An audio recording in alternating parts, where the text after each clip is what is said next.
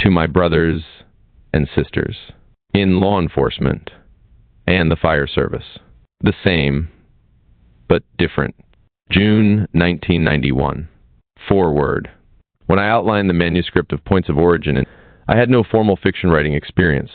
The first draft sat gathering dust in a file in my home office, in my briefcase, a few notes in a firehouse locker, and a pile of idea cards littered the trunk of my on-duty car. It was not until I enrolled in a Glendale Community College fiction writing course in February 1990 that actual chapters appeared on my low-tech Hewlett-Packard personal computer. The instructor of the college course, Les Roberts, a successful TV producer and published author of fiction, motivated me to produce the book. His teachings were basic, but the 8-week course fascinated me. Famous as he was, informal after, class discussions revealed the man approachable and a gifted mentor. On emergency call, out standby for half the sessions, held at a local high school campus, Les tolerated my periodic unannounced departures and jackrabbit exits from the nearby faculty parking lot when I was paged to a fire or explosion scene. Near the end of the course, Les said, as a final exam, he would give a professional critique of 3 chapters of any manuscript his students produced. At that time, in May 1990, I wrote fiction in the same format as the 6 to 8 police investigative supplemental reports I produced weekly for the Glendale, CA, fire, and police departments. What little instruction I had to that point consisted of a 1-day search warrant affidavit course, but over 11 years' experience producing police reports. Points of Origin started out like many of the articles I already had published in the American Fire Journal since 1982. Pretty dry, cut to the chase narrative. Still, Mr. Roberts encouraged me to continue writing fiction. With a few suggested reference books and a subscription to Writer's Digest magazine, I launched a real effort to complete Points of Origin. Over the next 12 months, I took the basic idea of a firefighter, gone, bad plot, and launched the pursuit of a fictional bad guy. Even with the reference books and Les' class, Points still came out as pretty barren reading, I thought. In the first chapter, I introduced the antagonist, Aaron, the pyro, and the fictional evidence I put on. Paper made the protagonist's chase take a natural investigative progression. With 6 to 8 new real, life criminal cases assigned to me on duty each week, Aaron stayed on my radar as just another entry on my daily to-do list. Sneaking home on lunch hours and sitting in front of my PC on weekends and holidays, Points grew legs and moved forward, along with pipe bomber and insurance fraud arrests I made. Several of my actual cases took a year or more to lead to an arrest, so Points fit nicely into my schedule. One of Les Roberts' lessons, character development. Stress making your protagonist likable, the antagonist reprehensible, and write what you know in your first efforts. I followed the guidelines faithfully, modeling Aaron after several of the more mysterious serial arsonists one apprehended in my 12-year law enforcement career. There was never any question my protagonist, Phil Langtry, was based on me, my assignment, investigative style, and successes. I wrote what I knew. The task was pretty simple. Until I neared completion of the manuscript. Points started out with Aaron setting small nuisance fires, secretly sneaking around in darkened alleys like a typically insecure firebug he gets bolder, but only to set drive by daylight brush and grass fires. In September 1990, I received a B on the lookout BOLO flyer in my office from the Bureau of Alcohol, Tobacco, and Firearms.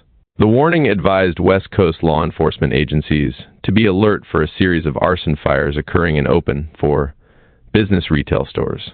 The series started earlier in 1990 in the Mid-West and progressed to the latest series in Phoenix, Arizona. I toyed with the concept of Aaron advancing to such bolder fire setting, but his character development made him too insecure to audaciously enter an open K, marked to do the dirty deed with others present. Not until the BOLO series seemed to reach the West Coast in late 1990.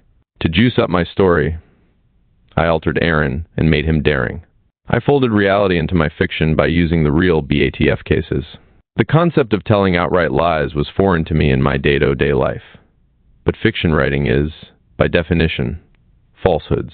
I found it difficult to alter Aaron's established personality from my own apprehension of over 40 identified series firesetters. Then I heard taking literary license was accepted practice. So I forged my story to make it more saleable.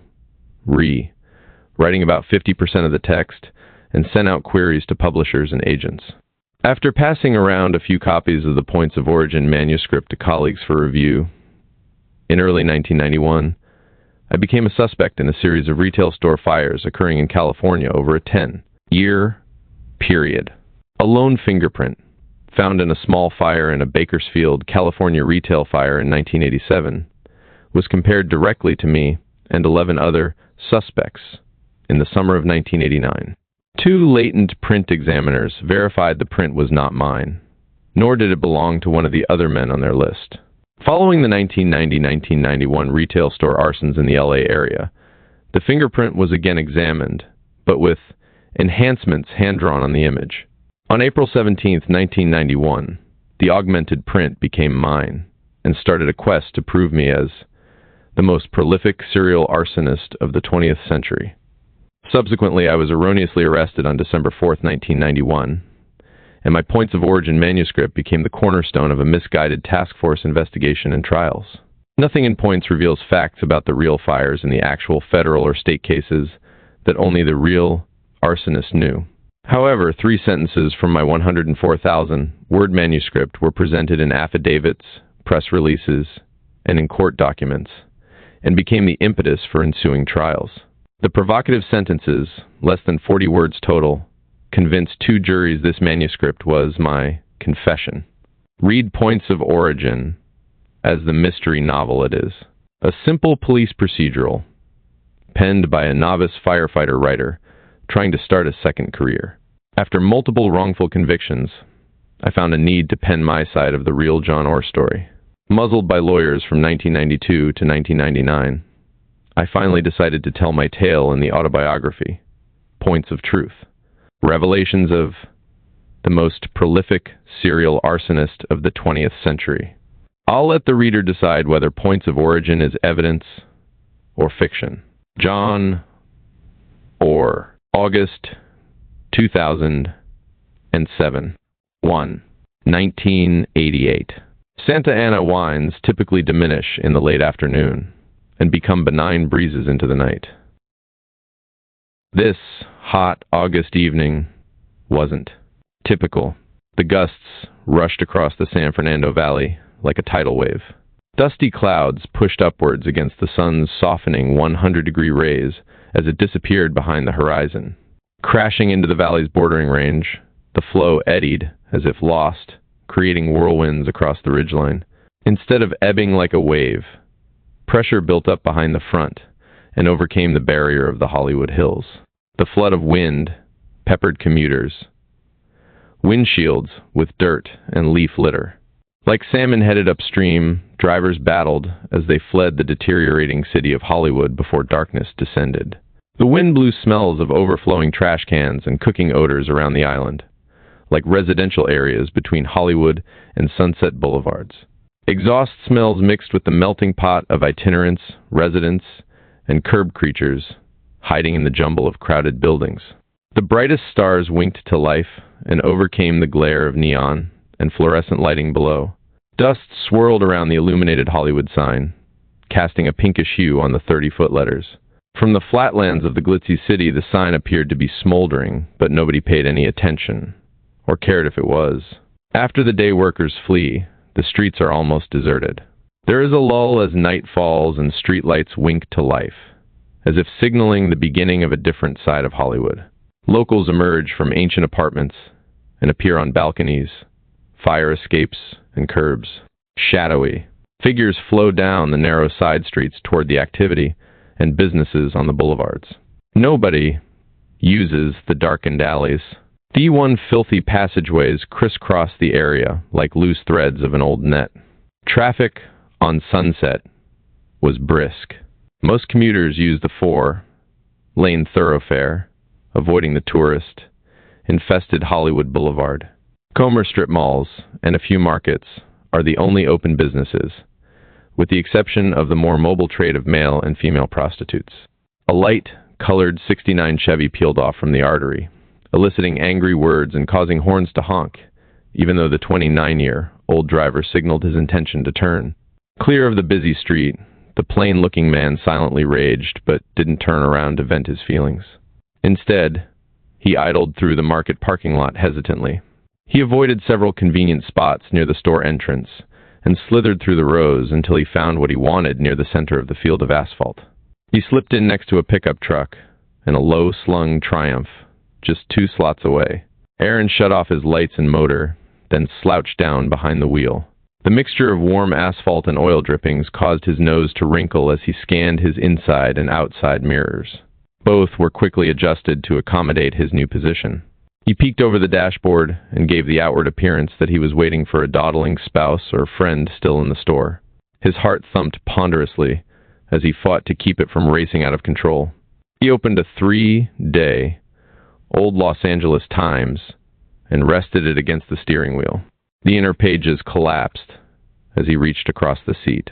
Feeling a cold, hard object, he smiled and scanned the mirrors again, and readjusted them to give himself a panorama of the front of the market. No one approached. He raised his nose, sniffing the air like a dog, responding to the rustling of a food wrapper. Dressed in a tee, shirt, and shorts, Aaron was lightly tanned. He and the car both blended in with the area. His close-cropped dark hair was a bit too neat around the ears and collar. The car may be a little too shiny, but no one paid any attention anyway. That's the way he wanted it. His hand closed around a compact pair of binoculars. Ignoring the newspaper piled in his lap, he brought up the optics and focused on the entrance to a darkened alley across Sunset Boulevard. His eyes adjusted to the flashes of passing cars and their headlight, his breath a whisper on his slightly parted lips. He blinked, and it flared quicker than he expected. He waited. He had planted the device 7 minutes earlier, and already the paper bag was on fire. The flames spread to a weathered cardboard box, then began eating away at the side of a discarded sofa next to it. He lowered himself even further in the driver's seat and squinted through the binoculars for a better view. It was a moonless night. The flickering light from the fire looked obscenely out of place, scarring the otherwise serene August evening. Flames now totally illuminated the alley, carport, and the 3 cars inside. He was the only one who saw the growing fire over 300 feet away. As the fire burned through the sofa's vinyl covering, polyurethane stuffing ignited explosively. He almost expected to hear the advancing flames, but knew that the fuel would burn silently, bringing no attention to its ferocity. Smiling faintly, he jumped when car lights swept the interior of his Chevy. Fighting the urge to sit up, he glanced into his outside mirror to confirm that it was just a customer parking in the lot. He scanned his mirrors again. A young woman approached the Triumph. She carelessly ignored him and opened her door. He held his breath, hoping she wouldn't notice him and the fire. She saw neither and simply pulled her car out and drove away. Again he smiled as he looked back at his fire. The binoculars weren't even necessary now. The flames had attacked the underside of the wooden storage lockers in the carport, and thick, black smoke was banking down off the roof to darken the flames. The fire had only been burning 3 minutes, but the entire sofa was already belching brilliant flame. A gust of wind blew through the alley, chasing the smoke around the side of the building. His smile broadened as a warm gust hit the side of his face through his open window. The Santa Ana winds were kicking up. Aaron lifted up his binoculars and marveled at the flames. He wanted to be closer. It was his, and he needed to be near it, but fear kept him still. Again, he glanced around the parking lot. Traffic on Sunset Boulevard passed by quickly, but still no one saw the blaze. Another minute passed, and the wind died. The smoke began to rise straight up into the dark sky. Peering through the binoculars, he saw a young Mexican girl curiously glancing into the alley from an apartment directly above the blaze. She turned as ill, speaking to someone behind her. A man's face appeared, and the smoke blew into the window. The window slammed shut. At the same moment, the fire found a can of spray paint in the storage lockers and exploded with a dull, thundering whoomp. Heads turned, including Aaron's. Several people in the lot were waiting for friends who were shopping. and they suddenly opened their car doors, got out, and looked at the inferno. Seconds later, the man from the apartment appeared clad only in a pair of jeans. As he rounded the corner of the carport, he raised his hands up to ward off the intense heat from the fire. He disappeared and returned with two other men and a garden hose. They were driven back. The fire now engulfed the storage lockers. Flames banked down off the ceiling and licked at the convertible top of an old Buick parked in a stall next to. Two other cars. Bits of the flaming fabric fell onto the car's seats and set them on fire, too. The smoke, belching from the tips of the flames, was now being forced straight up in a column by the 1,500-degree fire at its base. Bystanders began to collect on the edge of the market parking lot, blocking Aaron's view. He started his car and grinned sardonically. Driving to the edge of the parking lot, he let out a long breath, feeling more comfortable with a large crowd gathering, but he was still tense. Moments later, sirens could be heard in the distance. Aaron thrilled to their sounds as he felt a presence on his left, just outside the driver's side window. A man stopped within inches of him. Aaron slowly reached down to the seat and pulled the newspaper over his binoculars. "Some fire," the disheveled man said to no one in particular. "Yeah. Wonder where the fire department is?" Aaron mumbled, irritated by the intrusion. "Wonder how it started." "Shit. Where's the fire department?" the vagrant said, without looking at Aaron. Concerned the transient might draw attention, Aaron put his car in gear and backed out of his parking space. The man didn't move, and Aaron saw several people watching as he talked to himself. The sirens got closer, and he tried to pull onto Sunset. A line of trucks roared up the street and stopped at the nearby intersection. Bystanders shouted, pointing at the huge fire, as if the rescuers couldn't see it. The firefighters called in their report, asking for additional help on the radio as a battalion chief, still blocks away, ordered them to evacuate the apartments surrounding the involved building. Another engine was told to drive into the alley and start extinguishment. Obediently, the firefighters turned their rigs and drove around the block for a safer approach to the burning apartment. Aaron pulled onto Sunset and drove slowly past the alley. Out of nowhere, an engine raced by, a blast of the air horn startling him. He quickly pulled to the curb, and the engine turned into the alley entrance. A line of hose stretched out the back of the engine to a fire hydrant. A firefighter hooked up to supply water to the frontline activities. Aaron's view of the fire here was good, but people continued to flock around, making him extremely uncomfortable. He was in his car. A car would be remembered readily, while his face would not. Debating whether to park somewhere and walk back, Aaron saw a clean-cut man, about 30, staring into his car. Cop, Aaron thought. He casually put his car in gear, found a break in the traffic, and pulled out. Looking in his rear-view mirror, he saw the man continuing to watch. Fearing the man was an off-duty cop, Aaron tried to act normal. He drove a block and pulled into a darkened gas station parking lot, then backed into a space next to a payphone. Slowly, he brought his binoculars back up to his face and scanned the crowd, looking for the man. He found him as he climbed into the driver's side of a red, new Mercedes. "He ain't a cop," Aaron sighed out loud as he relaxed and returned his attention to the fire. Thick black smoke was now turning to steam. Where seconds before Aaron's heart had been racing and he was excited, his body now relaxed and his mood changed to disappointment. His eyes dropped and he shook his head as if he had just lost a friend. "Shit," he mumbled, while slapping his steering wheel. "Damn." Police cars arrived and started diverting traffic around the hoses, and Aaron decided to move on. He pulled back onto Sunset and felt his erection straining against his shorts. He cupped his hand over it as he drove, shuddering at the prospect of another fire. The thought made him feel better. He had cruised the area earlier in the evening and knew of several other alleys that offered opportunities for more action. He had already set 2 fires in Hollywood since 6 o'clock, but both were discovered quickly by people passing by and were extinguished without the fire department responding.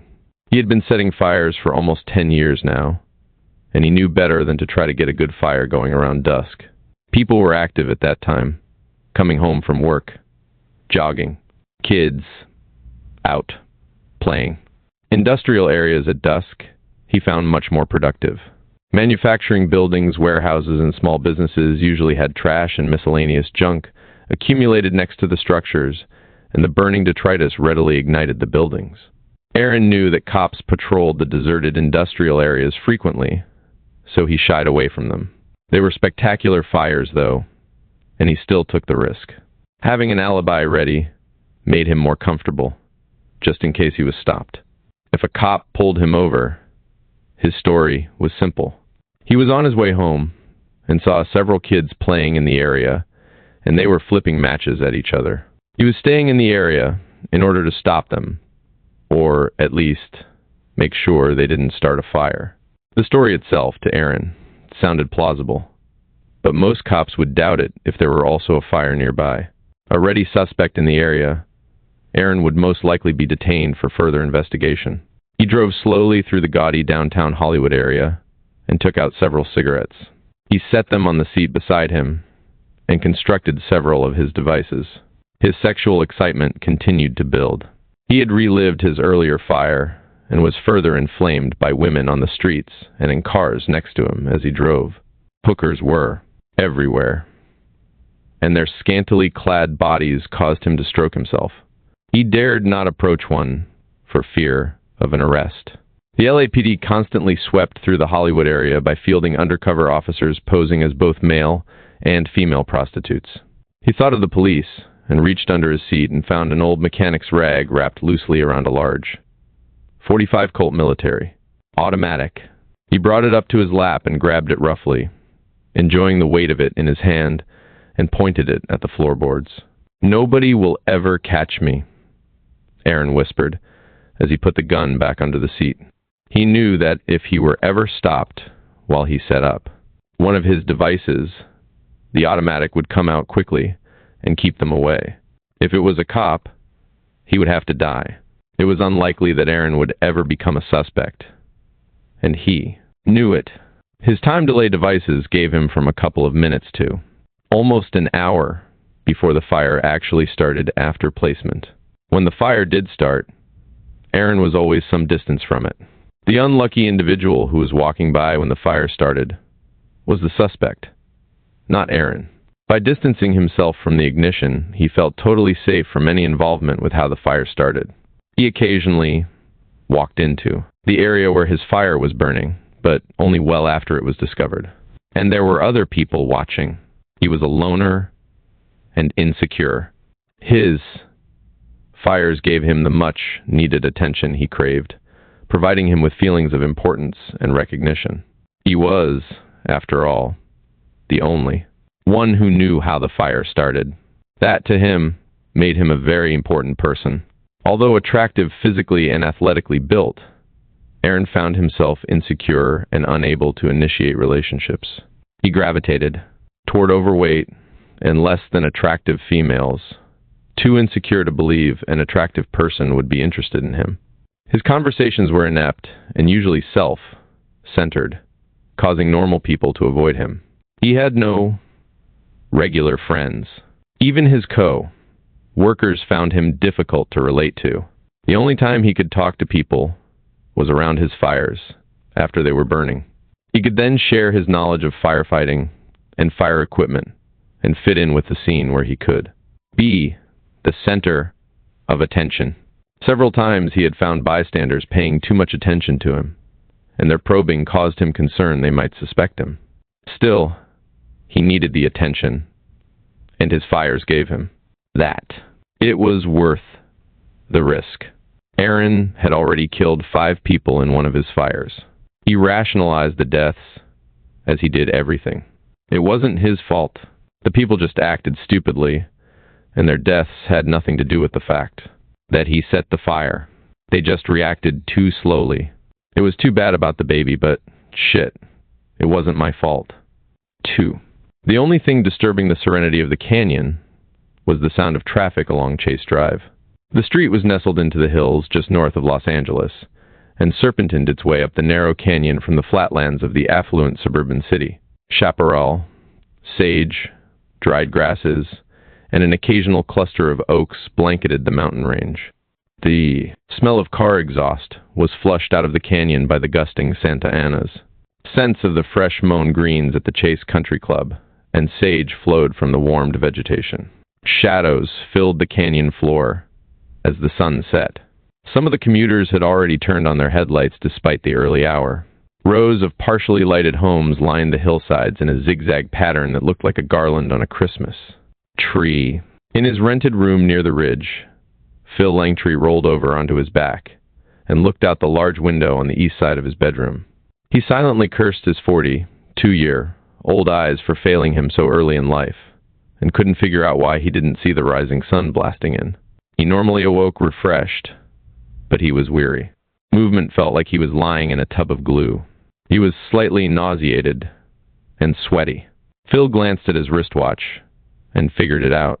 It was early evening, not morning. His mouth felt dry and his lips chapped. Now all he had to do was ascertain why the hell he was sleeping at 7 p.m. on a Thursday. Phil propped his head up by folding over 2 king-sized pillows and added the comfort of an ugly, fringed purple throw pillow on top. It just wasn't comfortable until he adjusted the purple monstrosity under his neck. Partially clothed, he realized that he had been sweating in the late afternoon August heat. He smiled to himself as he remembered the first time he saw the purple abomination. It was in his third wife Marta's living room on the end of an equally ugly sofa where they had just finished making love. His smile broadened and he felt better already. He took a deep breath and reached for his pager on the nightstand.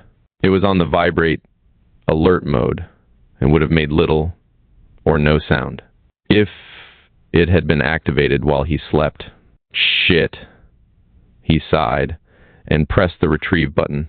No phone numbers were illuminated in the tiny window. The fire department wasn't looking for him. He hadn't missed anything. He relaxed and stared at 3,000-foot Mentee, Tom across the canyon. 2 deer grazed in the shade of an oak, their dark brown bodies contrasting against the grasses. Phil estimated their distance at about 350 yards. His 243 would be just perfect to bag one, he thought. His stomach tightened. The killer instinct wasn't what it had been when he was younger. In the same moment, his mind went to the .45 auto on the nightstand beside him. He turned his head automatically to ensure it was close by. A firefighter for many years, his last 10 had been spent as an arson investigator. Still a smoke eater at heart and used to helping people, he was required to wear the gun. Not everyone he came in contact with wanted his kind of help. His duty weapon was in its light clamshell holster. The butt end was covered with a dark, sooty mass with white highlights. Fire debris, Phil thought. His mind went back over his activities of the past day. He had been awakened at 3:15 a.m. by the fire department dispatch center. A vehicle fire in a garage had extended to a neighboring shed and finally spread to an 8-unit apartment building. The fireground commander called for a second alarm, needing additional units to prevent the fire from spreading. Fire investigators are automatically contacted when a second alarm, or better, is called, the theory being that the quicker the investigator arrives, the more likely he may catch an arsonist still in the crowd watching. Arson is the only crime where the crook is found, still sticking around after doing the dirty deed. Phil chuckled. The fire was his first nighttime call, out in weeks. His mind focused on the day's events. It was almost 5 a.m. after he discovered the accidental origin of the fire. Instead of returning home, he went straight to the fire station office and started typing his reports. The fire business in the city of 175,000 had been slow, but the paper attack remained constant. The phones didn't ring at 5 a.m. anyway, making it much easier to finish reports without interruption. At about 8:15, his partner, Ashley Nolan, showed up, justifying his tardiness by saying he went to see the fire scene on his way into work. He hadn't taken a radio home with him and surely hadn't been aware of the fire. He probably just ran into one of the firefighters who worked the blaze as he came into the station. Not being on call this week, Ash would not have been notified at home of the second alarm fire. Just a poor, dumb cop, thought Phil. Ash was Phil's third cop partner. Nolan's predecessors' short careers caused most of the local cops to steer clear of volunteering for the position. Phil's known aversion to uniformed cops ensured there were only 2 volunteers when the opening came up. Cops assigned to the fire department to assist with fire and arson investigations didn't take long to realize what a gravy train this arson job was. No roll, call, no uniforms, no sergeant looking over shoulders, and a hell of a lot less paperwork. Still, Phil appreciated their backup. Nolan, only on the job 6 years, was 29 and had an AA in Administration of Justice. Married to a native of Ecuador, he spoke fluent Spanish and even looked Hispanic with jet black hair and dark eyes. His slim build and tanned skin enabled him to pass for everything from Armenian to Yemeni. He'd been with Phil for a year, but in that time had proven himself an adept investigator. Working fire, damaged scenes, he quickly learned how to spot the area of origin and already had a unique interviewing style when he came on board. Unfortunately, his typical cop libido and propensity to party, on as well as off duty, had created a rift. Ash had shown up at work with booze on his breath once already, and phone calls from numerous women indicated more problems in the future. Still, Phil liked him. The younger man's influence had reawakened an interest in dating again. The ink on Phil's divorce was still wet after 2 years.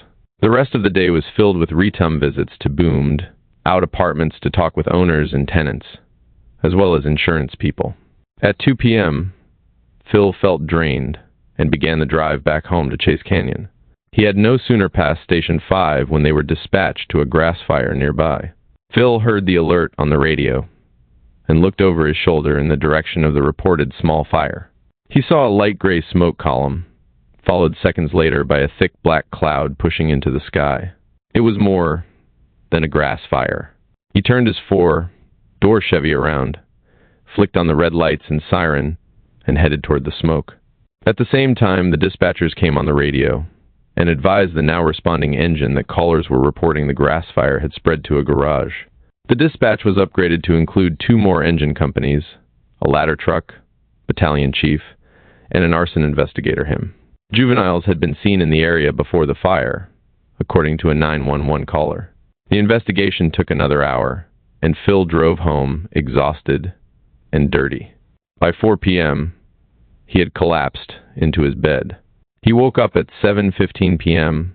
with a tremendous thirst for a beer. He ascended the stairs leading to the main floor of the 2-level hillside home. The smell of Mexican food greeted him. Sean, his roommate, was preparing his usual dinner of scratch, made gourmet delights. The cuisine seriously contributed to Phil's already 20 pounds overweight, 6-foot frame. Sean was a former cop turned private investigator, a very successful one at that. He had recruited Phil after they both worked in arson fraud locally. They shared investigative secrets and sources of information, as well as expensive night vision and eavesdropping equipment. Sean also taught the smoke eater how to cook. Similar to Phil in appearance and age, Sean sported a salt and pepper beard and wore glasses most of the time. Insurance companies lined up for Sean's expertise in insurance frauds of all types, faked burglaries and robberies, phony car accidents and bogus slip, and false claims. Phil worked full-time at his arson job for the city, but always had free moments to assist Sean. The extra money was incentive enough, but the pair made a great team, and the former cop was a whiz at sleuthing. Sean was Sherlock, and Phil was not far behind. Their friendship was a typical cop relationship, and they were both Vietnam vets. Sean had originally coped with his war experience with a bottle, but as he aged, found solace in work and the outdoors. Phil's feelings about the war were mixed since he was an REMF, a rear echelon motherfucker. He spent his 13 months as a crash rescue man at Ton Sun I Hut Air Base. Although exposed to mortar attacks in some firefights, Phil braved flames instead of bullets. He had a lingering guilt. He didn't do enough while in Nam. Maybe that's why he continued to be a firefighter when he got out. Maybe it was safer. You look like shit. Didn't you go to work today? Sean queried. Yeah, it was really busy. I came home at 4 and just crashed. They had me up since 3:30 this morning. Yeah, I heard the phone ring, but I didn't know if you went out or not, said Sean. Judging by the condition of your shorts, I'd say it was a pretty good fire. Phil flushed as he realized he had stripped down to his boxers. They were soot, stained, and grimy. This has been a weird day. Good thing Beth isn't home yet, mumbled Phil, referring to Sean's wife. She's running late. Went by Sears for a white sale or something. Phil grabbed a bud from the refrigerator and sat down at the dining table that overlooked the canyon. Sean was already half finished with his tumbler-sized bourbon. Maybe his second, judging by the stage of his cooking. It was almost done. Hungry? Sean asked. Yeah, I could use something. Thanks. As Sean made up a plate, Phil scanned the morning Los Angeles Times he had missed earlier in the day. A small headline caught his attention. A series of fires in Hollywood reportedly destroyed or damaged 4 garages and carports. The fires occurred in a 2-hour time frame. Phil read to the end where it inevitably said, "Cause of the fires is under investigation." He laughed out loud, thinking that any idiot would know that 4 accidental fires couldn't possibly happen in a 10-block radius in a 2-hour time frame. It was obviously a serial arson. He explained to Sean the reason for his chuckle, even before being asked. One of my adjusters got the assignment for the one just off Sunset, Sean replied. You want to go look at it for the insurance company? He immediately said yes, knowing Saturday was only a day away. Even though he was on call, running over to Hollywood for a quick investigation outside his own jurisdiction would take only an hour or 2. There seems to have been a lot of those serial fires lately, Sean said quizzically. Yeah. Usually it's just a string of brush fires that goes down during the summer, but the garage thing is happening pretty regularly around L.A. lately. Burbank had a few too. Phil thought back to a series of small brush fires he had investigated earlier in the summer. The arsonist favored weekdays between noon and 4 p.m. He would use a time delay cigarette, glue bead combination, and throw it into the brush as he drove by. The time delay gave the arsonist 10 to 15 minutes before it went off. 30 cars could go by before the device would set off the brush. Grass. None of the witnesses could ever remember what kind of car drove by 15 minutes before the fire. They all thought Phil was a little strange, asking what kind of cars drove by before the fire. All the witnesses said that it had to be the car that was seen racing away at a high rate of speed at the time of the fire's discovery. A common mistake, thought Phil. A city councilman was a suspect briefly when an overzealous cop pulled him over because his car was seen driving away quickly. Yeah, I was driving away at a high rate of speed, you asshole. I live up the canyon and went home to report the fucking fire, explained the indignant council member. The remains of the device were recovered about 50% of the time. Usually fire crews would destroy the evidence during the extinguishment, but Phil got lucky several times. He found a trademark in several of the devices. The trademark of this particular arsonist was attaching coins to the device for additional weight. The farther it was to the grass from the moving car, the larger the coin or coins he used. Serial brush. Fires were common, but the structure fires occurring around the area were not. This was a peaceful community with few fire problems, except for today. Anyway, Sean broke his concentration by enthusiastically discussing their upcoming deer hunt. Phil didn't really want to go hunting, but knew he would anyway. Work seemed to take up most of his time, and he hated to leave, even for a week. Ash was competent enough to cover his absence, but working a good case was as exciting, if not more so, than deer hunting. His thoughts were again interrupted, this time by his pager vibrating at his side. He looked down at it and found it amusing that it was hanging onto his underwear. He depressed the button and called up the Retum phone number. It was Marta, his ex-wife, not a dispatcher at the fire department. Paige? Or are you playing with yourself? Asked Sean. Paige. It's Marta. And before you say a word. Phil feigned anger. I wouldn't say anything. Sean laughed and threw a dish towel at Phil. It ended up in the enchilada remains. Marta had a long time hold on Phil. Though now divorced for more than 2 years, his normal cool demeanor was always shaken by Marta. He had tried to reconcile after their separation, but Marta wouldn't have it. They still loved each other, but just weren't right together for any length of time. Except for sex. Their sex life was the only thing that held them together most of the time. It was probably the only reason she was paging him.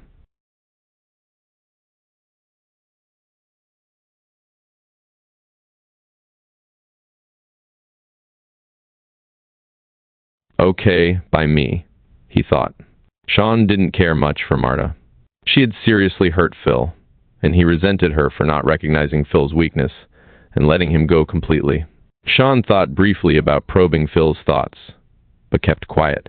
Phil reached for the kitchen phone, then stopped, not wanting Sean to hear his conversation. Phil could read Sean's face and knew the look of genuine concern. 3. The sun was setting over mountainous Griffith Park as Aaron reevaluated his plans for the evening. He hadn't planned on setting any fires tonight. He had made a date with a casual acquaintance, but she provided a last-minute excuse for not being able to go out with him. He was furious at the perceived rejection, regardless of her excuse. Several quick phone calls found no one interested in going out with him, so he just drove. The setting sun illuminated the grass, covered slopes in the hills above the freeway, and he was drawn to them. Traffic was heavy, and by the time he got off the Ventura freeway, it was getting too dark to set any brush fires. Setting a brush fire required him to throw a lit cigarette out of his moving car into the dry grass. As the sun set and shadows fell on the canyons, a lit cigarette would look like a shooting star coming out of his car window. Canyon residents, terrified of brush fires, would notice his actions immediately. During the day was okay. At night, no way. He pulled over to the side of the broad boulevard, the main thoroughfare running north to south through town. The north end, where he was, had small businesses and apartments lining the streets. There he sat thinking. A large cypress tree stood next to a real estate office. The tree looked like a long, thin penis, he thought. Broad at the bottom, narrow at the top. His mind quickly analyzed it for its fire potential. He knew cypress trees well. He had destroyed many of them and knew it would bum furiously when ignited. He decided, glancing up and down the street, that he had been sitting in the car too long and might be remembered by people in the area. As he pulled out into traffic and past the real estate office, he saw one of its large glass window was in direct contact with the cypress. The heat from the burning tree would break the glass readily and ignite the heavy curtains on the inside. Aaron smiled and drove on about a block. He looked to his left and saw Fire Station 6 and knew exactly what he would do. He remembered several vacant lots about a mile away. If he set a fire in one of the vacant lots, it would take Engine 6 out of its quarters and give his fire at the real estate office time to really get going. "This will be so fucking cool," he said to himself as he drove. His mind raced. About a mile down the road, he found the ideal vacant lot, bordered by 2 apartments and an alley. As he drove through the narrow alley, he slowed where it intersected to a street. He quickly reached into a paper bag next to him and pulled out a tube of glue and a cigarette. He squeezed glue onto the cigarette about a quarter-inch from the filter. 10 to 12 minutes delay left time enough to drive back and set fire to the cypress tree. As he drove across the street and continued into the alley, he lit the cigarette with a lighter and choked on the foul taste. Not being a smoker, he could have used incense sticks for time delays and avoided the foul-tasting cigarettes, but incense sticks didn't stay lit when thrown. They had to be physically placed and also left a foreign sweet smell on his clothing that could be readily detected. Another 300 feet down the alley, and Aaron came alongside the vacant lot. He dropped the cigarette out of his window and continued driving to the end, accelerating to the boulevard. He constructed another device as he drove toward the real estate office and turned left onto Fairview Street. He found a parking space in the residential area bordering the boulevard and stopped to examine the device. This device was adjusted to give him about a 10-minute delay. The vacant lot would go in about 5 more minutes. He needed 5 to walk down to the real estate office and plant the device, and another 5 to get up the street before ignition so he could watch. Engine 6, in the meantime, would be roaring to the other side of its district to the diversionary fire. In the alley, Aaron picked up an empty paper bag next to him and jammed several pieces of newspaper into it. Holding the device in his hand, he got out of the car and started walking. He rounded the Comer and slowed his pace. Cautiously, he looked up and down the street. A few people were walking within the same block, but he knew they wouldn't be in the area when the fire started. Thus, potential witnesses would be gone, so they just didn't condemn him, and there were very few cars were on the street.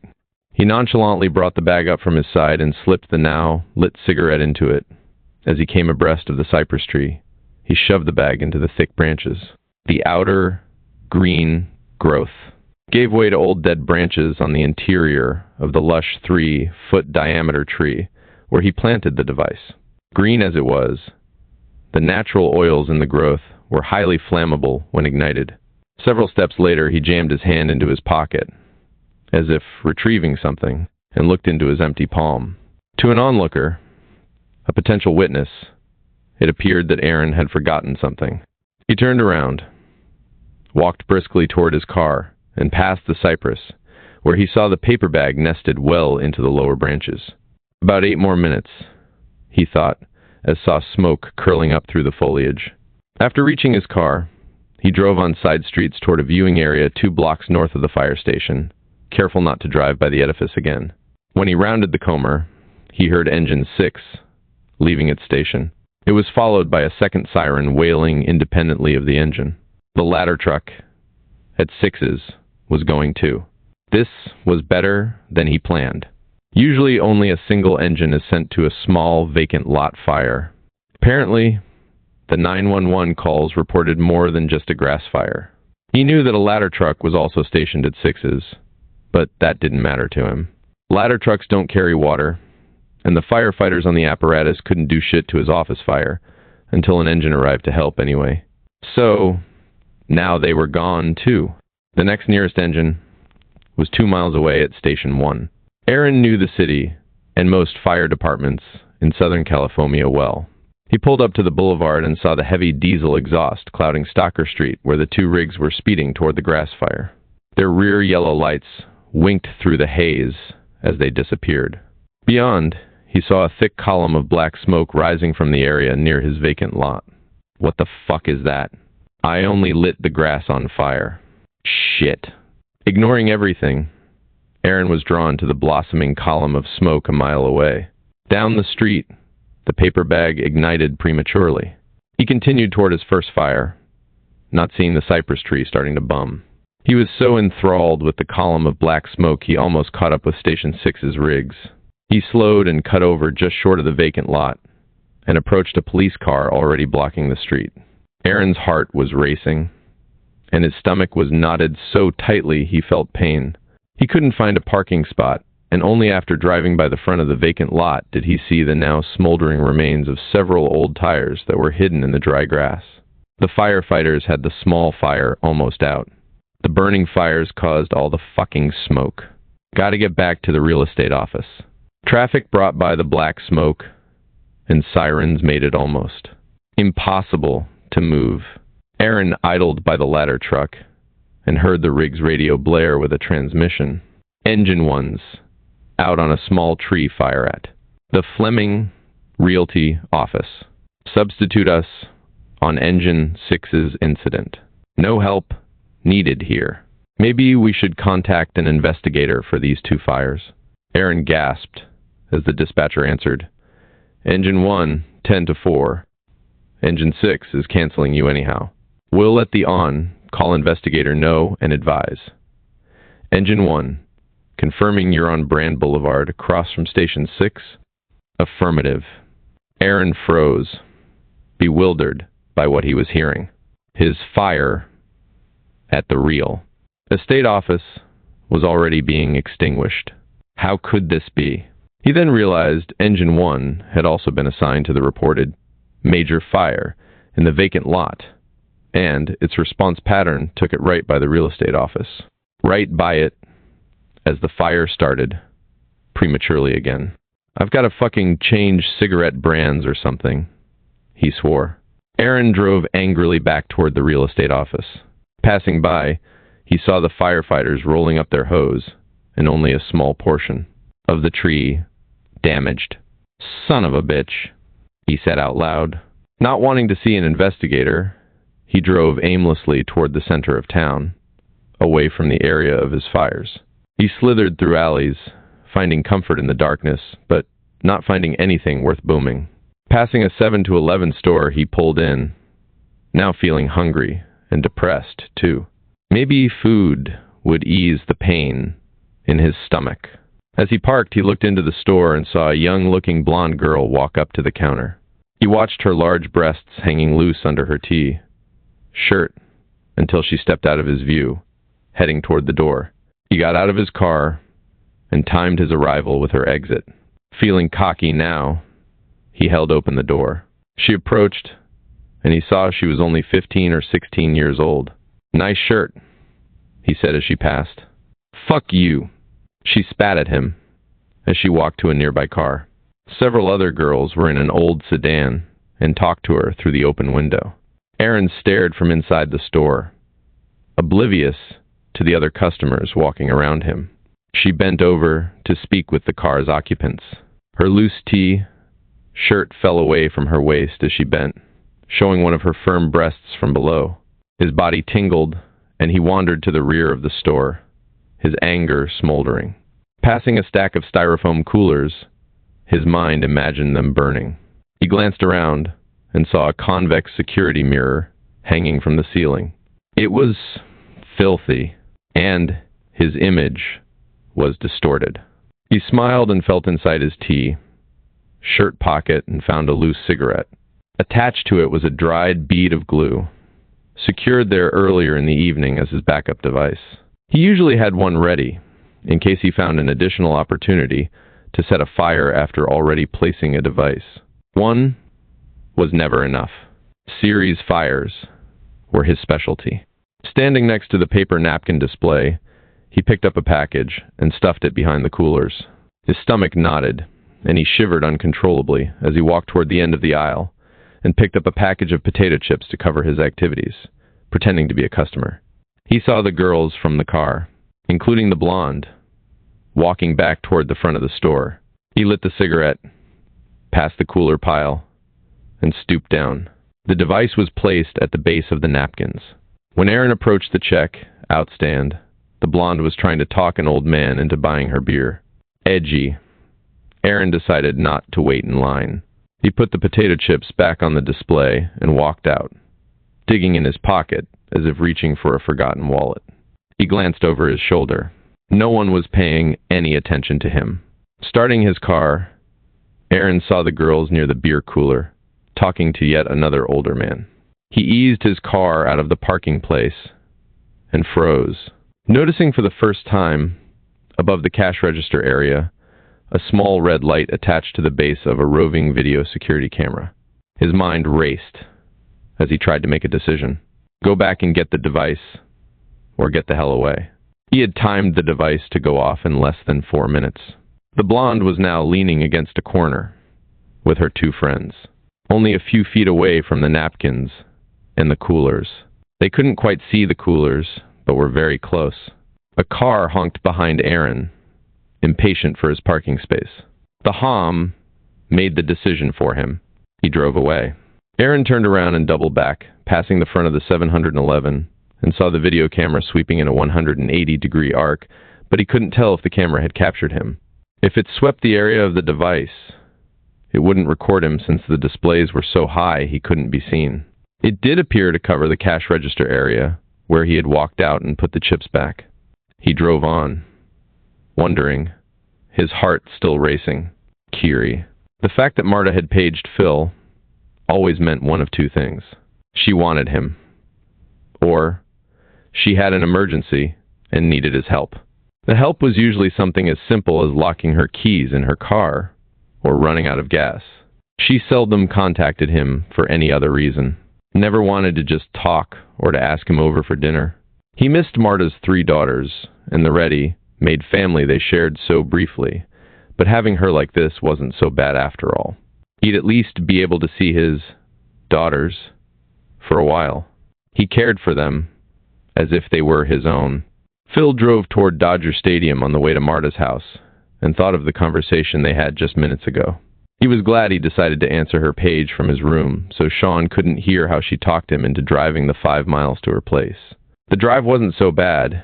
It was just that Phil was exhausted and really needed to stay at home and rest after a particularly busy day. The area near Dodger Stadium was severely depressed and one of the oldest sections of Los Angeles. Marta's parents had bought several properties in the residential area nearby because their business was also in the area. Marta rented a small wood frame house from them and took care of the other tenants in Retum for a break on her rent. Phil found the area had a very warm, friendly air about it. The residents, mostly Hispanic, were always cordial. He had gotten to know them for the short period he had lived there with Marta and the kids. Even the local gang, Frogtown, had made peace with him and treated him simply as a resident. The sun had just gone down, and the residents of Frogtown were sitting on their front porches and lawns. Small groups of teenage girls stood on each corner, looking toward the park where the local gang members congregated, all staring at his near-looking car as it approached. Even the 5- and 6-year-olds could pick out the official car. Phil grinned at the body language. As he approached, shoulders tensed, and their bodies automatically started to turn away, as if preparing to run. A split second later, their heads would gently roll back toward him to evaluate the threat. The girls, too, knew the role they played and mimicked the men they worshipped. Phil felt bad that his presence would cause such an intrusion, but also wouldn't give up free transportation the city gave him. Less than half an hour later, the kids were in bed, and Phil and Marta were alone on the living room sofa, waiting for the 3 girls to talk, themselves to sleep in their tiny bedroom. As they cuddled, the beeper sounded, jarring them both. "You set that off on purpose," she shouted. "I changed it to audible a couple of minutes ago."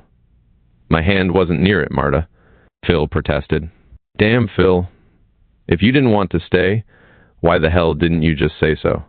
Phil walked to the phone and stretched the cord back to the sofa.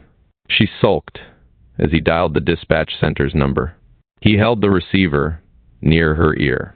The dispatcher explained that there had been 2 small fires in Engine 6's district, only minutes apart. Engine 1's captain wanted the investigator notified. Phil looked into Marta's eyes. "If there isn't any damage to property or good suspect info, just have the cops take a report," Phil said. "Okay, Phil," the dispatcher said. "I'll check. Hang on a sec." Marta continued to sulk as Phil thought of the sudden increase in fire activity. "Phil, Captain Austin says he doesn't have any good info at the vacant lot fire, and Captain Pierce at the real estate office just got dispatched to a heart attack call. He said that there wasn't anybody around when they arrived, and nobody came forward either." Phil told the dispatcher that he wasn't responding to either fire, but would check them out in the morning. The dispatcher told him that she would be off at 6:30 the next morning, and would try and get some more info for him if he'd take her to breakfast. Wanting to do just that, Phil tried to map out the breakfast meeting without alerting a still jealous Marta, but fumbled his words miserably. Marta's curious glance brought him back to more immediate needs, and he mumbled his thanks to the dispatcher and said he would talk to her later. He wanted to spend the night with Marta and possibly also be able to catch the dispatcher, Danny, before she went home. That meant either going home after making love to Marta or getting up at 5 a.m. and rushing home for a quick shower and shave to meet Danny briefly before he had to be at work. Fortunately, his work schedule was flexible, but Danny usually didn't settle for brief. But Marta was usually asleep, shortly after their lovemaking anyway, so slipping away afterward wouldn't be too difficult.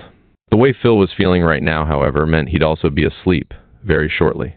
The pager going off may have initially caused her to be suspicious and distracted, but she was now content to just have him there. Phil awoke at 5 a.m.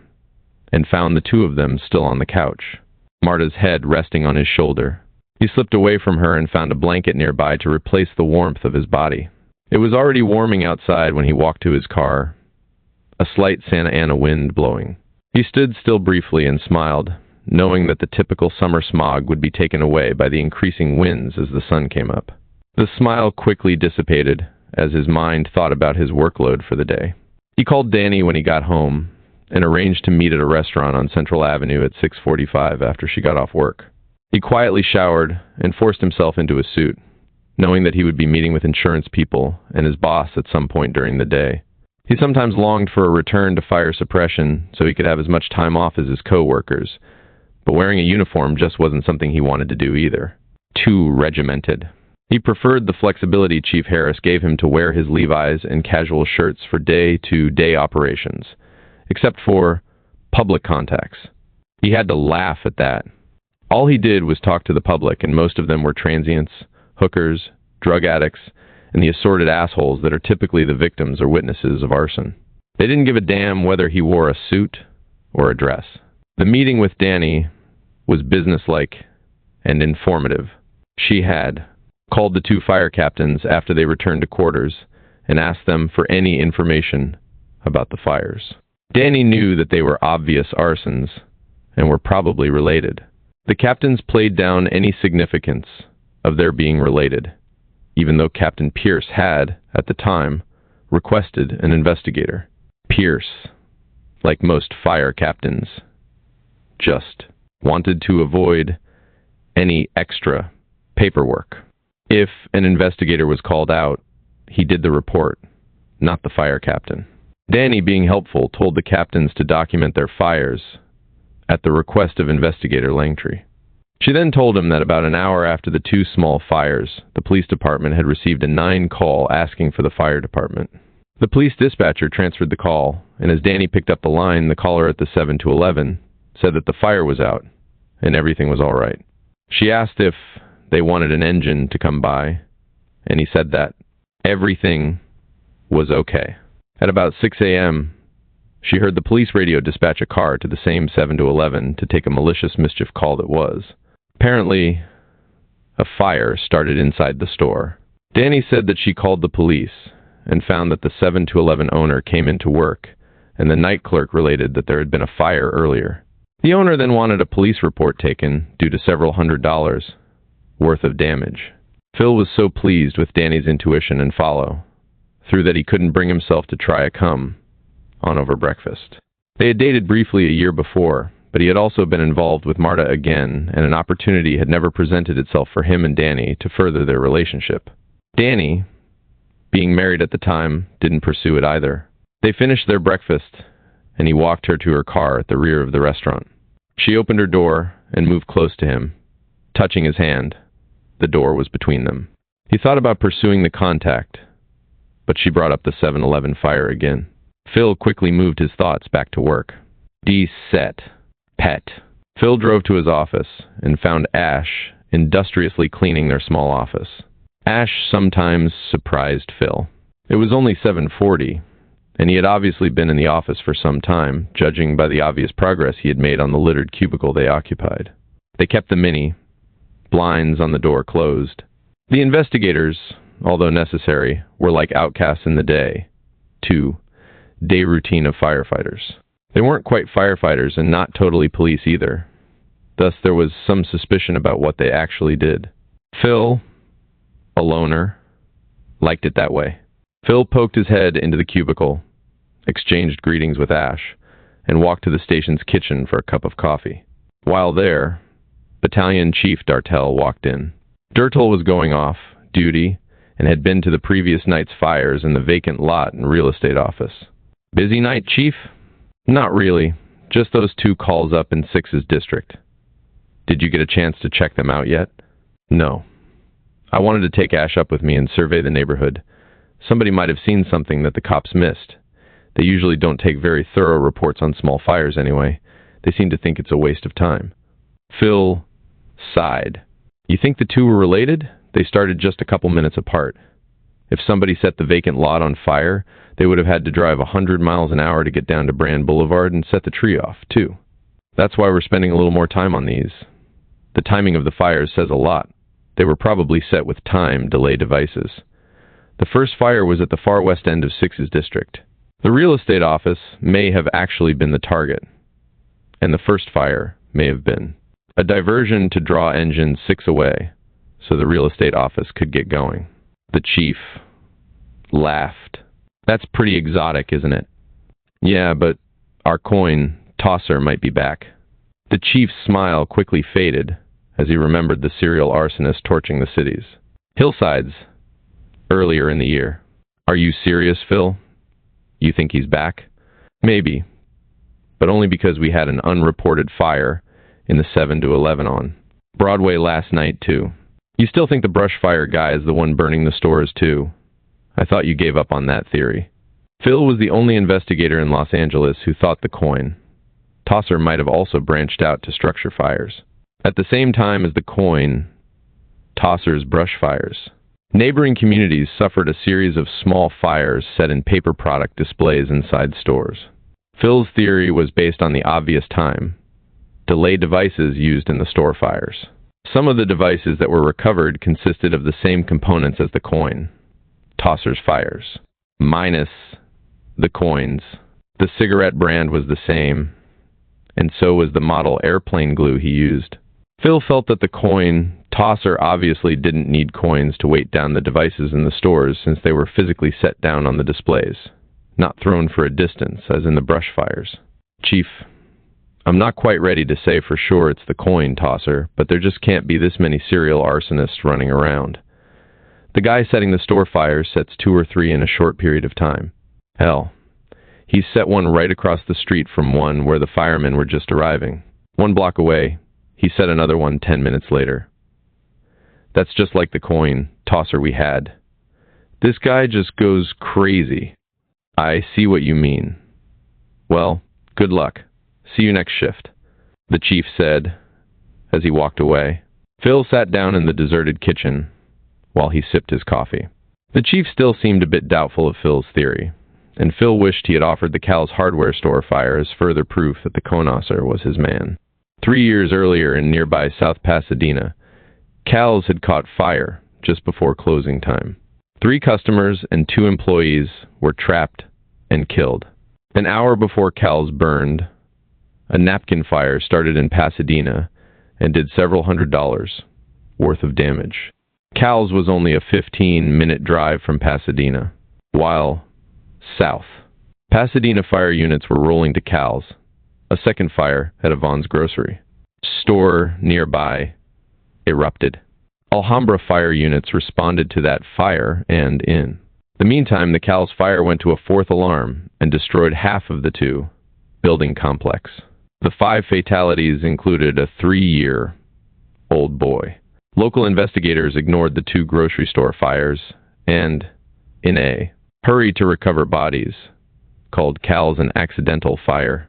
The investigation was poorly organized, and Phil, being an outsider, could only watch as a skip loader was used to tear down the walls of Cal's.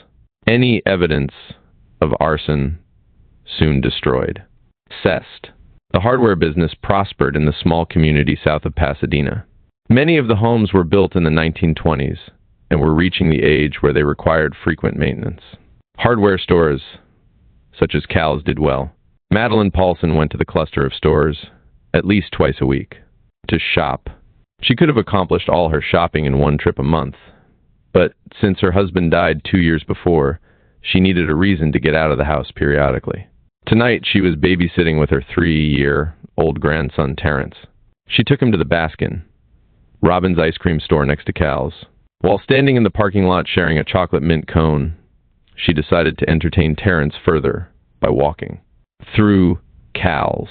The vast displays of tools and bright colors would surely keep his attention and give her an excuse to stay out a little longer. Her daughter wasn't due to pick up Terrence until 9:30, so she had plenty of time. Madeline and Terrence had less than 6 minutes to live. She and Terrence walked to the main entrance and immediately saw a sign, "No food or drink inside store." She stopped for a second, then continued on when she saw no one looking her way. She held the ice cream cone by her side as she walked through the large door leading to the Cal's annex. Madeline paid no attention, thinking that their cone was almost gone, and it wouldn't matter if they slipped into the near-deserted annex area to finish eating. As she rounded a corner, she almost ran into a man walking with his hands in his pockets. Both were startled. She heard his breath suck in, and he mumbled his apologies as he continued on, and she continued toward the back of the store with Terrence. Aaron glanced back over his shoulder and breathed a sigh of relief as he saw that the woman and kid were walking away from the area of his device. He pulled out his wallet and looked into it while he walked through an empty checkout line. Again, his ploy worked. No one paid any attention to him.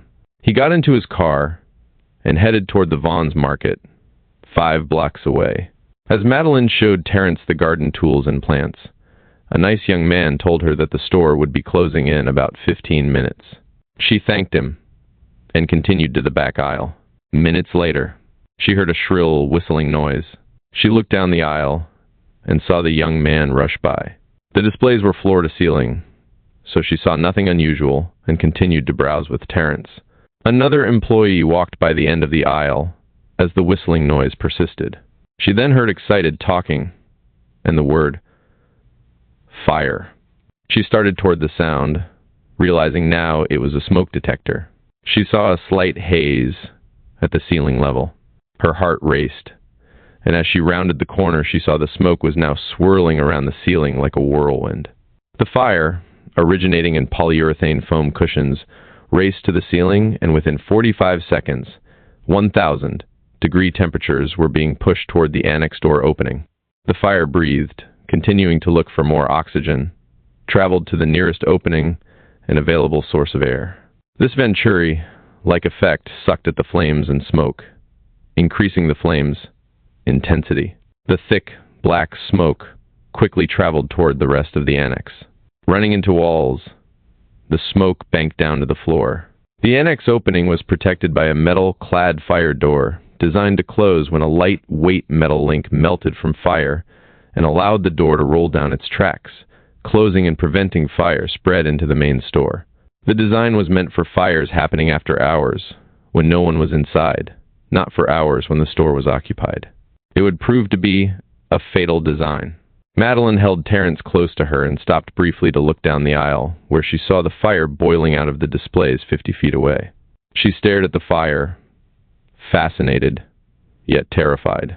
As she turned toward the annex door, the fusible link melted, and the massive door slammed shut, cutting off her, Terrence's, a man and 3 employees, escape. She started back again, hoping someone would open it up. The fire burned through a light fixture and shorting out all the lights in the annex. The emergency lights flashed on, but the huge amount of smoke blocked them completely, leaving them in complete darkness. With the fire door closed, the rest of the employees fled the main store to escape the advancing fire. There was no one left to open the fire door. The blaze, with its oxygen supply cut off, died down briefly and produced more smoke. Quickly, the tremendous heat breached the attic above the fire and found a ready source of oxygen. The smoke, just above head level when the lights went out, now pressed down onto the heads of Madeline and Terrence. Instinctively, they dropped to the floor when they heard a young employee shouting out to them. She screamed back at him, and within seconds, he was at their sides. The 3 crawled. In total darkness, toxic smoke attacking their lungs. The employee shouted that he knew where the fire exit was at the back of the store. Crashing into a chainsaw display, he realized he wasn't where he thought. He was. The smoke, chokingly thick, was stealing their oxygen quickly and causing disorientation. He held Madeline's hand as Terence clung to her neck. She heard Terence's sobs. She now felt beat and saw flames in front of them. She screamed at the employee as he squeezed her hand tightly, continuing down the aisle toward the fire. Terence's grip also loosened from her neck, and he slipped down her body as they crawled. Unable to go any further, she felt the employee's hand drop hers. He continued on. The last thing she heard was a tremendous roar as the fire burned through the roof and vented to the outside. The smoke momentarily lifted, but then was replaced by a solid wall of fire as the entire contents of the annex exploded into flames. Their last breaths were of 800-degree heat that seared their throats closed. Madeline's body was found with Terence's clinging to her ankles. The employee leading them was found face down, 5 feet in front of Madeline, just 20 feet short of a fire escape door. The other denned employee and customer were also found within 10 feet of Madeline. One other employee had managed to escape and collapsed outside. All traveled away from the advancing heat and were found as far away from the fire as possible. The survival instinct was there, but toxic smoke felled them before they could escape. There was never a follow-up investigation. The fire was ineptly termed accidental. Aaron was so furious that he set a nearly identical fire 2 days later in Hollywood at another hardware store. The investigating agency termed the fire arson, but no correlation was made to the Cal's fire. Aaron wanted the Cal's fire to be arson. He loved the inadvertent attention he derived from the newspaper coverage and hated it when he wasn't properly recognized. The deaths were blotted out of his mind. It wasn't his fault. Just stupid people acting as stupid people do. 22:07. Phil and Ash drove in silence to the 7-Eleven. Showing great interest in Phil's theory about the coin tosser, Ash volunteered to do the follow-up reports on the juvenile cases from the day before. Phil was grateful for the help.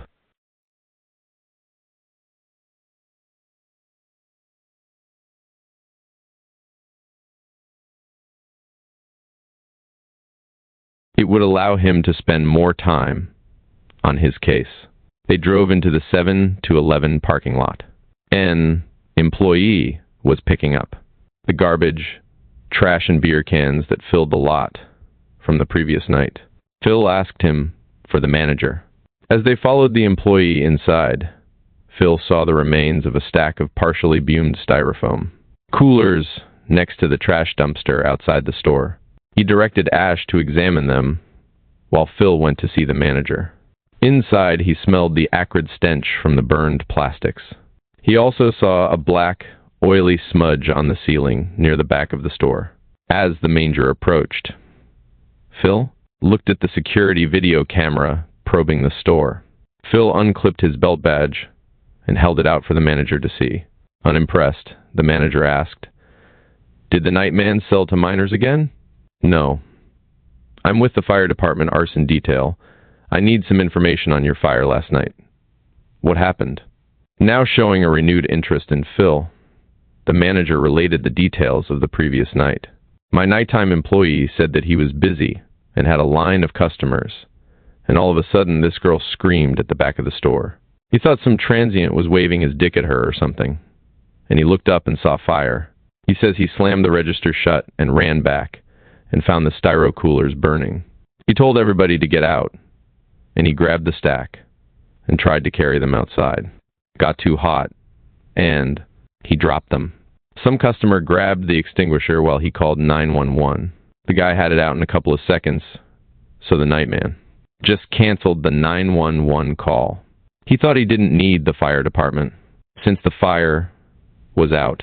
Really pissed me off, though, and I reamed his ass this morning. Told him he should have had the cops out to try and find out who did it. He said he didn't see anybody other than a couple of young broads around the stack.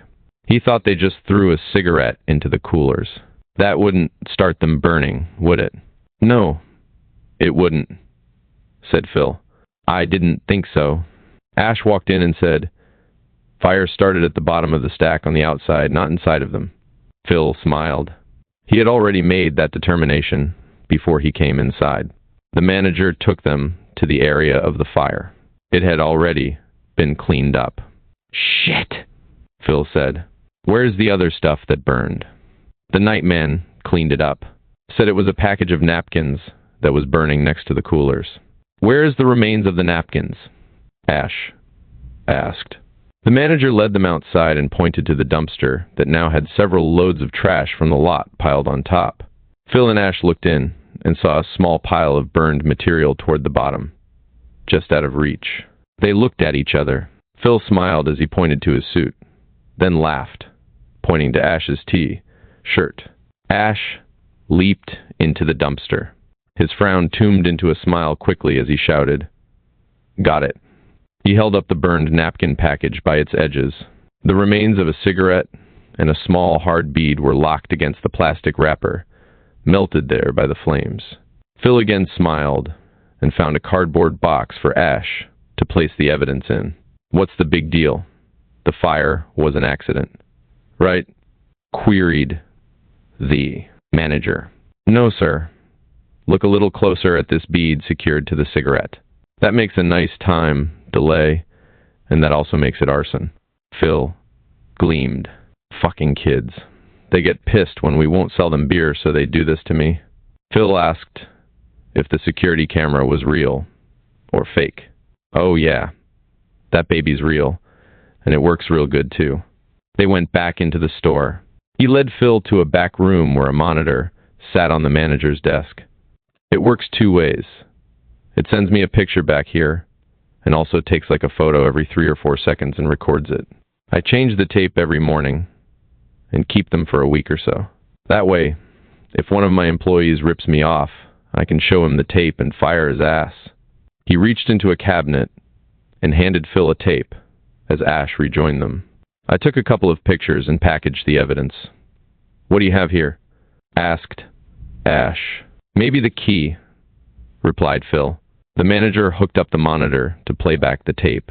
The time of day was shown in the lower right-hand corner, as well as the date. He fast forwarded to near the end of the previous day. The video was like an old movie, jerking forward with stills as the film advanced. There was no sound, just video. The time of the fire approached, and they saw the clerk and a line of 3 customers suddenly tum toward the back of the store, just out of the fish island's view. Customers walked out as the clerk was seen heading back to the rear of the store. 3 young teenage girls also were seen running away. It's one of those girls, I'll bet, shouted the manager. No. Remember, the fire was started with a time delay, so it was placed 5 or 10 minutes before the fire started, said Phil. There must have been 10 people that came and went in that time, said the manager. Yeah, but as long as he walked by the checkout, he's in here somewhere, said Phil. The fish eye catches the ends of all the aisles, except a little bit of the one nearest the door when the camera sweeps back. I'll rewind it to 15 minutes before the fire, said the manager. Take it back 30 minutes, Ash said. We might see our guy as he came in. He could have fooled around inside for a long time before he set the thing up. The film was rewound and started forward. There were about 20 people that came in and out of the camera's probing eye. This place does some volume. Is it always like this? Ash asked. Yeah, sometimes more. On Friday and Saturday, I run 2 clerks. The manager beamed. How much do you take in a week in this place? Ash asked, as Phil rolled his eyes at the question. This store takes care of my mortgage, my cars, and my wife's Nordstrom's bill each month, the manager said as the film advanced. Phil thought back to the previous fires. The fires credited to the coin. Losser, if he was their man, had happened during the daytime as well as at night. Several days would elapse with no fires that they knew of, and then there would be a sudden rush. This suggested that the arsonist had a flexible work schedule and was obviously not a teenager attending school.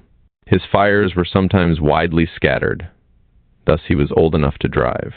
Since he set fires in a variety of jurisdictions, it was hard to accumulate information. Some agencies wouldn't even dispatch an investigator to a small vacant lot fire or a fire like the one in the 7-Eleven store. No one could provide a description of the suspect since the time. Delay ensured he was long gone when the fire ignited. Phil was sure that the arsonist was an adult male, probably unmarried, based on his frequent late nights out setting fires. He was probably a normal-appearing adult male, inconspicuous and obviously insecure, not a rolling-eyed lunatic who would draw attention. Of the serial arsonists that Phil arrested during his years as an investigator, they all fit into the profile of studies done on convicted arsonists that Phil had read. Insecurity and a need for attention was the common denominator. They weren't flamboyant individuals. They were weak and insecure people, uncomfortable with crowds, except during their fires, and the fires they set were their way of gathering attention.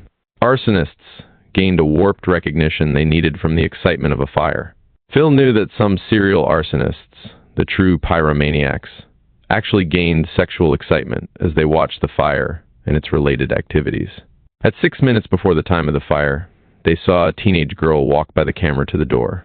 "That's the same one that ran out when the fire started," said the manager. "Right," said Ash. As she cleared the door, the legs of a male were seen entering and walking up the aisle. The camera couldn't quite pick him up. His pants were dark blue, and he was wearing Nike shoes. The camera panned, and he was again picked up as he walked toward the check, out. Several other people were also in view, but Phil focused on this lone male. The wide angle of the camera distorted the face.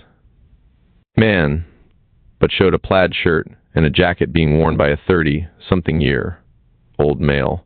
His clothing was nondescript, with the exception of the shoes. As he walked away from the camera, Phil saw that the back of his right shoe showed an excessive amount of wear on the right side, possibly caused by many hours behind the wheel of a car. The thick rubber on the floor of a car scuffed and discolored the back of the shoe, while the foot pressed the accelerator if a soft floor mat wasn't in place.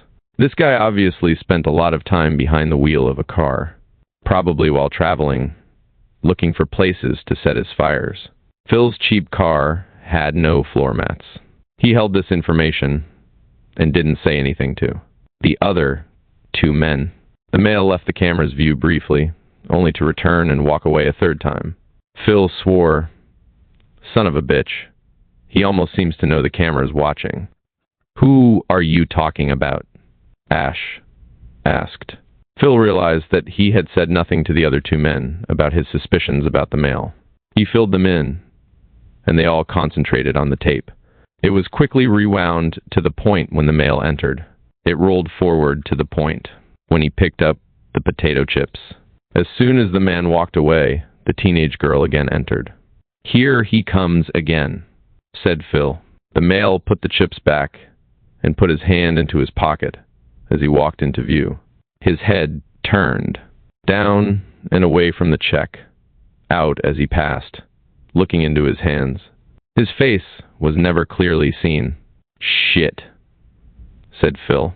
"Keep it rolling, and let's see who else goes into that area between now and when everybody tums their heads to the back aisle." The film played, and several people walked in and out of view, but none went near the styro coolers. "Most people go behind the camera toward the beer and wine section that time of night," the manager volunteered. Faster than they expected, heads turned as the clerk went to the fire. The glow could just be barely seen. The customers ran out, and another man was seen rushing forward with an extinguisher. That does it. Unless the time delay was longer than 30 minutes, that's our guy, Phil said, pleased with the progress. Nobody went into that area from the time the crook did until the fire started. Now all we got to do is develop a suspect and check his shoes, laughed Ash. Piece of cake. Phil and Ash took the tape as evidence and tried to obtain more information about the teenage girl for an interview. The manager knew nothing about her, other than that she frequented his store several nights CAC week. He called the night manager and arranged for Phil and Ash to meet with him that night when he came to work. The night manager was given the girl's description, and he too could offer little information, other than her name was Trish, or Trisha. Phil and Ash drove to the police lab and filled out the proper paperwork to have the plastic napkin wrapper checked for fingerprints. The Glendale Police Lab was renowned for its fingerprint work, and Phil was confident that if there were any prints, they would be able to lift them. The small police lab couldn't process the video to obtain still photos of the suspect, but they recommended that Phil and Ash take the tape to the LA County Sheriff's Lab on Beverly Boulevard for the more extensive work they needed. It was only 10 a.m., and already Phil was feeling the effects of his lack of sleep as they drove the 10 miles to the sheriff's lab and had them run off a copy of the video for them. They still hadn't checked the vacant lot or tree fire next to the real estate office. The vacant lot was examined, and they found nothing significant. The fire obviously started off the alley, but that's where Engine 6 chose to attack the fire from. Firefighters' boot prints and hose drag marks destroyed any evidence of a device, but the real estate office had more to offer. Phil found the remains of a paper bag and wadded newspaper still resting in the tree branches. Also intact was the same brand of cigarette, with the glue bead still nested in the bottom of the bag. The fire had burned upward, and the tightly wadded paper actually protected the device from burning completely out. Pisses me off that fire captains don't spend more time looking at their fires, Phil grumbled. Pierce will probably list this as a lightning strike. So you think this is the coin tosser guy? Asked Ash. Just a gut feeling, but yeah, said Phil, glancing around the busy street. This guy's got to be pretty ballsy to pull this shit off on a busy street in an open 7 to 11. O.S.M. Aaron got home from work at 8:15 a.m. on Saturday, and he had the whole day to himself. He walked into the living room and read his mail from Friday. It was very warm inside. His small 2-bedroom home was already feeling the effects of the heat from the rising sun. During the night, the hot Santa Ana winds raced down through the canyons of the San Gabriel Mountains from the Mojave Desert. The Los Angeles basin usually was cooled by the air coming off the Pacific Ocean, but several times a year, the hot desert winds forced their way through the canyons, cleared the stagnant air, and caused the temperatures to jump 10 to 15 degrees and more. It was only 8:30 a.m., but the temperature was already near 80. Aaron could hear the rustling leaves in the eucalyptus tree outside his bedroom window. The winds were gusting to 50 miles per hour after several hours of early morning tranquility. Aaron thought back over the 24-hour shift he just worked. The engine company he was assigned to responded to no emergency calls until late Friday afternoon. He and the other 3 firefighters assigned to the station spent most of the day cleaning the old fire station and inspecting small businesses for fire safety violations. The Los Angeles Fire Department had over 100 fire stations, and Aaron, having over 8 years on the job, could have picked any station he wanted and probably gotten assigned to it. This one, however, had character and was fairly busy. He liked the variety a mountain station offered. They fought brush fires as well as an occasional house fire in the exclusive neighborhood. They also responded down the mountain to the San Fernando Valley to assist valley firefighters on major structure fires, and more frequently to Hollywood. Hollywood, aging rapidly, had many major fires in the redeveloping community. Aaron reclined on his bed and back to Thursday night. He grimaced, clenching his teeth in frustration over his unsuccessful attempt at burning the real estate office. His mind wandered to the large-breasted girl at the 7 to 11 and how he had considered stalking her for more excitement than his fires provided, but quickly remembered how frightened he was when he discovered the video camera sweeping the store, how he drove away and parked at darkened health food store lot just across the street from the 7 to 11. As soon as he parked his car, he saw the stream of thin black smoke rising from the styro coolers. He was amazed at how long it took people inside the store to finally notice the eye-growing fire and how the smoke hit the ceiling and blossomed out. He remembered picking up his binoculars and focusing on the teenaged girl as she fled. Aaron began fondling his penis and unzipped his pants to relive the excitement he'd felt. He had almost totally ignored the fire as he watched the girl and her friends stand outside the store. One of the girls was so frightened that she was crying. Today will be a much better day, he thought. The Santa Anas were blowing, and he had nothing but time on his hands. He showered and dressed in a pair of shorts and a t-shirt. Walking into the kitchen, he sat and thought about where he could go to start his day's activities. He decided to focus on the North Valley area near Chatsworth. Getting off the freeway in Burbank, he drove to a drive through bank teller. He was almost out of cigarettes and had little cash with him. He also didn't like buying his supplies too near where he set his fires. As he drove out of the bank parking lot, he spotted a discarded mattress and box spring leaning against a wooden garage. His trained eye saw that the burning mattress would easily set fire to the old structure. He was already excited by the Santa Ana winds, and this fire would start off his day perfectly. He drove around the block and parked near a restaurant. He saw that the restaurant dining area looked directly down the alley where the garage was. He set up his device and drove back to the bank, where he opened a paper bag, stuffing it with newspaper. He looked around and saw that there was no one in the alley. No windows from the surrounding apartments looked down on the area where he was to set his device. He lit the cigarette and slowly drove up to the mattress, lining his door up with the end of the stained bedding. He opened his door slightly and set the bag between the garage and the base of the mattress. Anyone seeing his actions would simply think that he was throwing away trash. He drove several blocks out of his way and entered the restaurant parking area from the back so no one inside could see his car. Aaron was always worried that an off-duty cop might observe his activities and later put two and two together when the fire finally erupted. He took many precautions.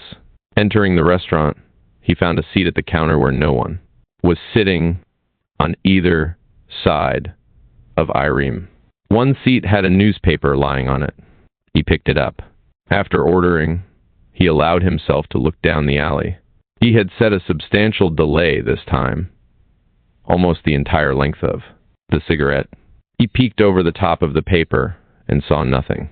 The garage was over 500 feet away.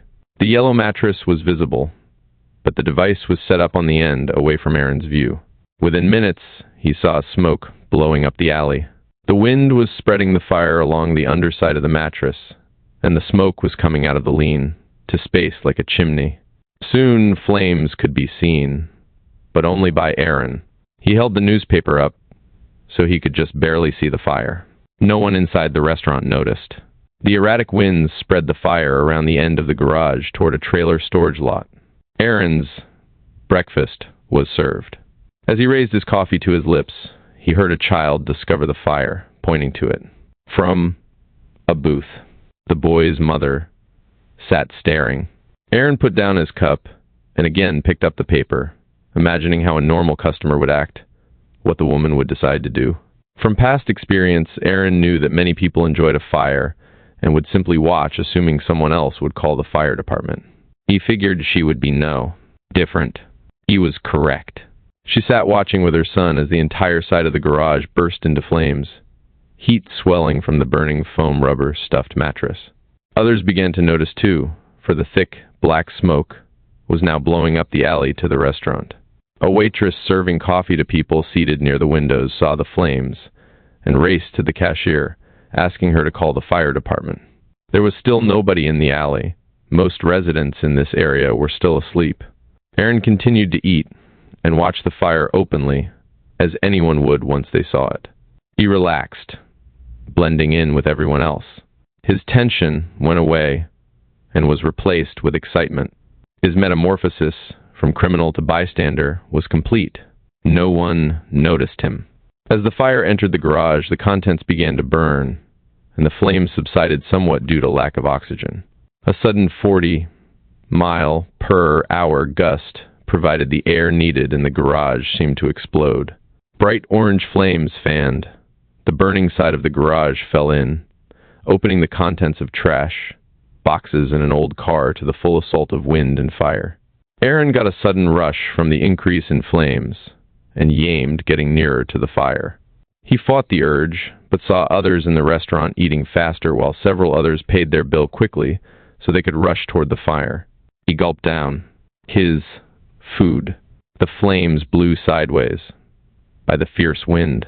A garage 30 feet away, licked by flames from the intense heat, began to smoke.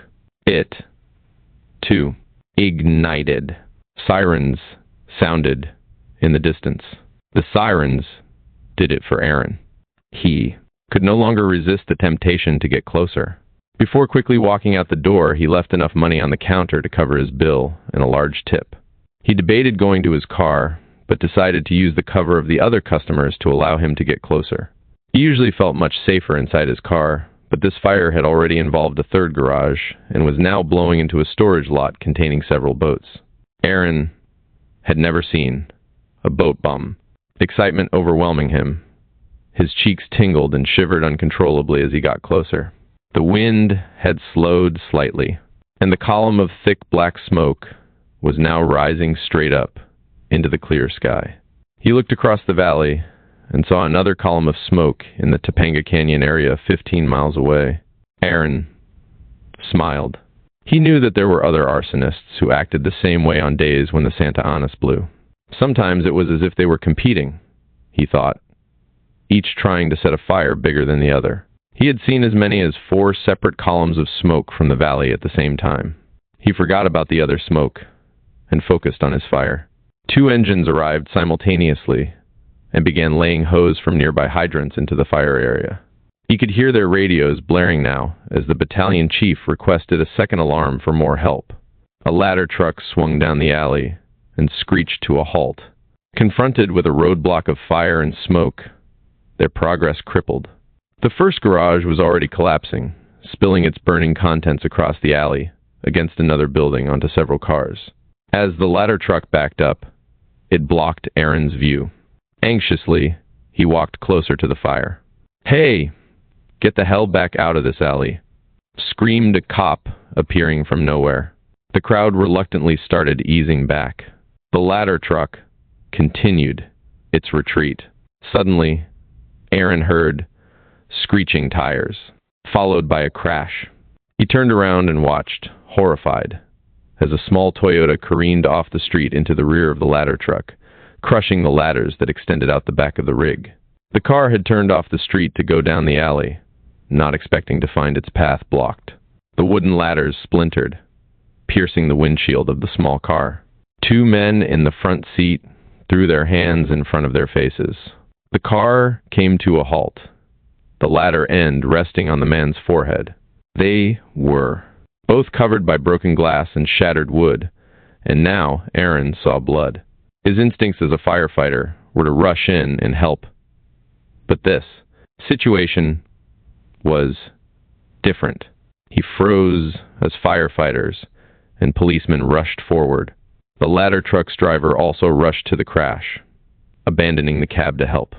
Within seconds, the wind changed and again blew heat, flames, and smoke toward the truck.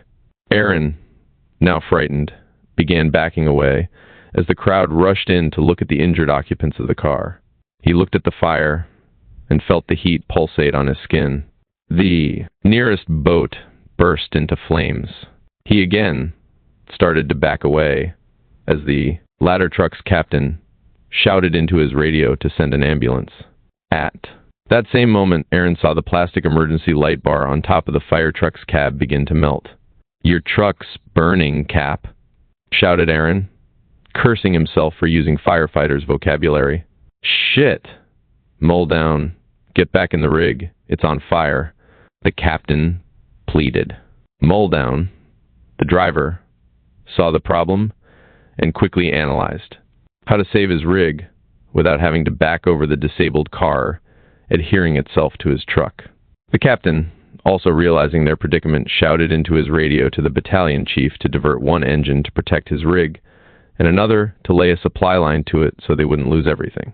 The fire briefly subsided and continued its trek in the opposite direction, but soon the wind again changed. The light bar finally caught fire, and the rig's windshield cracked from the heat. The firefighters worked frantically to free the trapped occupants of the car, but the doors wouldn't open. The second alarm companies were still minutes away, and the captain decided to back up the ladder truck anyway. The captain and Muldown hastily debated their plan, and Muldown charged the cab as the other firefighters tried to lay the car seats flat to get the two men out of. The jeopardy of broken, twisted ladders. The car seats wouldn't lie flat, and Muldown quickly found the heat too much. The front seats of the rig began to burn. Muldown ran back and advised the captain. They opted to do what firefighters do first: save the lives. The booming ladder truck would have to wait. The burning cab was almost 50 feet away and actually protected the rescue efforts from the flames. Aaron felt helpless, but knew that there was nothing he could do. He started moving back toward the restaurant and noticed the fire's progress on the far side subside by hose streams dousing the boat. The firefighters quickly worked their way toward the burning ladder truck, drowning as much fire as they could, waiting for the assisting engines to arrive. Their hose lines, stretching over 300 feet from the other side of the fire line, stopped just short of an effective reach to the ladder truck. The exhausted firefighters couldn't pull any more of the heavy hose lines with the manpower they had. Two engines suddenly appeared from the nearby freeway and were quickly followed by two Glendale engines and another ladder truck, brought in on the third alarm. The Glendale companies had already started rolling to adjacent Burbank when they heard a second alarm called. Routine called for them to fill the empty Burbank stations during a major fire to handle other emergencies. With the heavy winds and a rapidly progressing fire, they knew they were probably going to be needed at the fire. They guessed correctly.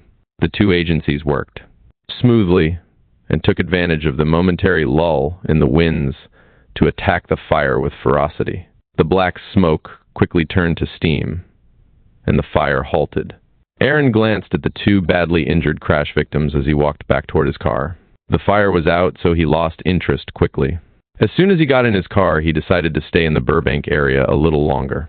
There were a lot of alleys nearby, and he wanted more excitement, like he had just experienced.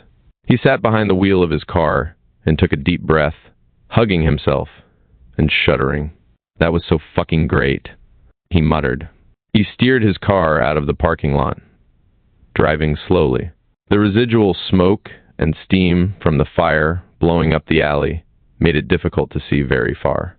He continued north in the alley toward the nearby residential areas.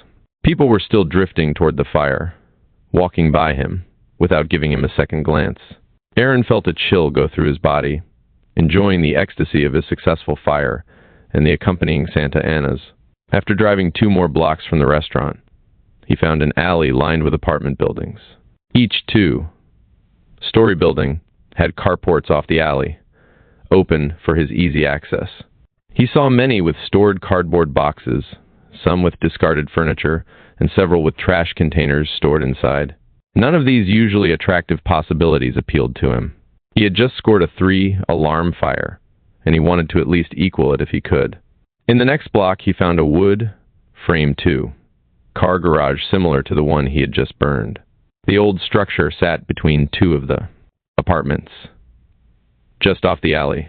Behind the garage, facing the street side, was a large 2-story wood frame home.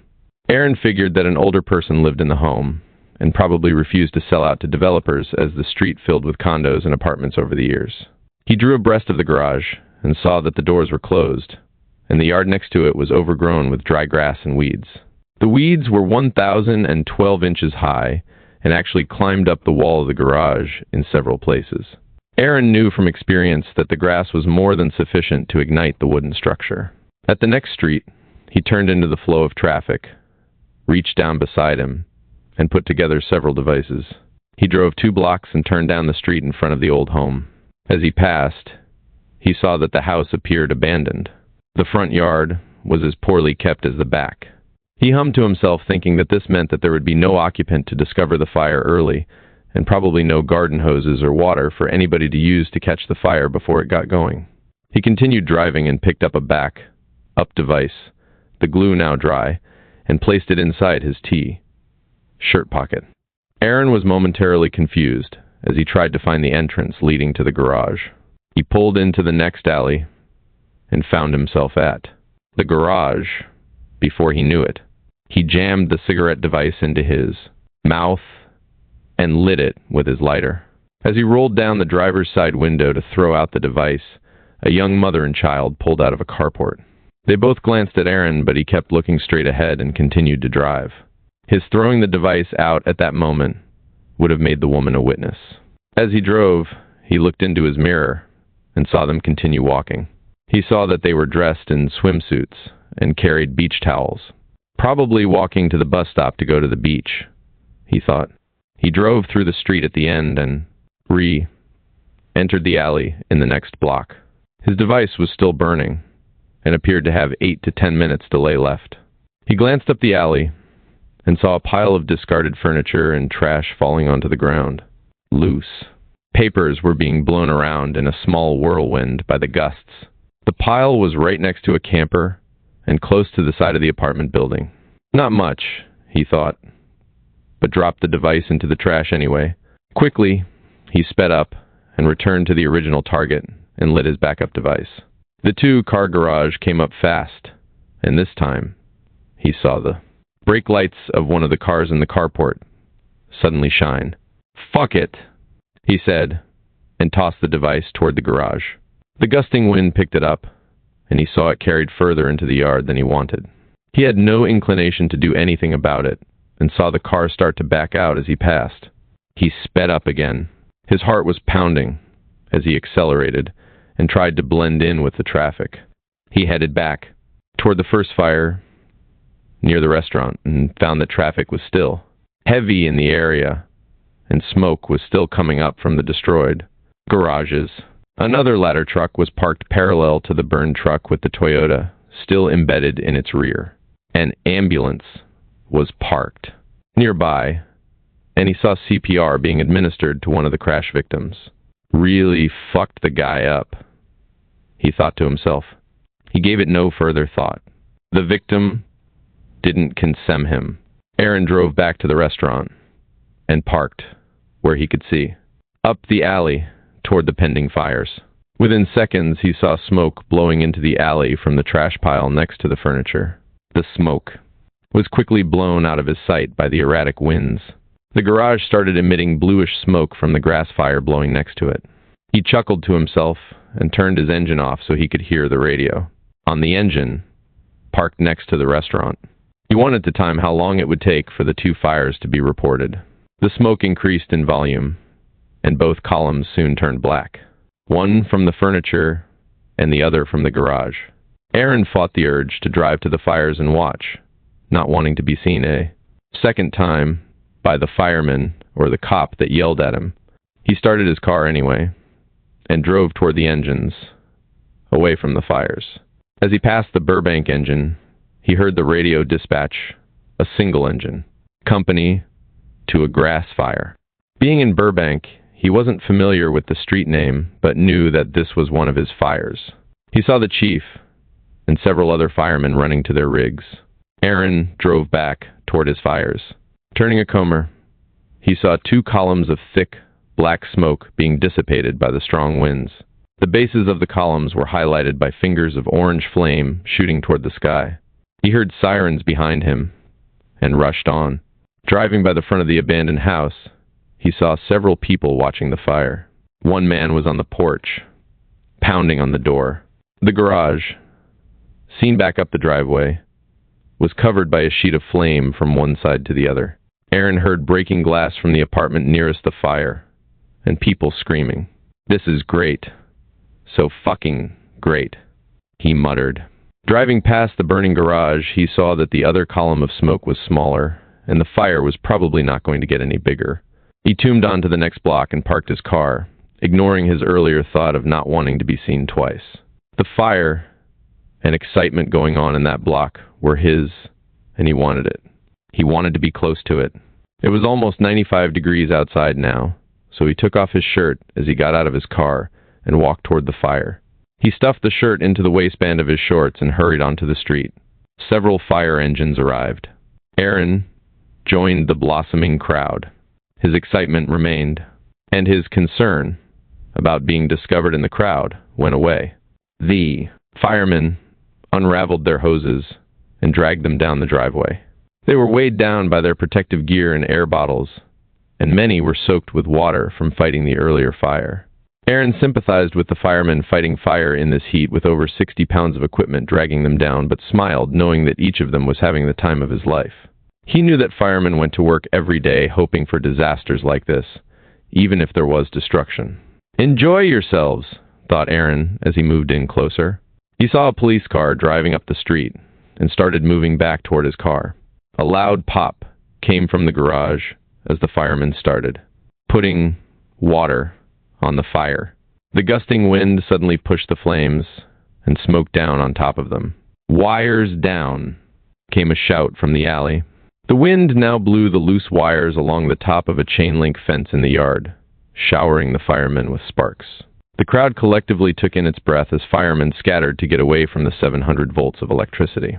Once the downed lines could be seen, the firemen recovered quickly and continued their attack on the flames, which were subsiding. Aaron looked up toward the other fire and saw that the smoke was still pushing skyward, but didn't appear to have been attacked by firemen yet. He got into his car, then decided against it, rather walking the short distance to see what was happening. In his excitement, he crossed the street without looking. Blue Chevy approached rapidly, causing him to dart across. His shirt dropped out of his waistband. The Chevy driver jammed on his brakes as Aaron reached back to retrieve the shirt. He waved at the driver of the car and nodded a thanks, an apologetic shrug, and a sheepish smile as he continued on his way toward the fire. He heard more engines approaching and saw 4 suddenly roar onto the street, heading to his 3rd fire of the day. Again he joined others racing to the smoke and flames. While walking, he looked closely at the blue Chevy again as it turned the corner nearest the fire. A police Type 4 door sedan. Fucking arson cop, he thought to himself, subtly reversing his direction and heading back to his car.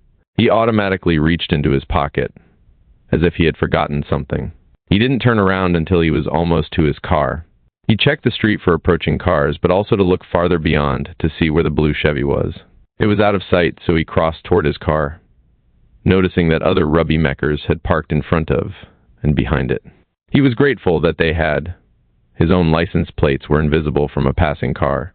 He stood, with the door open, briefly, then reached in and turned on the engine and air conditioner. The powerful engine of the old Chevy purred.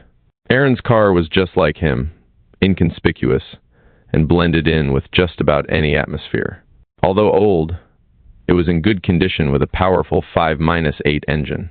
Painted at medium gray with stock rims, it looked just like 1,000 other Chevys on the street. Traffic had thinned, so he decided to make a U-turn, then drive back where the cop cars were. After the turn, he started to accelerate rapidly.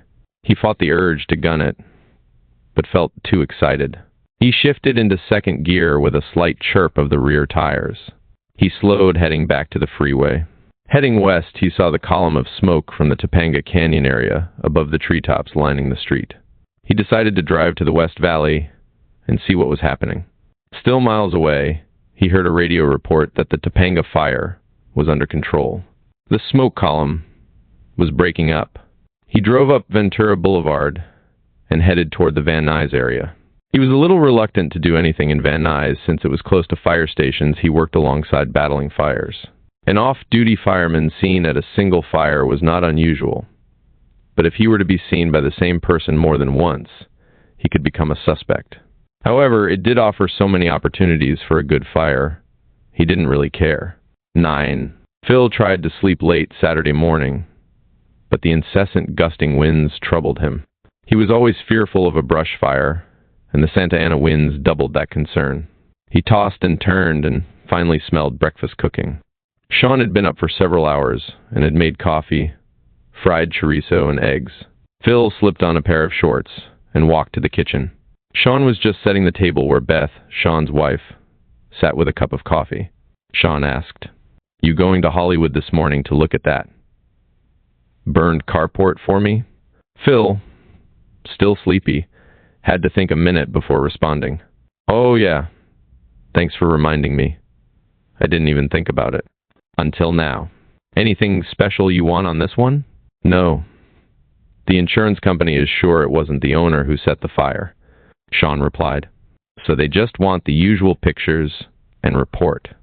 I'll head out after breakfast and get it done before it gets too hot tea out." Sean added another place at the table for Phil without asking if he was hungry. Phil mumbled a thanks when the steaming plate of eggs, chorizo, and tortillas was placed in front of him. Phil quickly turned his attention to the steaming plate of food. Sean returned with another plate and set it in front of Beth. He then sat down with a cup of coffee. Phil looked down into the canyon.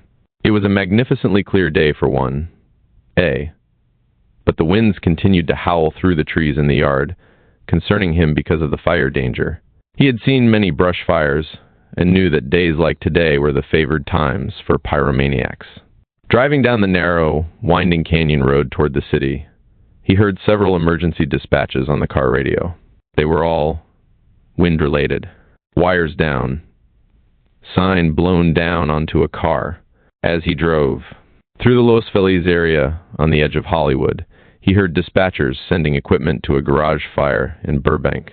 The radio immediately was cluttered with responding companies reporting a large column of smoke from the area of the reported fire. As the firefighters arrived, Phil heard the call for the second alarm and report of a car crashing into a ladder truck too. Ellie debated, heading for the fire, drawn like most firefighters by the sounds of the excitement. He was almost to his destination and decided to go ahead and hurriedly conduct his investigation instead. The burned carport was easy to locate. Being early on a Saturday morning, no one was around. Fortunately, the fire didn't require him to dig in the debris. The point of origin of the fire was as easy to read as a doctor examining a patient with measles. The remains of an old couch were totally consumed, and judging by the remains, it was a cheaply constructed piece stuffed with polyurethane foam. The worst fire damage was done in the area of the couch, and to a lesser degree, as you moved away from the furniture. This indicated that the fire burned longest on the one end of the couch, near the remains of several trash cans. He also found the bottoms of several cardboard boxes next to the couch. The fire had consumed their contents to the ground, but didn't have sufficient air to bum the bottoms. This gave him a clear pattern of the fire travel. It also told him that no competent arson investigator had examined this fire. Had there been an investigation, the debris would have been cleared as he had. Quickly done to reveal the fire travel. He knew that this fire was arson. Cigarettes discarded into trash could start a fire, but in a busy alley like this one in the early evening hours, the smoldering mass would be noticed quickly and extinguished. It took at least 30 minutes for Al's smoldering trash fire to break into an open flame, and this fire did not smolder.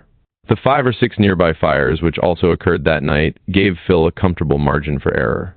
He took several photos and heard the third alarm equipment arriving at the Burbank fire 10 miles away. He thought that the Burbank fire could also be related to the fire in the carport. Phil wanted to get a better feel for this fire by examining the other fires in this series, but Burbank's fire was much more interesting. Pulling onto Sunset Boulevard, he glanced across the street and saw a market parking lot. He then looked over his shoulder back up the alley toward the fire scene. The traffic cleared and Phil drove across the street and entered the parking lot, looking for a good observation post for an arsonist that would allow for an unobstructed view of the carport. It was easy to find. The alley was narrow, with a building on one side and several parked trucks on the other side. A telephone pole sitting slightly into the alley limited the view of the fire scene, with an exception of 1 or 2 parking spaces in the lot. Phil imagined himself the arsonist. He reached down and turned his radio off and sat, looking up the alley. He was fascinated as he realized how the arsonist probably worked his trade. The pyromaniac would most likely drive up the alley and quickly throw or place his time to lay device in the trash at the side of the alley. This fire would have required the device to be physically placed, since the point of origin of the fire was a good 10 to 12 feet off the alley. He might have walked up the alley, Phil thought, but a Caucasian male in this area might draw attention if he was on foot. A Mexican or a black man wouldn't. If this fire was done by the same guy from the 7-Eleven security camera, he was a white man. After the device was placed, thought Phil, the pyromaniac does what all pyromaniacs do, blend in with the crowd. He probably drove around the other end of the alley and circled the block, coming back to the parking lot to watch his fire develop. Damn, Phil thought. If firefighters could just train themselves to look at the crowd a little more often during a fire, we might catch these guys. Phil realized that this was asking too much. Even he couldn't quite train himself to check out a crowd until the fire was out. The fire itself was such a spectacle that doing anything but watching it was difficult. He glanced to the northwest and saw smoke over the Topanga Canyon area. He switched his radio back on and could still hear the chatter of firefighters in Burbank, joined now by units from neighboring cities. Phil pulled out of the parking lot and headed back toward Burbank. He activated the flashing yellow light in his rear window and used the gutter lanes to pass traffic and run red lights without actually going code 3. He didn't like using red lights and siren in other jurisdictions. It just confused the local cops when they saw a police-type car going code 3, and they couldn't figure out who it was or why. When he did do it, he inevitably found the local cops following him, also code 3, until he left their jurisdiction. It made him uncomfortable getting the other cops all excited, then having them realize that the response was by another agency. As he dropped down through the Griffith Park area, he could see the black and gray smoke from the Burbank fire. The base of the smoke column was now turning white, indicating extinguishment. He slowed his pace slightly as he entered the northbound Interstate 5. When he was just 2 miles short of the off-ramp nearest the fire, he saw 2 smaller columns of smoke sprout several blocks north of the now dying original fire. Immediately, he knew it was a serial arson. 2 points of origin. The wind was blowing east, and these fires were erupting directly north of the main fire. It could not have been blowing embers from the first fire, so it had to be an arsonist. Phil tuned his radio to the primary dispatching frequency and heard a report of a single grass fire near the first fire, followed by a battalion chief asking for a full first alarm assignment. The smoke turned black and thick as the garage ignited. Phil again raced toward the fire, but found the freeway now congested and no way to get around it. Using a siren on a freeway was useless. There was no way for anyone to pull over along this stretch. A siren usually caused erratic reactions from commuters. He sat, crawling along until he came up on an off-ramp, south of where he wanted to be. The first column of smoke was starting to turn white, but the other was still going strong when he got within 1 block of the burning garage. A shower of sparks from a falling high-voltage line startled him as he stared at the smoke and flames, which could be seen above the rooftop surrounding his destination. Traffic was crawling here, too. He drove past the flames on the next street over and stared at the sight, his heart racing. What am I doing? He thought. My guy is around here somewhere, and I'm gawking at the fire. He shook his head and turned his attention to the bystanders. None stood out to him. He followed the traffic flow and found a cop ushering everyone away from the direction of the fire, where Lai needed to go. He quickly flashed his badge and was allowed to tum onto the street. He heard another fire engine racing to the other fire burning nearby. Phil gunned the big Chevy. Suddenly a man ran in front of him, causing him to brake sharply. A shirt dropped out of the man's waistband to the street, and as Phil braked, the man grabbed it and continued toward the fire. Phil cursed out loud and barely noticed the man's apologetic shrug and smile. He glanced into his rearview mirror as he started to turn onto the street where the fire was still building. The man had abruptly stopped and turned around in the same motion and was again crossing the street. Phil thought, must have forgot his keys in his car or something. The man appeared to look at Phil's car as he completed the turn, but Phil had now focused his attention on the spectacle in front of him. There were more people on this street than he imagined. The 2 previous fires had drawn many to the smoke, and they continued to multiply. Again, he cursed aloud as he tried to thread his way through the mass.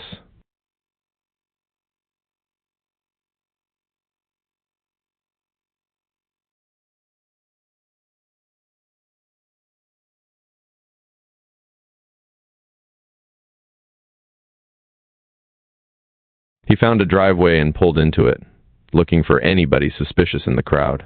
Many people stared at him as he stepped out of his official car. He thought, if my guy's here, he'll spot me instantly.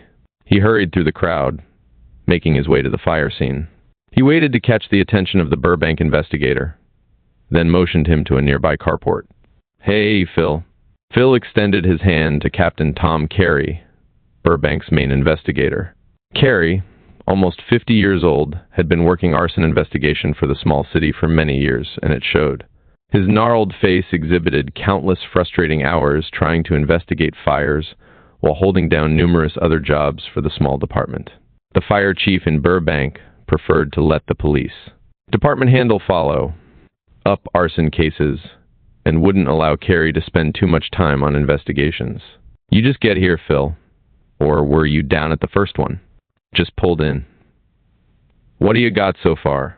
"Nothing." The first fire started alongside a garage off Glen Oaks Boulevard, and nobody saw anything. The wind really caught it, and it took off 2 more garages, a boat, and scorched a car in an apartment. Related TC. I'm afraid the same guy's hitting us, but this time during the day. He usually favors nighttime. I think he hit us a couple of days ago, but he wasn't as successful as he was with you guys. He did a vacant lot and tried the front of a real estate office, but neither one caught very well. Phil offered. Then he tried a 7 to 11 store on the inside in a pile of styro coolers. No shit. We had an unreported fire in the 7 to 11 down on Glen Oaks a week ago. We just got a police report that somebody set fire to a pile of napkins. They didn't call the fire department, just put it out and called the cops. Would you mind if I went by your 7-Eleven fire to see if they have a video security camera inside that might have caught something on film? No. Go right ahead. I'm going to be tied up here for a while anyway, TC said as he viewed the now dying fire. Figuring out a cause on these fires won't be too tough, but I might spend a little time on interviewing. Well, don't spend too much time.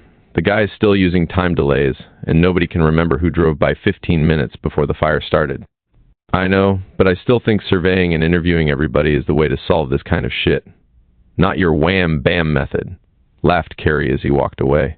Phil preferred talking to as few people as possible and depended on gut feeling for filling in the gaps. Witnesses were notoriously inaccurate and undependable, and Phil preferred doing without many of them. He drove to the 7 to 11 store nearby and found that the store security camera was a fake. It was the hull of a camera only, electricity running to it only to supply a little red light on its side and a motor to make it sweep back and forth. The clerk who was on duty the night of the fire was working this morning also. He answered Phil's questions in an straightforward and articulate manner. He even had an investigative mind. Do you remember anybody unusual that was in the store before the fire? Phil asked. Yes. This man, about 25 years old, came in, and as soon as he walked in, he turned to the first aisle and headed to the back with a purpose. I assumed he knew exactly what he wanted, but he stayed along the back wall for several minutes. This usually tells me that someone is a shoplifter, but he was a clean-cut man and didn't even pick up anything. Could see him plainly in the security mirror there, he said as he pointed to the standard convex mirror mounted near the ceiling. He waited while another customer walked away and was at my register before he moved again. This time he stayed along the back wall by the coolers and walked across to the other side of the store where I couldn't see him. This made me relax a little bit, since he now appeared to be a normal customer. The next time I see him, he's walking out the door and reaching into his pocket. I think he must not have enough money to buy, but then he has to stand by the door as 3 other people come in, and I see him pull out a $20 bill. The man looked at me and then left. This man made me very nervous. Did you see what kind of car he got into? It was a gray car, maybe a Chevy. I saw him go onto the freeway there, the clerk said as he gestured toward the Interstate 5 on-ramp. It had loud exhaust pipes. 4 or 5 minutes later, I see smoke from the napkins near where this man was. I locked the cash register and pushed the robbery alarm to get the police here quickly. I knew I could put the fire out, so I did not call the firemen. Okay, slow down a minute, Phil said, as the clerk continued rapidly relating the events of that night. What happened next? He asked, I pulled down the napkins and stomped them out and looked around to make sure the man did not sneak back in to try and steal from me. I thought for sure that was what he planned, but there was no one else in the store until the police came 2 minutes later, and they did not care anyway. I told them about the man, and all the police could say was that I should not push the robbery alarm except when someone steals from me with a gun or a knife. How can they be that way, Mr. Langtry? The robber can only get $40 or $50, but the fire can destroy thousands. This is not reasonable. What can I? I'm on your side, Phil said. I know what you're saying, but did the police finally take a report from you about the man? Oh, yes. They took a report, but my boss got a copy 2 days later, and all it said was that someone probably dropped a cigarette in the napkin display, and it started a fire. I gave them a good description of the man, and it never appeared in the report. What is wrong with the police anyway? He said, as he flailed his hands over his head. Phil shook his head sympathetically. Is there anything else you remember about this man? Phil queried. Let me think. Oh, he was wearing a T-shirt. It was white with a little black cross printed over the left breast here, he said as he pointed to his own chest. But it wasn't really a cross.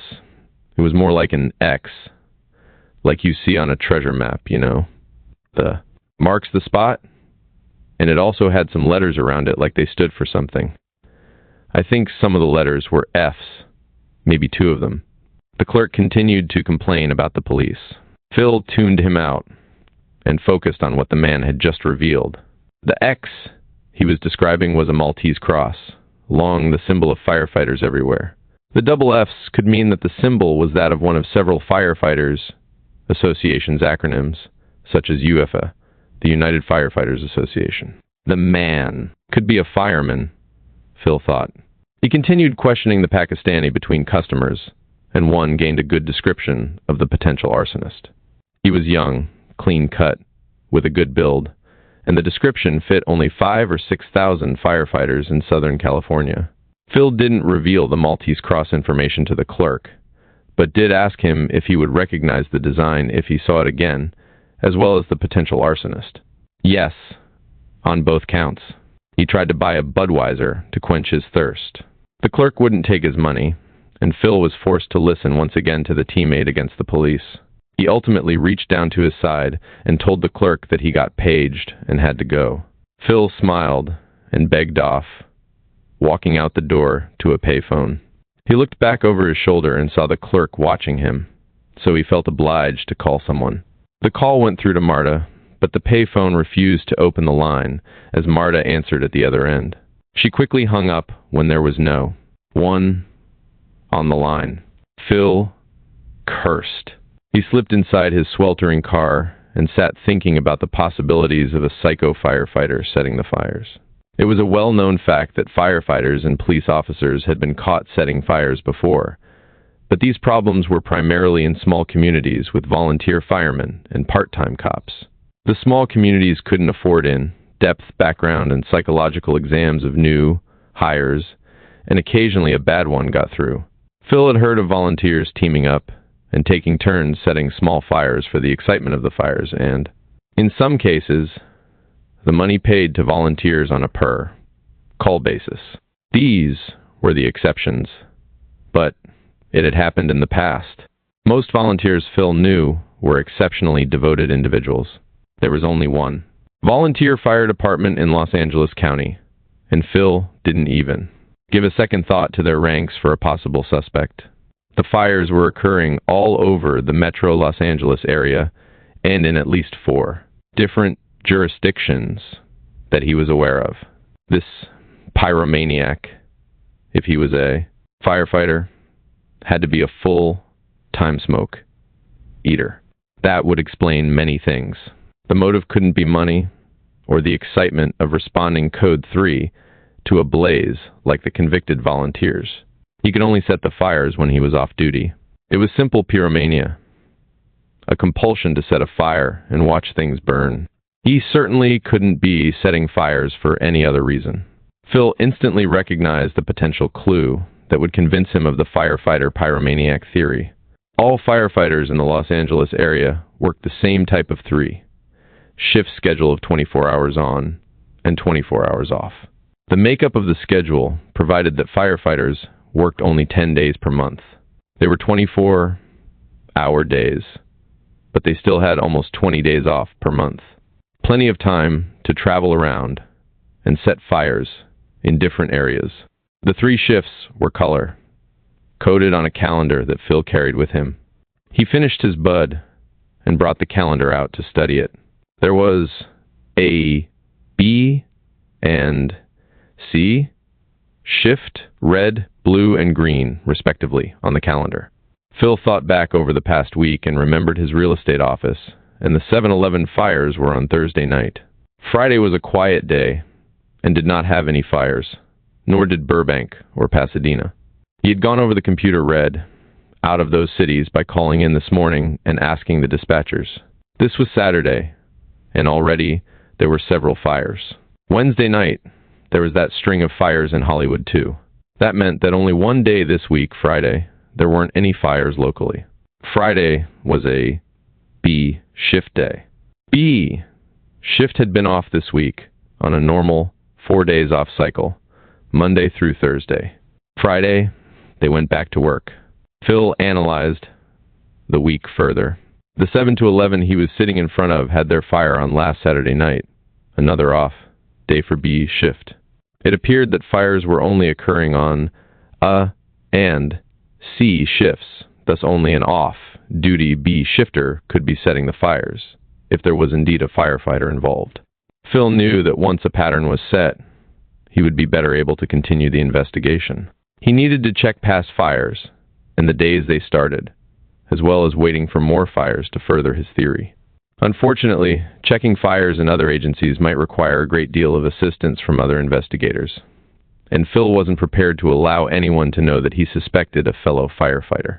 That type of information, should it be leaked, would certainly get passed around, if not publicized, and cause the pyro to stop. The only practical way to continue was to wait for more fires, and to check dates of past arson fires in the area. Phil felt that his brush fires earlier in the summer were possibly related to the garage and carport fires, so correlating their dates would help broaden the database for his theory. He pulled out of the 7-Eleven lot and headed back toward home, thinking, what if he did the Cal's fire too? A firefighter killed 5 people, just for the thrill of it. Arriving at his office, it took just a short while for him to check his computer to find the series of brush fires. There were 7 over a 12-week period, and all were set on a day when B shift was off duty. Ironically, there was one oddball brush fire that didn't quite fit the pattern of the rest and was probably set by someone else. That fire started in an area away from a roadway at the rear of a park's baseball diamond. Probably juveniles, Ash Nolan's report said. Ash handled 3 of the other fires too, and all were termed arson, and all had started within 10 feet of a street in the brush-covered foothill areas. Ash, his partner, had also found the remains of 2 of the time delay devices with coins attached. Phil was now convinced. It was just too much of a coincidence that this many fires could have happened on a B shift-off day. The arsonist must be a B shift firefighter. He reluctantly took out his personal file on the Cal's fire. He had kept newspaper clippings and other documents relating to the fire for such an occasion as this, the development of a suspect. He had also obtained copies of some of the investigative reports from South Pasadena's police investigation. Phil looked at the date of the fire. It was 3 years ago, a weekday, but he did not have the firefighter shift calendar for that year in his office. He picked up the phone and called Chief Dartell, the on-duty battalion chief. Chief Dartell, was the curt reply to Phil's call. Morning. Chief. Phil Langtry here. How's it going? Hi, Phil. Okay so far. Hell of a fire over in Burbank this morning. Hear about it? Yeah. I was over there for a while with Burbank's investigator. Did you get assigned to the fire? Phil knew full well that he had. Nearby agencies automatically get assigned to a second alarm fire. A second battalion chief is frequently needed at major fires to take command of various support activities at the command post, or to take over a portion of the fire. Yeah, they dispatched me, but by the time I got there, it was pretty well knocked down. What'd you find at the fire? A pile of nickels and dimes. The chief laughed. No, sir. I let Kerry from Burbank handle the investigation. He really didn't need any help. He did tell me about a fire in a 7 to 11 store they had last week that matches the one I told you about over on Broadway Thursday. What burned? Asked the chief. Just a pile of napkins. The clerk put it out, and only the cops came. No fire response, and their suspect matches ours perfectly. Good luck finding him. He sounds real wacko. What can I do for you, Phil? Phil was instantly sorry he had called the chief, remembering that Dartell went to the Cal's fire and would recognize the date immediately. Yeah. Chief, I was wondering, do you have old shift calendars around from the last couple of years? Yeah, I can look in the old files. What date you interested in? October 10th, 1984. Phil reluctantly said.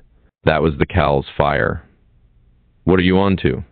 The old chief questioned. The chief had worked arson many years ago, and he still had a sharp, suspicious mind. Oh, I was just checking some old files and needed to find a fire captain's name from Pasadena that I talked to during the fire. I'm not sure what shift he worked. Phil lied. Well, I went to that fire and I was working for Chief Beener while he was on vacation. The fire was on a C shift day. Great. Thanks a lot, Chief. You saved me a lot of time, Phil said, as they hung up. B shift off again, thought Phil. He picked up the thick file and took out a copy of the South Pasadena Police Department's interview of the employee that escaped the flames. The only one working in the area of the fire who got out alive. The interview was brief and did very little to enlighten Phil. The police, convinced that the fire was accidental, asked few questions pertaining to people in the store at the time of the fire, focusing mainly on the discovery of the fire. One statement did catch his eye. The employee said that he saw only one person in the area of the store where he first saw the fire. It was almost closing time, so there were few people around. The description of the man was about 25 years old, clean, cut, and he was seen about 10 minutes. Before the employee heard the smoke detector going off and saw the flames in the same aisle where he had seen the clean, cut man, Phil had written down the employee's name, phone number, address, and date of birth, intending to find him later for an interview. He decided to call the employee. He dialed the number, and it was answered by a woman. Hello. This is Captain Langtree from the fire department. Is Alton Williams there? No. He lives with his girlfriend in Pasadena. Is this about his application with your department? I'm his mother. Yes, it is, Phil lied. Do you have his home number? Yes, just a minute. He hasn't lived there very long. Phil also got the address and considered going by to see the man personally.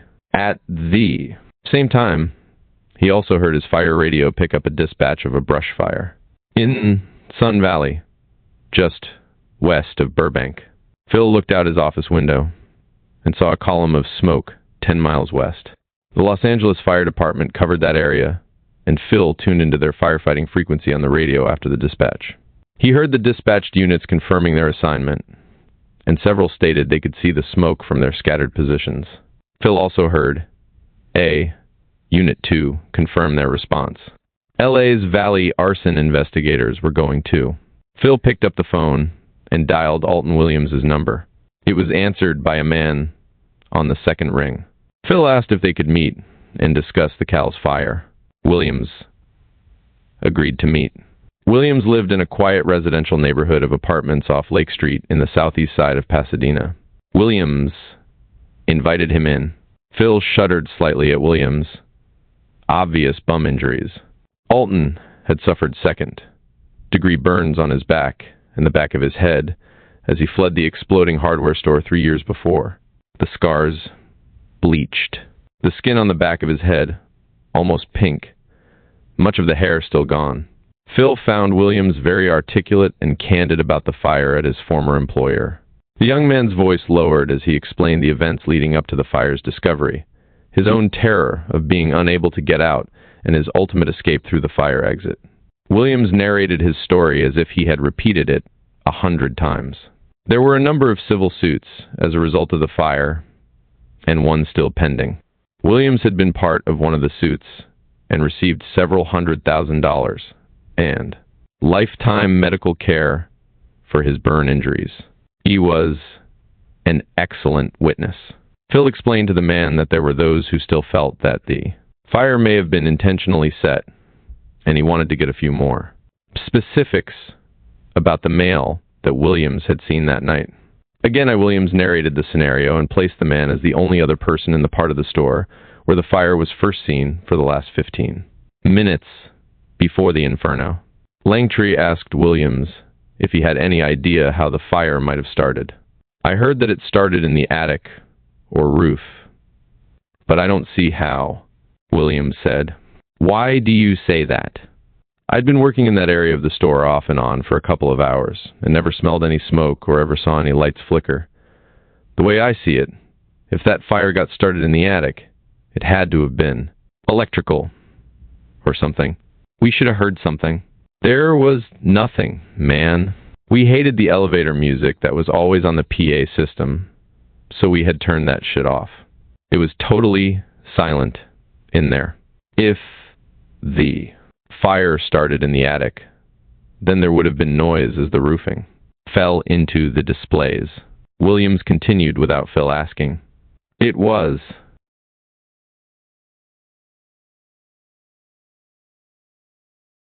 just all of a sudden, I saw this ugly billow of black smoke along the ceiling, and at the same time, I heard a smoke detector go off.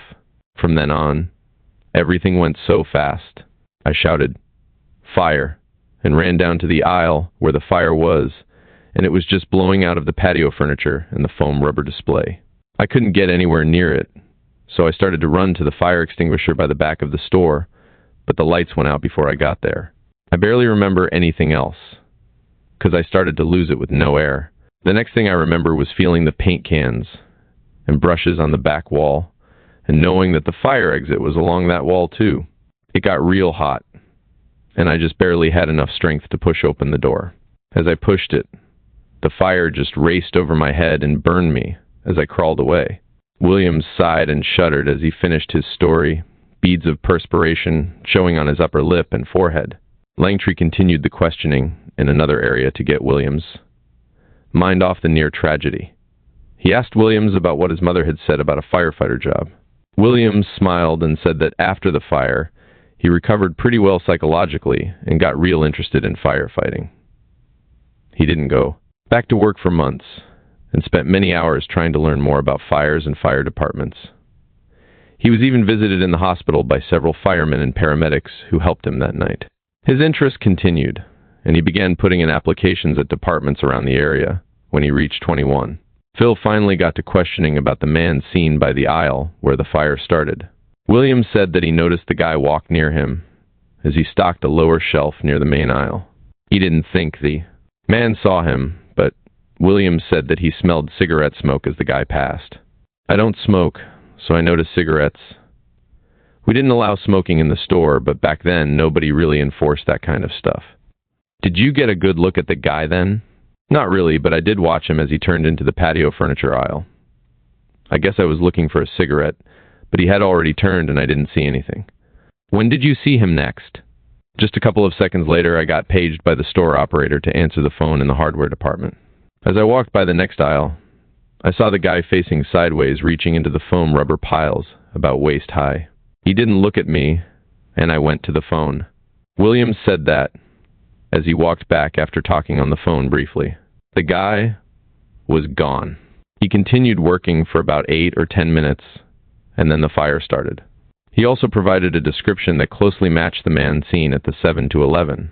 Williams said he probably wouldn't remember the guy if he ever saw him again. It had been too long. Langtry thanked Williams for his time and explained that there was some new information that might indicate that the cow's fire was arson. Williams was curious, but didn't pursue questioning. Phil also asked that Williams not talk to anyone about their discussion. Talking about what we discussed today would jeopardize my investigation and make you subject to arrest. Phil told Williams. It's that serious. Williams agreed. Set. Phil Langtry studied the LA Times Sunday morning and analyzed the stories of the Burbank fires and the brush fire in Sun Valley. There were 2 more brush fires in the Valencia area, 20 miles north of Sun Valley, that same afternoon.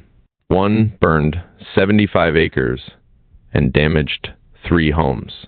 Judging by the times the fires were reported, the serial arsonist was moving north from Burbank and setting the fires within minutes after each preceding fire was being extinguished or knocked down. Langtry looked for any information about witnesses seeing anything suspicious, but came across nothing but the usual, the fires under routine investigation, statements. Phil also saw a story about a small fire inside a toy store in the valley.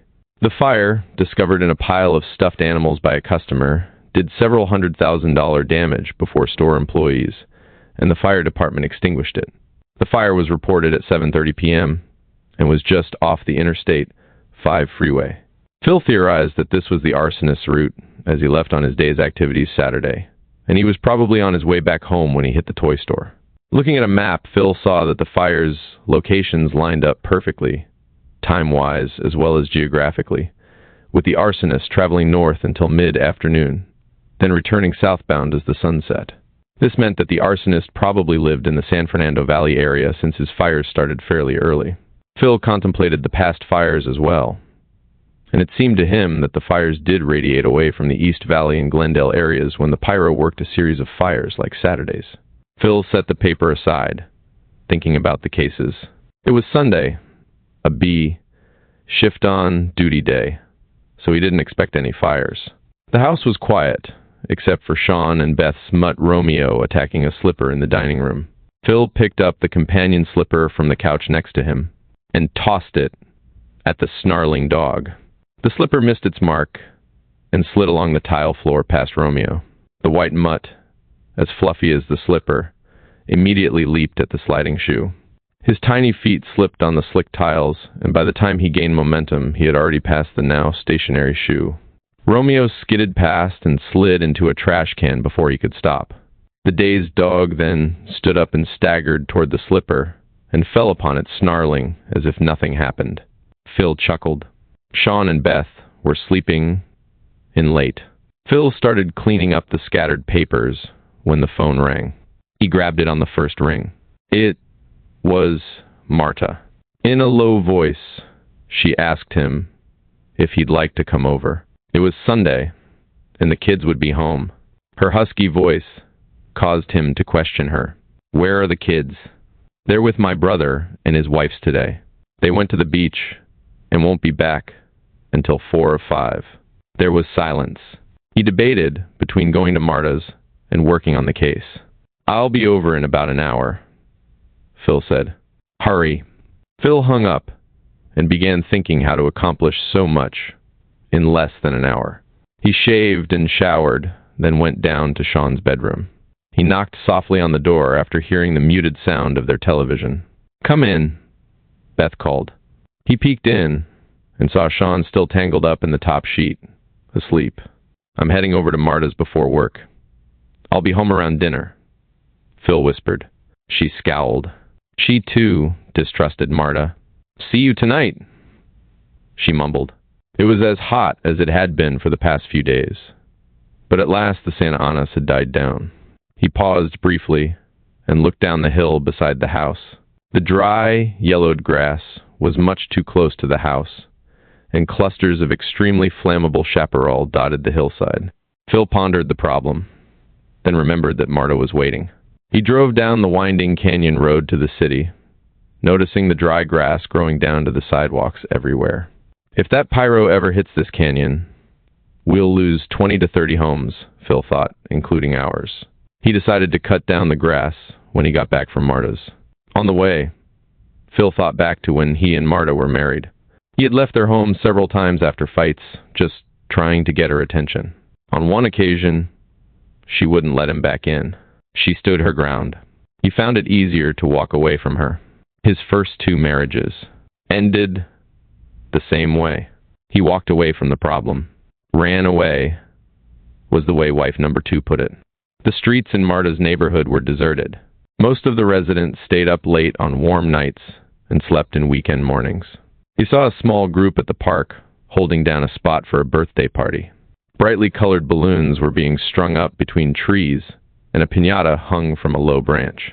Several Mexican blankers were spread out, and a few children played with a ball. Phil pulled into Marta's driveway behind her battered Mustang. He walked behind the house, found her standing diagonally in the screened doorway. She smiled at him and said, "What kept you?" She looked so beautiful and innocent. He just stared. Her eyes were damp, and her face flushed from the heat. He stepped up to the door, and she let him in. He took her hand and pressed her against the door jamb. The back porch was secluded, covered by a large avocado tree and thick bushes, shielding them from others. The wind blew the leaves softly above them. He leaned down into her lips, his tail body pressing against hers. "I hope you're hungry, 'cause I just started laying out brunch," Marta said. Phil leaned down to her and kissed her again. He bent down and scooped her up in his arms.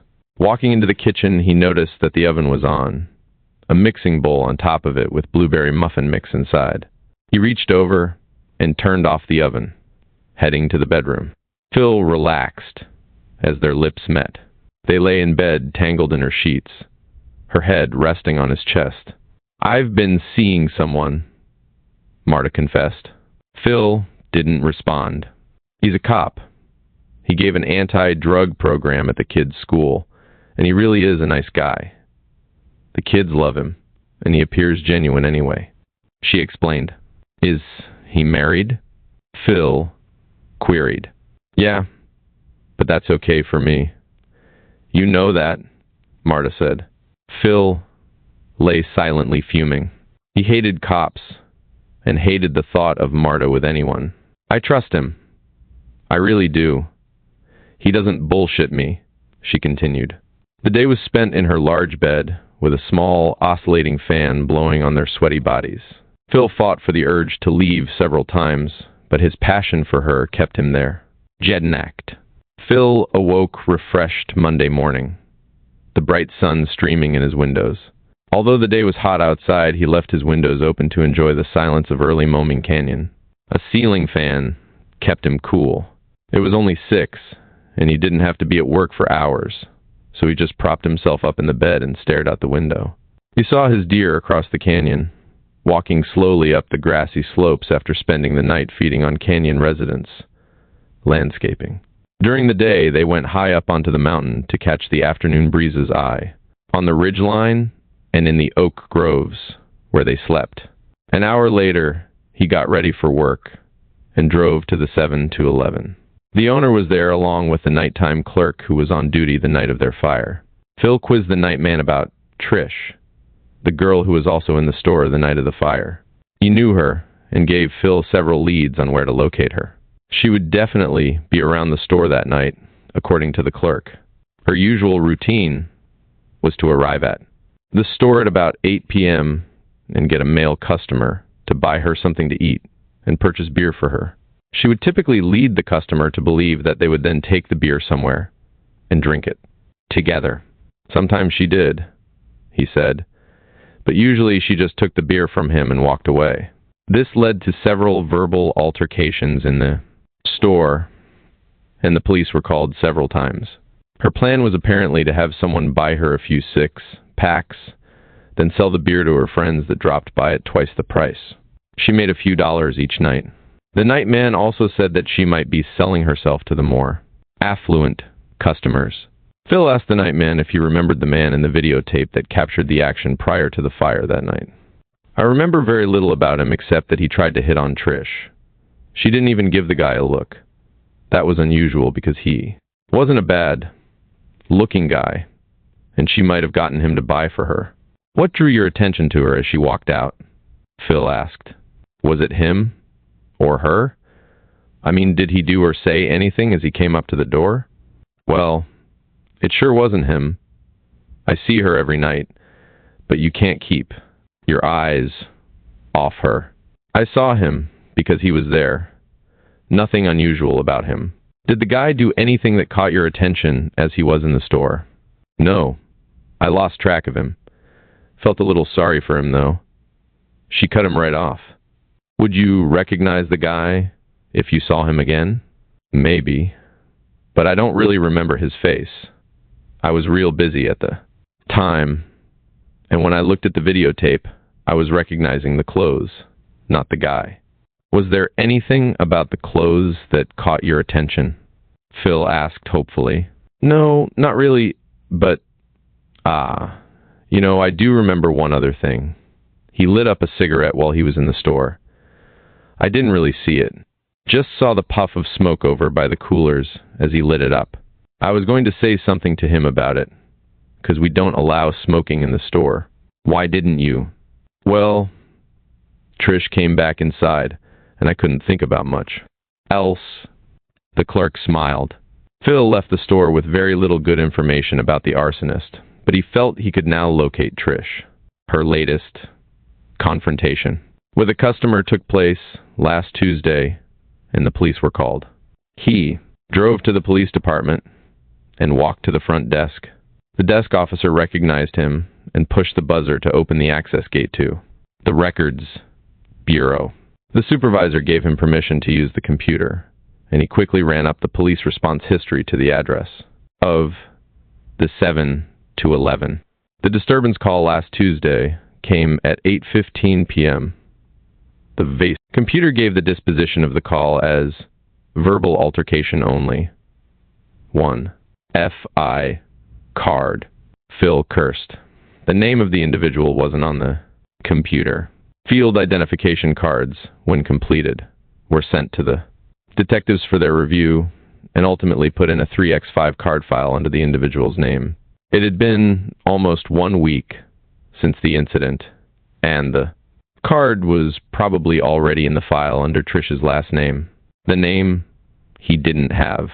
Phil called his office and told his partner, Ash, that he was out at the PD and would be in shortly.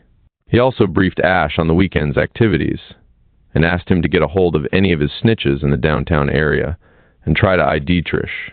After further research of the 7 to 11 history proved futile, Phil walked to the detective bureau and looked up the newest assigned officer, fresh from the streets.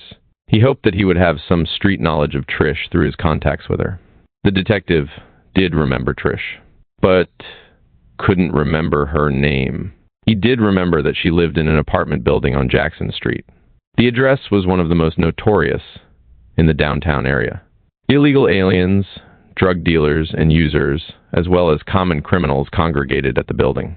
The young detective was even familiar with her scam at the 7 to 11. He added that she also attended the local high school. She surprised me when she told me that, the detective said. She's young, looks about 15 to 16, yet lives in that rat hole by herself. I think her mom's in jail or dead. No father around either. Do you know which high school? Phil asked. I think it's Hoover High. Is she a suspect in the little fire down at the 7 to 11 the other night? He asked. Phil was surprised that the detective was aware of the fire.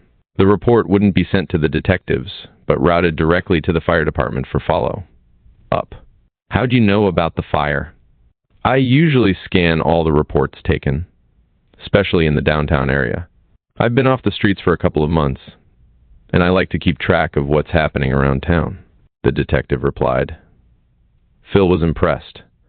Over 50 reports were taken each day in his city. Most were routine thefts and traffic accidents, but anybody who would review that many reports was an excellent investigator. A great deal of information can be revealed about criminal activity by this kind of evaluation. Phil himself looked at the hot board weekly, but didn't examine all reports. That is great, Phil said admiringly. There will be an opening for an officer in arson in another year or so. Keep it in mind. Phil offered. I will. The cop smiled as they shook hands. Phil drove back to his office, passing Trish's apartment building on the way. Several immigrants stood on the front steps, waiting for passing contractors to pick them up for a day's work at less than minimum wage. Phil couldn't imagine the young girl living in that squalor alone. At his office, Phil found Chief Harris and Ash drinking coffee in the kitchen. Harris had been their supervisor for only a short while, and Phil hadn't quite figured him out yet. He was still suspicious. The man had been hired as the city's fire marshal from another jurisdiction, unheard of for a battalion chief's position. Fire departments traditionally promoted from within. Harris, however, had an excellent knowledge of fire prevention laws and evaluation of building plans for fire safety. He was also very young, with a baby face and quiet manner. His spark-light innocence caused the firefighters to quietly refer to him as Sparky. You didn't go out for a beer after work with Chief Harris. You went out for a glass of milk. Despite the levity, Chief Harris was still a good supervisor, giving the arson investigators a great deal of flexibility in their operation. "Morning, Chief," Phil said, as he nodded at Ash. "What's up?" "Not much. I was just meeting with communications about some problems and thought I'd stop by and see why the weight of the world was on Ash's shoulders on Monday morning," he said, referring to Phil's tardiness. It was 8:35. "I was at the 7 to 11 on Broadway talking to a witness, and over at the PD on the computer for a while," Phil said flatly, resenting any implication that his unit would take advantage of the flexibility that they had been given. "Take it easy, Phil," said Harris. "Ash filled me in. Got anything?" "No. It was a pretty quiet weekend. Communications didn't call me for anything. I did go over to Burbank and help Carrie for a while, though. They actually had 3 fires in the same area in a span of about 30 minutes. All arson. Probably the same guy." "What's the story on the 7-Eleven fire?" Harris asked. "Which one? Ours or theirs?" "Burbank had one too." "No shit? Theirs the same as ours?" "Identical. We have the guy on video from ours, but it doesn't really show all of him, just misses his face." Phil related the similarities and the status of the investigation, looking at Ash during the updated information on Trish's identity and her home address. "Interesting. Would it be worth it to let the media know so we can keep him from doing it again?" Harris asked. "Rather not, Chief. He is dangerous, but we'd only be putting him on his guard for a while. He'd still set fires eventually, and it would just..."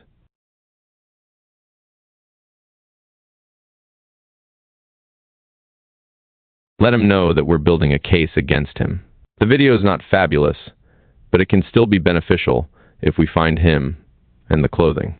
"Matches," Phil explained haphazardly, trying to cover all the facets of his strategy. The media would pick up on it, especially with the video, but if the guy saw it, he'd probably have enough sense to destroy the clothes he was wearing. And since we can't ID offense, the clothes are the only solid evidence we have at the moment." "The shoes are significant," Phil said. "Case? How so?"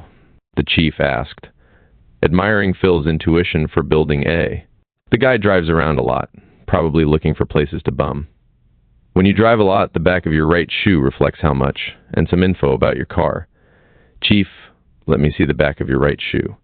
The chief crossed his right leg over his left knee, exposing his shiny uniform shoes. "See how the right side of the back part here is slightly discolored? The rest of your shoes are real shiny, but this part rests on the floorboard of your city car. It doesn't have floor mats, does it?" "No, it doesn't." "Well, you don't drive a lot, so your scuffing and discoloration doesn't do much damage. But you probably just shined your shoes, or you haven't driven much since you shined them. Probably the latter." Phil inquired. "I shined them yesterday evening, and just drove 30 miles to work this morning," the chief said. "Okay, look at mine," Phil said, now feeling a little guilty wearing old sneakers and jeans to work again. "I drive a lot. The back of my shoe shows that I drive a lot. I drive the city car almost exclusively, or my truck, which doesn't have floor mats either. My shoe looks just like the crook's shoe. Now, look at Ash's." Ash rolled his right leg over to show the back of his brown loafer. "Ash, I know your Z car has carpeting, and it's been a long time since you shined these babies, right? Phil said, as they looked at the dulled and discolored shoe. Yeah, I haven't shined them in a month, and you know I don't drive but 10 miles to work, and you always drive when we're here, Ash replied. Exactly my point. This isn't the kind of information that will convict somebody by itself. However, if I catch a suspect, and his shoe matches, and he doesn't have floor mats, in his vehicle, the jury will find me to be a very credible guy. Maybe incredible, in the good sense. Phil beamed. I see your point. So if we publicize this thing and showed the video on TV, the guy might polish his shoes. Harris asked. Well, yeah. We wouldn't say anything about the shoes, of course, but he would definitely try and get rid of anything he saw on the tape. He'd probably just can everything he was wearing. It's that simple. Okay, Phil. These are kind of chicken shit fires, though, aren't they? The chief asked, chipping away at any credibility he was gaining with Phil. They're small, but all part of a pattern that we feel are related to a serial arsonist. He's probably the one doing brush fires around the area, too, Phil said as he looked for confirmation from Ash. Ash nodded his head affirmatively. Do you have any suspects? Harris quizzed. Not yet, Phil said matter-of-factly. He's using a time delay, and we don't have much to go on. The areas he's hitting are so scattered that we've got a million possibilities. There's just not much to work with. Do you need any other resources or help that I can assist you with? The chief offered. Not yet. I am concerned, though. He's setting fires inside occupied buildings. He may have set a fire inside a toy store in Van Nuys on Saturday afternoon. Phil outlined Saturday's fires on a map on the wall of the kitchen. He finished off by showing the location of the toy store. Setting a fire in an occupied building is just too bizarre, Chief. We gotta stop this dude. Phil said strongly. I agree. Let me know what you need. If it's overtime, go ahead. Just keep me advised, the chief said as he stood up to leave. Thanks, Chief, Phil said as he followed Harris into the hallway. The chief left, and Phil followed Ash back into the office. How'd you find Trish so fast, Phil? Just good work. You know, we old detectives can still come through when it's needed. Well, there aren't many older than you. Ash renewed their familiar old guy, young guy sparring. Phil sat down and updated Ash on Trish and his conversation with the 7 to 11 clerk. They then mapped out their day. Trish was at the top of the list. They drove to Hoover High School and found that she was enrolled, but was absent today. The vice principal related that Trish was a good student, but had spotty attendance. She maintained a good grade point average, but was prone to be a little caustic with her instructors. She was asked about parents, and the VP said she had never met either parent. Phil and Ash drove to the Jackson Street building, and Phil saw the same 4 men standing out front. They started to drift away as the official-looking car parked. Phil told Ash to stay inside as he got out. Phil called out in Spanish to one, asking him to talk. The man looked at his friends, then back at Phil. Phil overheard the words, La Migra, pass between the men. Although his Spanish was weak, Phil quickly related to the men that he was a fireman, not immigration or the police. He added, in Spanish, he's a cop, as he pointed at Ash, still seated in the car. The 4 men laughed as they walked toward Phil. One of the men spoke some English, making the conversation easier. Phil asked if they knew a young girl who lived alone. All responded by vigorously nodding their heads up and down, one stating that she lived on the 2nd floor of the 3-story building, in the back. None of the men, it turned out, actually lived there themselves. They just met in front, daily, hoping for work. Phil thanked the men and asked if they had worked lately. Only one had done anything in the past 5 days. They all had families in Mexico they were trying to support. Phil told them he had a friend who owned the Mexican restaurant on Broadway nearby, and his business was doing poorly. He handed one of them a $20 bill and asked if they would have lunch at his friend's restaurant to help his business. The men graciously accepted, knowing full well that Phil was giving them the money, not as charity, but because he understood their plight. Ash got out as the men departed, and they both walked into the filthy building. The security gate covering the front door was wide open. Phil noticed a piece of duct tape covering the latching mechanism, rendering the lock useless until the tape was removed. The mailboxes provided no clue as to her last name. Someone had, however, drawn 2 crude breasts on the mailbox next to the number 19. Ash nodded at Phil, and they chose to walk up the stairs rather than use the dirty elevator. The stairwell smelled of urine and alcohol. Old beer cans were lying on the staircase, as well as on the landing of the second floor. As they reached the top of the stairs, they both looked down the hallway. A figure was silhouetted against the open fire escape door at the other end. The bright sunlight made it difficult to determine whether the figure was male or female, but whoever it was appeared to be working on a door lock. Phil and Ash stopped, as both tried to figure out if it was a resident or a burglar. They automatically reached for their guns. Ash's small revolver was in an ankle holster that required him to bend down to retrieve it. As he slightly raised his left leg to reach for the .38, the flooring creaked. Instantly, the figure looked up and sprinted for the fire escape. Phil and Ash ran down the hallway after the figure as it disappeared through the stairwell door. As they passed the door he was working on, Phil glanced at it. Ash continued on. "Hold it, Ash. No pry marks." Ash quickly stopped at the fire escape, looking down into the alley. He saw nothing. "No crime, Ash, unless you want to chase him." "Nah, not me. He's gone anyway." Several doors opened, including number 19. Phil flashed his badge at her. Some guy was trying to break into this apartment. "Who lives here?" Phil asked. "Some lady and a couple of kids. She works and the kids are probably in school." "Was it a skinny Mexican guy?" Trish asked sleepily. "Yeah, he was pretty skinny, wearing some kind of uniform. Dark blue, like a mechanic or something." "You know him?" Ash asked. "It sounds like her ex-husband. He comes by every couple of days, but he never broke in, though," Trish said as she opened the door wider, wearing only a very large T-shirt. "Are you Trish?" Phil asked. "Yeah. Are you the school cops?" "No, we're arson investigators with the fire department," Phil said. "Can we come in and talk?" "Sure," she said, as she opened the door to reveal an immaculate apartment.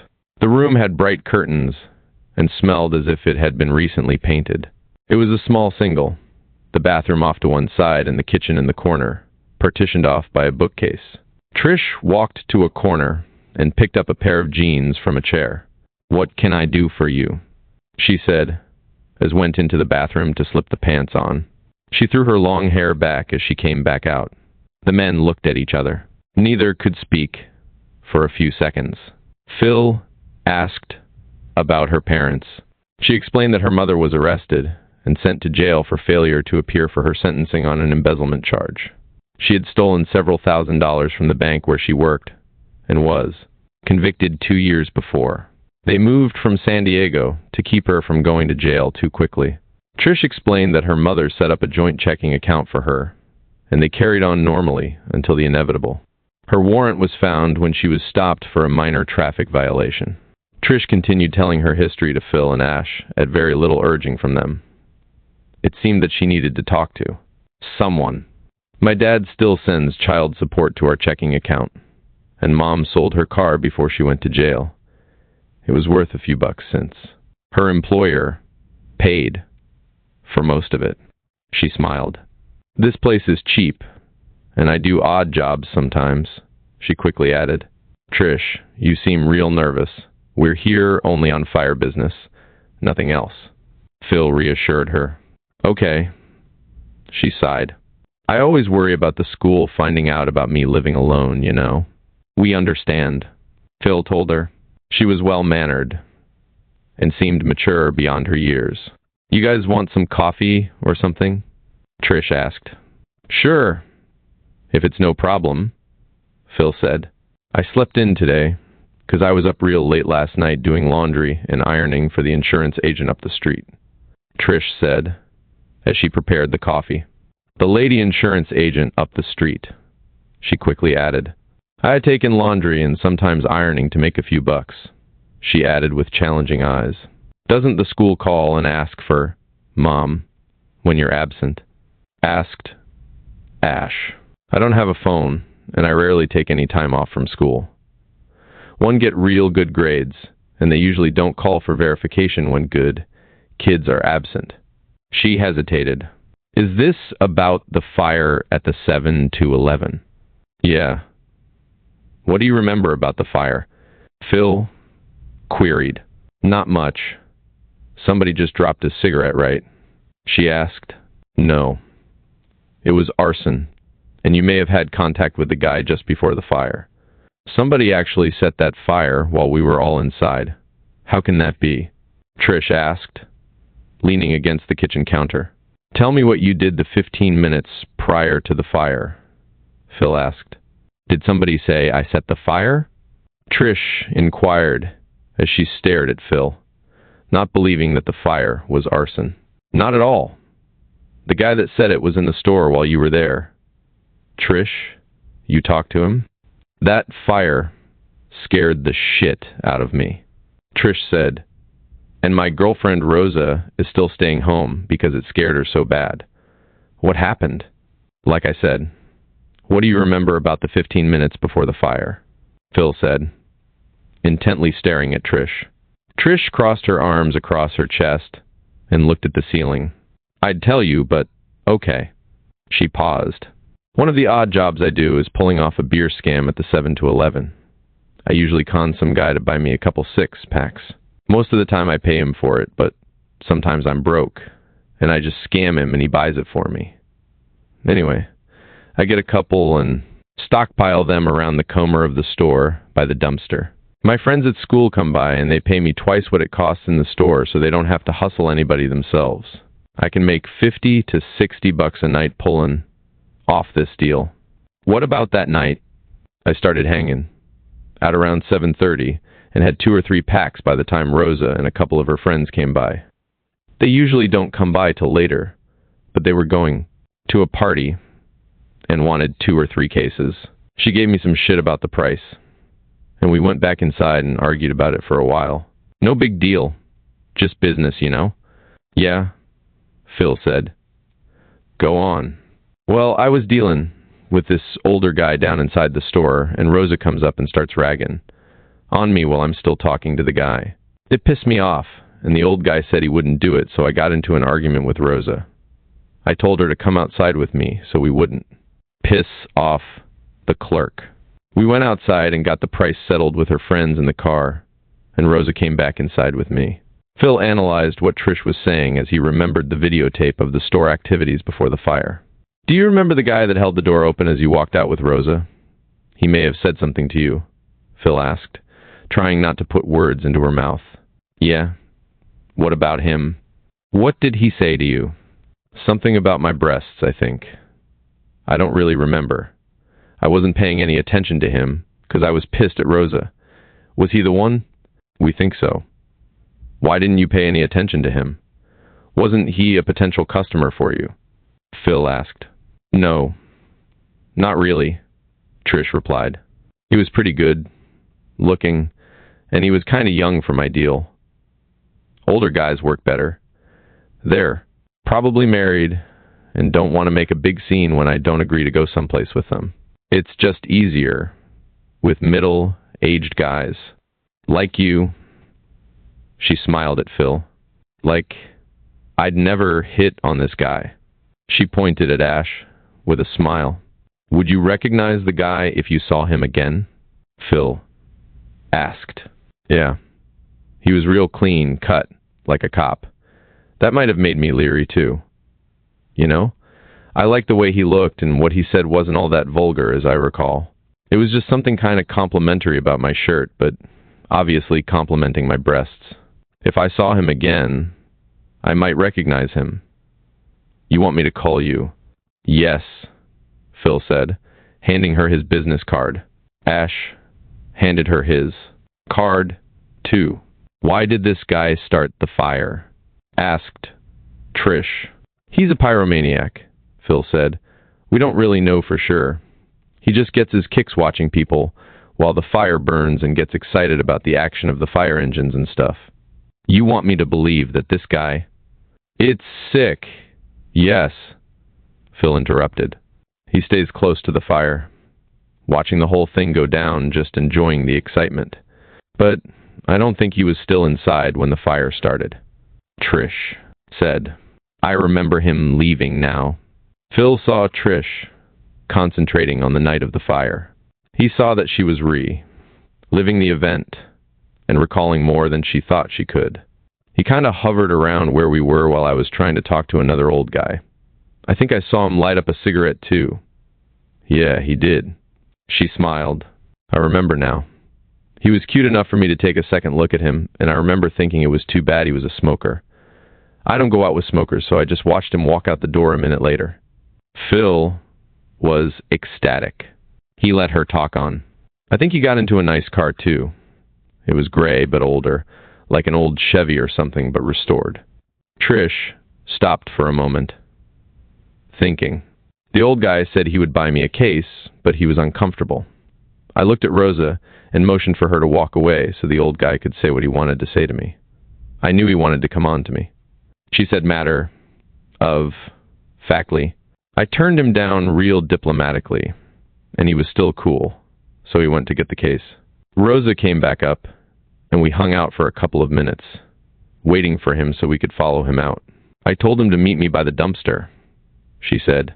Did you smell or see anything while you waited? No. We were watching him buy the beer when I felt heat behind me. It was real bizarre. I was only 5 or 6 feet from those coolers, and when I looked around, they were burning.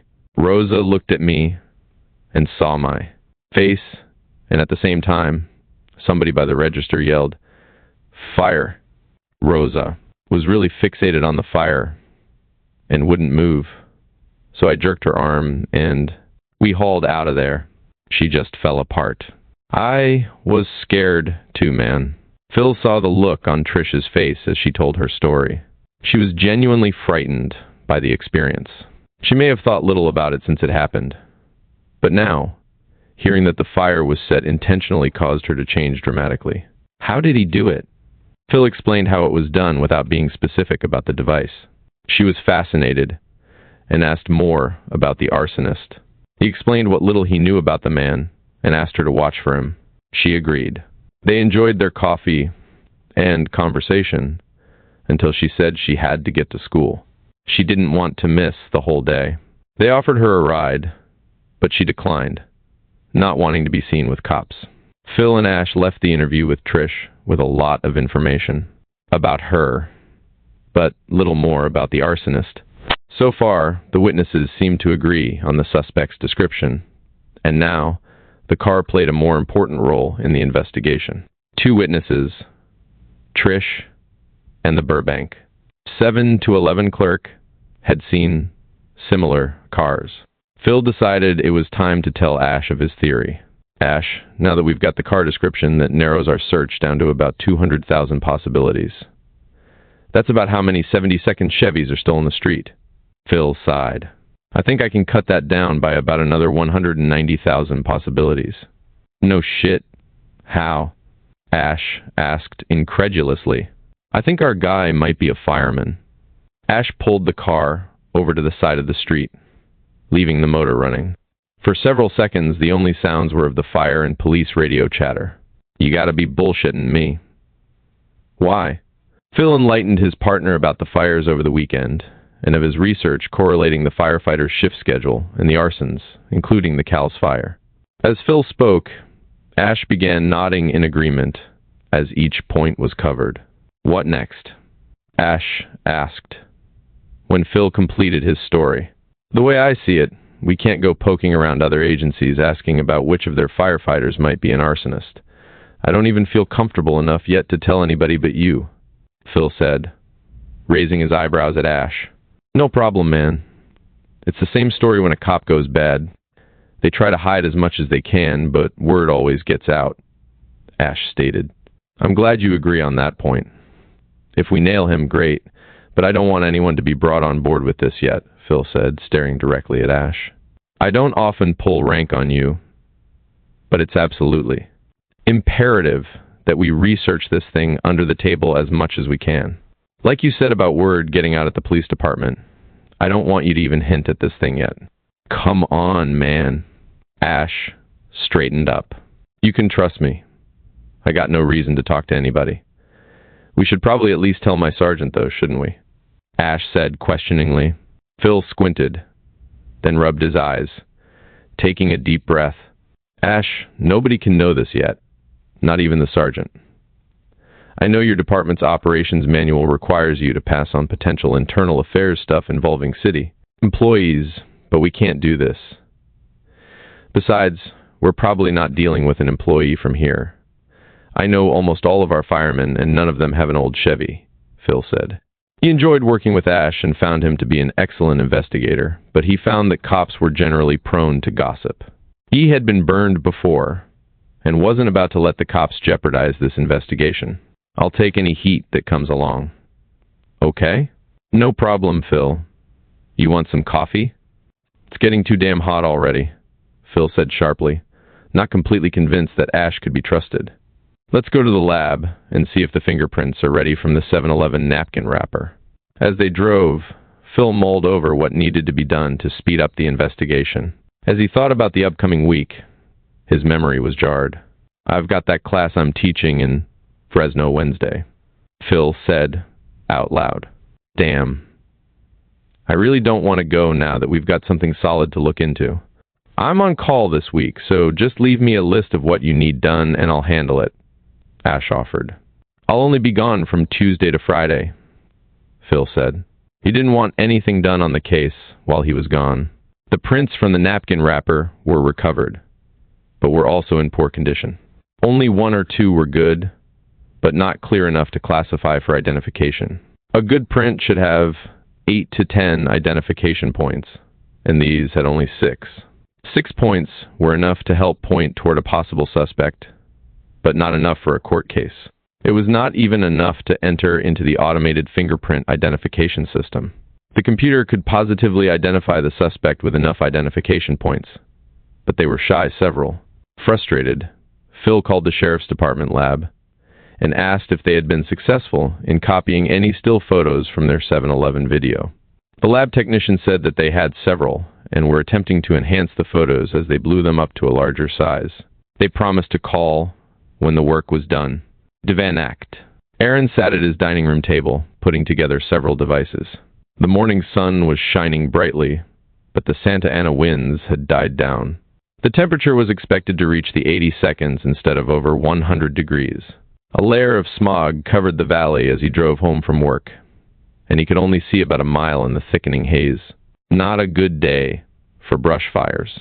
He put together 3 devices and allowed the glue to dry. He then put them in his shirt pocket as he walked to his bedroom.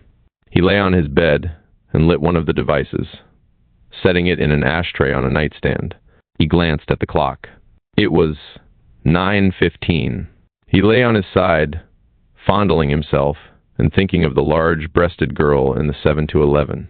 The smoke from the cigarette drifted upward in a straight line for several inches, then was dissipated by the air currents in the room. He blew the smoke away from him and felt his heart racing as the smoldering tobacco worked its way to the glue. He stroked his erection faster as the inevitable flame approached. He slowed when he almost climaxed prematurely. His mind wandered to the large-breasted girl, and he half-closed his eyes, seeing her running from the flames.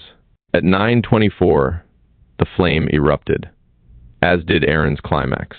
He continued to stroke himself long after the flame disappeared, and the cigarette fell into the ashtray. He closed his eyes tightly, imagining the large-breasted girl beneath him as he came. In his mind, he had pinned her down, controlling her. His mind retaliated against her for passing him by without even talking to him. "I'll fucking show you, bitch," he muttered as he finished, his chest heaving. He lay still for several minutes, almost falling asleep. Opening his eyes, he looked out the window and planned his day. He thought of like he was checking his engine. It was over 100 yards to the restaurant, but he could clearly see the hallway and the bathroom entrance. Flay waited.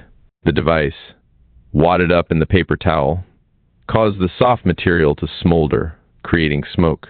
A minute later, another trucker walked down the hallway. He instantly detected the odor of burning paper and saw the thin line of white smoke coming from the boxes. Aaron watched the man stop and look around, ultimately stooping down and discovering the incinerating paper towel. Aaron watched, his anger increasing as the man stood up with the smoking towel in his hands. He dropped the towel and stepped on it several times. Aaron closed his hood and drove off. He clenched his teeth, breathing heavily through his nose. He drove, with his window down, and continued, his breath shallow and calculated, trying to control himself. Retaliation was his first thought, but he just wanted to get away from the restaurant. He couldn't wait around for the man to come out, and trying to bum the cardboard boxes outside was too risky. Aaron seldom went back when something went wrong as it had today. People would remember his returning to the restaurant and not sitting down to eat. They also might just remember his car, if he pulled around to the back and placed something in the cardboard boxes outside, and was seen a second time. In the city, it would be no problem. He would be in the next jurisdiction before the witness ever came forward after the fire was out. In a rural area like this, only one law enforcement agency covered most of the county, and the information would likely be broadcast over the radios before he could move on. There are other places, he thought. There always were, but he was anxious. He drove northbound and shortly entered the Bakersfield city limits. Nashville of the West, the sign proclaimed about the former center of agriculture. Now, the population center of the San Joaquin Valley, country and western recording stars flocked to the area. Aaron had been here before and found it provided many potential areas for his fires. He got off the freeway in the middle of town and checked his watch. It was only noon. He couldn't check into a motel for about 2 hours. He drove aimlessly, finally finding another restaurant near a shopping center. It was a small Mexican restaurant that was actually a converted wood-framed house. The front looked well kept, but the rear was littered with old car bodies, dry grass, and a garage only a few feet from the restaurant. A high fence covered the cluttered rear area from the customer's view, but Aaron wasn't looking for food and could not care less about the condition of the establishment. He saw the mess from a freeway overpass that looked directly down into the yard. Aaron drove by the front of the restaurant and saw only 3 cars. In front of the old garage was a pile of cardboard boxes, forcing him to remember his earlier failure. On the other side of the pile of trash were the fence and the filthy yard. At the same time, Aaron saw that the wind was blowing toward the garage. A small cloud of swirling dust could be seen peppering the boxes as he drove. There was an alley just behind the garage. He made a U-turn and lit up a device while driving back toward the restaurant. As he turned into the parking lot, he checked his rearview mirror and maneuvered toward the garage. Passing it, he threw the device with his right hand so his exposed arm would not be seen outside the window as he drove. Smoothly, he steered into the alley and away. Aaron cruised the neighborhood made up of mostly manufacturing and warehouse buildings until he saw a large parking lot with a view of the restaurant a quarter mile down the road. He slipped into a parking spot marked Visitor and picked up an old newspaper lying on the seat beside him. He placed his binoculars in his lap and looked around. The business he parked in front of was close by, but had no windows in front, so no one could see him. He felt safe and lowered himself in his scent.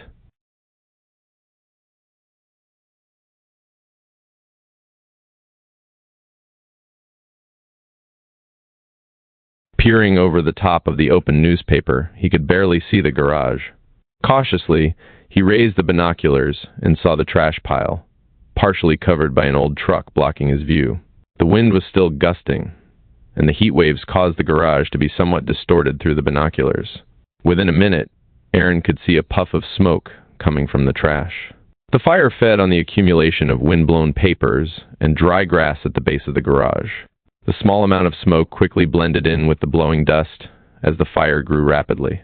2 men walked out of the restaurant, less than 50 feet away, but both were absorbed in their conversation and didn't see the flames. They got into their car and backed out. Still, the fire was not noticed. Aaron put down the binoculars and again looked around the area. There was no one around. As he looked back toward the restaurant, he could see the flames and the heat waves emanating from the now sizable fire. Smoke was still very light due to the complete combustion taking place in the lightweight papers and cardboard. Cars driving by didn't slow either, giving the fire enough time to ignite the garage before it was finally noticed by a passing trucker. The trucker honked his air hum several times, but dared not slow down too abruptly along the busy stretch of highway. Cars behind him slammed on their brakes as he braked briefly, so the trucker chose to continue driving on. The following cars, too busy watching the erratic trucker, didn't see the fire. Aaron smiled to himself and clenched his hands into fists, cheering the fire on. Only 2 minutes into the fire, Aaron saw a huge cloud of smoke suddenly erupt from the garage's door, sides and eaves. The fire had apparently entered the garage and ignited its contents. The exterior fire continued to build, feeding on the boxes and grass, setting the fence on fire. As soon as the smoke from the garage started, it drifted against the toy store fire he had set, and how excited he got when the women and children in the store fled when the fire began to grow. He could see the glow and the smoke from the parking lot and stayed almost until the fire engines arrived. He then drove across the street to watch as others slowed to see the excitement too. Aaron found himself stroking his penis again as he thought about the toy store. He smiled to himself and went to the bathroom to clean up. In 10 minutes, he was in his car heading north on Interstate 5 toward Fresno and the annual arson investigators conference. He traded Tuesday with another firefighter, and he didn't have to be back at work until next Sunday. Although only a firefighter and not an arson investigator, Aaron attended the annual conference for years. He was fascinated by the topics at the meetings and learned much about his adversaries. He tried to mix in with the groups, occasionally seeing members of his own department's arson team among the 200 people that showed up.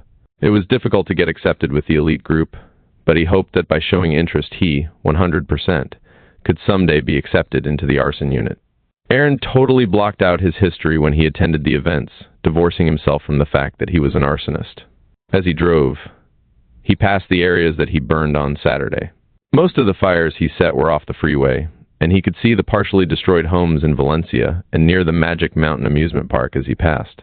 He laughed out loud and started looking at the fields of dry, dead grass that lined the freeway over the mountain to Bakersfield. He reached into his shirt and took out one of his 2 remaining devices. He hefted it in his hand and found it too light to be thrown out from his car going 70 miles per hour. In a paper bag next to him was a tube of glue. He took it out and also reached into his pocket and found a handful of coins. He selected a quarter and put the rest into the bag. A small dollop of glue was squeezed onto the cigarette. He rested the coin against it and drove on, waiting for it to dry. Before he realized it, he was headed down the Grapevine, a steep canyon the highway followed from the mountains down into the San Joaquin Valley in Bakersfield. Traffic was heavy, and the dry grass was too far away from the roadway for him to throw out his device. He felt a heaviness in his chest, and frustration caused him to accelerate to over 80 miles per hour, rushing to find something to burn. At the bottom of the canyon, he opened his window and felt a hot blast of air hit him. The valley temperature was at least 100 degrees, and it exhilarated him. The air was crystal clear, and he could see the foothills of the Sierra Nevada. Mountains to the east. A small group of restaurants and gas stations were just ahead. On the left, he saw a Denny's restaurant with a huge pile of discarded cardboard boxes stacked against the back of the building. Several large juniper trees and a field of grass were nearby. Aaron got off the highway and drove to the restaurant. The pile of boxes was too visible to people inside the restaurant, so instead he parked in front. He felt in his pocket for the device, and as he got out, he saw the backup device with the quarter attached sitting on the front seat in plain sight. His breath drew in sharply at his carelessness. He slipped the device into his pocket and walked into the restaurant and directly to the bathrooms at the rear. In the hallway leading to the bathrooms, there were more cardboard boxes. They lined the wide hall on one side. Entering the bathroom, he found no one inside. He calculated the burning delay, in which customers had seen him walk inside. If he set the device in the boxes, it would start them off readily, but also could be discovered quickly with people coming in and out of the bathrooms. There weren't many people in the restaurant since it was only 10:50, between breakfast and the lunch hour. A man, possibly a truck driver, entered the bathroom, startling Aaron. He walked to the urinals as Aaron went to a stall, closed the door, and sat down. Too much time in here, he thought to himself. The man quickly finished as Aaron's excitement increased. The challenge was there. He fumbled in his pocket, terror stricken that someone else would enter as he lit it. He found the device with the quarter attached and decided to go with it instead of wasting time trying to get the other one out. He lit it and took a deep breath. As he walked out, he grabbed a paper towel from the rack over the sink and wrapped it around his device. The instant he stepped out, he felt better. There was no one in the hallway, and no customers could look down at the bathrooms from the dining area. Windows lined the hallway and looked out directly to the highway about 50 yards away. Across the highway, Aaron saw a gas station that would be an ideal location for his viewing. He bent down, placing the device and paper towel inside the bottom cardboard box, and walked away. His heart again began to race as he slowly walked across the edge of the dining area, trying not to look at anybody's face. Several people did look at him, but he avoided direct eye contact. He debated ordering a cup of coffee to go, but decided that delaying his exit would allow too many people to notice him. He also noticed his erection beginning, and feared it would be quick to show through his thin shorts. He got into his car and quickly drove across the freeway overpass and pulled into the gas station. He went to the air hose and water station and positioned his car so he could look around his open hood and appear. Restaurant itself and across the highway. Passing cars and trucks began to slow immediately, and in no time, a traffic jam started. As flames exploded from the garage, the traffic had already backed up, almost to Aaron's position. Aaron sat up and started his car. Seeing the garage burst into flames, he wanted to be closer to his fire. He glanced at the traffic and decided to stay where he was so he could watch the inferno. It was now 5 minutes after the fire began, and Aaron still heard no sirens. He was unfamiliar with this section of Bakersfield and didn't know how near the closest fire station was. The smoke from the burning garage now turned grayish black and had enveloped the restaurant. The customers and waitresses had run from the building and crossed the street, leaving their cars behind. Heat from the garage fire was already causing paint to blister on the customers' cars, and the side of the restaurant was smoking. A utility pole, only 30 feet away, spar melting creosote tar toward the flames, before the tar burst into flames too.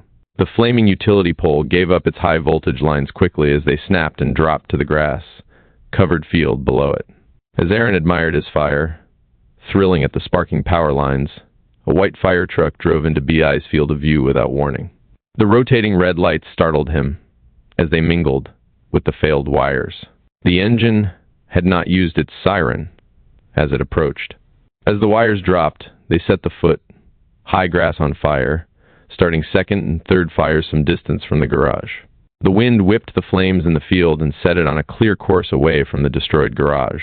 There was nothing to stop the grass fire as it advanced as fast as the 40-mile-per-hour gust would take it. The first arriving firemen sat watching the garage and grass fire burn, trying to decide which to attack. The garage was already collapsing. The side of the restaurant was now flaming, but could still be stopped. The grass fire was now inaccessible and had almost a half-mile before it would reach another road where it could be extinguished. The firemen stretched a hose line and began spraying the side of the restaurant. Shortly, several other fire engines roared by Aaron, causing his heart to race and his chest to puff out. The wind changed and blew smoke back toward Aaron, obliterating his view. In only minutes, the white steam could be seen rising from the restaurant as the firemen gained the upper hand. The garage was now just a bonfire, emitting very little smoke as the open fire blazed. Aaron began feeling deflated as the flames disappeared. He could not see the grass fire from his position. As he backed his car out of its parking place, he could see the huge column of brownish, gray smoke from the field beyond the restaurant.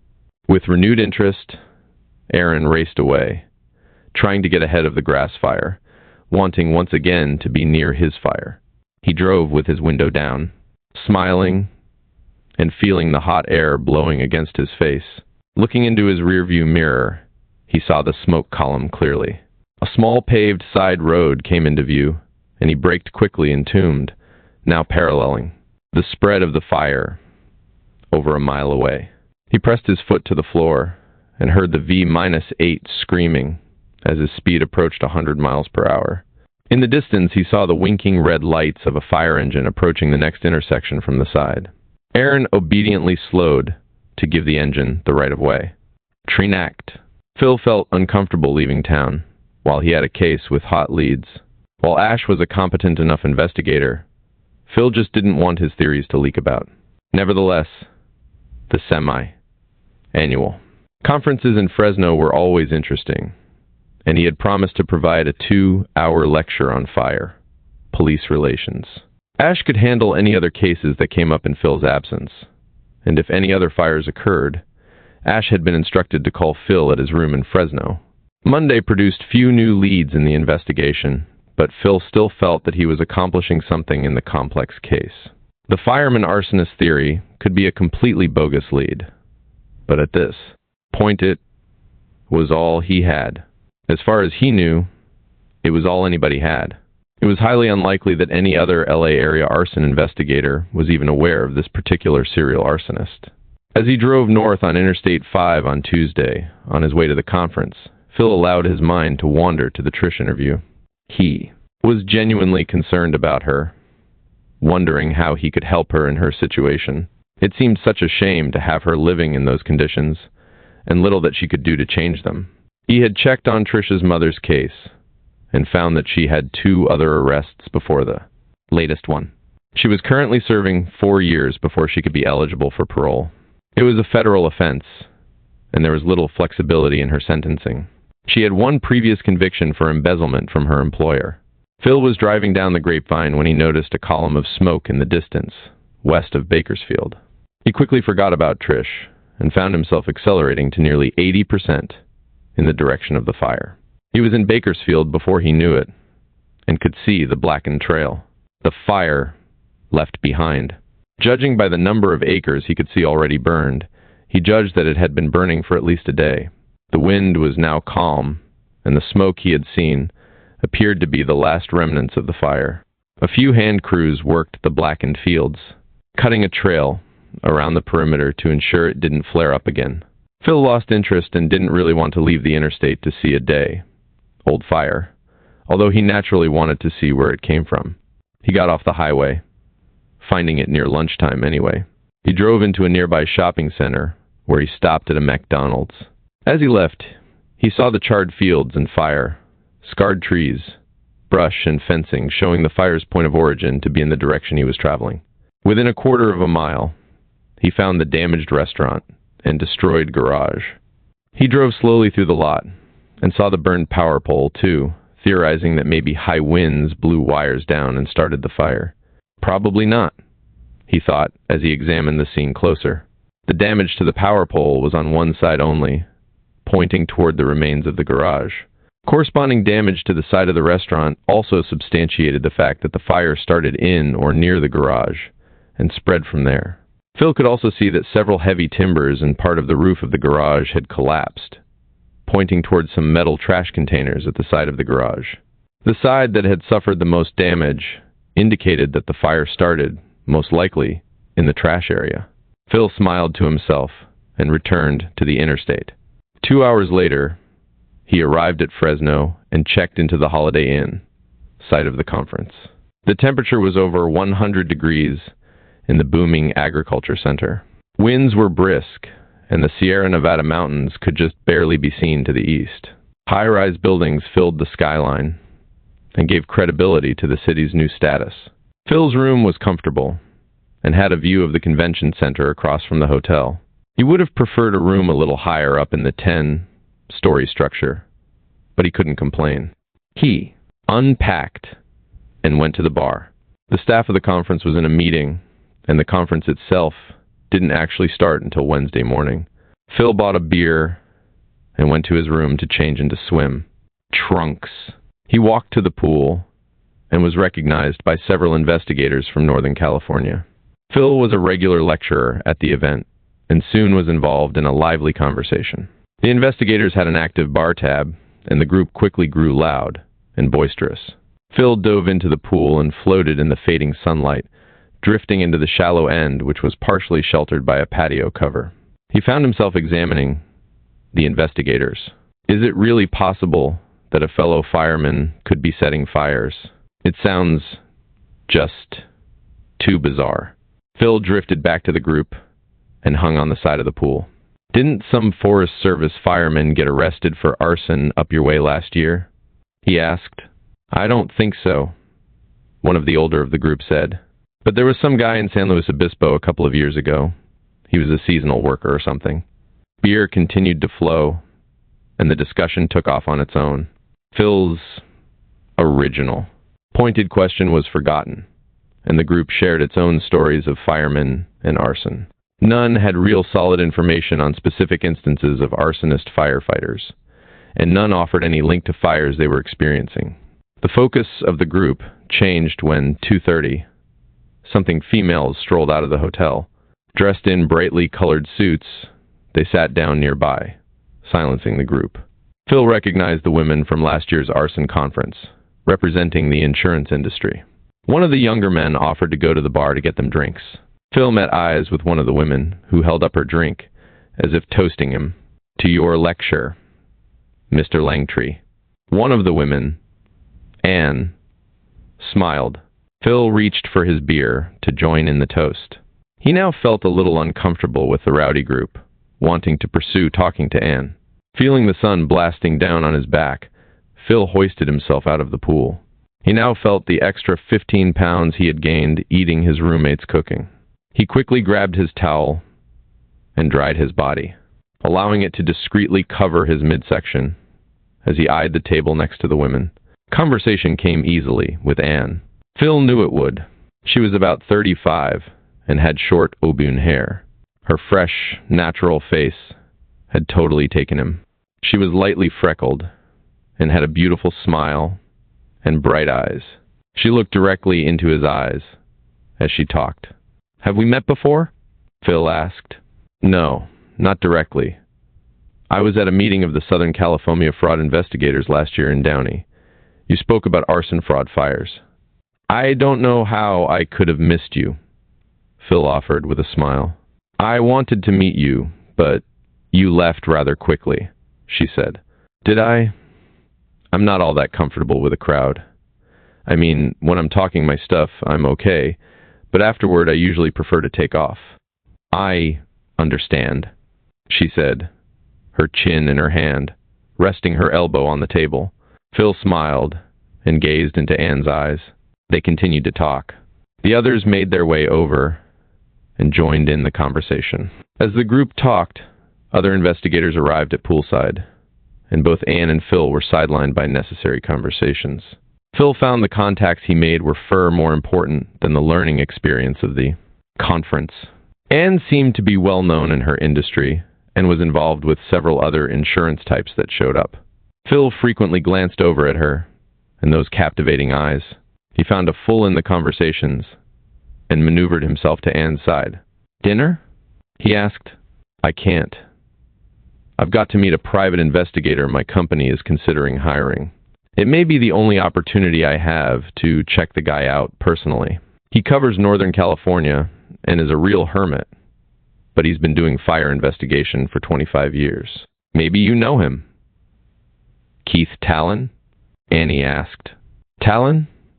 Yeah, I know him. He's probably one of the few cops that has ever grasped the concept of fire investigation. I don't mind a bit that he's taking you to dinner. What do you mean you don't mind him taking me to dinner? Mr. Langtree, are you marking your territory? She smiled.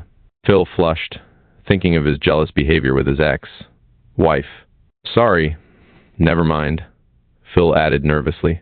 Why don't you arrange to drop by the Fireside Bar at about 9:30 tonight? Mr. Talon should be ready to leave by then. My boss met him here last year and feels he might drink a bit, but writes a good investigation report. We are getting a lot of fires in rural areas now and really need someone up here to represent our company. The small-town arson investigators just don't seem to be well trained, and they lack the experience of you big city guys. We don't want any of our insureds getting away with anything. Keith knows fire causation, and he also is very good at communicating. Thanks for the input. Why don't we have dinner Wednesday night? Anne asked. I'm sorry. The organization has its installation of officers Wednesday night, and I'm supposed to have a small part in introductions. I just can't get out of it. Well, anyway, meet me at the Fireside Bar at 9:30 tonight. Okay? All right, Anne. See you tonight, Phil, she said, as she flashed another dazzling smile. Phil and Anne drifted apart to talk to other people, and ultimately Phil returned to his room, feeling a little light, headed from all the beer and the sun. After a short nap, he returned to the bar and found the majority of the conference staff seated in a booth. He singled out the lecture coordinator and found that he was to speak for 3 hours on Thursday morning from 8:30 to 11:30. This was one more hour than they had originally asked for, but Phil was prepared to fill in an additional hour. He would simply throw in some more slides and prepare a list of audience participation, type polls and questions that would generate more conversation from the students. This was a sure, fire way to keep the interest of the group, as well as gather information about the audience itself. Later that night, Phil joined the group from the pool, now continuing their party at the bar and spilling over to several nearby tables. Gina, the woman with Anne from the pool, was there, but Anne was missing. After having a beer with the rowdy group, Phil decided it was time to leave, giving up on Anne. On his way to the door, another group from the LA area stopped him and shoved still another beer in his hands. It appeared that it was going to be a long evening. Keetiornacht. Aaron spent Monday evening circling the slum areas of Bakersfield, driving through alleys and walking in shopping malls. He found little opportunity to burn anything. Earlier, he had tried to get close to his fast-moving grass fire, but was stopped when the highway patrol shut down all roads leading into the area. He continued on into Bakersfield and checked into a Motel 6 near the highway. Tuesday morning, Aaron drove north toward Fresno and again had trouble locating anything to burn. He got off the highway and drove through the small towns that line the interstate.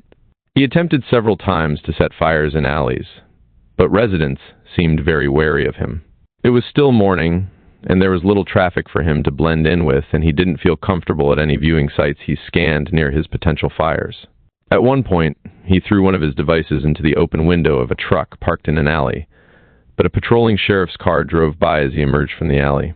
The deputy didn't look directly at Aaron, but he felt uncomfortable, so immediately drove back onto the highway and again headed north.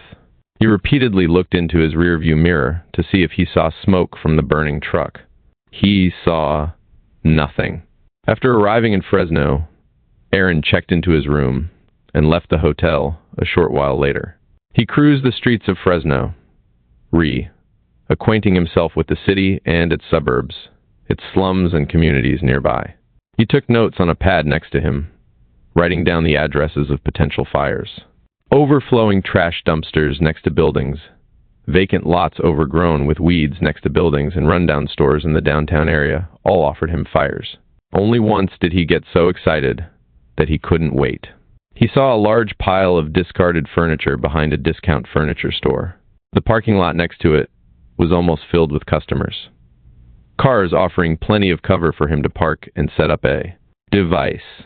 He pulled into the lot and looked around briefly. The pile of furniture was next to the outside storage area of the store, also piled high with wooden pallets. He quickly reached under his seat, looking for a paper bag to put his device in. His hand felt his .45 automatic, and he quickly withdrew, singed by the hot metal surface. The gun, lying on the floorboards, had heated up, making it almost too hot to touch. He rewrapped it in a rag and brought it up to the seat to set it beside him. He again reached under the seat and found a package of brown paper bags. He lit his device and dropped it into a bag. Getting out of his idling car, he glanced around as he walked toward the pile. There was only an elderly woman in the parking lot, fumbling with her keys as she walked to her car. Aaron approached the old, discarded furniture, determining which way the slight breeze was coming from, calculating the placement of his device to ensure a fast-moving fire toward the huge pile of pallets. He bent down to the pile and picked up a cushion from a 6-foot-long sofa. He examined it as if he was interested in it, then placed his bag behind the sofa and put the cushion on top. The wind would not blow it away before it burned, and the cushion would explode with flame once the flaming paper bag ignited it. This placement would also allow the blossoming fire to go undetected for several minutes, hiding the flames. Behind the cushion, Aaron walked back to his car and got in. As he clipped his seatbelt, he checked his mirror. Seeing no one watching him, he backed out and drove onto the wide boulevard. He looked into the Fumiture store as he passed and made a U-turn at the next intersection. Aaron pulled into a taco stand parking lot about a half block away from the furniture store. He backed his car into a space at the rear of the lot and found the view to his liking. He then went to the stand and ordered a Coke. As he stood in line, he found himself getting an erection. He moved closer to the counter and looked at the reflection of the Fumiture store in the stand's front window. He didn't have to turn around to see that the parking lot was empty and the furniture pile could not be readily seen from any nearby businesses. He paid for his drink and walked back to his car. As he got in, he glanced at the furniture and saw nothing. He sat quietly in the hot car, leaving the driver's door open, while softly stroking his erection. 5 minutes passed, and Aaron felt that his device had failed. He dared not approach the furniture store for fear that the time delay was just a little longer. As he considered his options, he glanced at his watch. It was 3:10. Less than 5 seconds after looking at his watch, he saw thin black smoke and a small flame at the back of the old brown sofa. In less than a minute, the sofa was blazing across the back, and adjoining chairs and cushions were bursting into brilliant orange flame. Thick black smoke billowed and was kept at ground level by the increasing wind. The smoke blew into the pallets, following the path of the flames. None of the passing cars on the street slowed. Aaron then saw a head pop up from behind a concrete block wall downwind from the furniture fire. The head dropped back down, and he then saw 2 hands appear, and the man's body again appeared for a better look at the source of the smoke. Hoisting himself up to the top of the 6-foot wall, a young man jumped into the Fumiture storage area. He ran toward the store, only to find himself penned in. The gate was closed and locked. Aaron could barely hear him scream out the word "fire" several times. Again he looked at his watch and saw that only a minute had passed since he first saw the flames and the wooden pallets were already burning. It'll be at least 6 minutes for the first fire truck to arrive. Aaron muttered to himself. He wished he had bought a scanner to monitor the fire calls. It would be interesting to hear when the rigs were dispatched and how long it took them to get to his fires. In the next 2 minutes, the fire doubled in size, and the column of smoke started rising into the air. The thick black smoke stained the clear blue sky like an oil spill attacking the clear blue sea. The smoke was beautiful to Aaron, causing his heart rate to quicken, his breath to come in shallow gasps. He tried to control his outward appearance to look normal to anyone around him. He glanced around and saw that the lot was empty. He relaxed and partially closed his door, pulling the zipper down on his shorts. He reached in, stroked his erection, watching the fire. He heard sirens in the distance, and within a minute, there was an engine pulling into the lot. Aaron let go of himself and pulled his zipper back up. He heard no other sirens. The call must have come in as a trash fire, and only one rig was sent. Aaron knew that others would now be requested. With the pallet piles burning furiously, The engine backed out of the driveway and down the street, seeking a fire hydrant for a water supply. The 500 gallons on the engine would last only 2 minutes if the firefighters decided to use the large-bore water cannon mounted on top of the engine as Aaron correctly predicted. The engine found a hydrant, leaving one firefighter to hook up as the engine roared back to the furniture store, being careful not to block the way for other incoming engines. The engine parked where Aaron had parked when he set the fire, and sprayed the advancing fire with the water from their tank until the hydrant flow could reach them. The water shot out several hundred feet, and was used to protect the side of the furniture store, and was occasionally played back onto the stacked wood. The fumiture pile had now burned down to almost nothing, as other engines and a ladder truck arrived, and began attacking the fire with 2.5 diameter handlines. Aaron saw the end of this fire approaching, and finished his Coke. He got out of his car, and walked to a trash can, and dropped in the cup. As he walked back to his car, he saw a police officer leading the handcuffed man who had jumped over the wall to his patrol car. Aaron laughed and drove off. He drove to nearby Clovis and found little to his liking. The suburb of Fresno was clean and well kept, with few opportunities presenting themselves for a fire. Aaron did pass the time, setting several grass fires before the evening rush hour started. With the increase in car and pedestrian traffic, Aaron knew that getting a good fire started would be difficult. He had to register for the conference at 7 anyway, so he went back to the hotel. In his room, he relaxed, feeling excited by the 5 fires he had set that afternoon. A vision of the girl, from the 7 to 11, crossed his mind and further inflamed him. He thought of going out to look for a prostitute, but couldn't contain his excitement and masturbated instead. Aaron fell asleep.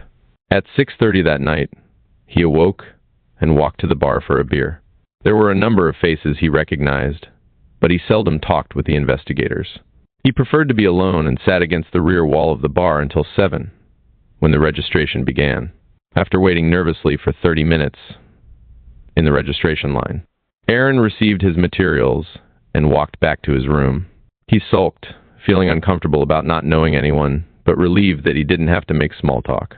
Besides, he didn't want to just sit around a bar with a bunch of investigator types. He didn't have any war stories to tell, and that's all the investigators seemed to do anyway. Just share fire stories. Aaron smiled to himself, knowing that he had more fire stories to share than any of them. He felt better thinking about his fires. He left the hotel and walked into the warm evening air with his list of 17 locations that were adequate for a fire. The sky was clear, and there was no moon. Fresno, although heavily populated, had no smog problem. Being in the flatlands bordered by nearby mountains, there was a constant breeze to blow away any accumulation of smog. Aaron found his car and drove toward the slum area near the hotel. He had found several alleys that were strewn with trash, and a series of small trash fires was a common thing in slums. A series would likely be blamed on kids or transients and not bring any attention to the conference and him. If the trash fires spread to buildings, as he predicted, all the better. Aaron had thought about his fires occurring during the semi-annual conference, but he thought that the way he set them wouldn't be noticed. I never leave evidence behind, and of course, no one ever sees. Me set the fires, he thought. Cruising the slum area, Aaron felt uncomfortable. Many people were outside enjoying the cool evening after the hot day. Far too many people to allow him to drive through the alleys. He thought about parking his car some distance away and walking into the area, but that would be too dangerous. He always carried his gun when he walked around setting devices, but this area might present him with unwanted attention. All he wanted to do was set his fires and get out. He did not want any kind of contact with anyone while he set his fires. He just wanted to be left alone. Aaron drove back by the hotel and on to the north side of town. He had logged several places that offered possibilities and found himself at a Mexican restaurant. There was an outdoor patio area overlooking a shopping center across the street. He could see an outdoor storage area behind a Kmart that was piled high with plastic trash containers and garden supplies. The trash area was next to yet another large pile of wooden pallets. Aaron prepared several devices and put them in his shirt pocket. He slipped his gun into his Levi's pocket and pulled down his shirt to cover it. Locking his car, he walked up the block and crossed the street to the shopping center. He walked behind a group of teenagers entering the store from the outside storage area and veered into the storage area itself. The area looked good, so he calmly pulled out a device and lit it with a lighter. As he started to place it, an employee came out of nowhere and asked if he could help. Aaron mumbled and walked away, frightened by the encounter. He walked around to the front of the store and cupped the device in his hand. As he walked by the trash area, several cars passed, again frustrating his attempts. Not wanting to be seen in the same areas twice, Aaron walked away toward a nearby fabric store. As he approached, he looked into the store from the front windows. There were about 10 female employees and customers inside. His device was still cupped in his hand, and he didn't want to waste it. It had about 8 minutes left before ignition. He was scared, but the fear excited him. The women in the store might notice a man in a fabric store, but he knew that they would never remember anything. He slipped in the front door and immediately turned left toward the nearest wall. He skirted the displays of rolled fabric and the women, intent on reaching the back of the store where he found piles of pillow stuffing and pieces of foam in various sizes. He reversed his direction briefly to make sure no one was watching and returned to the pillow stuffing. He reached to his left pocket and shoved the device into an upright display with several shelves holding the material. Without breaking stride, he headed back along the wall opposite his entry and reached into his rear pocket, taking out his wallet. He fumbled with the contents as he walked by the check, out, no one even giving him a glance. What seemed like a blast of cold air hit him when he pushed open the glass doors to head across the parking lot. He was sweating. He looked across the street at the restaurant and began to breathe easier as he distanced himself from the fabric store, blending in with shoppers heading across the street. A red light stopped him at the crosswalk as nervousness swept over. Several people around him made him extremely agitated. He hoped no one noticed him sweating so much.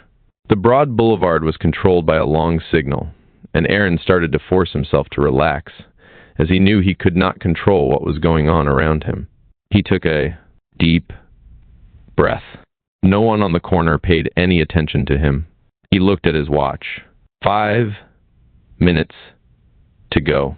As the signal changed, Aaron tried to stay with the group crossing the street, but he found himself outdistancing them. He cut across the parking lot, quickly walked through the restaurant lobby and into the men's room. He grabbed a paper towel to wipe off his face. Looking at himself in the mirror, he felt worse than he looked.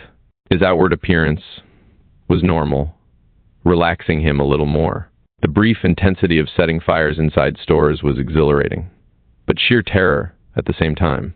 He emerged from the bathroom and walked to the patio, where he found a seat far from the nearest view of the fabric store.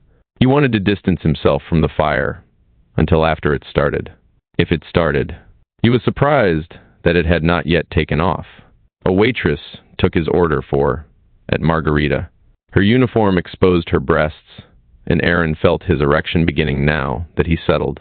As his eyes adjusted to the dimly lit patio, he could see the interior of the fabric store, over 100 yards away. The open patio was partially covered with ivy growing on lattice. Work. A full 10 minutes had elapsed since he first lit the device at Kmart, and still it had not taken off.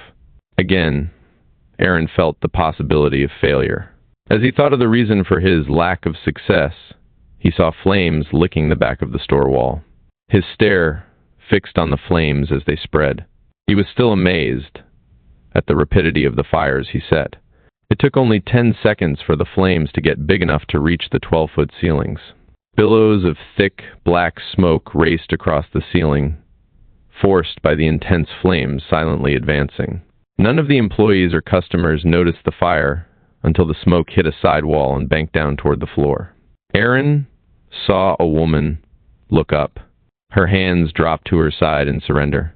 The flames continued to build, feeding on the plastics and fabrics. The woman finally placed her hands on the side of her head, squeezing out an obvious scream. All the heads in the store simultaneously turned toward her, stopping in mid turned to see the flames.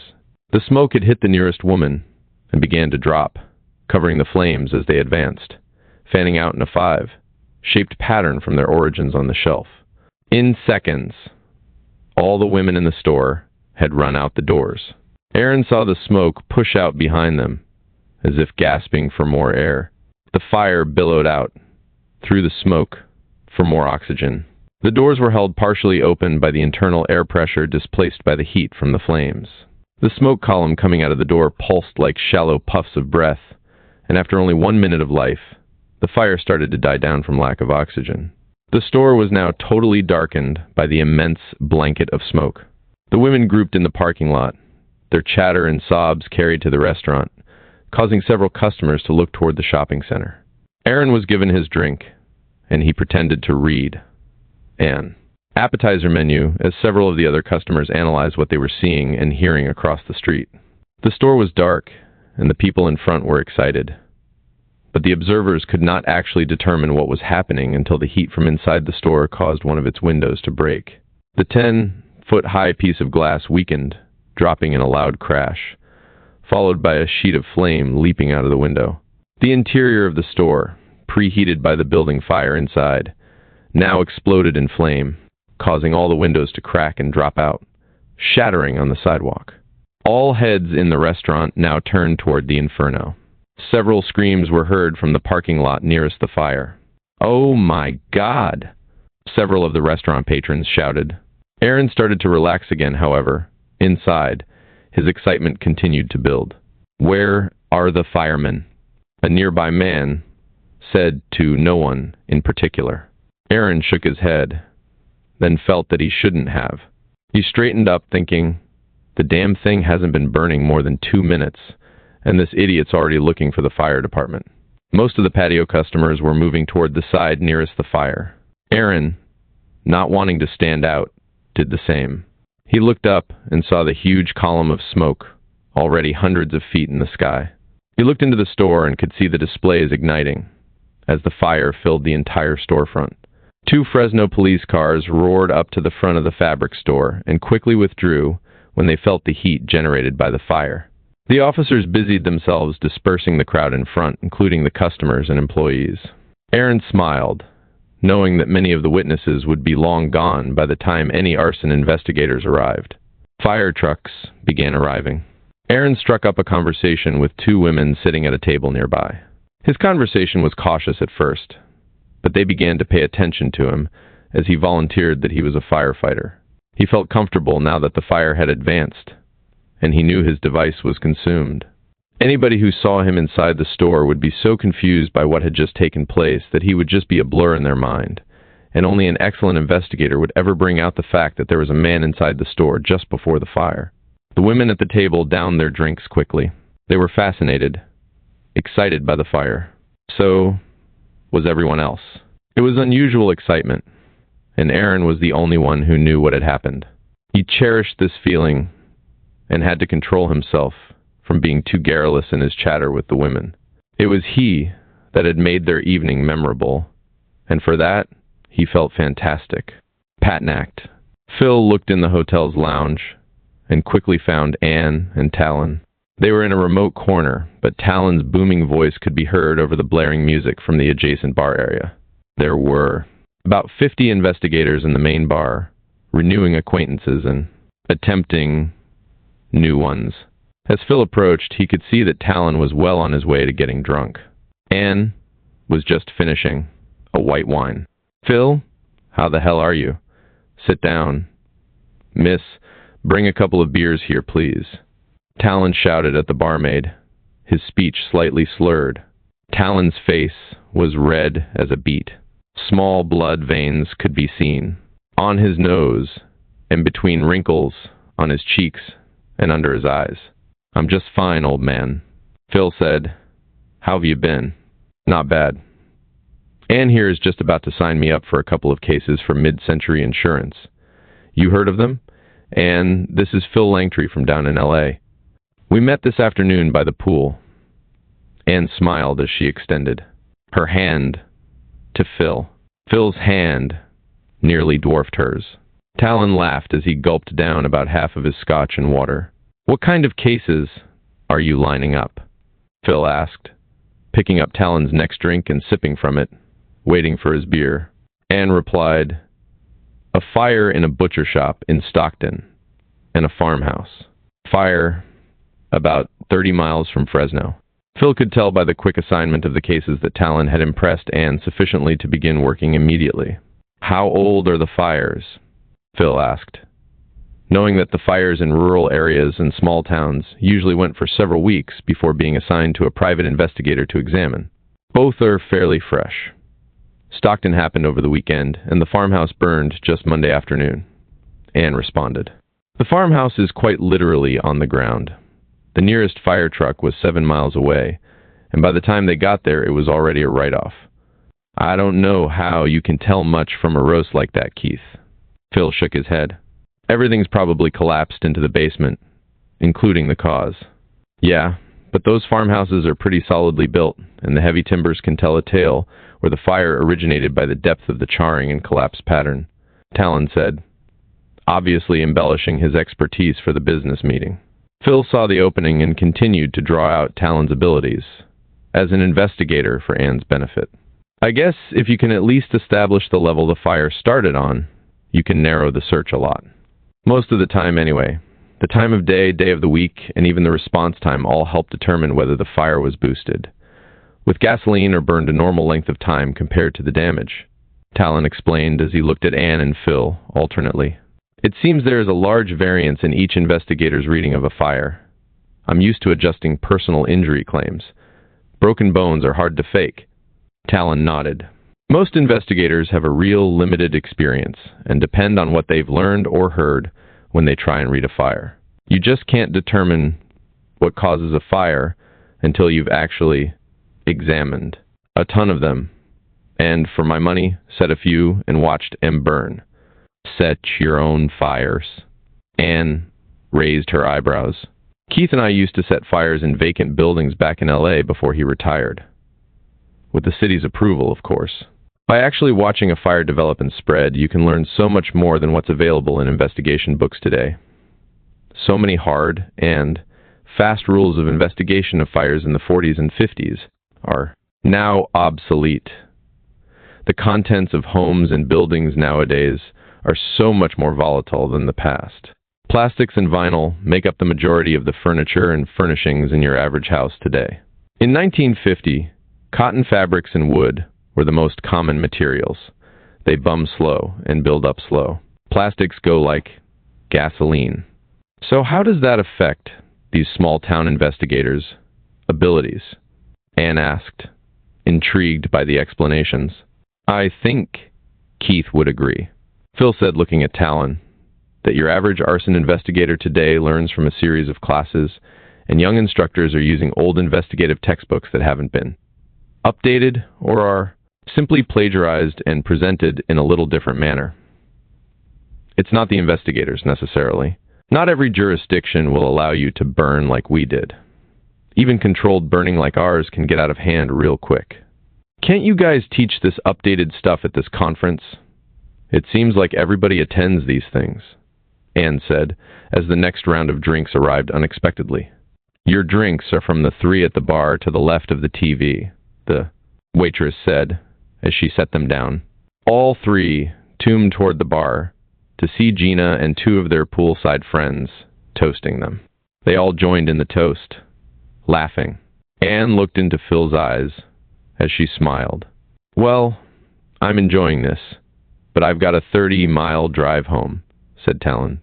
I appreciate your business, Anne, and thank you for the dinner. My pleasure, Keith. How soon can you take a look at those fires? Anne asked, as she slid out of the booth to let Talon leave. Well, since it's just Langtry speaking tomorrow morning, I can afford to miss his usual dry humor. Besides, I know what his views on fire and police relations are already. I can have a look at both tomorrow and probably get you my reports by the time you leave on Friday. That would be great, Anne said.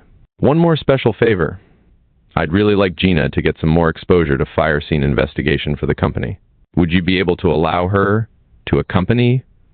Tomorrow's lectures aren't related to her job, and she could benefit from some actual time at a fire scene. Absolutely. I was going to thank them for the drink anyway, so I'll arrange it with her on my way out. Great. Thanks, Keith. Anne smiled. Talon walked steadily away, despite his alcohol consumption. He's very impressive, Phil. You've known him a long time. About 12 years.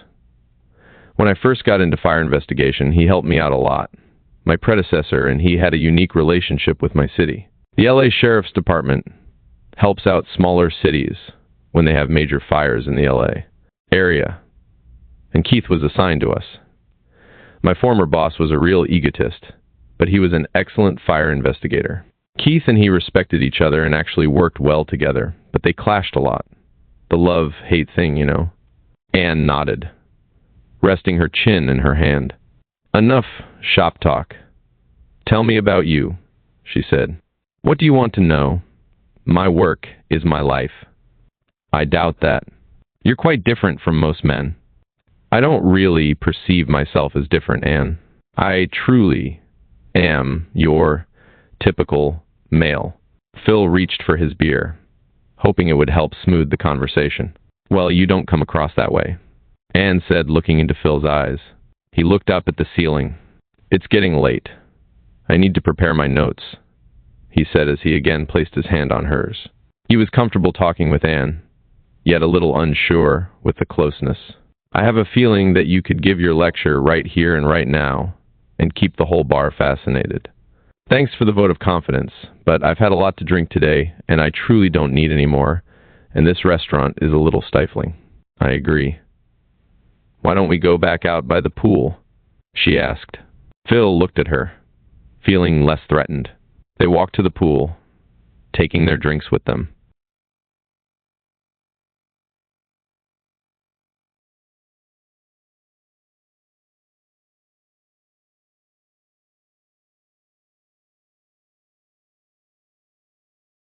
By the pool, they found two other couples and a table in one corner under a small palm tree. As they sat down, Phil immediately stiffened and sniffed the air. He looked out into the moonless sky and saw a patch of black where the stars had been blotted out by a large cloud of black smoke several miles north of the hotel. Fire, Phil said. Is that what the smell is? Anne asked. Yeah. You're smelling the roofing tar and plastics. The smell travels for miles, then drops down like radioactive fallout from an atom bomb. Is it dangerous? She asked. Not this far away. In a confined space, it'll kill you, Phil said, regretting this negative statement immediately. He hated to break the earlier mood. Sorry, he said. Relax. You're off duty, aren't you? Yeah, but like I said, my job is pretty much my life. I'm working a case right now, and it's pretty involved. A serial arsonist. Anne raised her eyebrows. Like a serial murderer? She asked. Phil fell back into an instructor-like mode. The serial murderer is much more aggressive, of course, and he has the capacity to relate to people better than a serial arsonist. The serial murderer has direct contact with people. The arsonist cannot relate well to people on most levels and prefers no regular human contact. Arsonists are typically loners and losers, like serial murderers, but the arsonist sneaks around behind people's backs to do his crimes. His thrill comes by the indirect attention and human contact he gets after the fire is set. He blends in with the crowd and basks in the activity he has created. The serial murderer gains his attention from actually touching the victim. Frightening, Anne said. You ever catch one of these guys? A couple. 2 kids and 2 adults. Kids do it too? Yes. They usually start serial arson after they have experimented with fire when they're young and just continues it if they aren't caught early. As they grow up, it takes on a sexual atmosphere. You know, they are too insecure to relate to people in a direct person-to-person way, and the fire becomes their friend, mentor, and sometimes their lover. Actually, it's a sexual thing.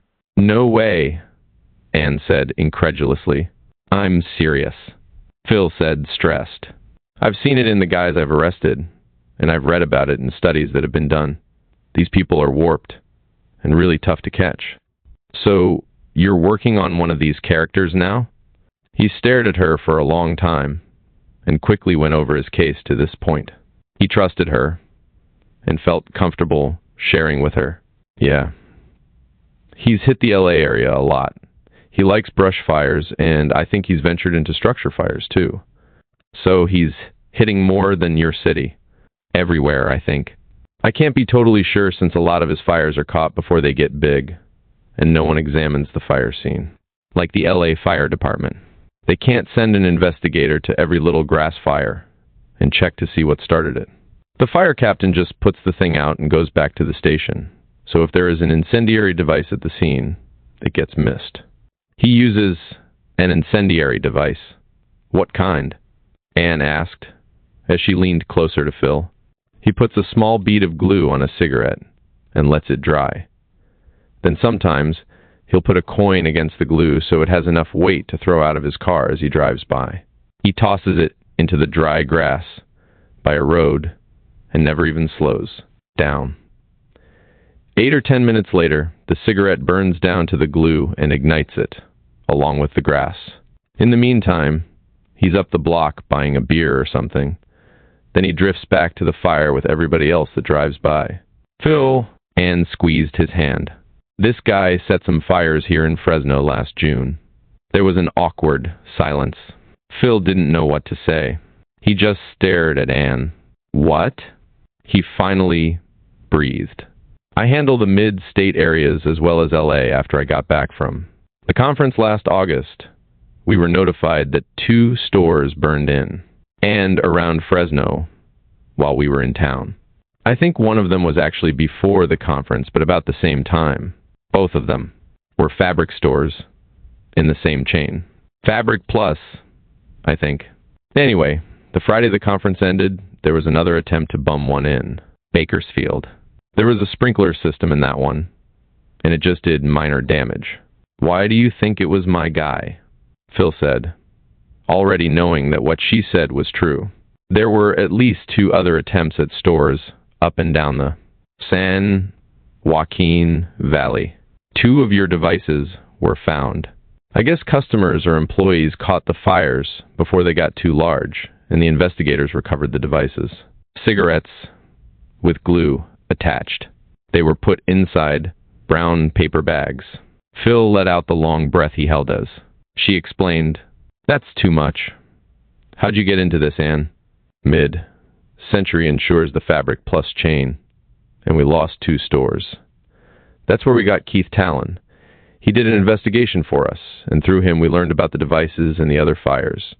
The investigators up here thought it was Union, related since the same type of stores were hit, but they never got any leads. It's got to be the same guy you're talking about in LA. You're probably right.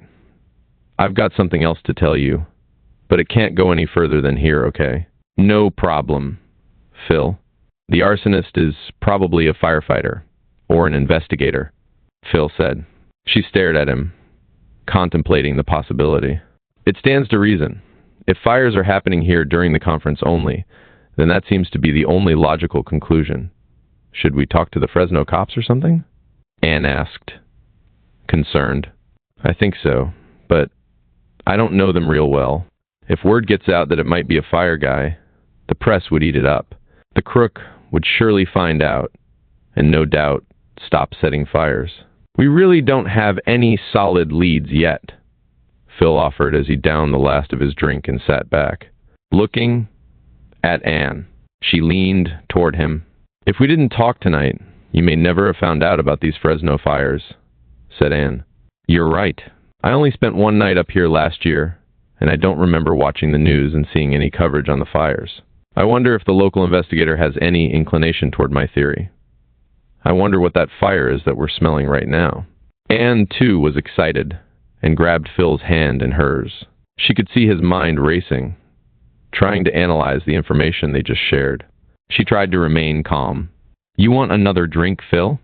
Yes, I do, he said, not really paying any attention. He said nothing as she got up and walked back to the bar. He stared at the black patch, staining the sky, and was tempted to jump into the investigation immediately. He looked around and saw one of the other couples staring at him. He appeared bewildered, but quickly regained his composure when Anne returned. "Thanks," he said, as she set the drinks down. "I should have gotten these. I'm sorry." "It's okay. Relax," Anne said as she moved behind him, not sitting down as he expected. She massaged his shoulders. He reached up and touched one of her hands. "I think I saw one of the Fresno investigators just inside the door over there," Anne said, as she pointed toward the hotel's side entrance. Phil could barely see the man talking on a payphone just inside the glass door. The man stepped slowly back out of view. "He's the lecture coordinator for the conference, the one that added an extra hour to my session for tomorrow. His name's Doug Stillwell. Maybe you should try and talk to him about this," Anne said, continuing to massage him. "No. He'll probably be getting called out to that fire any time now. Anyway, maybe tomorrow. I would like to go look at that fire myself, though. Want to join me?" "Sure." Stillwell's eyes met Phil's as he approached, and he slowly turned away. Phil thought this was a little peculiar since they knew each other fairly well. As they passed, Phil heard his conversation. It sounded like Stillwell was talking to his wife or girlfriend. Phil and Anne walked to his car and drove toward the smoke on the north side of town. The patch of black still blotted out the stars, and the column below it was no longer feeding it, where the flickering flames could be seen illuminating the underside of the cloud earlier. Only a small amount of steam was now rising, pushing the blackness away into the dark night. In 10 minutes, they were there. Traffic was moving slowly along the broad boulevard, and they could see the winking red and blue lights from blocks away. Powerful lights from the fire rigs brightened the sky surrounding the fire scene, highlighting the steam rising from the burned hulk. As they drove by, Phil tried to determine what kind of store was destroyed. The fire had been so intense that the flames melted and burned. The store's sign mounted on its front exterior wall. A large pole on the roof also appeared to have been for a sign, but it too was melted, and only a metal framework remained. Phil jammed on his brakes as traffic stopped in front of him. He searched for a sign near the building. "Sorry, I'm trying to find out what kind of store this was. Can you tell? I'd better watch the road. I can't see any signs, and everything inside is gone," Anne said. Phil pulled into a hardware store's parking lot across from the now cold fire.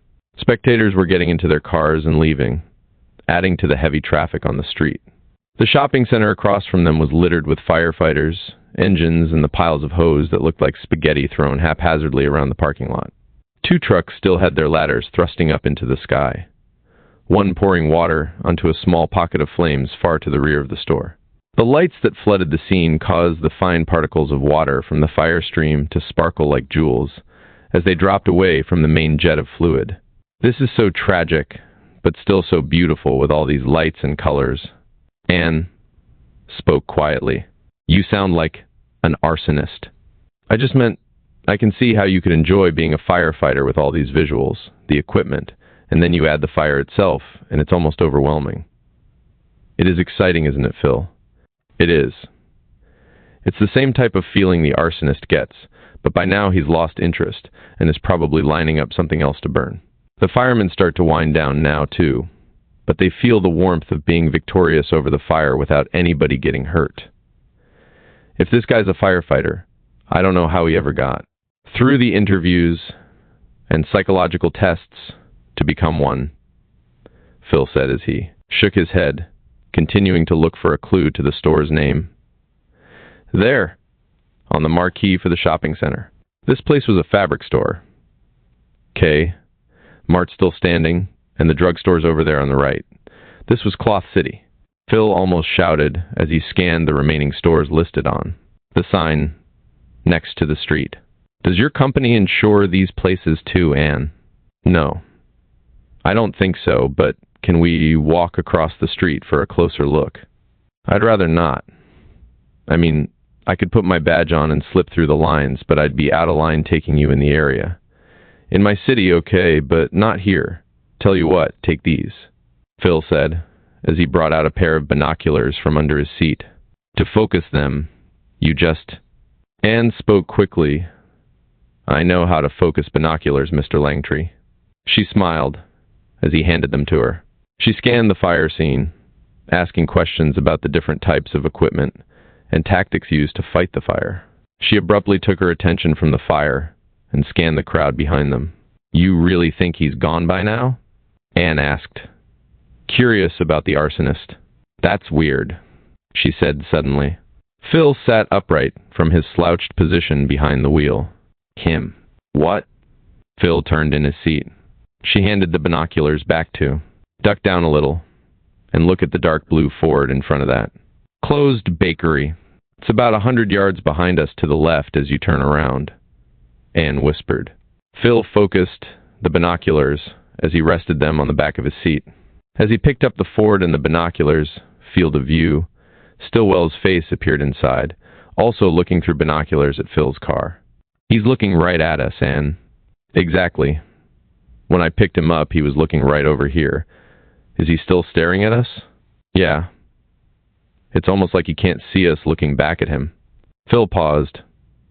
"I think he's just watching the fire, but it's a little eerie running into him again like this." Phil dropped the binoculars and looked at Anne. "I know. You're married and this guy's tailing us." She managed a tight smile. "No. I'm not married," she said as she turned to look back at the Ford. "Phil, he's moving." The Ford slowly drove through the parking lot with its lights off, taking up a new position several hundred feet away. "He is following us, Anne. Watch him when he stops. He'll be facing us directly, not the fire." The Ford did just that. "Anne, move a little bit toward me so I can watch him through. These things over your shoulder. I don't want him to know we're checking him out." She shifted slightly. Phil dropped the binoculars to the seat as he sat back up quickly. "What happened?" Anne whispered. "He is watching us. I wonder why." "Phil, how did you know he was watching us before he moved?" "He was trying to check us out through our rear window, but he couldn't see in because the parking lot lights were reflecting off the glass. Look across the lot at that police car. See how the rear window is almost white from the light glancing off it? That's what he was probably seeing. It's happened to me 1,000,000 times on surveillances. He moved to get around the reflection so he could see us, not the fire. Why the hell is he following us? Maybe it's just a coincidence. He could have been dispatched to the fire, and he's looking for the arsonist, right?" she asked. "They probably don't even know if this thing's arson yet. It's too early, and the arson guys by the fire scene haven't even gone inside yet. See them over there by that Chevy Suburban? That's the battalion chief. The investigators probably just got here, and they're trying to find out what took place. The investigators are the ones with the clean jumpsuits. They aren't even dirty yet, so I know they haven't gone inside. Could it be that they are just assuming it was arson since the fabric stores burned last year?" Anne asked. "Yeah, you're probably right. It is unusual to have a third arson guy around, though. Stillwell's really acting weird. Maybe they are onto the fireman arsonist theory and they think we set the fire." Phil laughed as he said it. "It's easy enough to check. If they're following us, or me actually, there will be at last 2 other guys involved. You can't do a one-man surveillance. In the movies you can, but not in real life." Phil slouched down in the seat again as he scanned the area surrounding the fire and the parking lot they were in. After looking over the area, Phil sighed. "It looks like maybe one other guy's with us. He's in a black Nissan over by that Mexican restaurant. He's got a girl with him for cover. No binoculars, but Stillwell's probably got the eye, as we call it, and he calls the shots until someone else has a better view. That way, you don't have everybody with their binoculars out. So if we pull out and Stillwell and the Nissan do too, we're being followed," Anne said matter-of-factly. "That's right, but no big deal. If they thought you or were involved and they've been on us all evening, we haven't been anywhere near this place, so we're home free." Truck. But it also proves you're on track with your firefighter theory, right? Anne said, right again. Let's take a drive and see what happens. Traffic was still heavy, and pulling into the long line was difficult. No one wanted to let them into the flow. Finally, one of the rubberneckers stared too long at the fire, and Phil quickly jumped in. As he drove slowly forward, he glanced sideways and saw a small puff of exhaust from the Ford's tailpipe. The Ford just started. Move over next to me and rest your head on my shoulder, then look back at the Nissan, Anne. She slipped over to him, sneaking a look back. The Nissan's gone. Not completely. He's doing what I call paralleling. On the right, Phil said, as he nodded toward the large parking area they just came from. She saw the Nissan driving quickly along the access road, fronting the darkened stores several hundred feet to their right. It pulled slightly ahead of them and turned quickly into a parking slot next to the driveway to the boulevard. Its lights darkened, and the heads of the two occupants could not be seen as they drove by. They ducked down, out of sight. Phil smiled. They must be short-handed, and this Nissan guy's new at this. Experienced guys would be at least a couple of 100 feet behind us or to the side. New. Troops always want to be within inches of their subject. I shouldn't play with them, but I want to be sure we're right. Is the Ford still back there, Anne? Yes. He used his red lights to get a break in traffic. How come he's using an official-looking car like that on a surveillance? I mean, it's not marked, but it's a four-door sedan like yours. Anne inquired. Like I said, they're probably short-handed and didn't expect me to leave the hotel or something since it was getting so late. Then the fire happened and we left, so they had to make do with what they had. The Nissan's moving again too, Phil. He just cut in ahead of the Ford. Perfect, Phil said.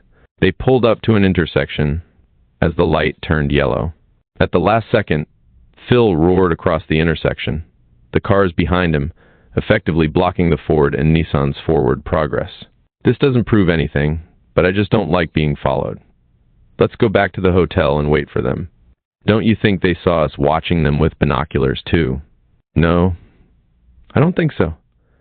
When you saw Stillwell, that light was blocking out our rear window, and he couldn't see you looking at him. Since Stillwell had the eye, the Nissan guy probably wasn't using his binoculars and didn't see us. They drove back to the hotel and pulled into a darkened space near the side of the building by the pool. The warm evening air was cooled by a slight breeze. After relaxing for several minutes, they heard a car slowly driving by. Phil looked into his rearview mirror and saw the Nissan pass, its brake lights winking briefly when the driver saw Phil's car. It continued on. It's them.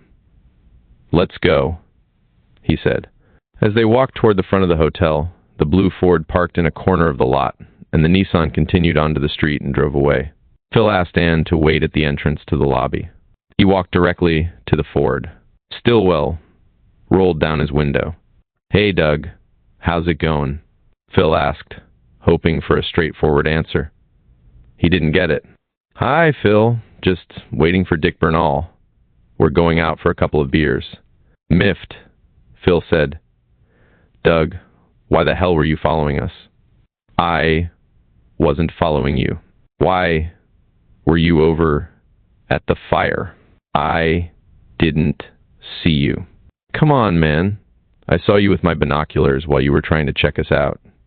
What is this? Phil knew he was getting nowhere. His face tombed red as he spoke, his anger obvious to Stillwell. He abruptly turned to walk away. Phil, wait a second. Maybe you should talk to my boss. We're on to something about that fire, and I just can't talk about it. My ass would be hung out to dry if I said anything. You know what I mean? Yeah, I suppose so, Phil said, softening. You think it's some body at the conference, don't you? Stillwell's shoulders rose slightly as Phil sued it, betraying his response. No, we just, are just checking out leads. Phil shook his head. I know you can't talk about it, man. Can you tell me this? Am I the only one being watched? No. At least 3 others, maybe more. I'm not told everything either. Just don't tell my boss I'm talking to you like this. He would really flip out. So would everybody else.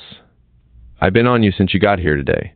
And the only time I wasn't watching you was when you went to your room at about 4. You couldn't have set this fire. You're eliminated as far as I'm concerned. Look, I gotta get going. I've said too much already. Okay, Doug. No problem. Thanks for the info. Phil said, by the way, the same guy's hitting down in LA 100. Phil walked Anne to her room. They embraced for a long time. What's next? Anne asked. I'll look up Stillwell's boss tomorrow and find out what they've got so far. I imagine they're going to be as quiet about this as I am. It may be tough. Phil sighed and held her closer. Stumbling for words, he said. Have breakfast with me tomorrow. Sure. Pick me up here at my room at about 7. She smiled. How about 7:30? I'm really drained. All right. Good night, she said, and embraced him again. Cessnacked. Despite his turmoil, Phil slept soundly, waking only once when he heard a siren go by the hotel. Even then, he dropped back off quickly, his mind just too overloaded with facts and situations. The wake-up call came much too early, but he found himself humming, anxious to see Anne again. He walked to Anne's room, where he found her not quite ready. She let him in. Gina was already off exploring fire scenes with Talon. As she closed the door to the room, he slipped his arm around her waist and looked into her eyes. Thanks for helping out last night. I enjoyed your partnership. It was my pleasure, she said, and I learned a lot too, although nothing about you. I don't talk a lot about myself. My work, yes, but me. She shook her head at him, smiling. She was wearing a light silk robe that came to the top of her thighs. They embraced for a long minute. He could hear a radio playing in the bathroom and a slight rushing sound from the air conditioning vent above them. I'll be ready in a minute, she said as she parted. She walked into the bathroom, leaving the door slightly ajar. He heard the news broadcast of local traffic conditions, as well as a brief statement about an upcoming story on last night's fabric store fire. She appeared in minutes, wearing a very business-like outfit, white voile blouse, and a pair of light gray wool slacks, set her off in a way that he knew would make her stand out in the primarily male audience they were headed for. They entered the hotel's restaurant. She initiated conversation readily, and totally ignored the surrounding men glancing over at her. It seemed that she knew Phil was a little apprehensive about the lecture he was giving in less than an hour in front of over 200 people.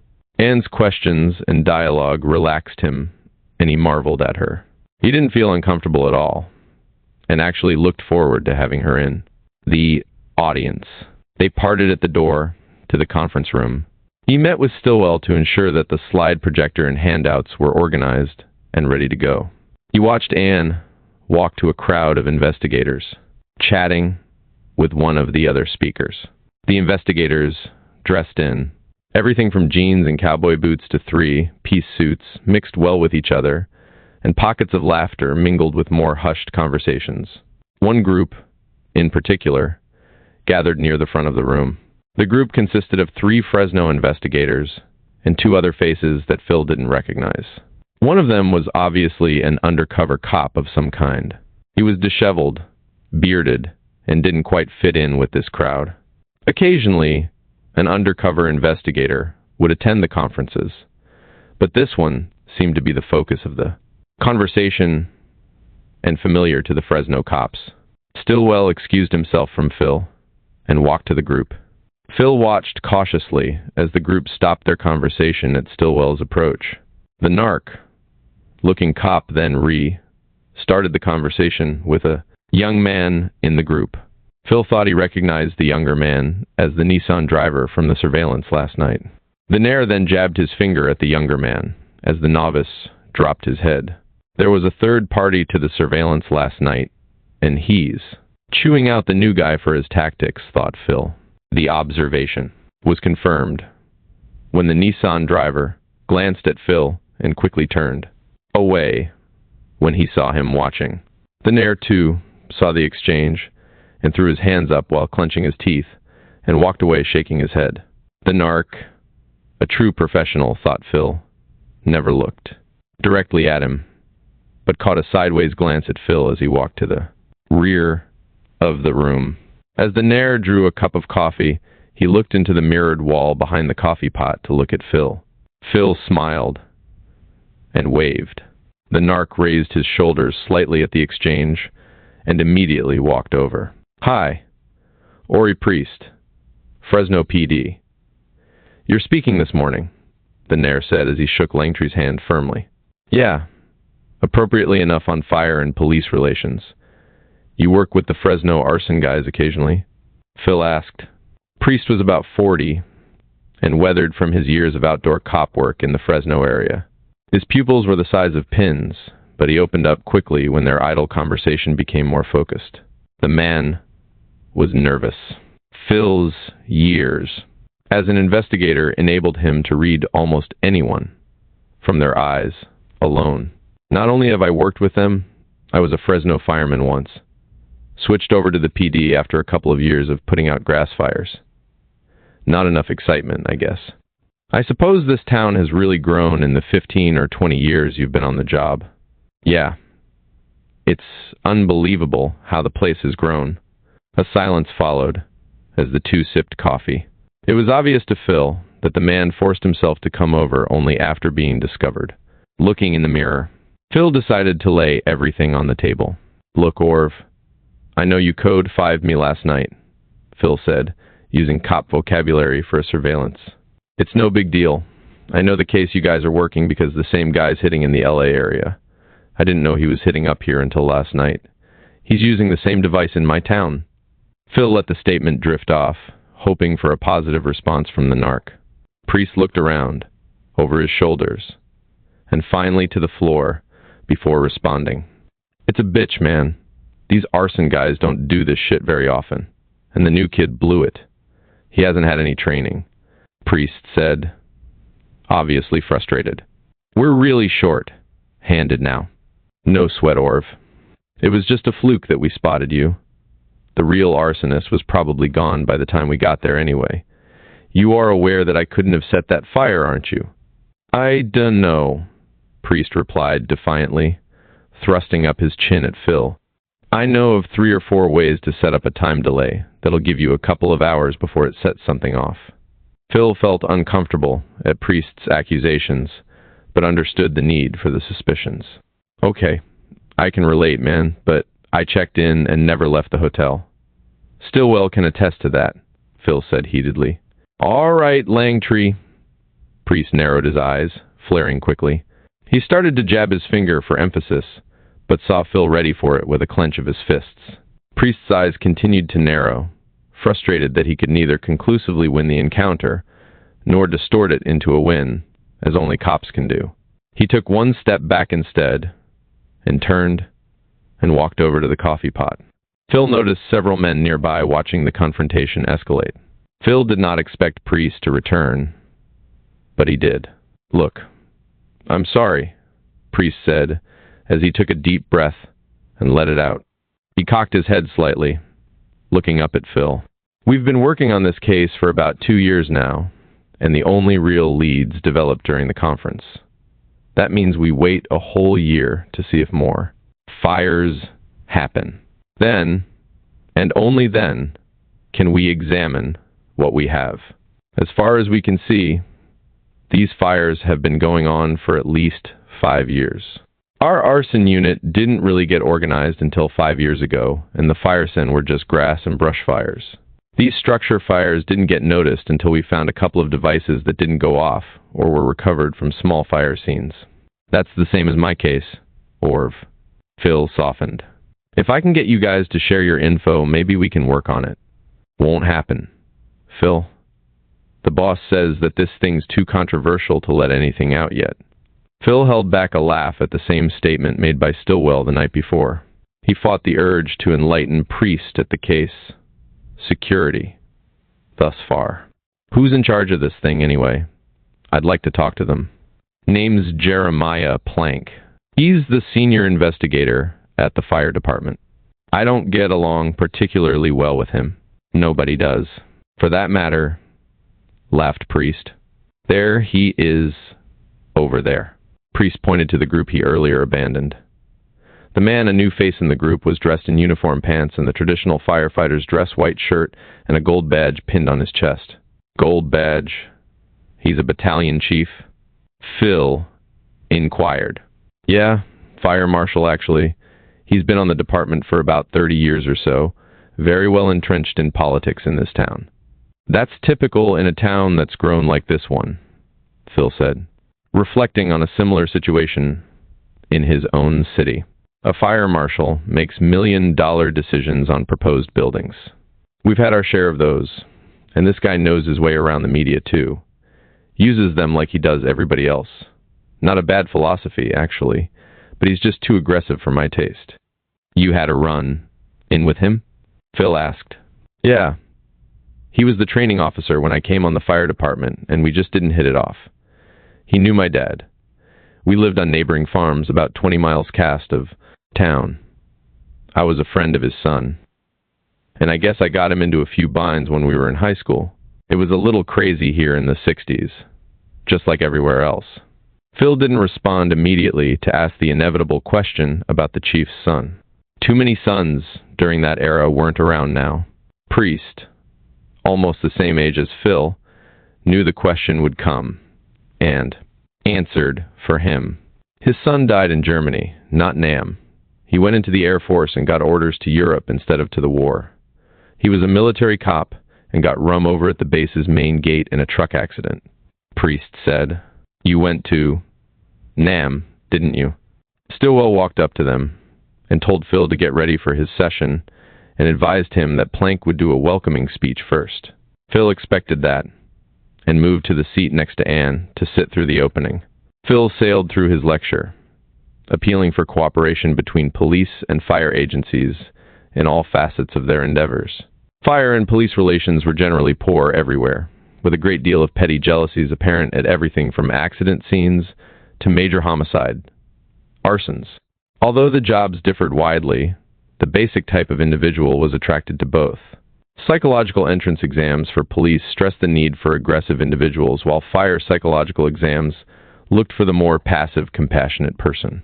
Phil outlined the same basic needs for each professional in these groups and stressed the need to set aside competition that sometimes arose in an incident. He also took the liberty of discussing the recent surveillance incident as an example of how an aggressive, experienced cop can harm a working relationship between agencies with a lesser degree of training. Priest smiled during the example and even ventured a question to Phil on how to resolve such conflicts. The session went well, although many seats were empty after the 10:30 break. Phil knew from experience that the nearby hotel bar would be filled with older investigators, renewing acquaintances despite the early hour. At the lunch break, Phil saw Plank walking out with several of the locals.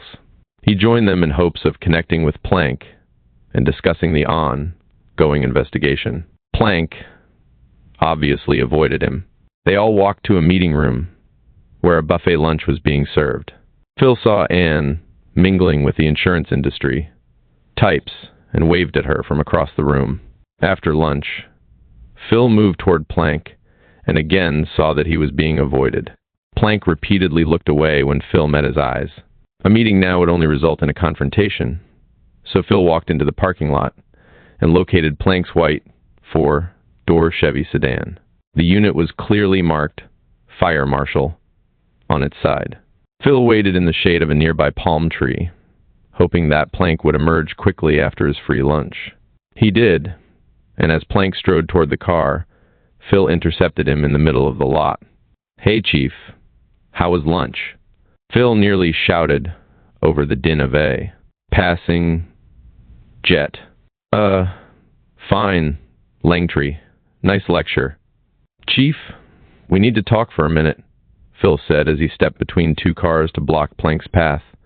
Okay, what is it? I was followed last night as I went over to your fabric store fire. One made out Stillwell and a younger guy in a Nissan shadowing me. What gives? Must have been a coincidence, Langtree. If they were tailing you, I'd know about it. Why would they be following you anyway? Come on, Chief. I'm working the same case as you, and I want to share what I have. You might have the key to this thing. Phil urged. I don't know what you're talking about. I always instruct my men not to discuss cases anyway. Nobody was following you, Plank said, taking off his sunglasses for emphasis.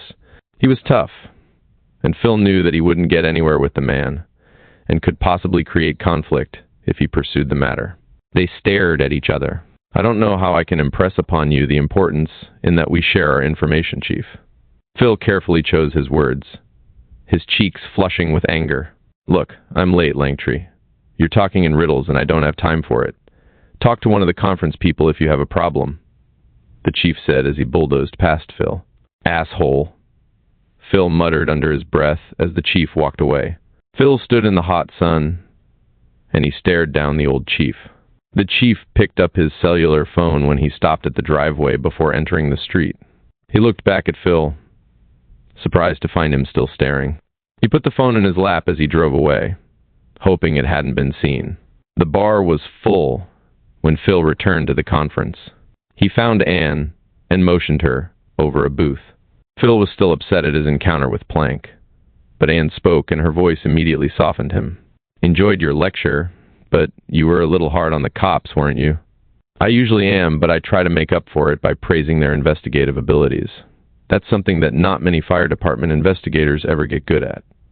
Phil smiled. Did it still come off as harsh? Uh-huh, she said, sliding closer to him. He quickly relaxed and ordered a beer. I just talked to the local fire marshal about our little tale last night, and he denied that we were being followed. You really didn't expect anything less, did you? Anne asked. Not really. I also talked to a narc that also was involved in the surveillance. We didn't ever see him. Was that the Nair that you talked to before your lecture? Yeah, that was him. He copped to the surveillance and the investigation, but wouldn't provide any specifics. It was a good contact, though, and I might get some info from him, and Stillwell if I play it straight, Phil replied.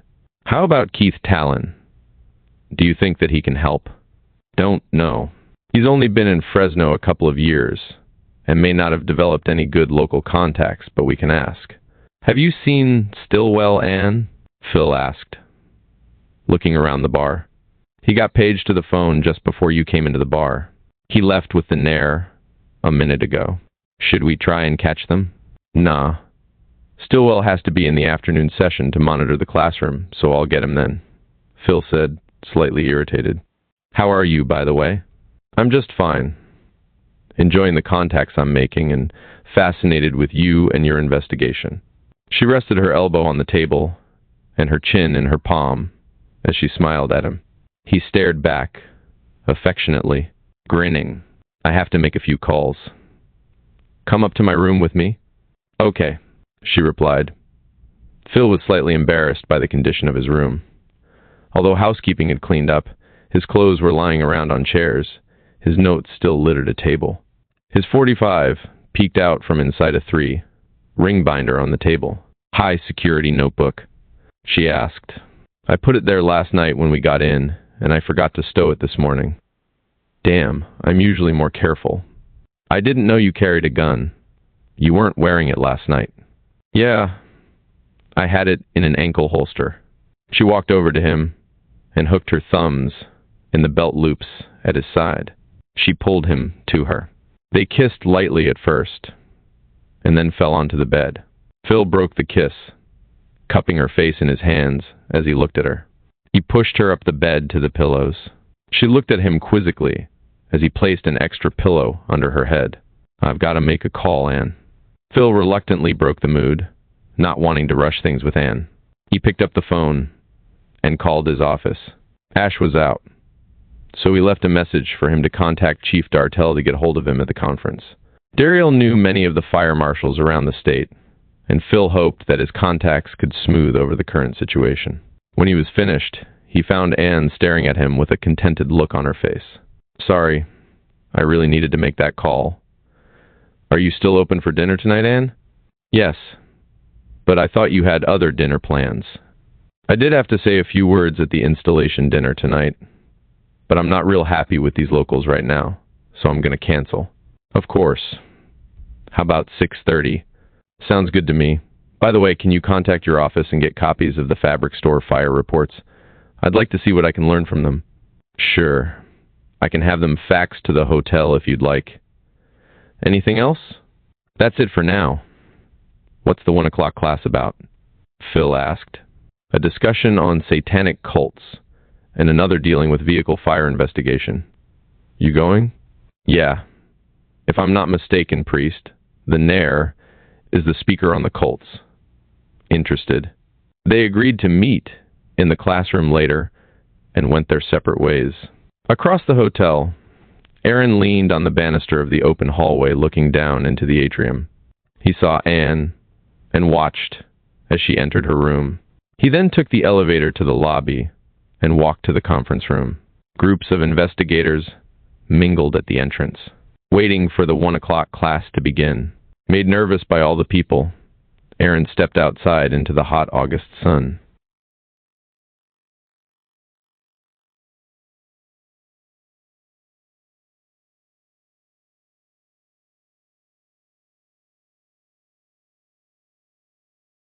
A man called out to him.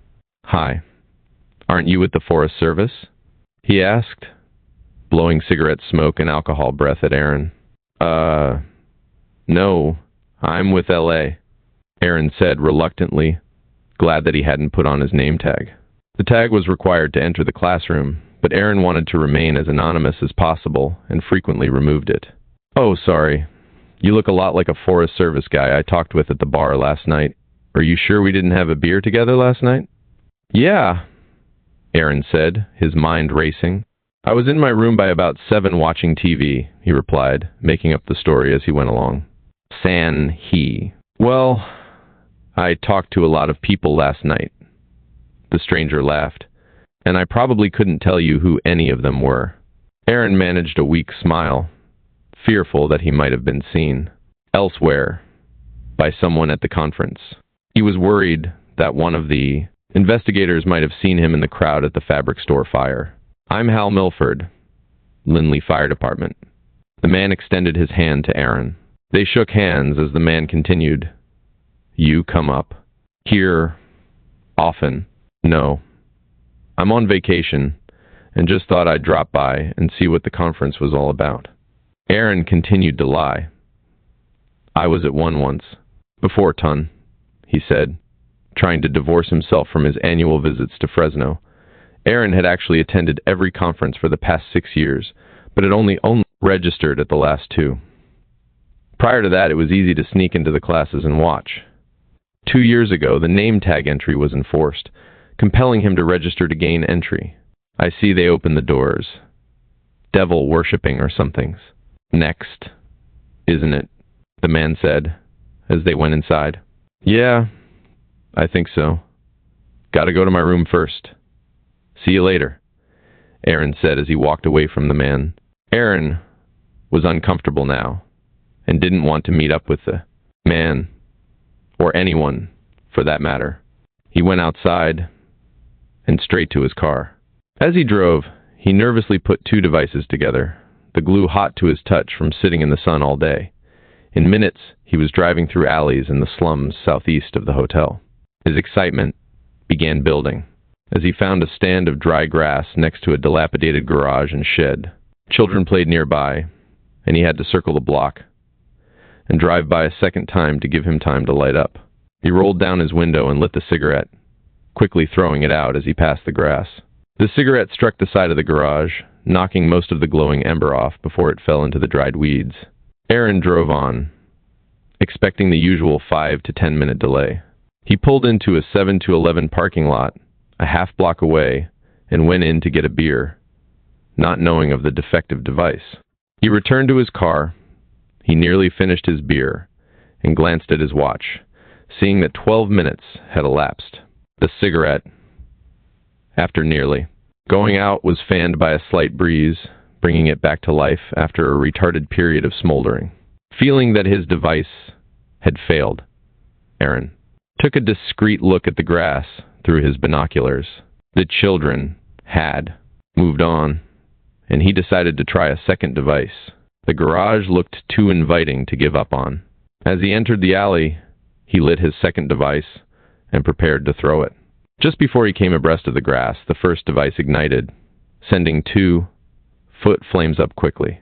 Startled, Aaron accelerated, and, before he could catch himself, the powerful V8 spun the rear tires in the dirt alleyway. Shit! Aaron breathed as he checked his rearview mirror, seeing the flames spreading quickly as he neared the alley's exit onto the street. An elderly man appeared on his right and continued, blocking Aaron's path. Aaron slammed on his brakes, the old man jumping slightly but tottering on.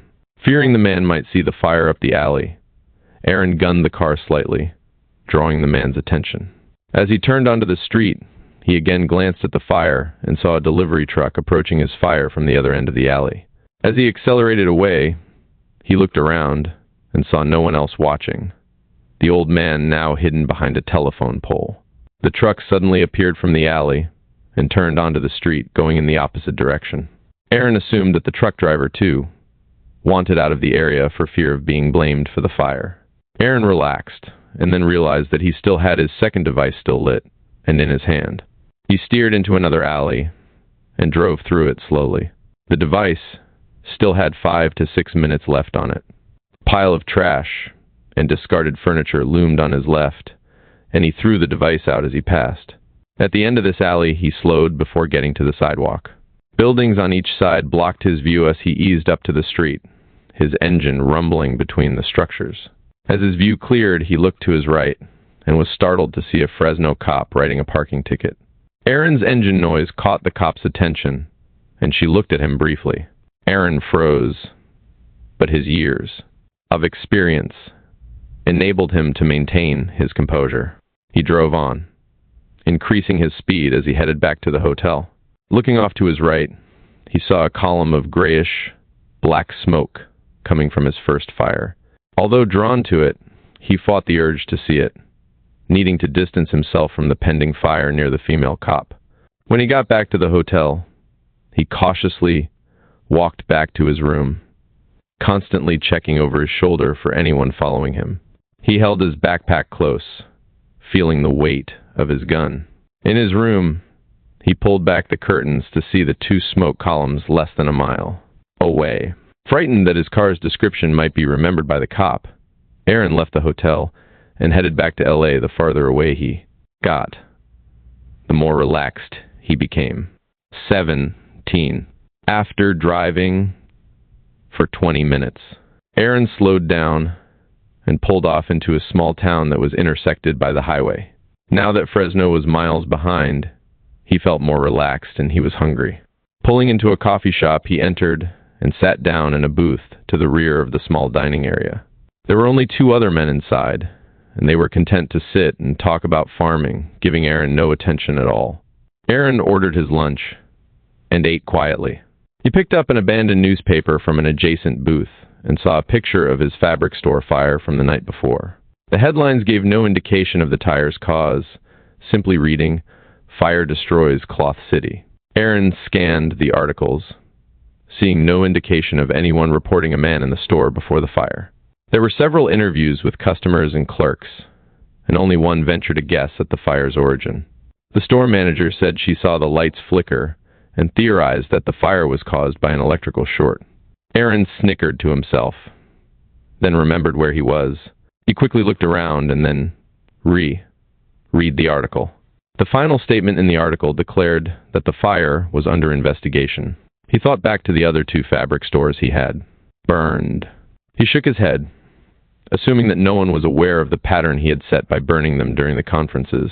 This made him feel better, and he looked out the window next to him, scanning the small town. He missed driving through this community on his way north Tuesday and decided to explore it for fire potential. From his vantage point, he saw nothing that attracted him. The temperature was reaching over 100 degrees outside, and most of the townspeople had retreated inside, leaving him deserted alleys and streets to prowl. He paid for his food and walked out, Glancing back toward Fresno, Aaron saw the telltale black smudges of his fires layered just above the horizon. He smiled. 3 devices were constructed as he drove, and he quickly found a long alley behind the businesses on the main street running through the sleepy town. Rundown residences provided several patches of dried grass and trash. Aaron lit the devices one after the other as he idled along, tossing them into the piles. Cruising back into the business district, he saw an American flag flying above a large white building. Correctly guessing it was the Civic Center, he drove by, looking for the fire department. As he turned off the main drag, he saw the closed doors of the station. The sign in front indicated it was a volunteer fire department. Aaron laughed under his breath, knowing that his fires would grow considerably before the town's fire siren ever went off. Several more minutes would probably lapse before the volunteers got to the fire station to pick up their apparatus and finally respond to the blazes. He had seen it happen several times before. Only the larger towns with volunteers had at least a driver on duty all the time to respond immediately. This town was far too small for that luxury. He slowly headed back up to the business district and saw a small puff of bluish smoke drifting over the top of the local newspaper office. One of the grass fires was already going. Aaron sped up slightly and drove 4 blocks beyond where he set the devices. He turned right, and as he passed the alley, he looked down to see 3 men stomping out 2 of the blazes. A delivery truck was parked nearby. Shit, spall Aaron, as he headed back to the highway and south out of town. He checked his mirror once and saw no more smoke. They had put out his fires. He watched his speed as he passed the town of Tulare. A highway patrol cop had stopped him there last year, and he didn't want contact with anybody right now. He was fuming. Tulare did provide him with several fires 2 years before, but all he wanted to do was get back to L.A., where he was familiar with everything. It was close to 7 when Aaron dropped back into the L.A. metro area, still on Interstate 5. He could see a thin layer of smog over the San Fernando Valley as he drove through Pacoima. The San Gabriel Mountains loomed on his left, and he took the 210 freeway cutoff. He skirted the valley, looking for a new area. The sun was still high, but shadows from the Santa Susanas chased him as he got off the freeway at Olive View. The sun would be setting soon, and Aaron debated whether he wanted a brush fire or was going to prowl alleys in the slums of the Northeast Valley area. After his first 3 devices had been discovered by the deliverymen, Aaron tried 3 more as he traveled south. All failed to ignite. He took shallow breaths as he drove, finding himself drawn up Lopez Canyon. The canyon was already in the shadows, and its steep sides were covered with dry grass and shrubs. Small, trash-strewn businesses marked the entrance to the canyon, and rundown residences dotted the canyon for several miles. Aaron knew he would have no problem finding a good location to start a fire as he drove, and simply lit a device before finding what he wanted. A coin was already attached, and he felt a rush as he came out of a gentle curve to see a field of grass leading up to a stable. The field was over 30 feet off the road, but the quarter had enough weight to carry it well into the grass. Suddenly, a car loomed on his left and was traveling slow enough to interfere with his throwing the device out the window. The cigarette's glow ash would be seen in the darkening canyon, and he had to wait as the car passed. It didn't pass quickly enough, and Aaron drove on. The cigarette was smoldering its way toward the glue, and he wasn't finding anything. So he made a U-turn and headed back down the canyon. As soon as he hit the gentle curve again, he saw no other traffic and simply crossed the double center line and slowed down in the first dirt turnout. Still rolling, he glanced at the device. 4 or 5 minutes left, he said to himself, feeling quite comfortable alongside the now deserted road. The stable contained at least 2 horses that Aaron could see, and the grass blossomed at the base of the wooden structure. He looked up and down the road again, seeing and hearing nothing approaching through his open window. He tossed the device out the window, watching it as it hit the upper stems of the wheat, like grass. There was a quick shower of sparks as the ash shattered at contact with the grass. The device then tumbled down the stems to nestle in the tangled mass of straw. He not only would be apprehensive at staying in one place too long, but Aaron reveled at the quiet area that would be roaring with activity in less than 5 minutes. Again he smiled as he saw a thin line of smoke curling up from the device's resting place. Still no cars drove by. He pulled his car up to the pavement and stopped as he felt the front right tire creep up the small incline from the turnout to the road. He looked over his right shoulder and then pulled forward when he saw no cars approaching. Looking into his Miner, he accelerated down the canyon. As he approached the mouth of the canyon, 2 pickup trucks roared by Aaron as he was stopped at a stop sign in the dilapidated business area. He watched them weaving up the road in his rearview mirror. They were driving fast enough to pass his device before it went off, guaranteeing a good start before it was reported. He thought briefly about the 2 horses, but figured they would be able to run into their corral to escape the flames. He drove on to Foothill Boulevard and pulled into the parking lot of a mini mall with a liquor store. Cest knacked. After buying 2 beers, he returned to his car and put the key into the lock of his Chevy. He placed the bag with the beer in it on the roof of his car as he looked at Lopez Canyon, a mile away. The sun had dropped well below the horizon to his west and behind him, and the canyon should have been dark, but it was not. The fire, now 3 minutes old, had raped the field of grass, and the thick, burning mass sucked in oxygen from the atmosphere, looking for more air to continue its path of destruction. Its pursuit for air created its own wind, and fanned the flames across the tops of the grass and created a huge front of flame. The front crashed into the wooden stable, heating it to its ignition in seconds. Aaron could tell from the smoke columns that the stable was already involved. One column was a whitish color and was pushed by the booming grass and brush. A darker column below it was the stable fire, fighting for its survival. The flames from the fire could not yet be seen by Aaron, covered by the steep canyon sides, but the light flickered across the bottom of the clouds of smoke. Sirens overcame the traffic noises on Foothill Boulevard. Aaron got into his car and pulled to a dark side of the parking lot. 2 engines raced by, followed by a ladder truck. The men on the ladder truck would augment the engine crews in advancing hose lines up the steep slopes, their ladders useless for a brush fire. The mini-mall's parking lot was dark and gave him an ideal location to watch his fire. More engines sped by, and Aaron's excitement increased.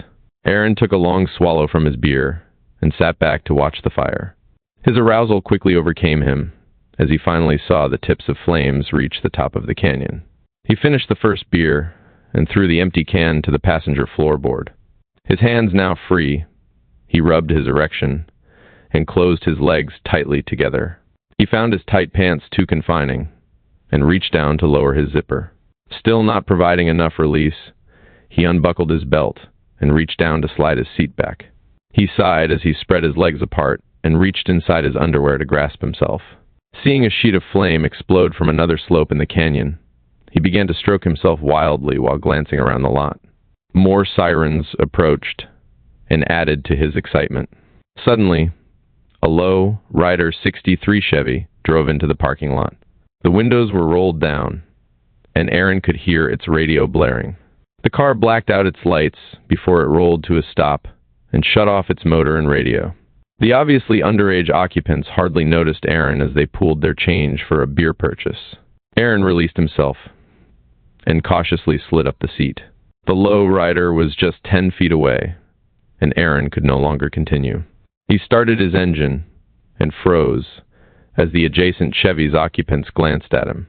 They quickly returned to their own pursuits as Aaron pulled out of the lot, his jeans still open, his erection fading. Flashing a look over his shoulder, he saw the flames waning as they reached the tops of the slopes. Winking red lights on the mountaintop indicated that the firefighters were already getting a handle on his fire. Approaching helicopters also signified that this fire would soon be contained. Aaron closed his pants and drove east into Sunland, tired from driving, but hungry for more excitement. As he drove along Foothill Boulevard into Sunland, he checked his rearview mirror and could still see the clouds of smoke from his earlier fire. The top of the cloud was being blown in his direction, indicating an early evening breeze that would help along any other fires he set tonight. The Angeles National Forest was to his left as he drove, but he didn't care for fires in the forest areas. There was only one entrance and exit into the area, and that made it too easy for his adversaries to jot down license numbers as he watched his fires. Fewer cars traveled into the forest, and he knew from experience that the U.S. Forest Service had an excellent reputation for capturing arsonists that worked their territory. He leaned Forest Service investigation tactics from his trips to the conference in Fresno. Aaron continued stroking himself as he drove through Sunland. There were few opportunities for him here, since the suburb of Los Angeles was mostly single-family homes. Some apartments and small businesses lined Foothill Boulevard, but in the back of his mind, Aaron knew where he was going. His excitement was still strong from his earlier fire in Lopez Canyon, and his mind frequently returned to the 7 to 11 girl. He was only a 15-minute drive from where he last saw her, and his frustration grew as he drove. Turning off Foothill, he drove through an area with small businesses and 2-story apartment buildings lining the quiet street. Teenagers wandered around the area, and Aaron felt comfortable mixing with the residents. He pulled into a parking space on a stretch of street that had several street lights out. No one noticed him. He looked around for several minutes.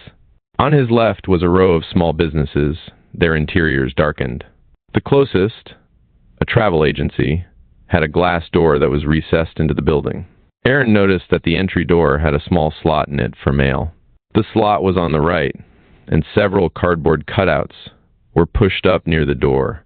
The display showed a Hawaiian scene and held a large number of brochures. Behind the display were a small sofa and more displays. Aaron's breath drew in as he analyzed the scene. He wasted no time and reached to his right pocket. Without looking down to the seat, he found the small paper bag and picked it up too. He checked his mirror and saw no pedestrians and only a few sets of headlights approaching. Getting out of his car, he walked directly across the street and past the travel agency. As he reached the sidewalk in front, he hopped up on the curb and brought out his device and a lighter. Passing the agency, he lit the cigarette and looked in front of him. No one approached. He abruptly turned around and walked back toward his target. Again, no one approached, and he slipped the device into the bag. By now, even the traffic had cleared from the area, and he could only hear sounds from Foothill Boulevard 2 blocks away. Slowing slightly, he stepped into the travel agency entrance and forced open the mail slot. He folded the paper bag slightly to fit. Through the opening, it dropped to the floor below the display. Stepping again to the sidewalk, Aaron looked up and down the street and felt excited, but very relaxed. There were no open businesses or pedestrians around. He crossed the street to his car and got inside. There could be not one around to see his actions or be suspicious of him for any reason. His only fear was of a passing police car. But he knew that this area was patrolled infrequently, and most cops in the area would gravitate toward his Lopez Canyon fire anyway. He passed the minutes by making 2 more devices. He looked down at the 3 cigarettes he laid out on the seat beside him. He placed a dollop of glue on each and briefly misplaced the cap to the glue. He searched for and found it on the floorboard of his side of the car. As he replaced it on the tube, he glanced at the travel agency.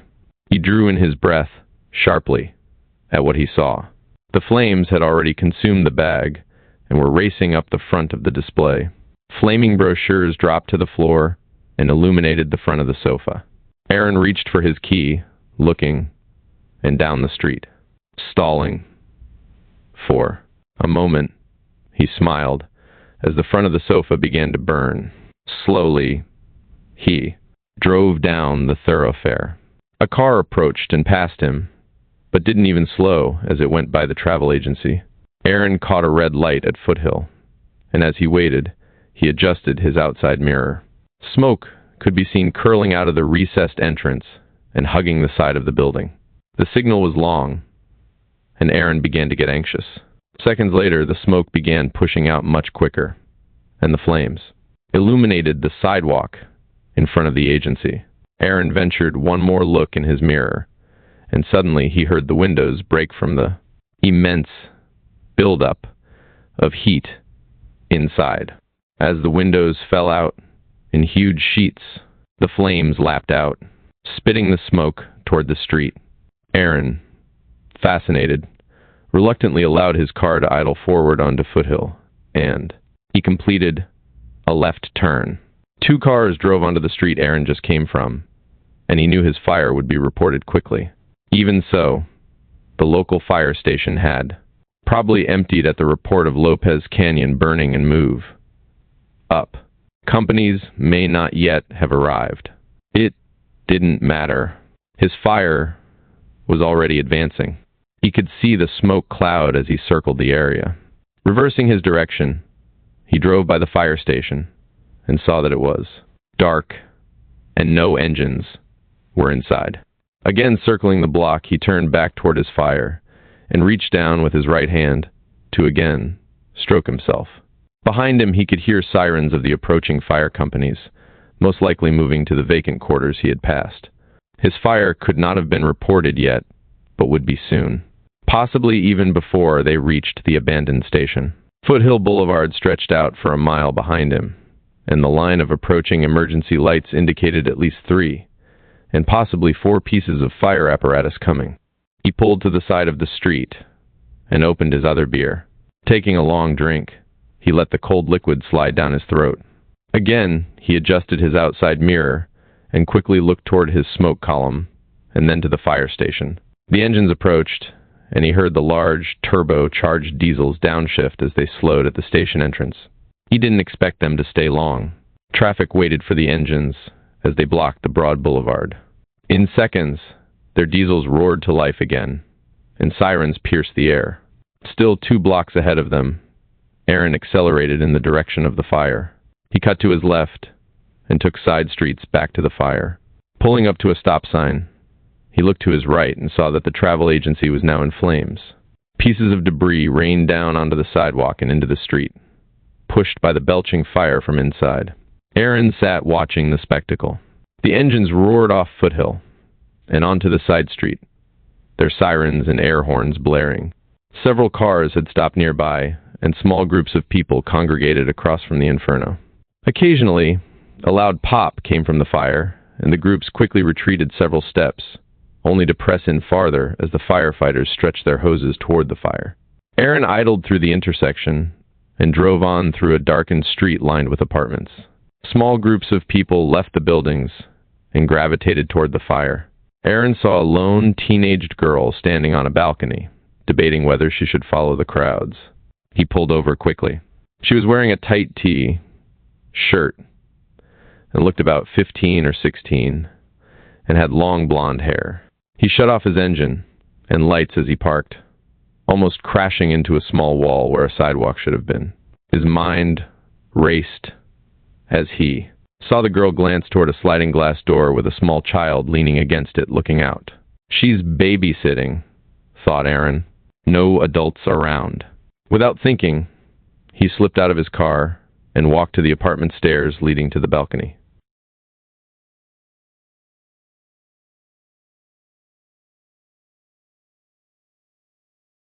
He glanced down the street and saw that the onlookers had congregated at the corner. He checked the teenager out and was aroused by her vulnerability. His fire had excited him, almost to the point of orgasm. He debated forcing his way into the apartment and was astonished at himself when he found that he had his pistol in his pocket. He decided to go through with it. He casually strolled up the stairs, and she met his eyes as he approached. "What's burning?" she said to him. I think it's a store down on Commerce Street. Are you going down to watch?" Aaron ventured. "No. I gotta watch my sister." She smiled and looked over her shoulder. Aaron searched for the right words, hoping she wouldn't worry. "It looked like it might be small. They'll probably get it out quick," he said as he eased toward her, looking back, checking the street. "Oh, good. My mom's on her way home and has to drive by there." "Is the street blocked off?" "Yeah, but she can probably come around like I did," Aaron said as he reached into his pocket. "See you later." He retreated back down the stairs to his car, pretending to search for something in his pocket. He quickly drove off, frustrated and flaming with desire. As he drove on, His hand cupped his crotch and slowly moved up and down. His mind wandered back to the fire, and he imagined the large-breasted girl at the 7 to 11. In 15 minutes, he found himself across the street from the 7 to 11, sitting low behind the wheel with his binoculars focused on the store. She wasn't around. His remaining beer was warm, but he dared not return to the store, its camera probing. The 7 to 11 was on a busy street, and traffic flowed back and forth, slightly bothering Aaron. He did not want to have a cruising patrol car come by and check him out. As he glanced around to assess his situation, he saw a figure in an apartment building lobby less than a block away. Even without his binoculars, he could tell it was her. Roughly jamming the optics to his eyes, he saw her open her mailbox and retrieve several letters. She stood there briefly, then walked back into the dark hallway. He debated running to the building and following her to her apartment, but decided that it would be too risky. He didn't have any idea who might be inside. He saw a light come on, and again, her silhouette appeared in a window on the 3rd floor. The binoculars, already focused to the distance, picked her up readily, and he saw her close the door. As he watched, he ran his hand over his chest, shuddering at his touch.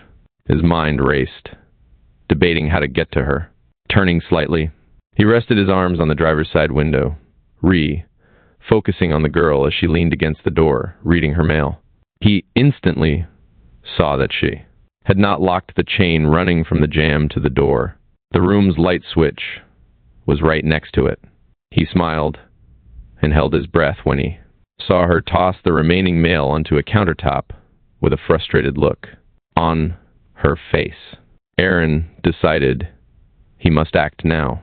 Quickly, he started his car and drove to the next block, finding a parking space in a nearby retirement home parking lot. He tuned off his car and lights, silently slipping out and walking away. He kept his right hand in his pocket, wrapped around the small gun. As he walked, he felt the cool steel of the automatic. His breath came in short gulps, his mouth open as he approached the lobby of the apartment. He stayed on the sidewalk opposite the building and looked upward as he passed her window. She was leaning on the windowsill, staring into the night. Before she could see him, he turned around, but not before he measured her location. She was in the second window from the rear of the building. As he walked up the front steps, he looked at the mailboxes and immediately saw the hand, drawn breasts on the label. Emboldened by the discovery, he walked up the stairs. He was relieved to run into no one, and relieved at finding few lights working on our floor. A radio was blaring behind one of the doors. Mariachi music filled the hall. Its racket comforted him as he reached up to knock. He knew he must act quickly and not think about what he was doing. A too soft knock would cause her to be wary, but one too loud might get attention from neighbors. He hit the door slightly with his open hand, causing an authoritative thud. Trumpets blared in the background. He felt the vibrations of her footsteps as she walked to the door. He brought out the pistol and held it to his side as his breath froze in his throat. "Police. Did you call?" he heard himself say aloud. As the door opened, he heard himself continue. "We had a complaint about this music." Her face appeared briefly, and seeing the clean-cut face in the hallway, she stepped back from the door's arc. He took the opportunity to immediately bring the gun up for her to see. He reached across with the back of his left hand to turn off the light. "Shut up, or I'll fucking blow you away," he said, as his right hand found her mouth, the gun still in it. They were close enough to each other that she didn't have time to scream as he shoved the door toward her, the pistol pressing against her cheek. Her legs gave out and she collapsed to the floor, followed by Aaron. He kicked the door shut. "Don't say a fucking word. Nobody'll hear this gun with all that music anyway." He spat into her ear. She was stunned and said nothing. Aaron kept the pistol against her face, shoving her mouth to the floor as he looked over his shoulder at the door, listening. Only the music and her muffled sobs were heard. The gun's barrel was resting against her left eye as he debated his next move. Don't fucking move, and you won't get messed up. Just fucking do what I say exactly. You understand? She nodded her head as he rolled her onto her stomach. Quickly, he straddled her, while still holding the gun close to her face. He placed his mouth next to her car. I will fucking put a bullet in your head if you say anything. Aaron felt her tense body beneath him as he set his gun down on the floor, close by. He looked at the back of her head and then glanced around the room. He placed his hands around the collar of her shirt and ripped it down, pinning her arms with the cloth as it bound up at her elbows. Seeing a bathrobe in the dim light of the room, he reached for it and removed the tie. He wrapped the tie around her wrists and forced them behind her back. He tightened it, then sat back to look at her on the floor. Reaching for his zipper, he lowered himself. His erection hardened as he pulled down his pants. He ripped her light shorts from her body as she softly sobbed.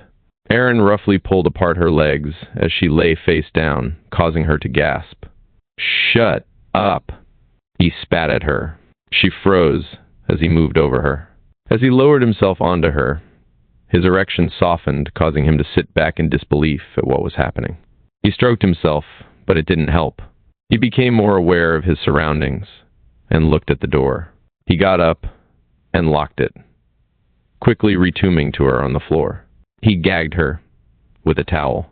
As he sat beside her, he heard footsteps walking down the hallway. His penis remained flaccid. Outraged, he slapped the back of her head. You bitch, he hissed at her.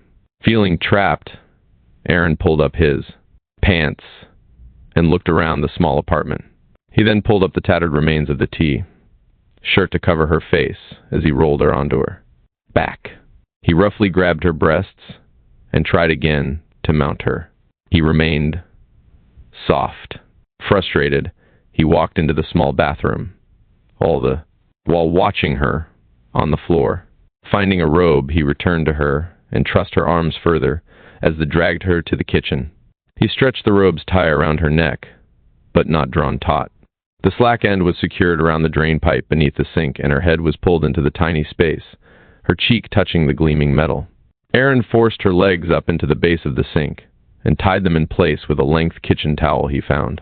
He stepped back and looked at her, hearing her soft sobs, but paying no attention except to tighten her gag. Reaching into his pocket, he brought out a device. Silently, he lit it as he searched the room. He picked up his pistol and slipped it into his pants pocket. As he walked around, he bent down to the edge of a tattered sofa, covered by a knitted blanket. The blanket was lifted, and he pulled some of it down from the seat. He nested the smoldering device into the folds at the bottom edge of the sofa, noticing his erection returning. Gauging the remaining time on the device, he debated. 6 minutes, he said out loud, as he felt his excitement build. He knelt down to her and lowered his zipper, looking back over his shoulder at the device as his erection returned. As he ripped open his belt, he couldn't control himself as the jeans rubbed against his penis. Before he could enter her, he ejaculated, staining the carpet and his clothes. Shit, he said as he fumbled at securing his pants. He stood up before he was even finished, kicking the bewildered girl in his frustration.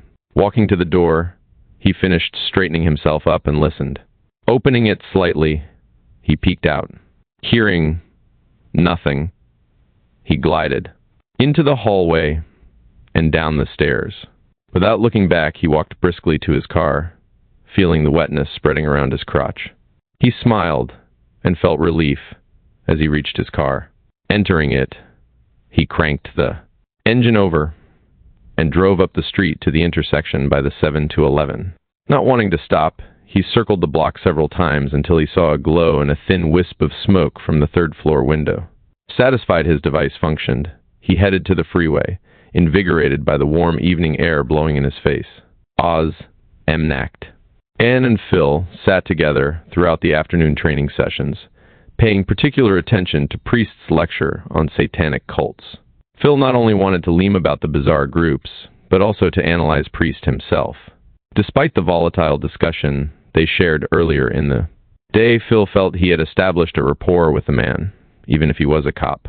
Priest finished his lecture, and Phil tried to get him off to one side of the room, but others swarmed around. Their eyes did meet briefly, and Priest saw that Phil wanted to talk. Others continued querying Priest through the break, and Phil was relieved to see Priest sit down near him. As the next lecturer began, Phil passed a note to Priest, asking him to step outside to the lobby. Priest nodded at him, and Phil nodded to Anne as they got up and left. She followed behind. "What's up, Langtree?" Priest asked. "Orv," Phil said. "This is Anne. She's with Mid-Century Insurance." Anne extended her hand, and Priest took it, shaking it firmly. "I enjoyed your talk, Mr. Priest," she said warmly. "I talked with Plank, and he seems to be a real jerk." Phil sighed. "I told you. You won't get anywhere with him," Priest said, shaking his head back and forth. "I thought maybe he would have realized by now that I couldn't have had anything to do with last night's fire, thus eliminating me from this case." "That's true, but it was pretty embarrassing for him to have you see his surveillance like you did." 25. "Yeah, I can deal with that, but damn, it seems that by now he would be willing to share a little info. Obviously, he's onto the same thing." "As I am, and the best lend is who's attending the seminars when these fires are occurring," Phil ventured, and to take it a step further, who lives down in the southern part of the state who's attending regularly. "What do you mean, Langtree?" Plank's onto the correlation between the conference and his major, fires. He has looked into who has attended the damn things during the periods when his city burns down, and he has at least come up with my name, or he wouldn't have set you guys on my tail last night.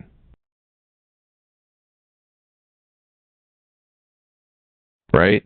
Yeah, but he's looking at several guys, and a couple of them are from Northern California. You say you're having the same kind of fires in LA too, right? Yes.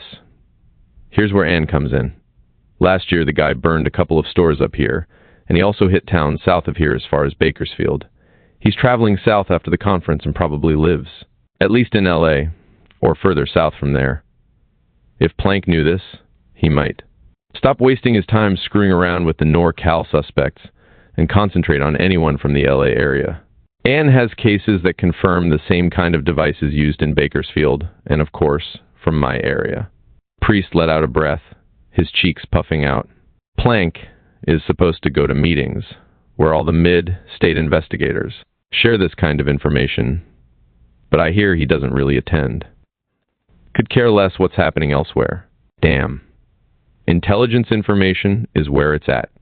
That's right, but if he won't open up, where do we go?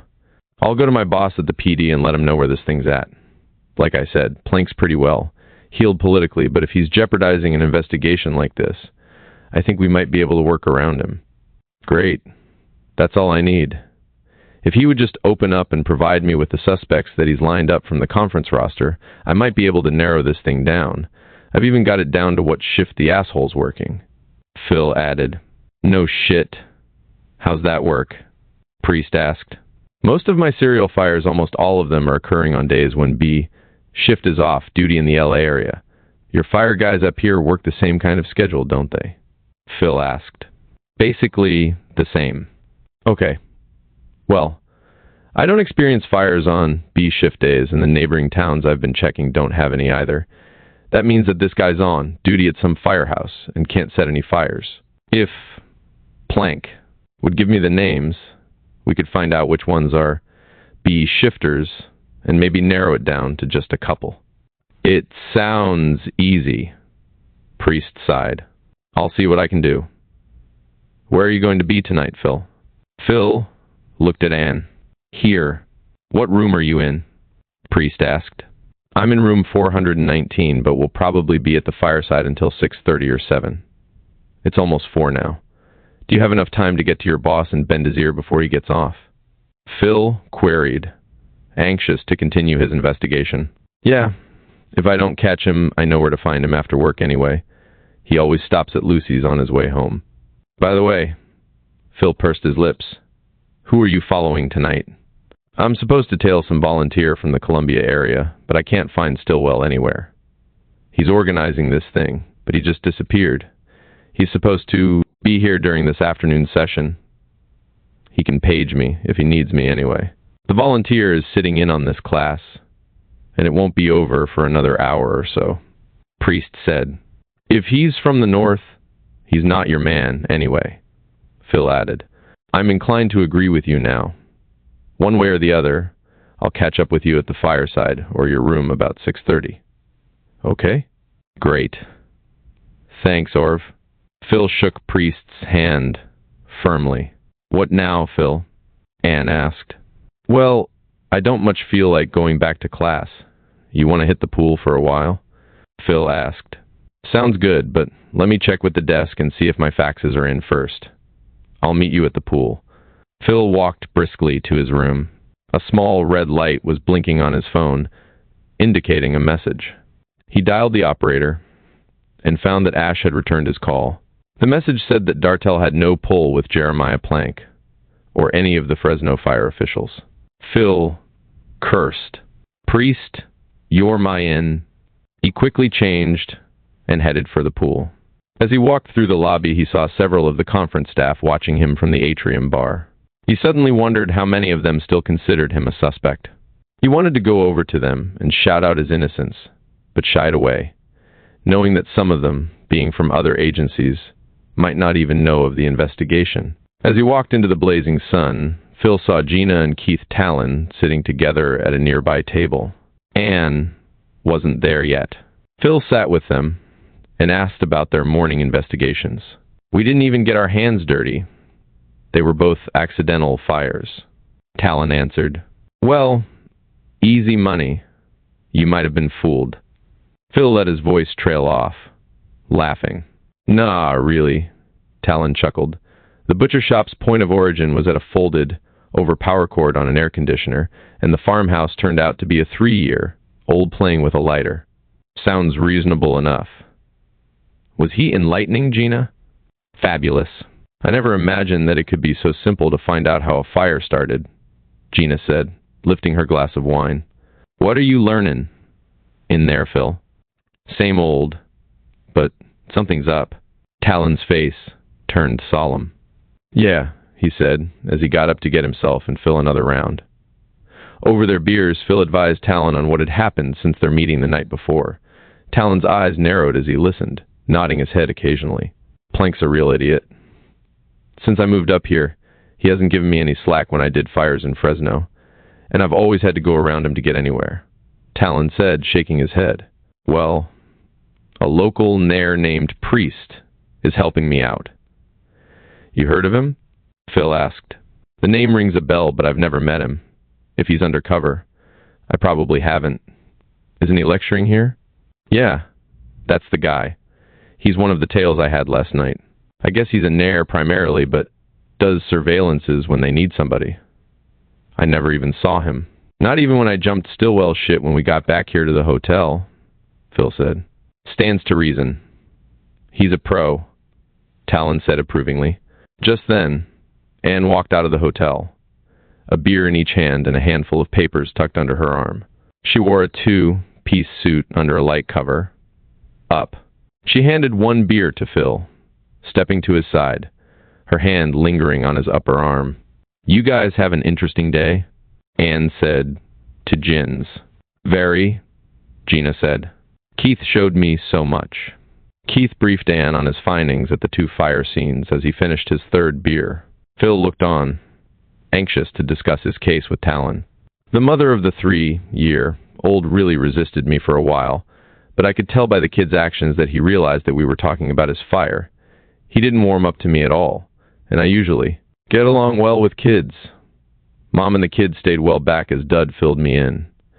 He said he was in the barn and his wife came screaming out of the house that there was a fire," Talon told his small audience. "I could already tell by the burn damage that the fire started on the north side of the house. It looked like a bedroom, and the worst damage was in a closet. Closet fires scream that a kid started it. They look for a secluded place to play with fire and usually end up torching clothes by mistake.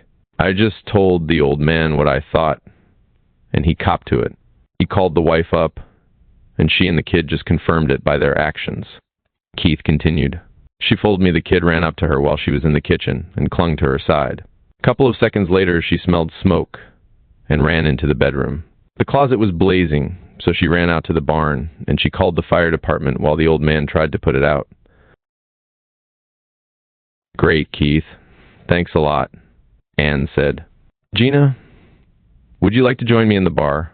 I'll buy you a tequila sunrise, she added as she looked at Phil. Anne knew that Phil would want to share more with Keith, and she would create the opening by taking Gina away for a few minutes. Phil took advantage of the break and filled Talon in. As Phil concluded, both men lay back, basking in the hot afternoon sun, each lost in his own thoughts of how to further Phil's investigation. Long silences were ended by Talon's abrupt questioning, using his years of experience to ensure Phil was covering all possibilities. Phil's responses reassured him that all that could be done was being done. Anne and Gina returned shortly, and all quietly reclined by the pool. After 30 minutes in the blasting sun, Talon said, Class is almost over inside, and I need to rub a few elbows. I think I'll shower and hit the bar. Can I use your room, Phil? Sure, Phil replied as he threw his room key to Talon. Within minutes of Keith's departure, Phil felt restless, unable to nap or otherwise relax, something nagging him. Anne, are those the reports from last year's fires? Phil asked as he sat up, pointing to the folded papers. Yes, they are. I'm sorry. He quickly moved to the shaded table, where the assorted reports lay. Phil scanned each page of the insurance company's reports, picking up only the highlights regarding the origin of the fire and witness interviews. The reports she had received covered 12,920. Only the private investigator's examination of the fire scenes and his interviews with the store management people. A couple of fire department reports were also included. Phil had never heard of the private investigator Anne's company had hired. Who's this PI? Henry Gerlach, Phil asked, without looking up from the paper. He was a long-time Kem County Fire Department investigator. He retired 5 or 6 years ago and started freelancing up and down the San Joaquin Valley. I met him up here last year and once down in L.A., Anne replied. He's in British Columbia now, Gina said, tilting up her sunglasses. We got a letter from him about 6 months ago, remember? Yes, that's right, Anne answered. We dug up Talon about that. Time to fill in the gap. Phil returned to his reading, grateful for the PI's use of plain English instead of the more common police report style. He could readily tell that the man was a good investigator by his including only the highlights of the investigative facts and no speculation. Phil liked his style. The concluding report on the 2 fabric plus fires the year before ended with reference to 2 other attempts to burn stores in the valley, south of Fresno. In both cases, a paper bag containing the remains of a cigarette was found at the seat of the 2 small blazes. Although Gerlach did not find any evidence of the cigarette and paper bag device in his fires, he included the information on their discovery by other investigators. The 2 small fires occurred, one in Tulare and one in a roadside restaurant off the interstate, just hours before the final fire in Bakersfield. Gerlach indicated that the fires were part of a series originating in Fresno with the fabric plus fire during the days preceding the Fresno conference. Although the fires along the interstate were hours apart, more than enough driving time for the distances, Gerlach theorized that the arsonist had to take time to find the locations for his fires. This was Gerlach's only speculation. As far as Phil was concerned, the man was correct. Mid-Century seems to have a habit of hiring only the best. This guy Gerlach is a true professional, Phil said. Anne laughed heartily. If you met the guy on the street, you'd swear that he was a farmer. His speech is cowboy, but he is quite capable of presenting himself and his abilities. His wife does his reports for him. Thank God. Phil smiled, remembering many of the old-timer arson investigators from around the rural sections of the state. even some of the 30. Fresno investigators still wore cowboy boots and hats while pursuing arsonists in the city of almost 500,000 people. Apparently, Phil said, Gerlach picked up the information about the 2 smaller fires at a monthly meeting of the arson group based down by Bakersfield. What kind of group? Same kind as we have in the LA area. Arson types, both fire and police, and the PLs get together and share information. Part of the concept is to help the smaller jurisdictions when they have a major fire investigation and limited resources. You know, like the fire department mutual aid setup, Phil continued. Say Podunk has a major fire, and the surrounding towns all send fire trucks to help out. Same thing applies to the investigation process. The various arson groups send an investigator to help with sifting through the ruins to find out what started it. I see. But you mean cops actually attend these things and share information? Anne asked, lifting an eyebrow. They do, sometimes. The only problem we encounter is the cops sharing criminal intelligence info when the PIs are present. Just because they are privates and not law enforcement, the cops will sandbag information and not give it up except to the agencies they think might need it. By doing that, the cops really miss the boat. PIs work every jurisdiction and probably have a broader sense of what arsonists are working and where than any single agency. Phil stopped himself. Sorry. When I get started on cops, I can get carried away.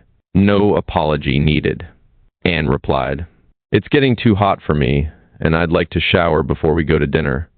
I'm going back in. You mind if I keep these reports for a while, Anne? They're yours, Phil. I have my files back in L.A., she said, gathering her things. Phil returned to his room as Talon left. Lying on the bed, Phil reread the PI's reports to pick up any more information he could. It was uncanny how closely the fires resembled each other and matched those that Phil was aware of in L.A. The arsonist might have been setting fires for years and was just now being noticed. Kicking off his flip-flops, Phil reached for a beer in his room's refrigerator and opened it. His stomach growled audibly. Glancing at the clock, he saw that his dinner appointment with Anne was only 35 minutes away. Phil reached for the TV remote control, turned up the volume and saw the lead, and showing the store fire on a monitor behind the announcer's head. In seconds, the background music dropped, followed by a brief silence as the blazing fabric store filled the screen. The only sounds were sirens in the background, as 2 firefighters dragged a large hose toward the flames. Phil's heart raced, as it always did at the sight and sounds of a fire. The cameraman was obviously at the fire scene early, evidenced by only one engine in front of the blazing store as his lens swept the scene. The announcer then broke in as the camera picked up a ladder truck turning into the parking lot, its siren and air home piercing the air. A possible arson fire destroyed the Fabric City store on the north side last night, almost trapping 2 employees working in a rear storeroom, the broadcaster continued. Phil scanned the crowds as the camera focused on 2 sobbing employees, hastily interviewed by the cameraman before a reporter ever arrived on the scene.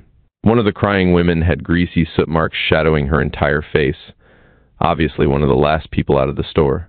The coverage continued with a brief mention of last year's local fabric store fire, speculating on this fire's cause as arson, too. No investigators or fire authorities were interviewed. Phil chuckled when he heard the TV station's volume drop as the cameraman moved in too close to the working firefighters. The fire captain's lips were read by Phil, readily. "Get the fuck outs here," the perturbed smoke eater said. The screen soon filled with world news, and Phil flipped it off, frustrated. "This guy's right here in this hotel, and there's nothing I can do." Phil headed for the shower. Leaving his room, he checked his phone for messages, the red light dark. He walked into the hall and looked down onto the atrium bar, scanning the crowd for Priest. He was nowhere. Their dinner went quickly. The conversation was almost formal, as if they had just met, and sensing Phil's anxiety. "We've spent almost 48 hours together," Phil said. "And I don't even know where you live or work, Anne." She smiled. "I work on Wilshire, almost into Beverly Hills near La Cienega, and I live in West Hollywood, right off Sunset. And you? Glendale, just north of the Ventura Freeway, Phil replied. I'd like to meet with you after we get back in town. I'd like that, she answered with a smile. It was well after 7:30 when they finished. Priest still hadn't come by. They walked to the atrium bar, where they could watch both the restaurant entrance and Phil's room. Frustrated, they walked to Phil's room. The message light blinked as they entered. Phil almost ran to retrieve the message, dialing the hotel operator. He listened and then hung up. It was Priest. He couldn't find his boss right away, so he had him paged, and he didn't respond. That was about 30 minutes ago. Phil said to Anne as she moved next to him, standing by his side. The phone rang, startling both of them, its volume on high. Phil breathed out, picking it up. Hello? Anne listened as Phil asked several questions of the caller, obviously distraught by the news. He hung up, looking up at Anne from his seat on the bed. That was Ash, my partner. I don't know if I told you about my 7 to 11 witness, Trish, he asked. No, you didn't. She was a witness to one of the fires in a 7 to 11. Actually saw the guy that set it. Well, somebody just tried to kill her. Tied her up and set her apartment on fire. She's in the hospital in Glendale. They don't know if she's going to make it, Phil said, hanging his head. Anne moved in, closer to him. Phil stood up. I gotta get back to LA. This doesn't make any sense. It's too much of a coincidence that somebody tried to kill her and burn her out. It has to be our guy, or I'm way off base. How could he be in both places at once? Anne let him talk on as she picked up the phone, dialing the hotel operator. This is Anne Kilmery, room 432. Would you please call the airport and see if there is a flight leaving Fresno tonight for? She looked at Phil. Burbank Airport, she said, as he nodded his approval of the airport nearest to his home. 9:45. She again looked at Phil, getting his nod to go ahead. Yes, please, for one, Phil Langtree, and charge it to my credit card number under my room number. 432. Yes, she said as she hung up. He was already throwing his things together. Anne opened her purse and took out a small planner, picked up the phone, and dialed an outside number. I'm going to page Talon and see if he's still in the hotel. Yeah, thanks.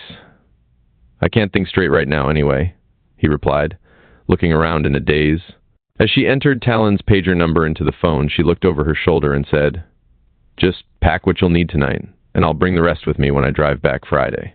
Okay, Phil replied as she hung up. We can fill Keith in, and maybe he can dig up Priest later tonight, Anne asked. I think Priest would be more willing to deal with an ex-cop than me. You're probably right. Can you also let Stillwell know if you run into him? I need all the help I can get from this end while I'm back in L.A. Sure. Maybe Keith can spend the night in your room so he can be here when Priest shows, Anne added as the phone rang. Hello? Yes, this is Phil's room, Keith. Just come up here right away, please. And she hung up. She walked over and kissed his cheek. Talon arrived and agreed to stay in Phil's room for the evening, in hopes of Priest calling or coming by. As they drove to the airport, Anne reassured Phil that she would continue to coordinate with Talon, Priest, and the Fresno investigators. She dropped him at the front of the airport. He had 45 minutes before departure. Thanks for everything, Anne, Phil said, as he leaned across the seat to kiss her. My pleasure. I'll have one of the LA area guys bring your car back and drop it off at the address on your business card. But I will need your keys, she said. Phil took it off the ring. You could even have Gina drive it back if you want. The tank's full. I'll call you Friday night or sooner. Better yet, I'll page you when one. Get anything up here, Anne stated, as Phil got out of the car, closing the door. Bye. Phil checked in and had a double bourbon and water as he waited for the plane's departure call. He was in the air by 9:50, wondering if he would be able to find someone to pick him up at Burbank or have to take a cab. He cursed himself for being so rattled. Work never affected him like this. As the jet leveled off at 20,000 feet, Phil looked out the window into the blackness of the summer evening. Thousands of stars winked at him. Small dots of light from farmhouses and towns were the only illumination from below. To his left, he could barely make out the silhouette of the majestic Sierra Nevada mountains, their peaks lightly snow-capped. Even this late in the year, he stared at the mountains, trying to recognize a familiar place he had hunted in past years. He searched until his neck began to ache from the uncomfortable view out the window. He tuned back facing front, closing his eyes and keeping the beautiful sight of the mountains in his mind. The only sounds came from the aircraft racing along at 500 miles per hour.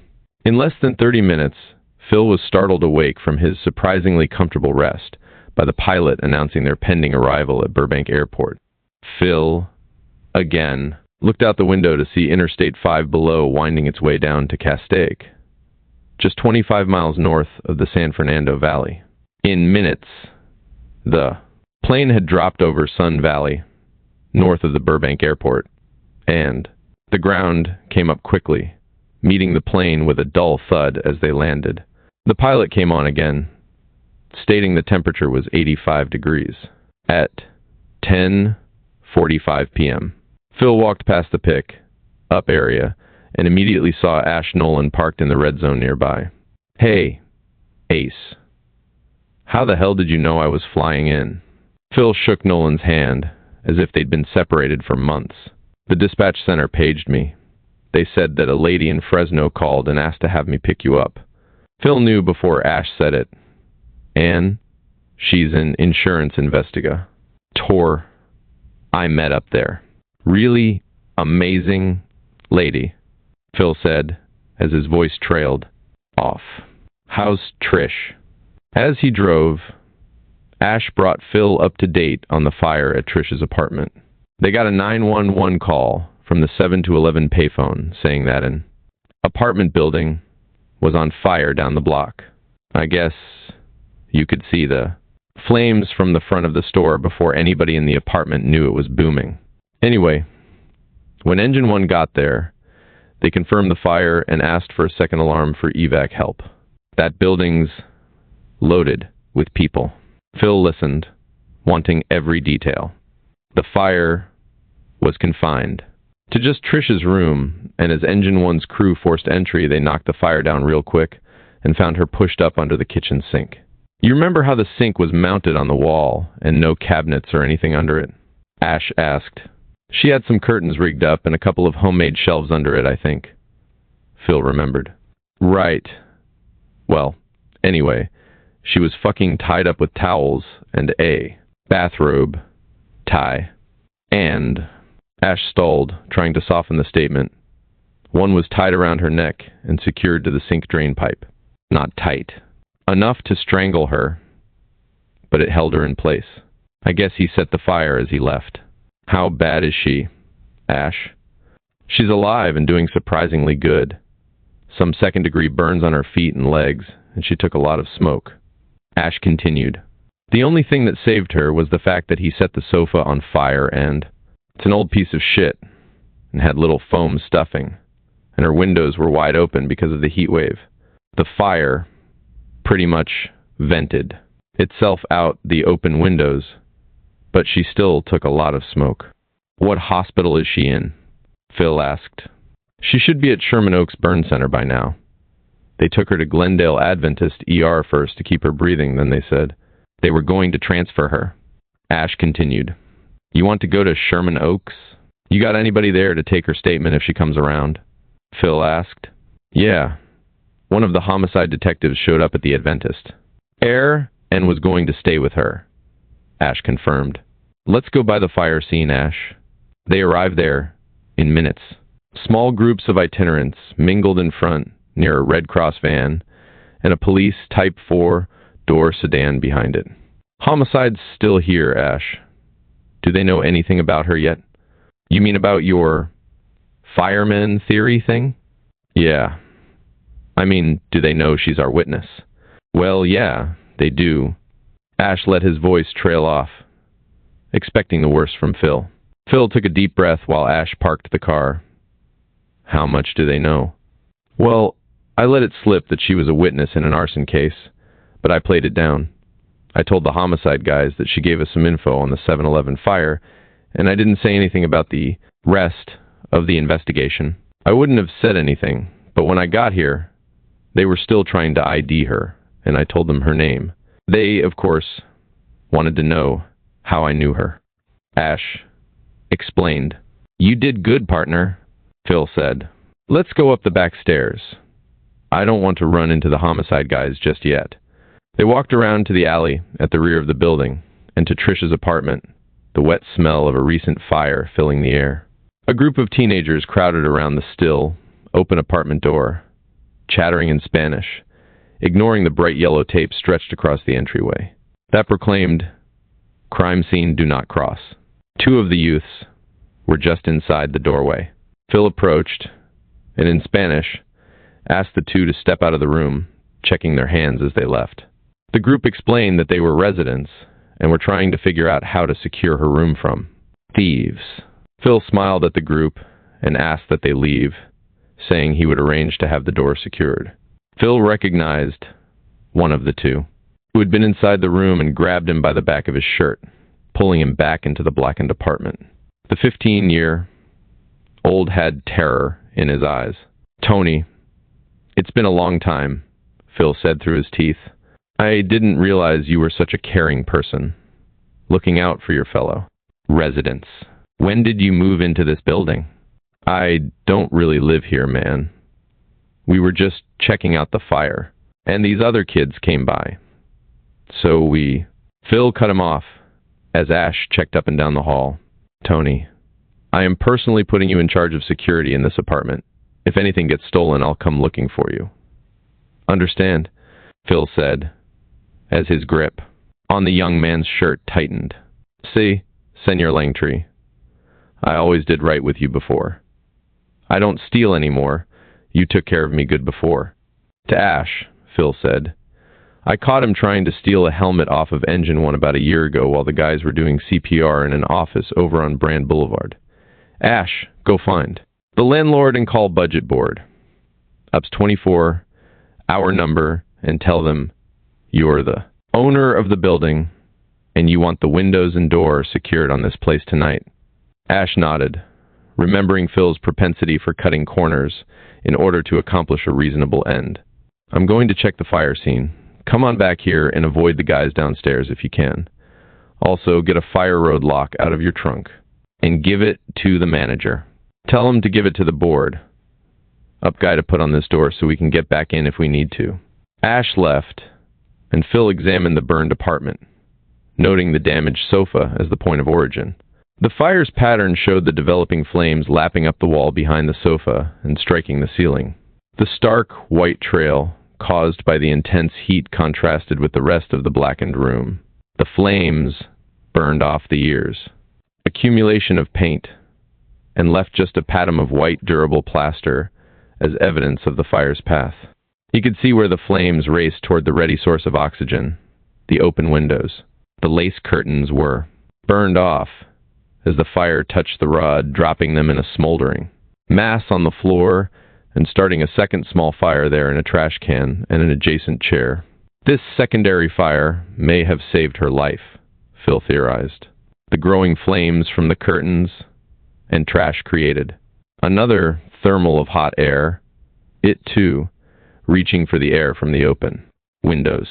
The flames from above the window and those below created a Venturi-like effect, sucking the flames and much of the smoke out into the night. Unfortunately, the increasing flames created a larger amount of heat that exposed Trish's feet and legs to their assault. Phil shuddered at the thought of the helpless girl tied up against the drainpipe. Mercifully, she probably had passed out from breathing the smoke and the lack of oxygen before the fire ever built sufficiently to burn her. Ash returned, and Phil asked several questions about Trish's injuries to validate his findings. She was up under the sink over there, right? Phil queried. And she was on her left side, about here, with her legs pulled up tight. Phil continued, as Ash nodded affirmatively. Where were you on the night of the crime? Ash asked skeptically at Phil's accurate knowledge of the crime scene. From what you told me about the locations of her burns and the clean area near the sink, it seems that her body had to be on its left side to be exposed to the fire coming from over on this side of the room. Phil said, pointing to the sofa. And this clean area was where her body kept the smoke and soot from falling on the floor. She also had some cuts and abrasions on her wrists, and most likely a couple of burns on her shins about here. Phil pointed to the area below his right knee.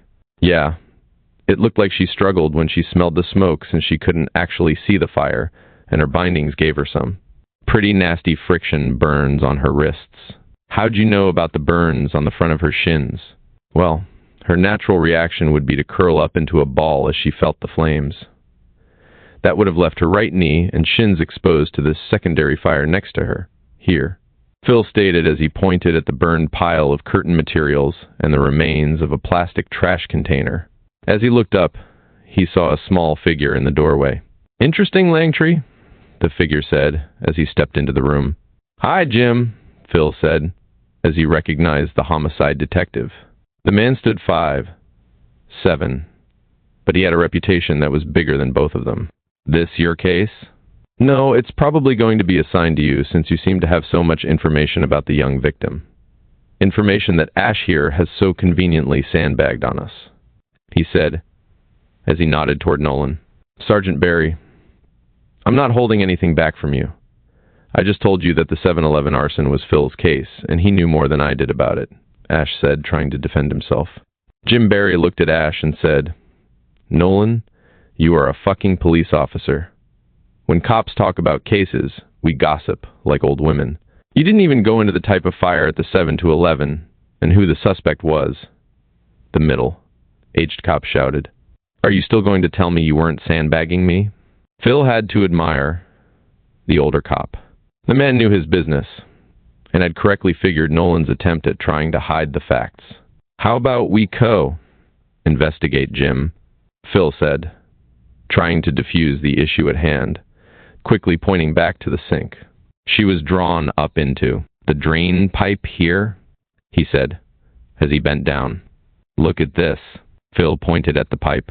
Both Ash and Barry bent down to see a piece of the bathrobe tie hanging under the sink's drain pipe, partially hidden by blackened, stained curtains strung around the sink base. Are you finished processing this scene, Jim? Phil asked, knowing that the oversight was just now being caught, but hoping to leave Barry out. Ash, go down to apartment D and ask that asshole Martinez to get back up here now, Barry said, as Phil shook his head.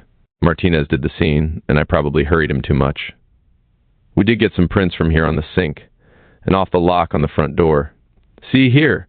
Barry pointed at several barely discernible fingerprints in the soot covering the blackened porcelain. We think the guy might have held onto the sink while he bent down to tie her up. See how it would be natural to hold yourself up here as you bent down like I'm doing, Barry added. Great, Phil said. And the top of the lock where he would have had to hold the top of the mechanism as he twisted that knob. Right. But missing this end of the tie is unforgivable, the old cop said. What kind of knot is it, Phil? Phil examined the knot closer, not caring that his clothes were brushing against the sooty surfaces under the sink. He allowed his knees to drop to the floor as he saw the colored material wrapped around the silvery drain pipe, goose, necked below the sink. He moved closer, seeing the end hanging neatly at the base of the knot itself, not askew as with most haphazardly tied bonds. It took several seconds before he realized what he saw. The knot was a bowline, the firefighter's friend. Phil remembered it from his training days, and the times he had used the knot in his day-to-day life. There was no mistaking it. Can't quite tell, Jim. It's all covered with soot. Doesn't look real. Significant, Phil responded, trying to sound disinterested at its obvious implications. How do you want to take it, Jim? Or you want me to book it into the property room? We got to go by the PD anyway.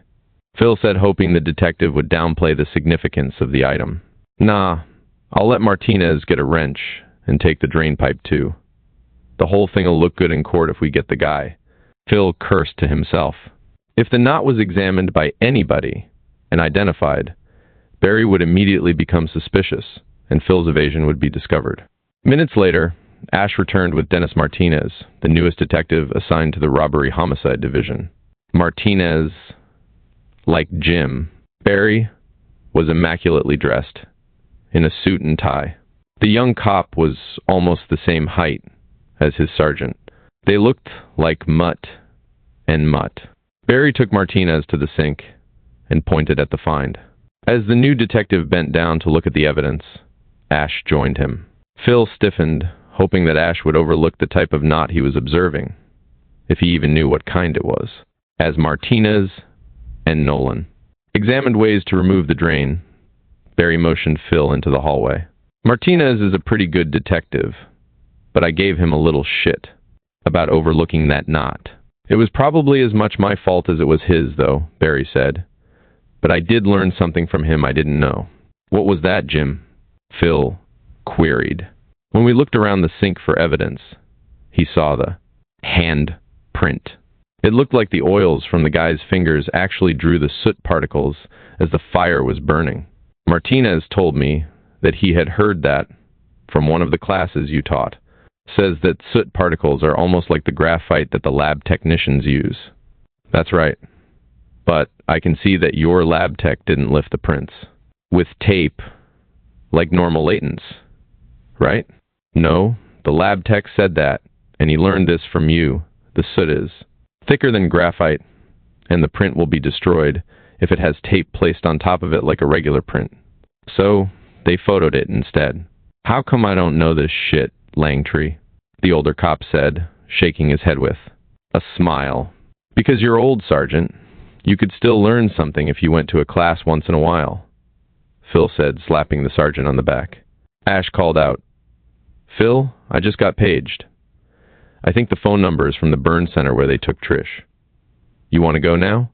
Phil thought briefly, concerned about the knot, then replied, Yeah, go on down to the manager's office and call, and I'll be down in a minute. Barry, you think you'll be all right here? Phil said sarcastically as he smiled again. No problem. But let me ask you one question before you go. Barry stood up with his hands resting on his hips. Do you want to fill me in on what might have happened to this girl? Why, or maybe who did it? That's 3 questions, Jim, Phil said, and I'll let you know as soon as I come up with any answers. He shouted out as he ducked into the hallway. Langtree, you better fucking call me if you got anything. Phil felt obligated to enlighten Barry about the suspect, but there was nothing they could do tonight. He wanted to see Trish. Finding the manager's apartment. Phil was met at the door by a middle-aged Hispanic woman and Ash. Phil, Trish is awake and asked for you, so I told them that we were on our way out. The manager here is going up to Trish's apartment and stay there until the board-up company arrives. Okay. Gracias, señora. Phil nodded at the woman as they left. Phil got into the passenger's side of the car as Ash jumped into the driver's. They headed quickly toward the freeway ramp, tuning on the police radio as they drove. In minutes, they were headed to the valley at over 80 miles per hour, the only sound from the drone of the police dispatchers. Suddenly, a familiar voice was heard on the radio. 58 Sam station. Can you dispatch a fire company to our location? The dispatcher responded, 10-4, 58 the reason. We have to secure some evidence from a sink drain pipe and we don't have any tools available, Barry replied. Damn, Phil muttered. What's wrong, Phil? Ash queried. By any chance did you notice what kind of knot was used on that drain pipe? No. I couldn't tell. Was there something significant about it, or really couldn't figure why you and Barry were so hot about it as evidence? The main reason is the way any knot is tied. You can usually tell if the guy that tied it is left or right, handed by the way the binding twists. That's just a small piece of circumstantial evidence. Fortunately, Barry didn't look at the knot, but I'm sure he'll take a closer look at it when they remove it. I was hoping that Martinez would get it off and just book it in, but now a fireman's going to remove it and may recognize it for what it is. A bowline knot. It took a moment for the statement to register with Nolan. Oh shit. The guy that tried to kill her was our guy. A fireman. Exactly. I just hope the fire guys that remove the thing don't pay too much attention to the knot and say something to Barry. With the way we avoided his questions back there, he'll be on to us in a second. Phil said. That wouldn't be all that bad, would it? Ash asked. We probably could use more help. Did you come up with any good leads in Fresno? 14,141. I trust Barry, and he is an excellent investigator. As for the Fresno leads, the key lies with a certain Fresno fire marshal. Phil updated Ash on his findings in Fresno, Ann's fires, and the fact that he was considered a suspect at one point. So they are onto the same theory as we are, and they won't give it up. It seems so, but they're not covering anything up, just conducting a good investigation and surveillance by keeping a lid on it. After we interview Trish, we might be able to convince them that this case should be shared. We are really close to identifying this guy, and we've got prints now too. We've got those partial prints from the 7-Eleven napkin wrapper too, Ash remarked. They aren't real good, but it could help tighten this up. Right. We'll talk to Barry in the morning and have him work with the lab on comparing the sink prints with the napkin wrapper. Now, if we could get a few names from the Fresno conference attendance list, we'd be in the money. Firemen have to give prints when they're hired, so the Department of Justice and the guy's own agency should have the print cards available for comparison. Phil sighed. But that means we have to get another fire agency involved. Can't be helped at this point, but we can get the crook's prints without going to his agency. It just requires a little creativity. Phil raised his eyebrows at Ash. They pulled into the Burn Center parking lot. They entered the waiting room and met with a nurse who was in charge of the ward. They were told that Trish was listed in critical condition, but she was young and was responding well now that she was on oxygen and her lungs were clearing. Overall, the doctors felt that with a small amount of carbon monoxide level and minimal burns on her body, she hadn't been exposed too long to the fire. Phil explained the fire scene to the inquisitive nurse. He confined the reason for the small KO levels in her blood from the fire and smoke, venting itself out the windows, and the burns were from fire exposure, not direct flame contact. The nurse quickly left and walked to the intensive care unit where Phil and Ash could see Trish being treated. She retuned and told Phil and Ash to slip into hospital garb. The nurse spoke. She's a little groggy, but says she has to talk with you about who did this to her. You should also know that she may have been raped. When the Adventist doctors were treating her before she was transferred here, they found what appeared to be semen on her backside and upper thigh. She did not look like she had been penetrated, but they took swabs anyway. They are quite positive that the liquid was semen, and they're going to test the other swab and let you know. Thank you. Phil looking at Ash. DNA matching. One more piece of evidence. Phil had been in the burn unit before, but knew Ash had not. So he watched him closely as they walked past several patients. There was no burned flesh smell. Various ointments and salves, as well as alcohol, were very evident. The nurse nodded them in. Phil leaned toward Trish's smoke-stained face. Her eyelids, ears, and nostrils still showed signs of the soot from the near, fatal fire. Her hair was singed and was also covered with soot. A clear oxygen mask covered her mouth and nose. Phil quietly called her name. She opened her eyes, squinting slightly at the bright lights above her. Trish, I'm Phil Langtree from the fire department. You talked with me and Ash last week in your apartment. Phil said softly, hoping she'd recognize them through the paper mask covering their faces. She nodded in recognition and managed a slight smile, mumbling something under her own mask. Nurse, can we take her mask off so we can hear what she's saying? Phil asked, with a pleading look in his eyes. The nurse reached over and pulled the mask up and off. As she raised her head slightly, Phil shuddered at her reddened face. I think it was him, Mr. Langtree, she whispered, coughing harshly. The nurse rushed to her side as her body shook, causing her burns to twinge with pain, her face contorting. Phil and Ash stepped back quickly, but returned when the nurse motioned them back to her. She continued without any questions asked. He knocked on the door and said he was a cop, so I opened it right up. Really stupid, I know. She shook her head back and forth. I only saw him for a second, but I'm sure it was the same guy I saw in the 7 to 11 that night. He had a gun and slapped it against my cheek, and then he turned off the light. She said, as she took a deep breath. Take your time, Phil said, glancing down at her legs. The burns were covered with white gauze, and they were stained with an antiseptic that looked like blood.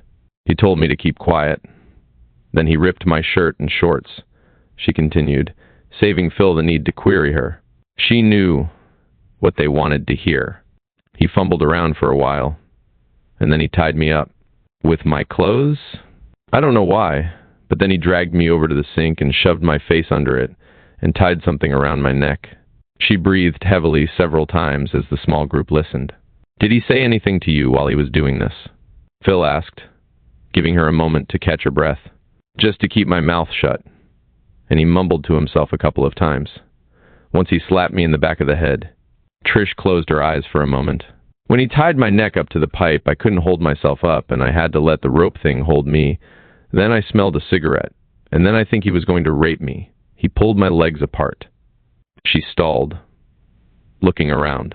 You need to hear all of this, don't you? Phil nodded. But stop if you get tired or in pain. My legs hurt a lot. A whole lot, she asked, biting her lip as she said it. Sorry. Don't worry, Phil said. Can you go on? Yeah. After I smelled the cigarette, I felt him pull my legs apart, and I could feel his knees against my thigh, and right away I felt his. She looked around again. I guess he came on the back of my legs, and then he got up real quick and sounded real pissed. Then he kicked me. Phil asked, What did he do then, Trish? She thought for a moment, reluctant to go. She rolled her head to one side. I don't think he did anything else but leave. She stopped, thinking. Then I smelled smoke. It wasn't the cigarette, and I got so scared, and I saw a glow in the drain pipe. It was right next to my face, and I could see that the couch was on fire. That's when I really remembered who this guy was. You mean you weren't sure who he was at first? Ash asked. No, it happened too fast. But when he left, I started thinking and saw the flames, and it came together. I got so scared and tried to pull my hands out of the thing on my wrists. They wouldn't come out. I tried to scream, but the lady next door had her stereo on so loud nobody could hear me anyway, she said as she took another breath, letting it out slowly. In a couple of minutes, the flames died down, and I really couldn't feel the heat, but then the smoke came up into my face, and panicked, kicked my feet, and then just blacked out. I came back a couple of seconds later and felt the heat, but I was out again right away. Trish let herself relax as she finished. Who saved me? The fireman. It took Phil several seconds to answer, saddened by her frightening story. Yes, they broke down the door and found you before the fire got very big. I'm glad you're okay. You rest now, and we'll come back tomorrow, Phil said, patting her hand. I'll let your mom know you're okay, too. Trish nodded agreement. The nurse accompanied them as they returned to waiting area. Who is this guy that tried to kill her? She asked. We aren't sure, but we're getting close. If Trish asks for me, or us again, please have the on-duty nurse page me and I'll come immediately, Phil said as he handed her his card. The petite woman nodded with a serious look on her face. She walked away. Phil pulled his pager off his belt, looking at the tiny, lighted window on top. I got paged while we were in there. It's Sergeant Barry's number. Damn. I'm not really in the mood for this right now. The waiting room was empty. The clock reading just after 1 a.m., Phil reluctantly picked up the phone and dialed the police detective. Bureau number. Call. Barry here. That you, Langtree? Was the abrupt greeting. To Phil's. Yeah. What's up? Jim, Phil said nonchalantly. There was a brief pause as Barry fumbled with his words. You've been around a long time, Langtry. Almost as long as me. But this attempted murder, you've info. Cough it up. Now. Phil was still frustrated with Barry, but understood the sergeant's need to know. Barry, I'm not in the most understanding mood right now, so I'll say this once. Yes, we have some info, but there is literally no suspect at this point, and we can't do a thing tonight. We just interviewed the girl, and she's been through a hell of an experience. She did not solidify anything, nothing. How about we meet tomorrow morning at El Scrape for breakfast, and I'll bring you on board. There was silence then. You know about the knot then? Barry asked.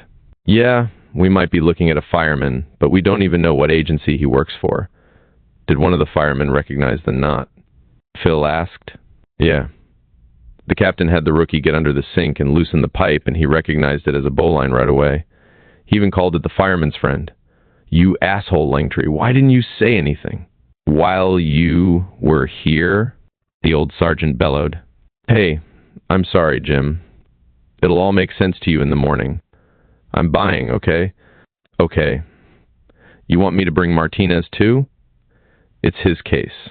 No. We need to keep this under wraps as much as possible. Discreetly tell him you're taking it over. I don't want to blow this one. It's too big. Phil replied. See you at 8, El Serap. He hung up and sighed. Ash, drive me home. I'm bent. Die Weitenacht. Phil awoke early, still exhausted. The sun had not yet peeked over Matt Tom, but enough light filtered into his room to see the clock on his nightstand. It was 5:30 a.m. A slight wind gusted, and Phil watched the window screen puff inward like a sail as he felt the warm air ripple the sheet covering his body, then hit his face. Looking up the slope across the canyon, he saw a large cloud of dust lift off the bare firebreak cutting down the mountainside. In a few seconds, the same gust of wind hit Phil's window screen, causing small particles of dust to rain down on his bed. Santa Ana's again, he thought. He thought of the previous day, of his visit to Trish at the burn. Center. The wind was getting steadier now, and Phil reached up. Partially closed the bedroom window. He searched through a small pile on his nightstand, finding the scrap of paper with the Holiday Inn's phone number. A cheery operator answered. Room 432, please. Anne answered quickly. Good morning. You're up early. Good morning, Phil. How's Trish? Exceptionally well, considering what she went through. Phil replied. And how are you, Phil? She asked, with concern in her voice. Phil updated Anne on the previous night's occurrences. She in turn told him that nothing new came up after he left Fresno. So you think the guy who tried to kill Trish is the same one that burned the fabric store up here Tuesday night? I suppose he could be the same guy, but why did he leave Fresno and come back to L.A.? It doesn't make any sense, and I just can't believe there are two different guys doing this. A pair would be more likely than two different guys operating with the same M.O. Like I was telling you the other night about serial murderers and serial arsonists, sharing some characteristics. There have been a number of serial murderers that work together, but I've never heard of two arsonists pulling the same capers. Phil, if it's just one guy, and he was up here on Tuesday and is now back. In L.A., he probably registered for the conference Tuesday evening. If he left Fresno Wednesday, isn't there some way we could determine who on the registration list is now missing up here? Anne ventured. There was a brief silence as Phil thought. Yeah, he pondered. You're right, but we aren't sure if he registered number one, and I don't think there would be any way to have a roll call of all 230 participants to see who left early. But hell, it's one way of pinning down a name. The only problem would be getting cooperation from the conference staff. Let me try the hotel first. The registration desk probably has a master list of all the conference participants, since they usually block off at special floor and give special room rates for these things. If they'll open up to me, or maybe Ori Priest, we can see if anyone is checked out. That wouldn't even have to involve the conference staff, and Priest's being a cop should get us in immediately. But we have no guarantee that the guy was staying at our hotel either. Phil sighed. Anyway, good idea, Anne. Thanks for all your help. No problem. I'll get Keith Talon to hook up with Priest today and see what other angles we can work. Maybe the bad guy got called back to his city because of a fire or a death in the family. There's got to be some reason he just left like that, Anne said. Or maybe he thought he was seen at the fabric store fire and got scared, although that's not likely. Do whatever you can and page me if you find anything. Okay. Bye, Phil. Phil pulled on a pair of shorts and walked to the kitchen to start a pot of coffee. He sat at the kitchen table with a steaming mug and watched the Santa Ana winds blowing below him in Chase Canyon. He could see the wind racing through the treetops and causing waves to ripple in the dried, dead grasses. Phil showered, shaved, and walked to his truck, parked in front of the house. He headed down the canyon, towards the waking city. Aaron's home in Arcadia was located in the flatlands off Santa Anita Avenue, near the famed Santa Anita racetrack. By 5:30 a.m., the sun had already risen, waking him with a blast of light. He stirred reluctantly, still feeling the effects of the 7 beers he had consumed the night before. Rolling over onto his back, he listened to the winds gusting outside. Leaves and dirt splattered against his windows and the side of the house. He smiled, remembering his fires from the night before, and quickly forgot his hangover. Shuddering, he recalled the moment he lit his device in the young girl's apartment and thrilled at recalling the power of his orgasm. Aaron reached over and turned on the radio, hoping for any word on his fires in Lopez Canyon, Tujunga, or in the girl's apartment. He gave little thought to the girl herself, wanting only to hear about his fires. He was not due at work until Sunday, still 3 days away. Black ink marked the conference dates on his calendar. He remembered he had not checked out of the hotel. He had fled at 2 p.m., already past the normal 2 a.m. checkout time. He would already be charged for the extra day, so he simply went to his car and left without checking out. Grabbing a small notepad on his nightstand, he wrote a reminder to himself to call the hotel and advise them to cancel the remaining 2 nights of his reservation. He also added, "Check girl's apartment on Jackson," referring to Trish's. Aaron spent the next hour unpacking and listening to the news, bearing nothing on his fires. The lack of coverage recognition for his successes enraged him. As he hurled his suitcase into a closet with frustration, he froze, thinking about the girl. Shit. Maybe she's still fucking alive, he mumbled. She saw my head face for a second before I turned out the light, he thought, looking down and cocking his head to the side. A gust of wind broke his trance, and he turned to look out his bedroom window. The sun was washing the mountainsides, causing deep black shadows in the rugged granite-walled canyons. A wall of flame entered Aaron's mind as he looked, chasing away all thoughts of the young girl. He knew he would be setting brush fires today. As excited as he was already, it seemed too early to be setting brush fires. He reclined on his sofa, thumbing through a magazine briefly and listening to the radio, still hearing nothing of his fire. He tossed the magazine aside and got dressed.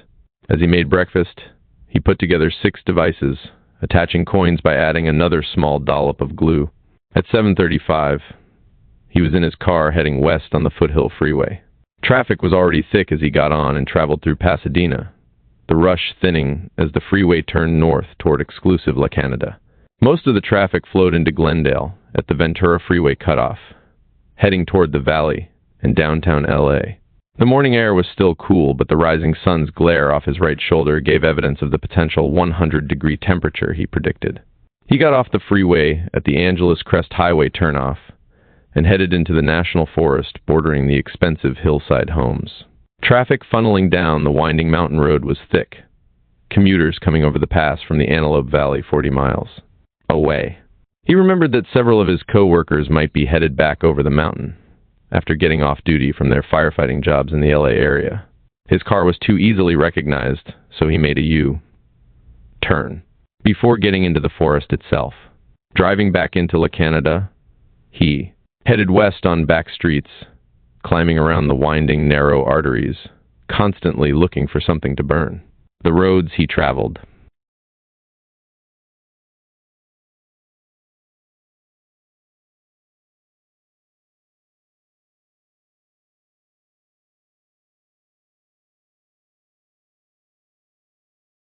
Were still in deep shadows. The huge San Gabriel Mountains sheltered this area from the hot, dry winds that were forcing their way down from the desert. The winds would rip this area later in the day as the blasts from Tujunga Canyon raced across the front country. Aaron, still hungry, found a small restaurant on Foothill Boulevard. He sat in a booth at the back of the restaurant, watching the flow of traffic and the few customers drifting in and out. The winds outside increased as he ate. Phil drove to the El Serapi restaurant, arriving before his 8 a.m. meeting time with Barry. The old sergeant was already in a booth, sipping coffee and reading a daily news. "Morning, Jim," Phil said cautiously, unsure of Barry's demeanor, after their confrontation the night before. "Hi," was all he said as he cleared the scattered papers from the table, continuing to read as Phil sat. Phil flagged down a waiter and was pleased to see the man had automatically brought a cup and a pot of coffee as he dropped menus on the table. Barry's cup was filled too as the waiter disappeared. "How'd your victim look?" Barry asked, without looking up from his paper. "Surprisingly good, considering how bad it could have been," Phil replied. "Was she still listed critical when you left?" "Judging by the little bit of progress we saw in her as we talked, I'd say she probably was downgraded to serious, but stable. She was responding to the oxygen, but she was still in a lot of pain from her bums," Phil said, shuddering slightly at the memory of the injuries. Barry looked up and stared intently at Phil. "I understand you aren't particularly fond of cops and you work independently, but I've got some explaining to do today and I need some answers." He droned on. "I think you have an excellent investigative mind and know what you're doing when you work a case. But we will work this one together, and that's all there is to it." Phil started to flame, but caught himself. "Okay," was all he said as the waiter arrived and took their orders. As the waiter left, Phil explained the case, beginning with the brush fires earlier in the year. Barry set his paper down, listening attentively to Phil's explanation. No questions were asked. Barry learned everything from the story unfolding across from him. Phil ended with his findings in Fresno and what needed to be done there to further the case here in the LA area. Truly fucking amazing, was all Barry could say. He sipped his coffee, looking over the cup's rim at Phil. "Langtree, how much of this do you want to sit on for the moment? I'm going to have 2 or 3 reporters asking questions when I get to the office this morning. The captain and the chief will want info too." "Do you trust the chief and the captain?" Phil asked. "Both can keep the lid on it if I give them a good enough reason. Give the chief and your boss the scoop, but I'd rather the reporters be kept in the dark. Did they have any idea about what happened last night? I'm sure they're aware of a victim in the fire, but I don't think they have any knowledge about how the fire started. Unless they got it from your firemen, we haven't released anything yet.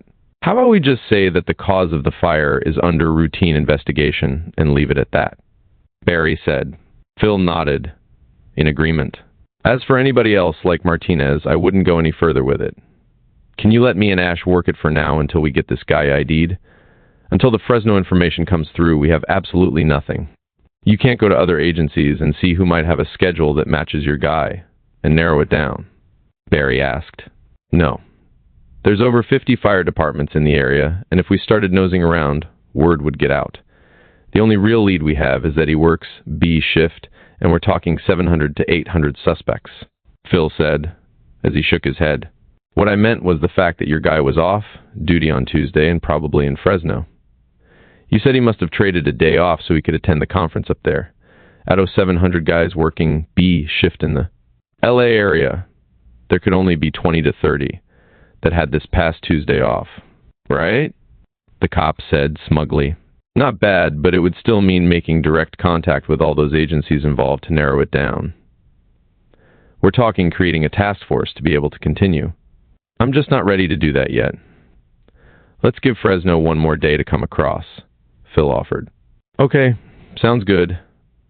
I'll let my captain know about the possibility of getting a task force going if we can't get Fresno organized. Here comes breakfast. Phil felt his pager vibrating on his side. At the same time, several sirens could be heard in the distance, coming from downtown. The telephone number on his pager was from the dispatch center of the fire department. Fire. I gotta go, Phil said as he stood up. As he searched for cash in his pocket, Phil saw the battalion chief race by, followed by two engines. One, a brush fire rig. Sounds like a brush fire, Jim. You want to go? It might be our guy. No, go ahead. I'll follow when I'm through here. Phil rushed to the street to see the engines turning north. He cursed, realizing he didn't have a radio to contact the dispatchers. His city car was still in Fresno. He turned to go back into the restaurant for a phone when another battalion chief approached. The chief's car rounded the corner, headed toward Phil. He stepped into the street and flagged down Chief Dartell. Dartell slammed on his brakes, and Phil jumped in. The chief raced away from the curb as Phil asked, "What's burning, Chief?" "Brush fire. Lots of calls.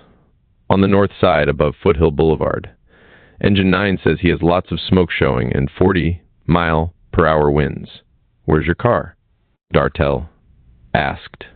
"I left it in Fresno and flew back to help Ash with that fire on Jackson Street last night," Phil said as they raced north, still not seeing smoke yet. The radio blared Engine 9's arrival, reporting 2 homes with roof fires and about 1 acre of brush burning with high winds. The report was quickly followed by the 1st Battalion Chief asking for a second alarm, starting 5 more engines toward the fire. Hitting the freeway, the 2 men could see the flames almost 4 miles away. Smoke lay close to the ground, chased by the powerful Santa Anas. The car's radio picked up the Los Angeles County Fire Department also dispatching 5 engines to the growing fire, fearing it would ultimately blow into the LA Canada area. "We'll need those extra engines," the chief said. In minutes, they got off the freeway and raced past traffic on the surface streets, sirens screaming. "It's blowing back into Dead Horse Canyon, away from the homes. If we can keep it there, it'll be the Forest Service's fire," the chief commented. As they approached the scene, Phil looked around at passing cars, looking for the only way he could think of to identify a firefighter in a civilian car. Almost all firefighters placed a small red and yellow decal on their rear window, signifying their membership in the State Firefighters Association. Phil didn't see any, and soon found himself dragging a hose line from a nearby engine to extinguish a small fire on a wood roof near the command post. Phil worked for several minutes and was soon relieved by a firefighter from the LA County Fire Department. The wind had subsided briefly, and the quick response by both agencies flooded the narrow streets with fire engines. Phil took a drink from a garden hose nearby when Chief Dartell raced up to him. "Phil, we got another one," he said, pointing across the broad valley to the Verdugo Mountains. Phil followed the chief's finger, instantly spotting a small column of smoke at the base of the 3,000-foot mountains, rising from a residential area. The chief reported the fire to the dispatch center as they ran to the car. "We're just dispatching the call now, Chief," came the reply from his report. "Do you have any equipment available from your fire that we can send?" Dartell looked at the command post and cupped his hands, shouting at other battalion chief for an answer. Both quickly sized up their fire and saw that they were getting a handle on the flames. The chief at the command post spoke into his radio. "Divert any engine not yet on, seen from our second alarm to the new fire. We have enough county assistance here to handle, but advise the Forest Service that the fire is heading into Dead Horse Canyon." Phil and Dantel jumped into the car and headed to the new fire. They could suddenly see flames as well as smoke. They traveled less than a mile when the new smoke column lay flat as the winds crashed into the growing fire. The flames began leaping up a steep slope, feeding on dry grass and small bushes. Chief Dartell again contacted the dispatcher. "I'm going to need at least 10 more engines assigned to the new fire. The wind has increased, and the fire has now started up the slope and is running for the top. Also order at least 2 helicopters and advise the chief." 10-4, Chief Dartell. "County already has 2 copters en route." Police were arriving and blocked the main street leading to the fire, where a large amount of traffic already clogged the small hillside streets. 2 engines arrived with Dartell and Phil, further clearing their path. They pulled into the circular driveway of a large home, and Dartell went about sizing up the fire for its potential. The fire had only exposed 2 homes to its flames before the fire swept up and away from them into the thick, brush-covered slopes. The first 2 engines attacked the burning houses as Phil walked over to the obvious point of origin of the fire. There were no sidewalks on the narrow street in the dry grass, and brush grew right down to the street. A 30-foot-long stretch of the growth ran between the 2 burning homes. The patch was totally blackened, and only the gnarled black skeletal remains of 2 chaparral bushes clung to the slope. Phil could see that the fire had attacked the large bushes from an angle that pointed right back to a large patch of now burned grass. The smoldering grass looked like a black carpet with just a few highlights of white ash. The ash was the remains of twigs fallen from the chaparral. Several scorched beer cans and bottles showed discoloration on their sides, attacked as the fire advanced from its origin. The opposite sides were untouched, protected, as the flames raced by. Quickly, Phil found an area where the fire appeared to be coming from several different locations inside a 2-foot circle. He dropped to a squatting position, then stood up quickly, recoiling from the still hot ground. Peering through the smoke, he saw it, the glitter of a dime, still clinging to the ash of a cigarette. He's been here. Phil stood up and looked around, hoping to spot the gray Chevy seen by Trish and the clerk at Burbank's 7 to 11 fire. Smoke blocked his view. He picked up a beer bottle and broke the neck off on the curb. Carefully, he slid the fragile remains of the device into the bottle, carrying it to the battalion chief's car. Before he had a chance to pop the trunk, Ash drove up, honking to get Phil's attention. "Little early for a bud, isn't it?" Ash shouted over the noise of the pumping engines. "Not necessarily. Open your trunk, Ash." Ash complied and watched as Phil found an evidence jar in the trunk. Phil transferred the device to the more secure container. "It's him, huh?" Ash shook his head. "Yeah. Get on the PD radio and broadcast the guy's description and his mid-70s gray Chevy. Maybe a patrol unit can get lucky and spot him if he's using the same car." Phil ran to Chief Dartell and thanked him for the ride, wishing him luck as he left. He knew that only Mother Nature would stop this fire before it reached the top of the Verdugo Mountains. Fortunately, only 2 homes were threatened at the moment. The fire burned into thick brush where no homes were built. Climbing into the passenger side of Ash's car, Phil rolled the window up to keep out the choking smoke. Ash carefully drove over the fire hoses and down the street to the intersection. Phil asked the cops handling the intersection to watch for the Chevy, since they were unable to hear the earlier radio broadcast. Phil and Ash drove around aimlessly, watching for the arsonist's car. Seeing nothing, they drove to a nearby McDonald's and bought coffee, drinking it in their car as they watched the fire climbing the mountain. Sirens continued to pierce the air as units from neighboring cities finally arrived to assist. The winds had again subsided as the water-dropping helicopters dove at the hottest flanks of the fire, unleashing over 350 gallons of water each time they swooped down. From their position, a mile away, they looked like dragonflies in slow motion, skittering over a pool of fire. "Looks like they're getting a pretty good handle on the first one," Phil said, looking over his shoulder at the Cartier fire. "Did you find a device at that one?" Ash asked. "No. Hardly had a chance to look when the second one came in.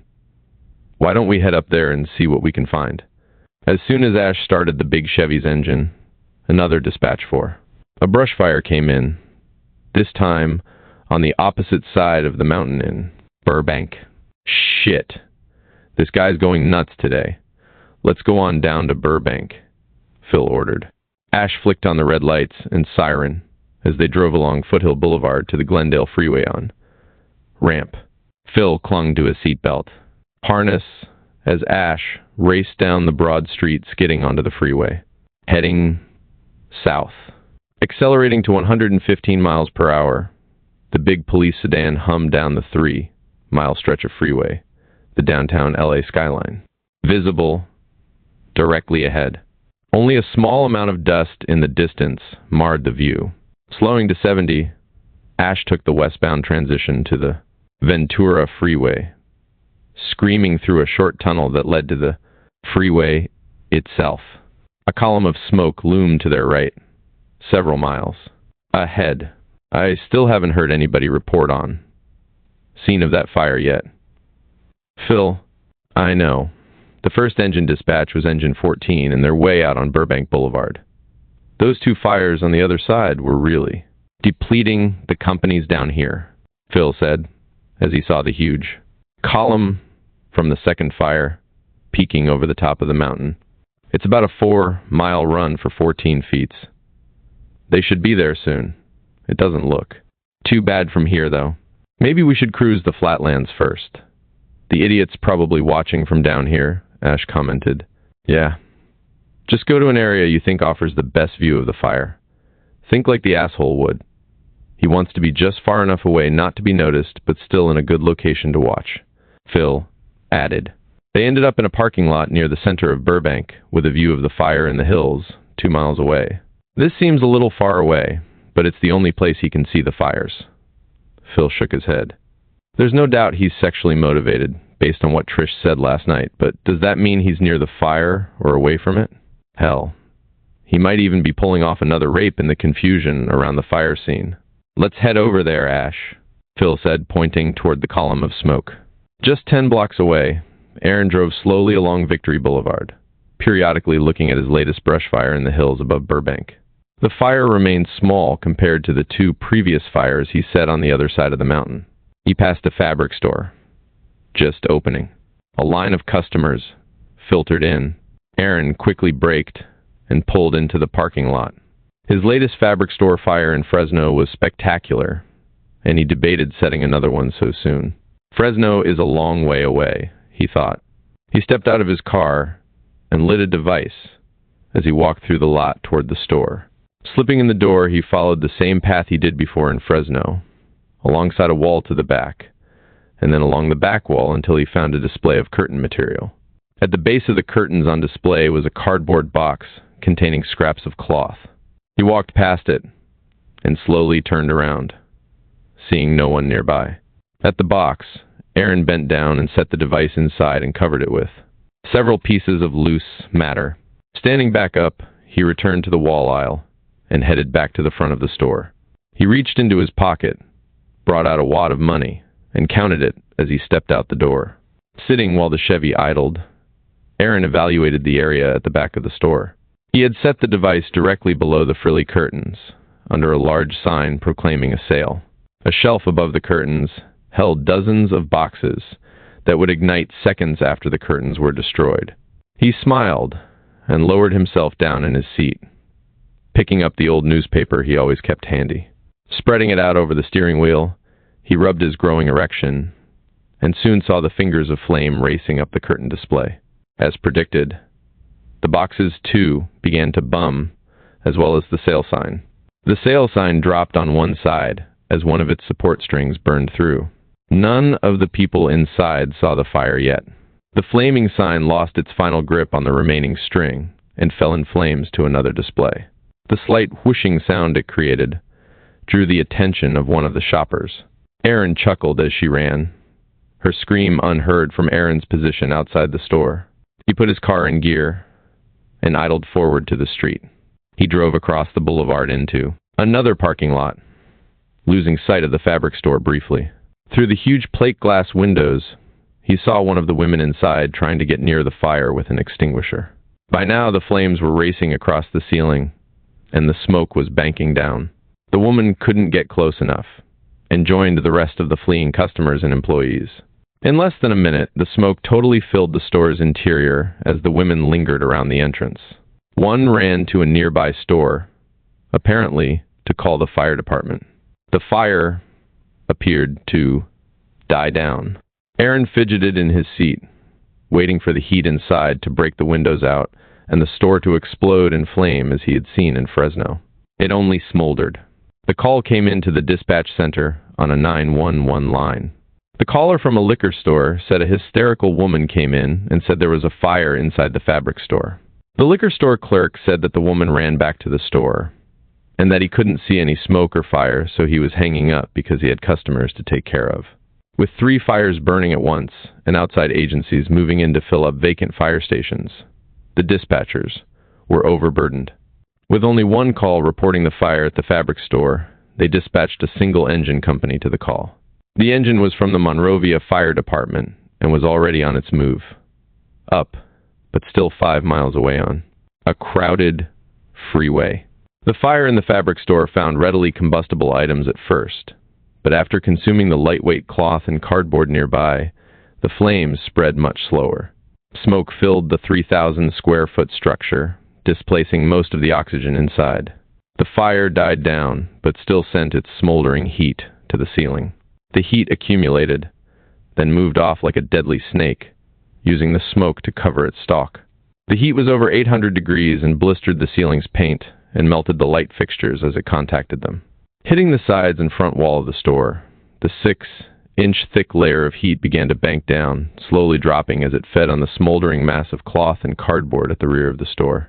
5 minutes after the fire ignited, and still 6 minutes from the fire engine's arrival time, smoke began seeping out the front doors and roof vents. Passing motorists and neighboring businesses finally became aware something was amiss. The gusting winds quickly dissipated the smoke, as the heat level now dropped to 1 foot below the ceiling. The store manager saw that the fire was not developing rapidly and opened the door to see inside. She bent down on one knee and held the door open, wide, letting the wind blow the smoke away from her. A gust found its way inside, and instantly the air was sucked into the store. The gust blew directly to the smoldering mass of cloth and boxes, as the manager suddenly heard a loud whoosh. The glowing embers received the air they needed and exploded into flames, also igniting the layer of heat accumulated at the ceiling. The flashover at the ceiling pushed the huge cloud of smoke out the open door, grabbing for more air. The gust knocked the manager back, forcing her to release the door as she fell. The self, closer on the door, wasn't quite strong enough to totally seal the opening, the hungry monster inside more powerful and now voracious. A 40-mile-per-hour gust of wind pushed the door shut, overcoming the forces from within the store. While Ash wheeled the car through a narrow canyon, rushing to the latest brush fire, Phil heard a dispatch to a fire in a store in Burbank. The narrow canyon blocked much of the radio transmission, but he heard the words, "Fabric store. Ash, Tum left here and get up to the top of this street. They just dispatched a fire in a fabric store, I think." As they reached the ridge, still 3 blocks from the small brush fire, Phil looked down onto Burbank and saw the grayish smoke drifting near the area they had just left. It almost appeared to be blowing dust, until he confirmed with the dispatchers that there was a report of a fire at a fabric store on Victory. The smoke dissipated as Phil advised the dispatcher to send a full assignment of fire equipment in addition to the single engine already responding. "Ash, let's get the hell back to Victory," Phil shouted as they roared down the hill. The store manager screamed as she was blown back, seeing the sheet of flame race across the ceiling as if chasing her. The loud whoosh and large gust of smoke caused the small crowd to run farther back into the parking lot, as they could now hear the engine's siren in the distance. Aaron, still in the parking lot across the street, was uncomfortable with the erratic behavior of his fire and drove around the comer of a large building and onto a side street. He then pulled in behind a large truck, with just a small portion of his Chevy showing. With its mechanical siren growling, the Monrovia engine flashed by Aaron's position and into the parking lot. With only 4 firefighters on board, the captain instantly dropped one man off to hook up a supply line to the nearby hydrant. Accelerating into the lot, the engine coughed up a cloud of diesel smoke, adding to the ugly gray tide emitted by the burning building. A pipeline of limp 4-inch hose fed out the back of the rig while the firemen connected their water supply. Stopping only 50 feet from the store entrance, the remaining crew split up to ready the engine for the coming water supply and pulled lengths of 21/2-inch attack line. None of the 20 bystanders offered to help. Mesmerized by the smoking beast only yards away, it seemed as though in their silent vigil they encouraged the blaze to grow. The captain radioed the dispatchers asking for a second alarm and advising of his size up of the situation. The store manager confirmed all higher employees accounted for, releasing the crew from the burden of rescue worries. He evaluated the lessening smoke production and decided the fire hadn't advanced enough to preclude an interior attack. The smoke dissipated from the front but continued billowing out the back through door cracks, loading dock entryway and various vents. Constant Santa Ana gusts kept the grayish, black clouds hugging the ground out of the fire crew's sight. The mass looked like a thunderhen rolling in waves away from the building. Inside, a storeroom piled high with boxed cloth and flammable merchandise fed the spreading flames, adding to the heat layer above. Another stratum of superheated air reached into the attic space and enveloped wooden components, cooking pine pitch from the 30-year-old beams. Bubbles of flammable liquid oozed from the frying timbers. The invisible heat searched for oxygen to complete the combustion triangle of heat, fuel, and air. Below, in the display area of the store, the heat layer reached the tops of the huge windows lining the front of the building like a dam holding back a flaming tide. The thick glass weakened when the heat etched tiny half-moon-shaped bite marks on its surface. The empty 4-inch hose line sprang to life as it filled with water from the hydrant. The firefighter raced toward his captain, the meager. 2. Man-force dragged the smaller attack line to the front of the building and wedged the door open slightly with a trash can. Donning their air masks, they crept into the seething floor, level smoke cloud. The engineer stood by the engine and watched as the building ate his companions. The remaining firemen fed loose hose through the door. "I'll let you know when to charge the line, Ben," the captain shouted into his radio, while the team dragged the line through unseen aisles and over a turnstile. The hose tangled, pulling over displays as they advanced, silently covering their only physical trail to safety. The captain heard no sirens in the distance, only a muted rushing sound like a distant freeway. Confident the fire had dropped to a smoldering condition, they inched forward, unaware that the mass of embers 50 feet ahead suckled. Fresh air from the partially open door behind, tentatively testing the new supply before passing it on to the superheated layers above the fire. Small banks of flame danced on the smoldering piles. The empty hose snagged at the moment. The captain decided he should have water handy at the nozzle. A hose coupling grabbed at counter edge and held like it was bolted down. Now feeling heat from the front, as well as from above, the captain turned to his companion. Smoke prevented him from seeing the man only 18 inches away. They yanked the recalcitrant hose line and heard a thump from above. Fire. Weakened ceiling material dropped, and flames successfully breached the underside. 59 of the roof. Thinking other fire crews arrived, and were cutting holes too. Release pent-up smoke and gases. The captain saw the grayish shroud of smoke raise off the floor about 3 feet. His helmet, now, felt like an oven. The new hole in the roof acted like a chimney, allowing some smoke and heat to escape to the outside. The veteran captain had been in few major fires in his 20-year career, working the small-town fire department, but his training shouted at him now. Smoldering pieces of ceiling material rained down around the team, and the captain quickly realized that the ventilation was being created by the fire itself, not other firefighters opening up the roof. He froze. Grabbing the lead man's coattail, he brought him to an abrupt halt. At the same time, the heat at the ceiling crashed down onto their heads, pulsing as it lowered and singeing their only exposed skin, their cars. Out, out, out. He screamed as they tried to reverse their direction. Their path was blocked by fallen displays and cloth as the captain searched for the hose line, their only path to freedom in the smoky store. It, too, was covered with debris. Hugging the floor, they quickly became disoriented, but finally found the hose and began working their way back as the heat kept increasing. The young firefighter dipped lower to the floor and lost track of his captain as the windows in front cracked from the heat. As the heat layer fell, the entire contents of the store began to bake their way toward ignition temperature. The breaking windows allowed the oxygen to be sucked in, the fire reaching out to grasp it in one explosive movement. The store flashed as the interior belched outward, throwing glass and the force pushing the front wall outward 10 inches. The roof supports lost their grip, and portions of the heavy covering dropped down into the store, showering the firemen. Ash and Phil careened onto Victory Boulevard as the roof dropped, pushing the smoke out from its sides.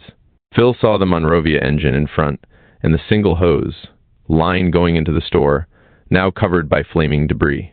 Ash raced into the driveway and screeched to a stop. Phil shouted, "Ash, call it in and have an ambulance dispatched." Phil was out the door running while he counted the number of firefighters he saw. The driver and one fireman were helping a third man out of the debris. The crawling man had on a melted orange helmet. He was quickly recognized as the captain. Phil breathed a little easier, hoping that Monrovia had 3 man companies and not 4.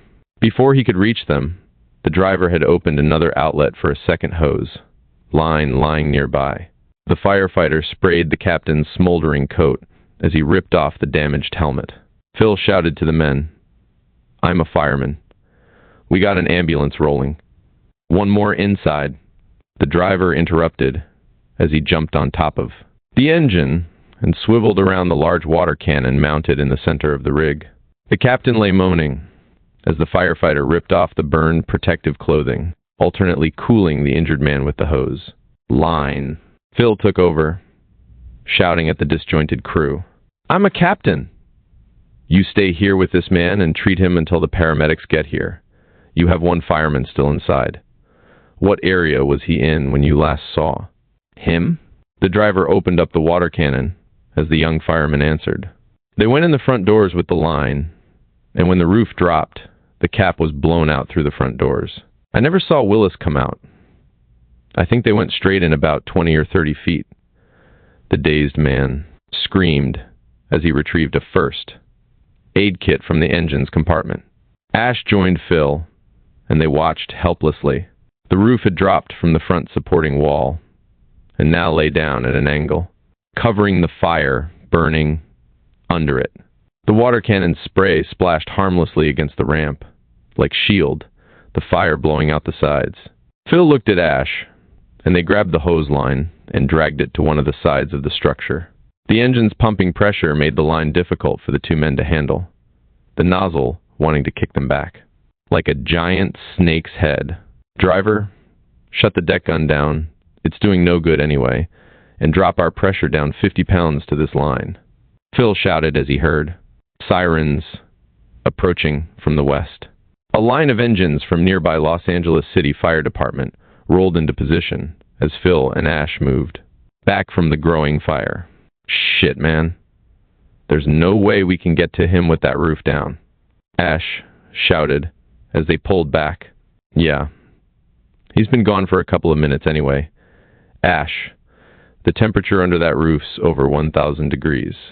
As yellow-coated firemen moved in, Phil and Ash walked back to their car, anger building. They scanned the area, looking for the elusive gray Chevy, but it was long gone, moving on to the North San Fernando Valley and the next fire, Devasset.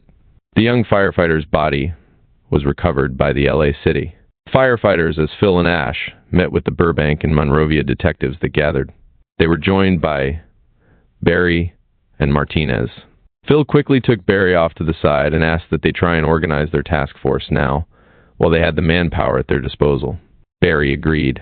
To keep control of the large number of cops gathering, it was decided to call the chiefs of all 3 small agencies to appoint an investigator to be a representative before any investigation began. Barry left for a phone, taking 1 detective from each agency with him. Tom Carey, Burbank's arson investigator, also showed up, and Phil briefed him on the progress of the case. Rumors had already started, and Phil was interrupted several times by detectives and uniformed cops asking why they were on scene so quickly, and was it true they had a suspect. Phil cut them all off, referring them to their chief, asking that they not speak to any media people until the chiefs had a chance to gather the facts. Phil did not want the suspect's description and car to be released at this point, because it would certainly be seen by the arsonist. During his discussion with Carrie, Phil received a page from Fresno. It was an hour before he could retum the call to Anne. She had paged him 2 more times during the hour, indicating some urgency. He called Anne's room. "Hi, it's Phil. Sorry I took so long to get back to you." "You sound down. What's going on?" she asked. "Nothing, Anne. I'll fill you in shortly." "You have anything?" "2 things, actually," Anne said. "Keith Talon met with Priest, and they are approaching the police chief and mayor this afternoon at lunch to try and get Plank to give up the information. Actually, Stillwell's the one who has access to the seminar lists, but he's disappeared. The staff says that he was called out to work a case by Plank himself. Secondly, I read in the paper this morning about 2 fires set in alleys south of the hotel yesterday afternoon. They burned up a couple of garages and a house in a slum area. One article says that a police officer writing a parking ticket saw a car in the area being driven by a young, clean-cut-looking guy. Did it give any further descriptions, or the car type?" Phil asked. "No, but I went by the police station a little while ago and told them my insurance company covers one of the garages, and I asked for a report. The officer that took the arson report was there, and we talked." "Go on," Phil urged. "The guy she saw pulled out of the alley where the second fire was, and he was driving a gray '74 Chevy 2, door with loud exhaust pipes. She said he was 30 to 35 years old and good looking." Less than a minute or 2 later, she walked across the mouth of the alley to write another ticket, and she saw the fire eating up the side of a garage. "No one else came out of or went into that alley after the guy," Anne finished. Phil reflected on her story briefly. "That's him. Have Fresno check the scene for the coin device at both fires, and let Priest and Keith know that our guy hit down here today. Big time. He just killed a fireman in a fabric store fire. The place had a backdraft, and the building fell down on the poor guy." "Oh, no. I'm sorry, Phil. Did you know him?" "No. He was from Monrovia. The crook set 3 brush fires in a row, and all the local fire trucks were up in the hills when he set the fabric store off. The closest engine was from Monrovia, and by the time they got into Burbank where the fire was, it had progressed too much. I guess the fire captain guessed wrong, and they went in before the backup forces got there. Phil, I think the reason he left Fresno was because he thought he was seen by the Fresno cop when he came out the alley. The fires went down around 2 p.m. yesterday, and if he took off right after, he could have been down in L.A. in time to attack Trish. Couldn't he?" "You're right. I wonder if he was staying at the hotel. Did you have a chance to see if anybody has checked out from the conference rooms?" "Yes, I did. 3 have left since registration Tuesday. 1 San Francisco cop, a volunteer from the Eureka area, and one of the lecturers, besides you," Anne explained.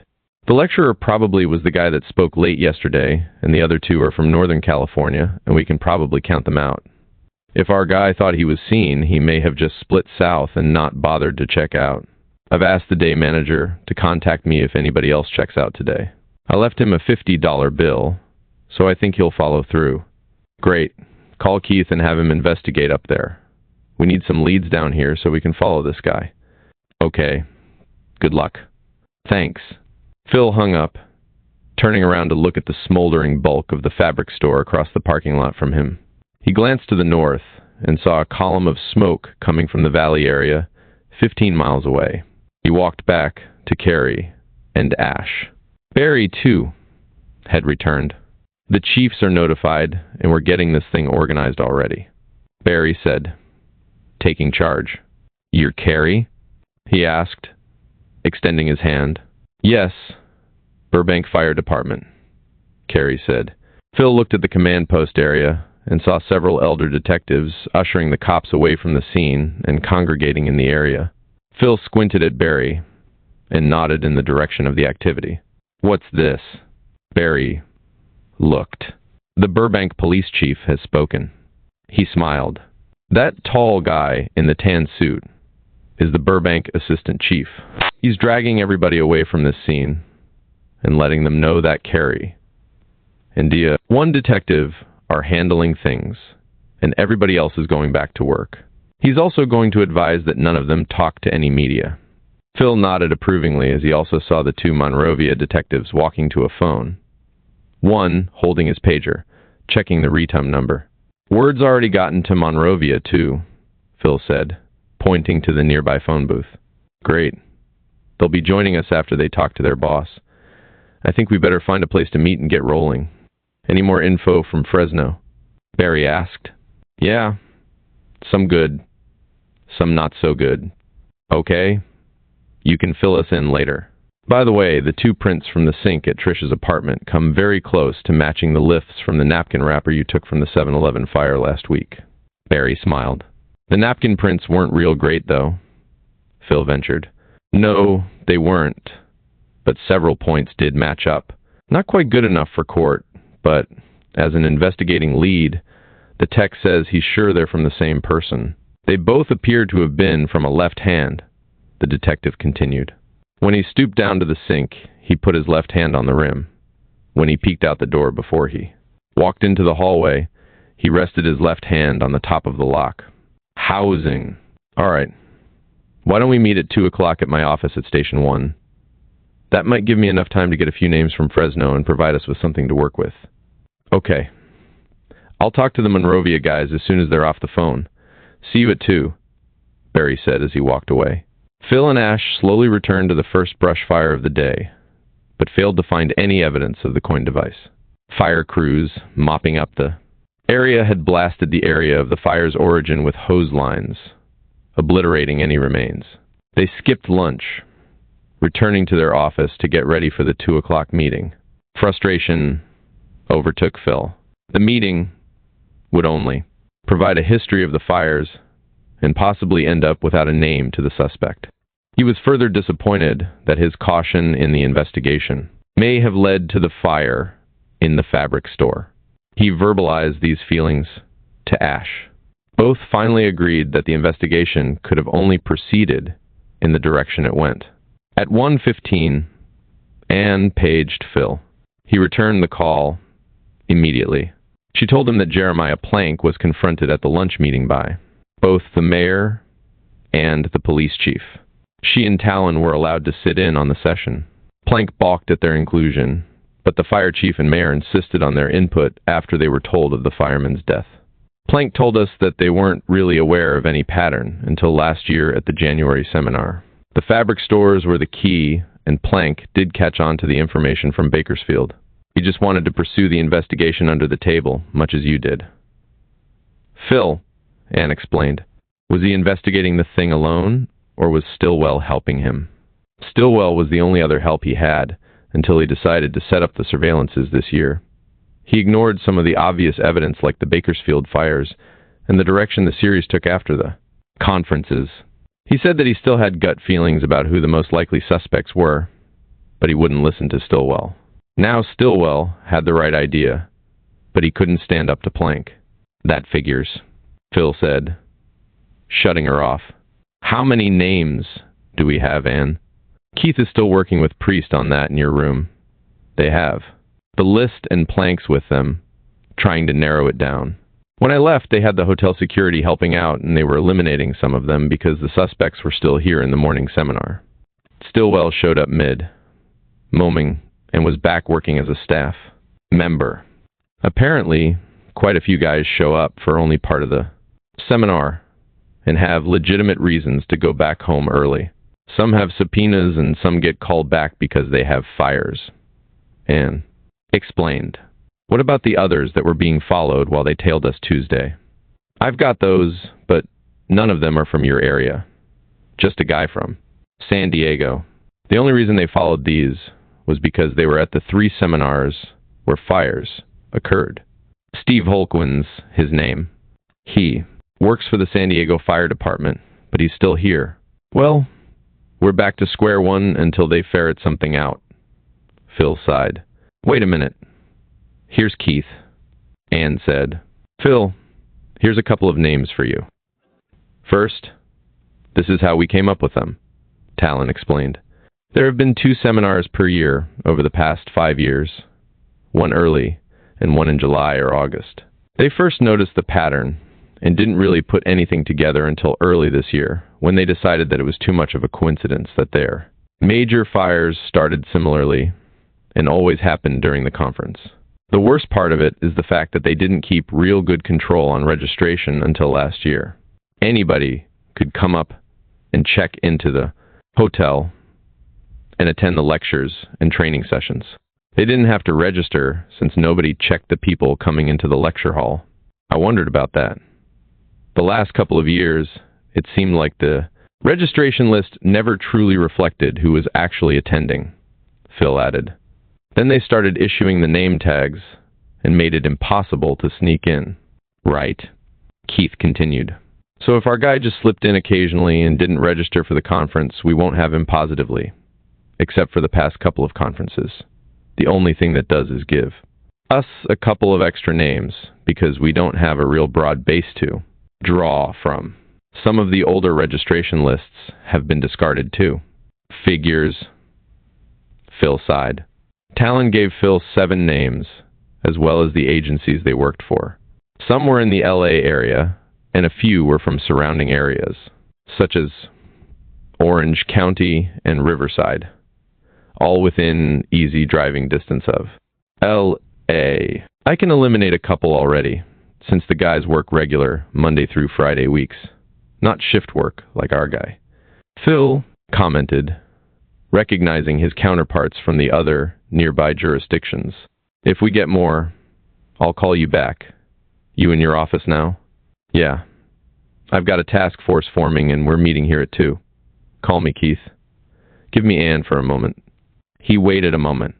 Ann, any luck from your desk clerk here? No. Nothing new yet. We'll call.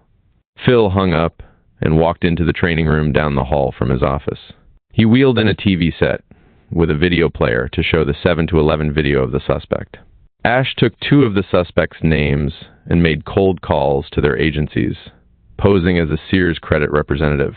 Phil smiled at Ash's ability to scam the fire department administrators into giving him information on their employees. Ash's final question was what shift the fireman worked on. One's a B shifter, but he's 49 years old and black, Ash said. 2 down. You want me to call on the others? Yeah. You do good, partner, Phil said, handing him the other 2 names. At 2 p.m., Barry showed up with the 2 Monrovia detectives, Martinez, Carey, and the Burbank detective. Carey and the cops still wore stained, dirty jumpsuits, smelling of the fabric store fire. What'd you find, Tom? Phil asked. Fire started against a back wall, probably in a cardboard box. No electrical or anything else around to cause it accidentally. There was an emergency light above it, but the hum patterns put the fire down low near the floor. The bottom of the cardboard box was intact, since the fire fumed up and away from it. He stalled, looking at the others. I found this in the debris of the box, he said, holding up a small glass jar. He handed it to Phil. Inside was a dime with a small dollop of glue still adhering to the smoke-stained coin. Good work, Phil said, passing the coin around. Barry introduced everyone, finished up by saying, Phil is in charge of this investigation and will tell us what his needs are. Phil, all 3. Chiefs agreed to provide whatever we want. Phil briefed the audience, stopping several times when firefighters stepped into the small office to listen in. Phil's stare caused them to withdraw quickly. After 15 minutes of discussion, the phone rang. Ash picked it up, handing it immediately to Phil. It's Talon in Fresno. What have you got, Keith? Phil jotted down 6 more names of conference attendees present during the past and current fires. Phil hung up the phone, handing the list to Ash. Ash, do the same for me, please. I should be finished by the time you get back. Use the battalion chief's phone. I saw him leave a couple of minutes ago. Ash walked out. Phil related the Fresno investigation and what remained to be discovered there. Few questions were asked. He's killed 1 firefighter, tried to kill my witness, and he may even be responsible for the fire at Cal's Hardware in South Pasadena several years ago. That's 6 dead in 1 attempt. Questions? He waited. Unless we get a positive match on fingerprints from Trish's place, there isn't enough to nail this guy. Phil continued. So the first thing we need to do is to get fingerprints from the suspects we develop. He paused. And we can't go to their agencies to get them just yet. One detective from Monrovia offered that the Department of Justice catalogs fingerprints sent to it by fire and police agencies, and that would save having to go directly to the agency. The process, in his experience, took several days, even in hot cases such as this one. Great.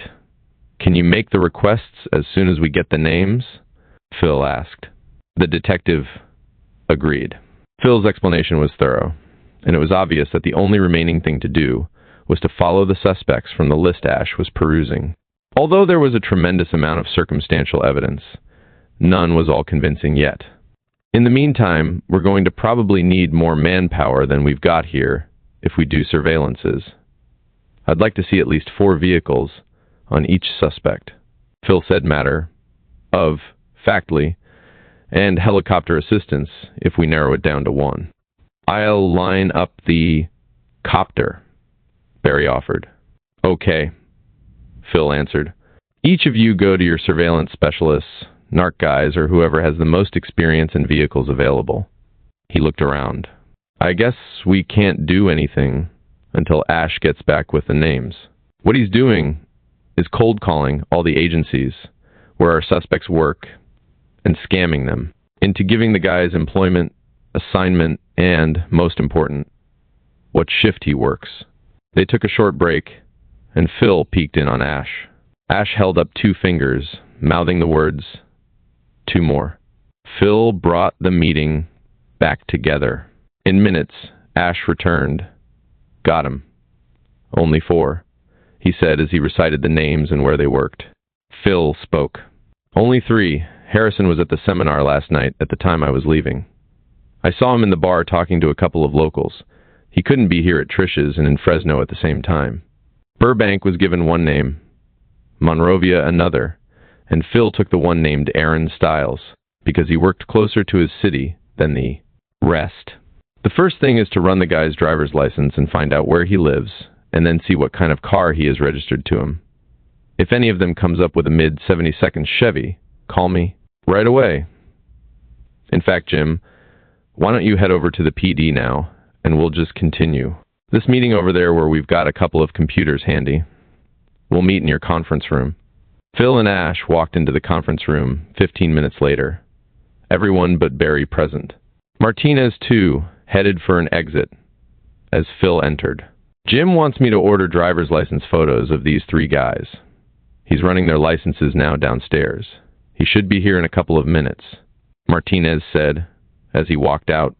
Seconds later, Barry walked in holding a handful of computer paper, frowning.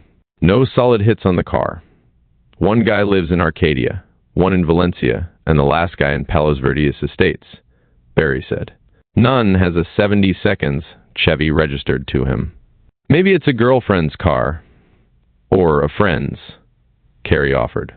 Yeah, or we could even have the wrong car, said one of the Monrovia detectives. Witnesses are notoriously bad about that shit. Now, where exactly is the car description from?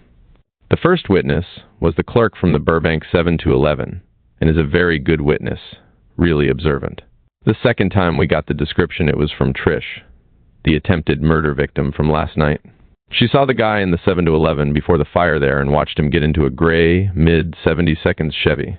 She also commented that it looked restored and was in good condition, Phil continued, trying to sound convincing. And yesterday, a female cop in Fresno saw the same kind of car come out of an alley where an arson fire started only a couple of minutes later. 2 blocks away, and just 5 minutes before, the same kind of fire kicked up and burned a garage and a house. The cop described the Chevy as having loud exhaust pipes, just like the clerk told me. I think the car info is good, Phil concluded. All the cops agreed. The team split up after receiving last-minute instructions from Phil. He directed them to do everything behind the scenes and make no contacts with neighbors, employers, or relatives. All end Operations were to be cleared through Phil and Ash first. Pager numbers were exchanged to enable all of them to keep in close contact. A secretary from the police chief was assigned to type up their reports and was also sworn to secrecy. The group split up, and Phil told them to work up their suspects and check in between 5:00 and 5:30. Phil and Ash sat in their hot car, sweating and talking as the air conditioner worked to overcome the heat inside. Before leaving the police station, they used the law enforcement computer to extract any information they could get on their suspect, finding nothing of interest. Being a firefighter, of course, he had no criminal history or even any traffic accidents with other police agencies. Phil was tempted to call some of his arson friends with Aaron's agency, but all were at the Fresno conference, and even so, he didn't want to violate the orders he had given. The other detectives. They drove to Aaron's home and saw no cars in the driveway and the neighboring houses very close by. It appeared to be a close, knit neighborhood of mostly elderly residents, prone to gossip. Phil told Ash to drive away, their supposedly unmarked 4-door Chevy Loaner standing out. As they returned, Phil was again paged by the hotel's number in Fresno. They pulled off the freeway to a phone booth at a 7-Eleven in Pasadena. Phil dialed the hotel's front desk and asked for Anne's room. He was told Anne was unavailable. Did she leave a message? Just a moment, please. Phil waited on hold. Mr. Langtree, this is Wiltern Holden. I'm the day manager. Anne told me to give you a message. It says she's returning to LA with your car and should be in the area by 6 this evening. She says she'll page you when she arrives. Anything else, Mr. Holden? Yes. She asked me to tell you about Mr. Stiles. Holden paused. Stiles? I don't know any. Phil paused, suddenly realizing Aaron's last name was Stiles. What about him? Well, Mr. Aaron Stiles called in about an hour ago and said he was checking out of his room. Anne had me watching the conference checkouts for her. Yeah, I know. Did you handle the call? Phil asked. No, but he offered no explanation to the operator. He had reservations until Friday morning, but left his key in his room and the maid's. Found it on the dresser this morning at 8:30 when they went to clean his room. They weren't sure if they should take the key since the room log showed that he'd be there until Friday. The maid supervisor brought the key to the desk since we don't like to leave them lying around. Is there any way to tell exactly when he left the hotel? Phil asked. Not really. His room was cleaned yesterday morning at 9 a.m. He could have gone at any time, and we wouldn't know it until this morning. All his things were gone at 8:30 this morning, Holden replied. One more thing. Do you know if the maids found his bed slept in when they cleaned this morning? Phil asked. 17,070. Ask. Just a minute, sir. The maid supervisor is just clocking out. Well, Phil waited impatiently, the sun blasting his unprotected position. Sir, she says that his bed was still freshly made. The mint we leave on the pillow was still in place, as if he wasn't even in the room last night. I'd say that he left sometime yesterday after 9 a.m. and called just this morning to check himself out, the manager stated. Mr. Holden, Anne extended a gratuity to you. Did she not? Phil ventured. Yes, sir. She was very kind, he replied. I'm still registered in room 419. My friend Mr. Talon is staying there. Please leave a message for him to sign me out when he's through with the room. Also, is there a way you can add a matching gratuity to my room bill and have it funneled back to you, sir? That can be arranged, sir, and thank you very much, Holden replied. Phil hung up and returned to Ash, appearing very fresh in the cooled car. Stiles is our man. I'll fucking bet my job on it. Phil beamed as they hit the freeway. 21. Ash dropped Phil off at his truck, still parked outside the El Serap. 3 parking tickets fluttered beneath his windshield wipers. The lack of sleep crept up on him as he slowly drove home. His window rolled down. The temperature had dropped considerably, and the winds had died down, making it a perfectly clear LA summer evening. The clean air and progress of the case renewed Phil as he maneuvered through the narrow streets to his home. Just before he turned off his engine, his pager alerted. He didn't recognize the number.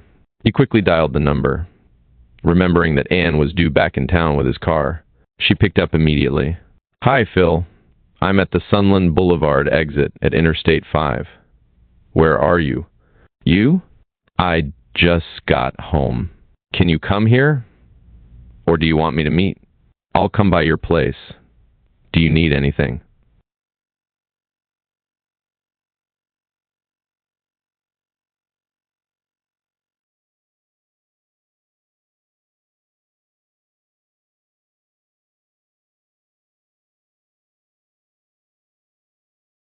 "Just the drink I'm mixing as we speak," Phil said, and he gave her directions to his hillside home.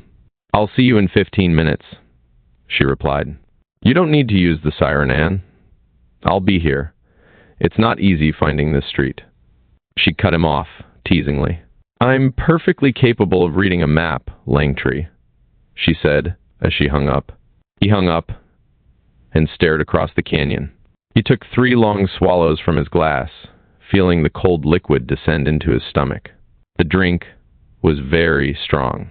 He was pleased with the case nearing a conclusion. His new friend Anne, and to be at home. His thoughts drifted to the death of the fireman. He pictured the trapped fireman tearing off his air mask in his last desperate moments, thinking that his comrades could locate him by his screams. The plastic face piece was found in the fireman's death grip of his left hand. Phil knew the arsonist had simply moved on from the Burbank fire to set another one, not even concerned that a firefighter had died. Phil shuddered, then quickly thought of Anne and more pleasant things. He took another long drink. Finishing it, he made another. Sitting at the dining room table, he looked down onto Chase Drive, watching for his car. He saw his sedan tum off Chase onto Golf Club Drive. Phil cracked a smile and walked out to meet her, the setting sun blasting him in the face from the west. His car turned around the corner, racing up a short straight stretch below his house. As Anne rounded the corner, she was startled to see Phil standing there laughing. She rolled down the window as she pulled up to him. "Hi, where do you want me to park?" "Just tum around and park it by the ivy there," he said, pointing to an area in front of his truck, the big Chevy's rear tires chirping as she pulled forward. She handled the car well, smoothly wheeling into the small parking space. Phil felt very warmly toward her. He watched as she opened the car door, setting one bare foot on the street. She glanced up at him and flashed a broad smile. She held his stare as she reached outside the car door and slipped a high-heeled shoe onto the foot. Phil stepped back into his driveway as Anne approached, and she moved into his arms. They held their embrace and separated only at the sounds of another car. He took her hand and led her into the front door. Neither speaking, he walked her into the kitchen. "Drink, please. Do you have a beer?" "Yeah. How was your trip down?" "Quick. That car of yours knows only one speed. Supersonic." He chuckled. "It's an old police car geared for leaping tall buildings in a single bound. By the way, your hotel manager called and solidified our guy for her." "Fantastic. Who is it?" "A guy named Aaron Stiles.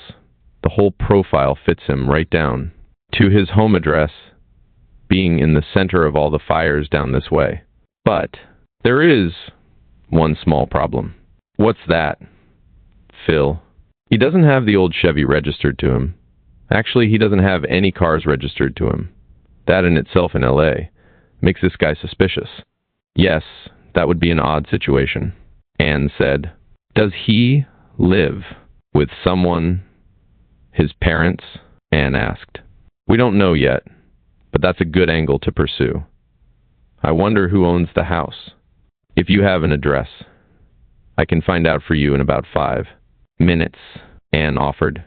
"I have a friend in real estate, and he has a computer program that can access all property owners in the state right from his home. I'll call him." "Perfect. I was afraid we'd have to bang on Stiles' neighbors' doors to find out anything tonight. I really didn't want to do that." Phil gave her Aaron's address, and she called immediately. Her conversation was animated and indicated to Phil a close relationship. "The house is listed to a Glenn Stiles," Anne said. "Apparently a relative that's dead and the house is still in probate." "Maybe his father," Anne said. "Great. I'll have PD records run on this guy Glenn and find out what they can. Then we can drive out to Arcadia on my way to drop you off at home," Phil hurriedly said as he dialed the police department. Anne looked on, somewhat dismayed at the thought of ending the evening so quickly. "Jenny Takshita, please," Phil said into the phone. After a short pause, he began. "Jenny, Phil Langtry here. I need a complete run on a Glenn Stiles, unknown age, but an address of 1233 West Sycamore Road, Arcadia. I need vehicles, rap sheet, guns, and anything else you can get. Page me when you get it." "Have any of the other teams called in?" Phil listened for several minutes, nodding occasionally, as if the girl could hear his head rattle. Anne smiled. Phil hung up the phone abruptly. "Jenny, she's the secretary assigned to us for the surveillances. Says that both of the other surveillance teams have called in running names, vehicle licenses, and other information for the past 2 hours. One of the teams just determined that their subject was injured in a car accident and in the hospital on the day of the series of Burbank fires last week. That eliminates him." Phil was interrupted by his pager sounding. "That's probably them calling me now," Phil said as he reached for the phone. "How did they lean that so quickly?" Anne asked as Phil dialed. The driver's license run on their suspect showed a recent entry for involvement in an injury accident. They just called the reporting agency, the Highway Patrol, I think, and checked the report. It showed him transported to a hospital in... Phil stopped as his party answered. "Yeah, I heard. Have you lined up any assistance for the surveillance yet?" He paused. "Okay, then why don't you guys just call Sergeant Blakely from Monrovia and get into his surveillance on the Valencia guy? My guy lives right next door to you in Arcadia, so I don't want to take any chances of his recognizing you," Phil said, pausing. Again. "Yeah, I think they were just going to drive out there after the meeting and sit on the guy's pad until he got home tonight. If you help them out, they may not need to bring in anybody else. There's not much we can do tonight anyway. The crook may still be out capering." Phil listened again as he finalized the plan. He hung up and continued talking to Anne. "Anyway, the Palos Verdes suspect was treated at a hospital and held for 2 days before being released. So he couldn't possibly have been our guy. The hospital confirmed him being there. Then now you only have 2 suspects, but neither has a '74 Chevy." Anne asked. "That's right," Phil replied as he pulled the top off a beer and handed it to her. "Things are moving fast. Sit down, Anne." Phil motioned toward the table overlooking the canyon. "You have a beautiful view here. Is this your house?" "No. I just rent a room from an old friend and his wife." Phil sighed and looked at Anne, who continued to admire the view. The grassy slopes caught the last of the sun's rays as they sat silently. Without breaking her stare, Anne reached over and placed her hand on Phil's, squeezing slightly. She sipped her beer, then set it down on the table and turned to face him. She pulled his hand to her. Anne leaned to him and kissed him passionately, her arms pulling him tightly to her. His eyes closed and he fumbled to put down his glass without looking. The half-filled tumbler missed the table edge and fell to the carpeted floor heavily, bouncing away. Phil ignored the spill, reaching with his free hand to embrace her, his eyes still closed. His hand brushed her breast as he reached around her. He broke the kiss to apologize, and she quickly moved his lips back to hers. They held the kiss for more than a minute, the intensity softening, then their foreheads and noses finally the only things touching. With a final sigh, Anne broke away, looking into his eyes only inches away. "This is really bad timing, but I need to use your bathroom." She smiled. It was a long drive. "Back by the front door. Straight ahead," he replied as she got up. Phil smirked as she walked away. Shortly after she left the room, he received a page. It was Jenny. Anne returned as Phil took notes on the conversation. Thanks, Jenny. How late will you be working? He paused as she answered. Okay, he said, and hung up. You want to go with me to the Arcadia address, Anne?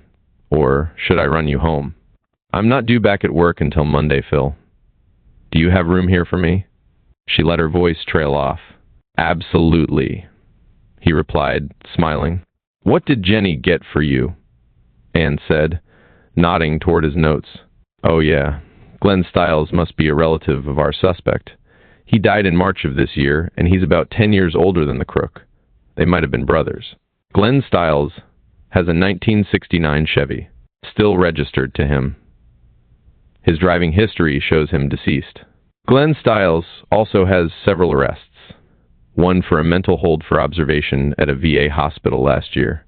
He's probably a NAM vet. So, Aaron Stiles has apparently moved into this Glenn Stiles home and is also driving his car. Yeah, that really indicates that they were probably pretty close. Tomorrow we can firm up the scenario, but the main thing is to follow Aaron Stiles and hope he sets something off. Can't you just arrest him before he hurts someone else? No. The law is pretty restrictive, and until we get a positive ID from either Trish or a solid fingerprint match, we are just shy of good probable cause. If we make the arrest now, any confession or evidence we get from here on could be ruled inadmissible later. You mean that even if he admits guilt after you arrest him, the confession would be thrown out as evidence against him? Only if we didn't have enough probable cause in the first place. And we don't yet. One of the things we need to do is get a sample of his fingerprints. We could do that by getting a search warrant for his house and car and obtain a set that way, or maybe steal his trash and get some off the junk in his cans. You could get a search warrant, but you can't arrest him yet. That's right.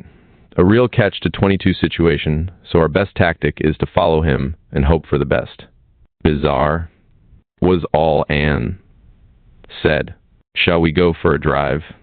Phil asked. They took Phil's truck and drove the short distance to Aaron's home in Arcadia. It was getting dark as they drove by the small dwelling. The lights were out, and there was no car in the driveway. They parked about 1 block away and sat next to each other, blending in with the block they were parked in. There were several apartment buildings nearby, and the street was filled with cars, unlike Aaron's block of single-family homes. Phil occasionally raised his binoculars, focusing on Aaron's home. By 9:30 there was no activity, and Phil had to fight to keep from falling asleep. A vibrating page startled him, and they drove to a phone booth.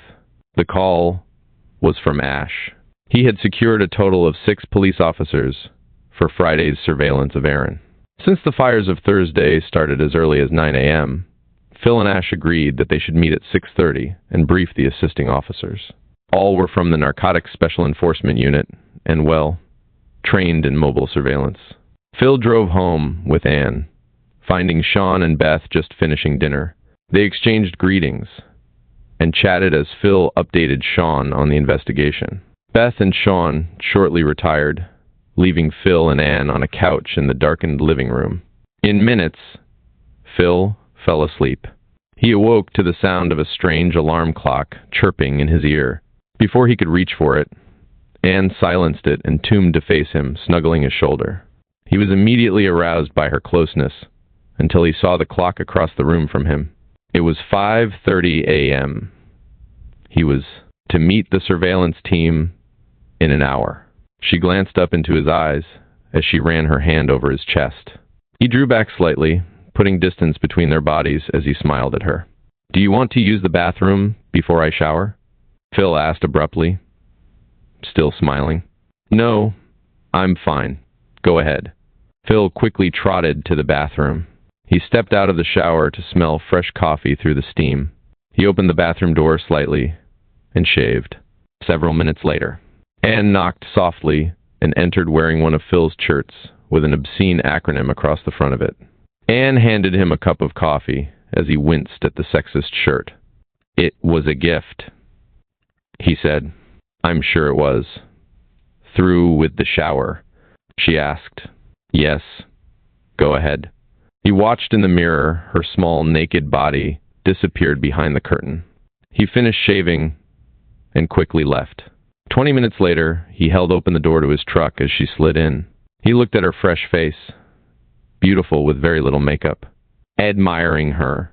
He knew the surveillance team would question her need to join them, but Phil was convinced that her presence would be essential to helping cover their operation. One or two men in a car always appeared suspicious.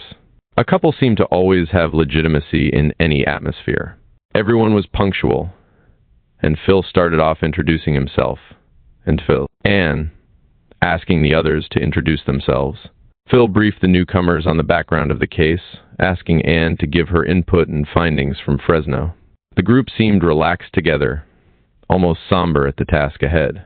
The hardened narcotics group gave little credibility to Phil normally, since he was an outsider, but had adjusted to the situation and laid aside their professional jealousies for this event.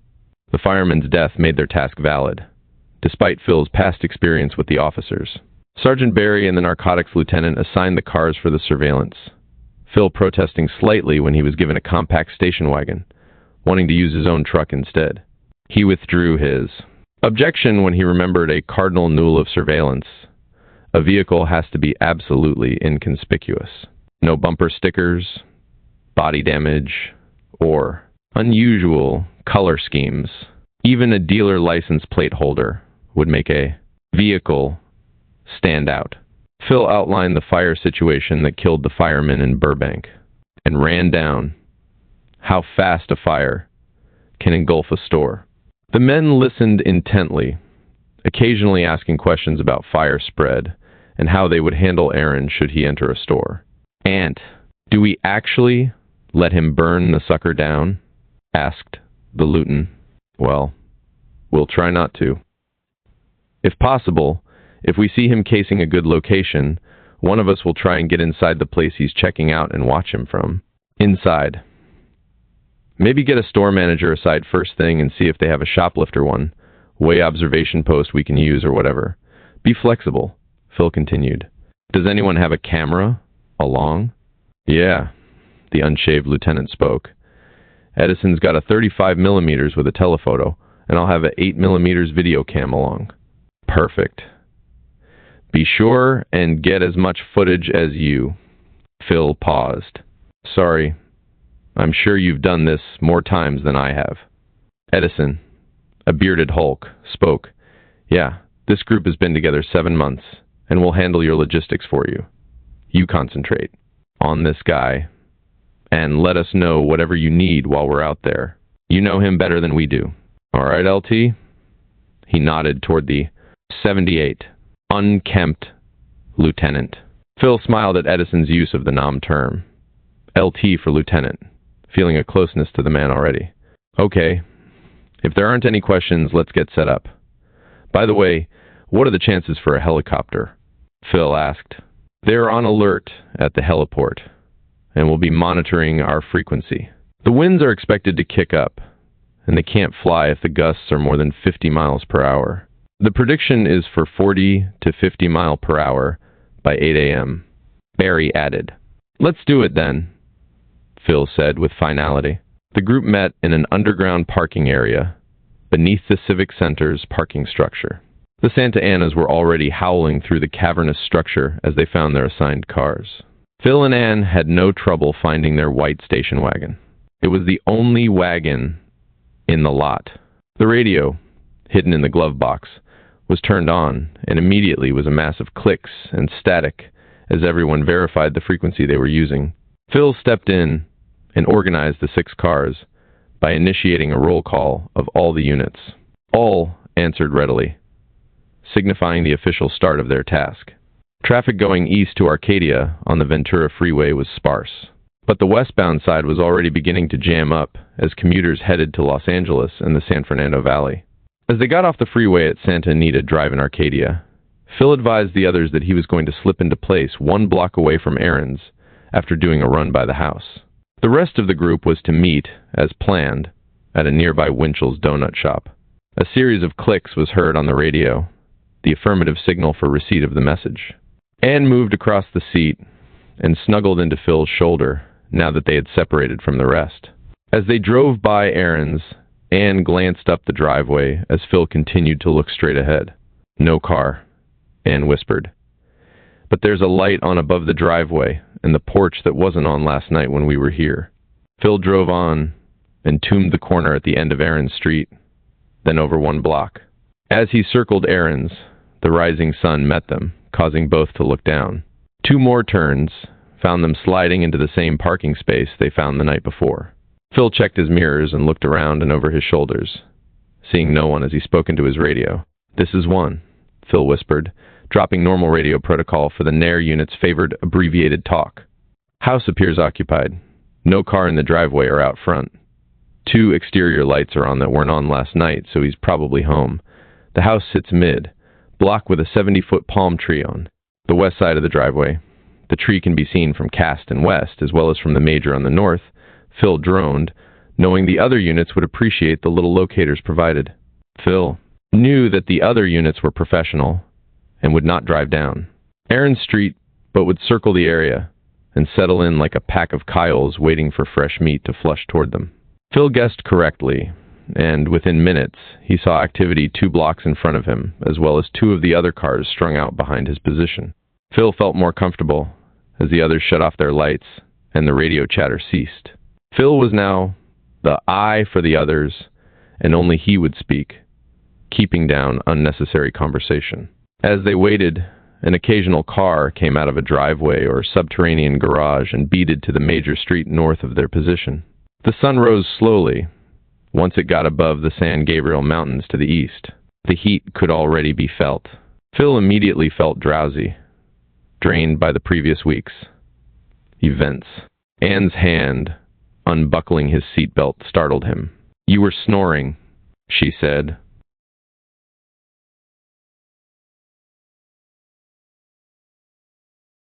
"What? Oh shit. How long was I out?" 2 or 3 minutes.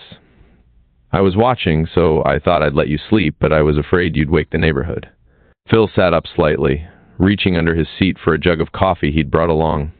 "You want some, Anne?" he said as he searched for a second cup in the bag. "I'll just sip some of yours." The outflow of traffic continued.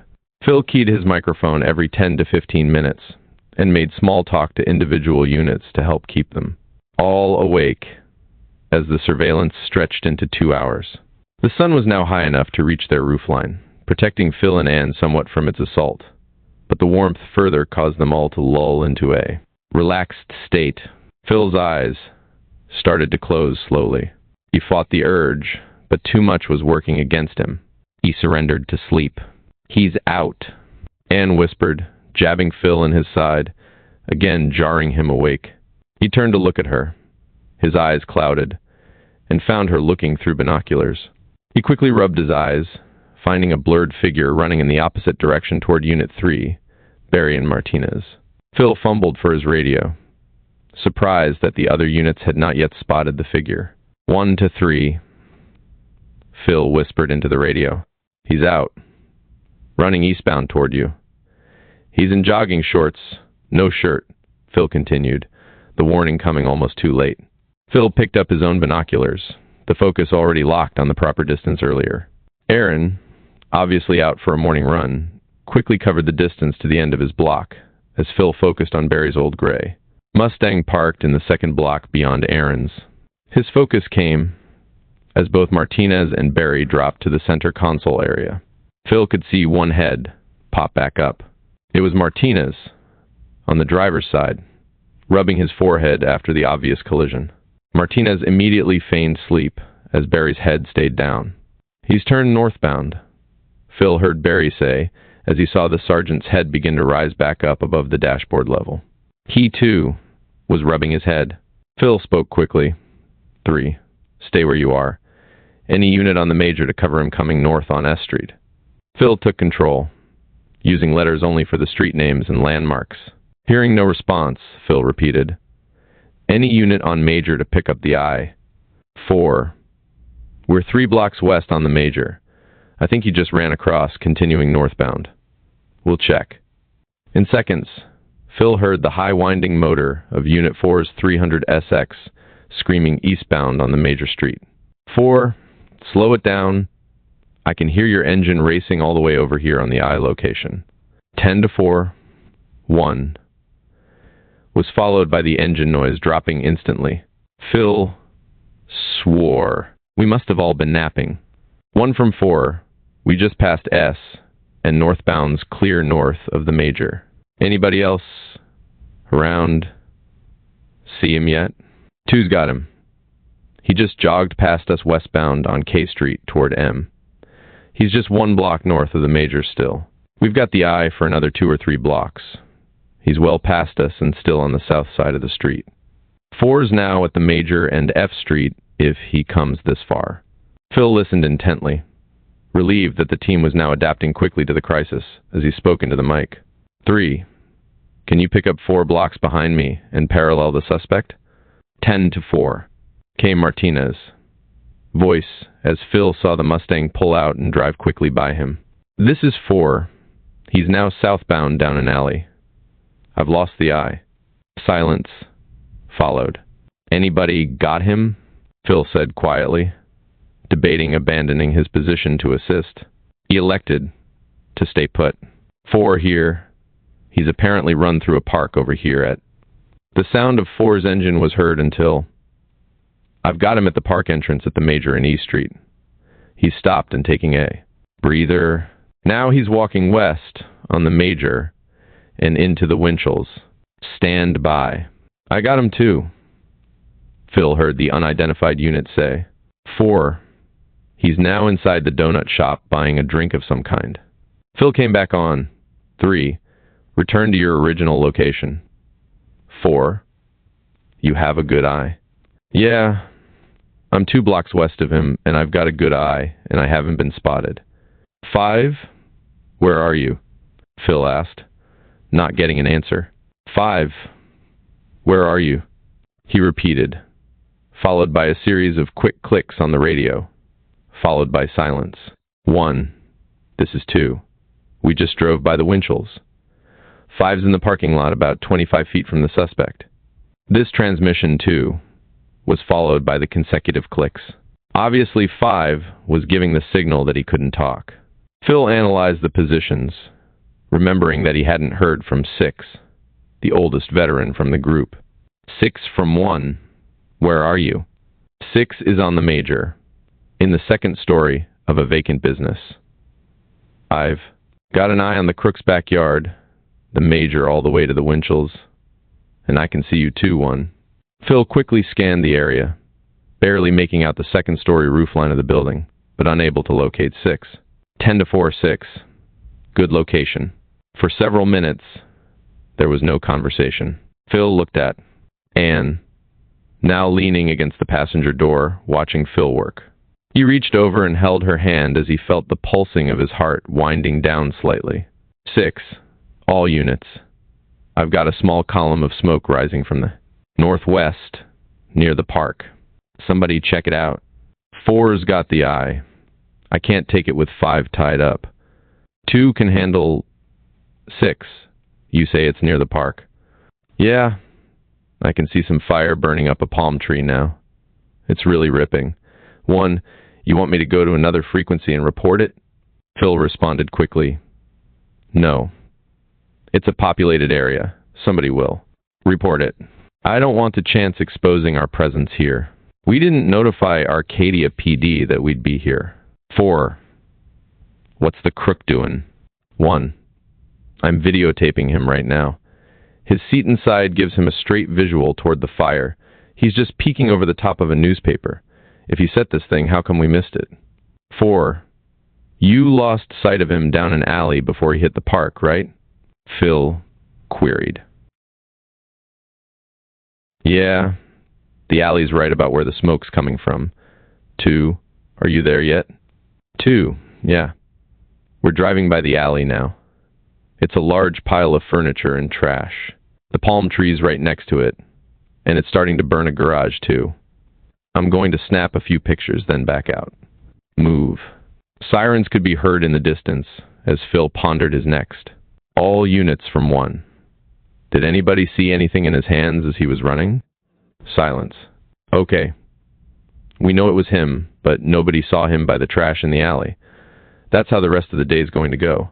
4, you and 5 stay on him, and the rest of you return to your original locations. That was a pretty good perimeter we had. Watch his hands from now on. He must have lit the device up before he left the house and carried it with him into the alley, Phil said to Anne.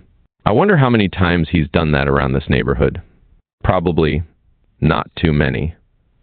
It would be noticed, wouldn't it? Yeah. If there was a series of fires in the neighborhood, the locals would most likely be onto it. Hang on, Phil said as he reached for the radio. 2, before you get set up again, drive around the neighborhood and the alleys and see if you can spot any old fires or damage that indicates he's done this before. 10-4, 1. Phil turned to Anne. You know how to work this radio? Yeah, I think so, she replied. Phil handed it to her as he reached under his seat to a small canvas bag he brought along. He pulled out 2 beer bottles and a small towel. He wiped the outside of the bottles and got out of the car, leaning back into the window. Pop the horn once if 4 comes on the air and says the crook's starting back, okay? Sure, but what? She said, as Phil walked across the street and toward Aaron's. She watched him through her binoculars. He carried the bottles with his fingers jammed down inside the mouth, holding them to his side. He looked back over his shoulder once, crossed the intersection, then slowed slightly as he walked to Aaron's. Phil confidently turned up the walkway leading to Aaron's front porch. As he took the first step to the front door, he bent down and set the bottles on their sides, on the ground next to the steps. He feigned knocking on the front door, in case neighbors watched, then strode confidently back to Anne. He slipped into the wagon as he heard the radio crackling. 4, he's moving again. Phil looked over his shoulder to see the column of smoke had broken up and was turning to steam as Arcadia's fire crews extinguished the small fire. Apparently, it hadn't spread to the garage. He's southbound on F Street crossing Major. Phil turned to Anne. He's probably going to come back in behind us and right by. If he does, we'll both drop our seats back and stay low as he passes, Phil said as he spoke into the radio. 3 from 1. If he comes back down my way, we'll drop out of sight and let you take the eye from us. After he's back at the intersection before his house, give us a couple of clicks on the mic. 3, copy. Seconds later, Aaron turned east, and Phil saw him in his rearview mirror 2 blocks back. Drop back Anne. They both reclined. 30 seconds later, they heard the soft footfalls of Aaron's running shoes as he ran past on the opposite side of the street. Shortly, they heard the radio click 3 times. Phil raised his head slowly, seeing Aaron running across the intersection. He quickly brought up his binoculars and focused as Aaron slowed to a walk in front of the house. As Aaron walked back and forth, winding down from his run, Phil locked in on Aaron's right running shoe. Anne, check out his right shoe. It's smudged like the one in the video from 7 to 11. I see it, but tell me what the bottles are for. Watch. Hopefully he'll pick them up and maybe throw them in his trash can that's by the side of the house. And then what? Then we'll have fingerprints. Maybe 2 sets, he said as he watched. Aaron walked up to the steps and stopped, then reached down and picked up the 2 bottles, 1 in each hand. All right, Phil whispered. Aaron walked over to his driveway, then out of sight for several seconds. He returned, then fished in the pocket of his shorts and found a key and opened his door. He disappeared inside. How the hell did you know he'd do that? I didn't really, but you'll notice he keeps the yard neat and trim, no trash. It just stood to reason that he'd see the bottles and throw them in the nearest trash can, he said proudly. I put them back out of sight, where he probably wouldn't have seen them on his way out. He probably just thinks some kids stuffed them there. At least I hope so. 1 from 3. Nice going. Barry whispered at Phil's small success. 3 from 1. When he leaves, can you move in and retrieve the beer bottles from the trash? The can's on the west side, just up the driveway under the bushes. 10-4. 1. Only 15 minutes had passed since Aaron had left the house for his run. Again, the group settled in and waited. 30 minutes passed when the stillness was broken. 6 here. The crook's come out his back door and he's walking to the garage. He's carrying a small paper bag with him and what looks like a red mechanic's rag. The mic stayed opened as Six gave a description of Aaron's actions. And it looks like, yeah, he's got a small automatic wrapped in the rag, Six said. There was another silence. 1 to all units. Be advised, the suspect has a weapon. It's wrapped in a red rag. Phil announced as he did a quick roll call to ensure everyone was aware of the new twist. He was relieved to hear 5 was now back on the air. In seconds, Phil saw the gray Chevy backing into the street. He's on the street and he'll be heading westbound. We're dropping down. 4, take the eye, Phil said as he and Ann again dropped out of sight. He's northbound to the major. Northbound to the major. Who's going to pick him up? 4 said as Phil started up his car. 6 has him. He's turning west on the major. I've got the eye. Looks like he's headed to the freeway. 3 from 1. You got the goods from his house? Phil asked. Yeah. 1. We got 'em both. 10 to 4. Phil responded. He's in the left Tum Bay at the freeway for westbound. 6 is going on by him. Somebody pick up the eye. 2 has him. 2 has him. We've got 2 cover in front of us at a fresh red, Phil heard as he approached Unit 2 at the line of cars waiting at a red light to get onto the freeway. Drove nonchalantly straight ahead, only to make a quick U, turn 2 blocks away, as Phil followed the others onto the freeway. These guys are real pros, Ann said as they accelerated onto the still congested freeway. They work well together, Phil said as they moved westbound at only 35 miles per hour. 3 from 1. If we keep going west after the Foothill Freeway transition, past the rest of us and head for Central Avenue off-ramp. I'll call ahead and have a PD unit meet you there, and you can give them the bottles. They can race them down to the lab and have the prints matched, and you can still be close enough to join back up with us. Copy? 3. We copy. How about if we just go ahead now? Even if he goes the Foothill Freeway, we can still catch up by going up Interstate 2. Okay. Go ahead. Can you make contact with your dispatchers and arrange the meet with the unit? 10 to 4. You just stay with the caravan, and we'll handle it and meet you back on this frequency in about 10 minutes. I'll let you know if we have any problems. 1. Copy. 2. You still have the eye? 2 has him. Westbound in the number 2 lane, about 6 cover. How quickly can they match up the prints? Ann asked. If Barry's on top of things, he'll request a priority through his dispatchers and have them within 30 minutes or so. It depends on the availability of the lab technicians. I'd say that the chief is probably monitoring our transmissions right now and has already made the arrangements. If the prints match, do you have the probable cause you need to arrest him before he sets another fire? Definitely. The prints tie him to Trish and marginally to the 7 to 11 fire where she saw him. It's more than enough, but we'll probably follow him anyway. A videotape of him casing a store or throwing a device out his window into the brush will really impress a jury, though. Phil, she interrupted, I'd hate to see him hurt somebody else, or you. He's got a gun. That puts a different slant on things. But if we're going to get him in the act, we've go to... You said yourself that you would have probable cause with the match on the prints. Don't be Mr. Macho. You're in charge here. You can do whatever you want. Phil didn't answer. He reached down and pulled up his left pant leg to expose his .45 auto in its bulky ankle holster. The heat didn't allow him to wear a belt holster since that would require a jacket or shirt to cover it. A jacket in this heat would scream that he was a cop.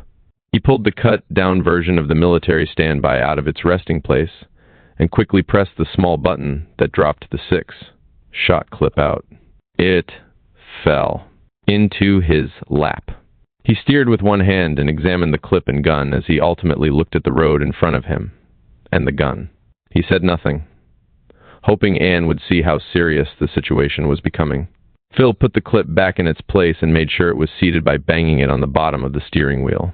He then stretched his right arm forward and saw that soot and old fire debris from a week ago. Obliterated part of the 3-dot sight system.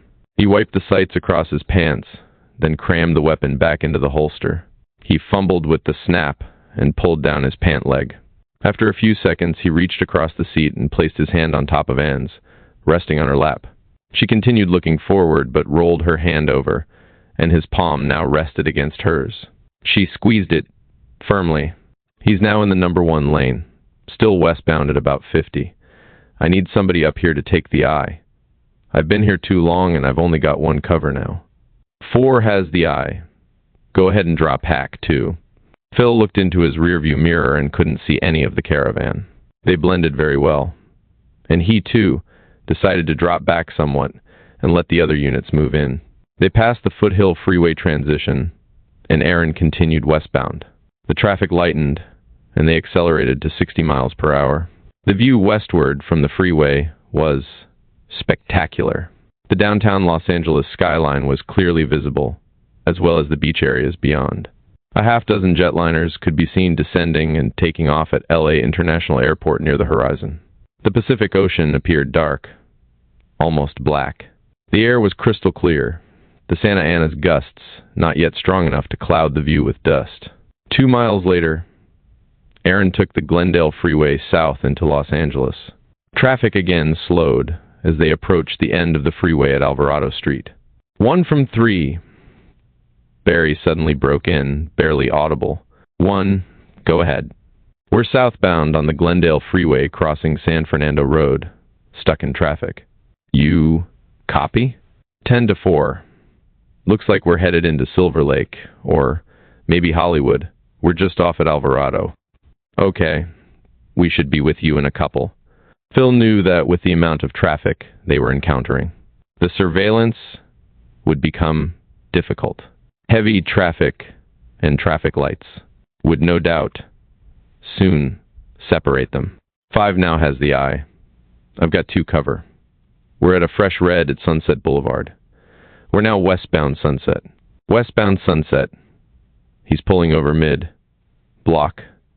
I have to drive by him. Somebody pick him up. 6 has him. I'm in front of him. 5, keep going. Phil heard and smiled. Somewhere along the line, the lieutenant had predicted Aaron's path and slipped in front of him, a tactic that only sometimes worked on surveillances. The LT was a true vet. The rest of them were left strung out on Alvarado with no parking lanes due to the early moming traffic restrictions. All now had to turn west onto Sunset and drive past Aaron's position, exposing themselves.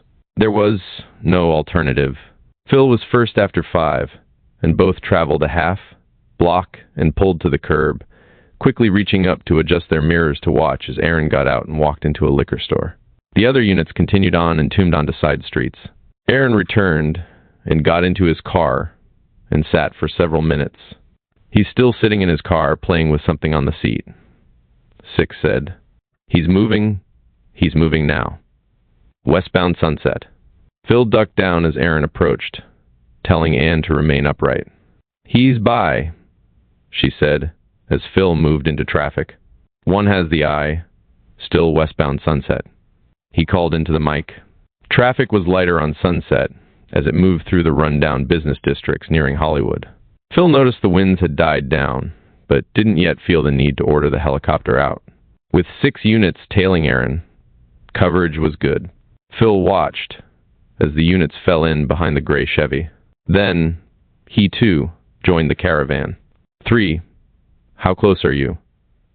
We're now westbound on Sunset from Alvarado. Phil quickly broke in. 1, we're just passing Rampart Boulevard. Should be with you in a couple.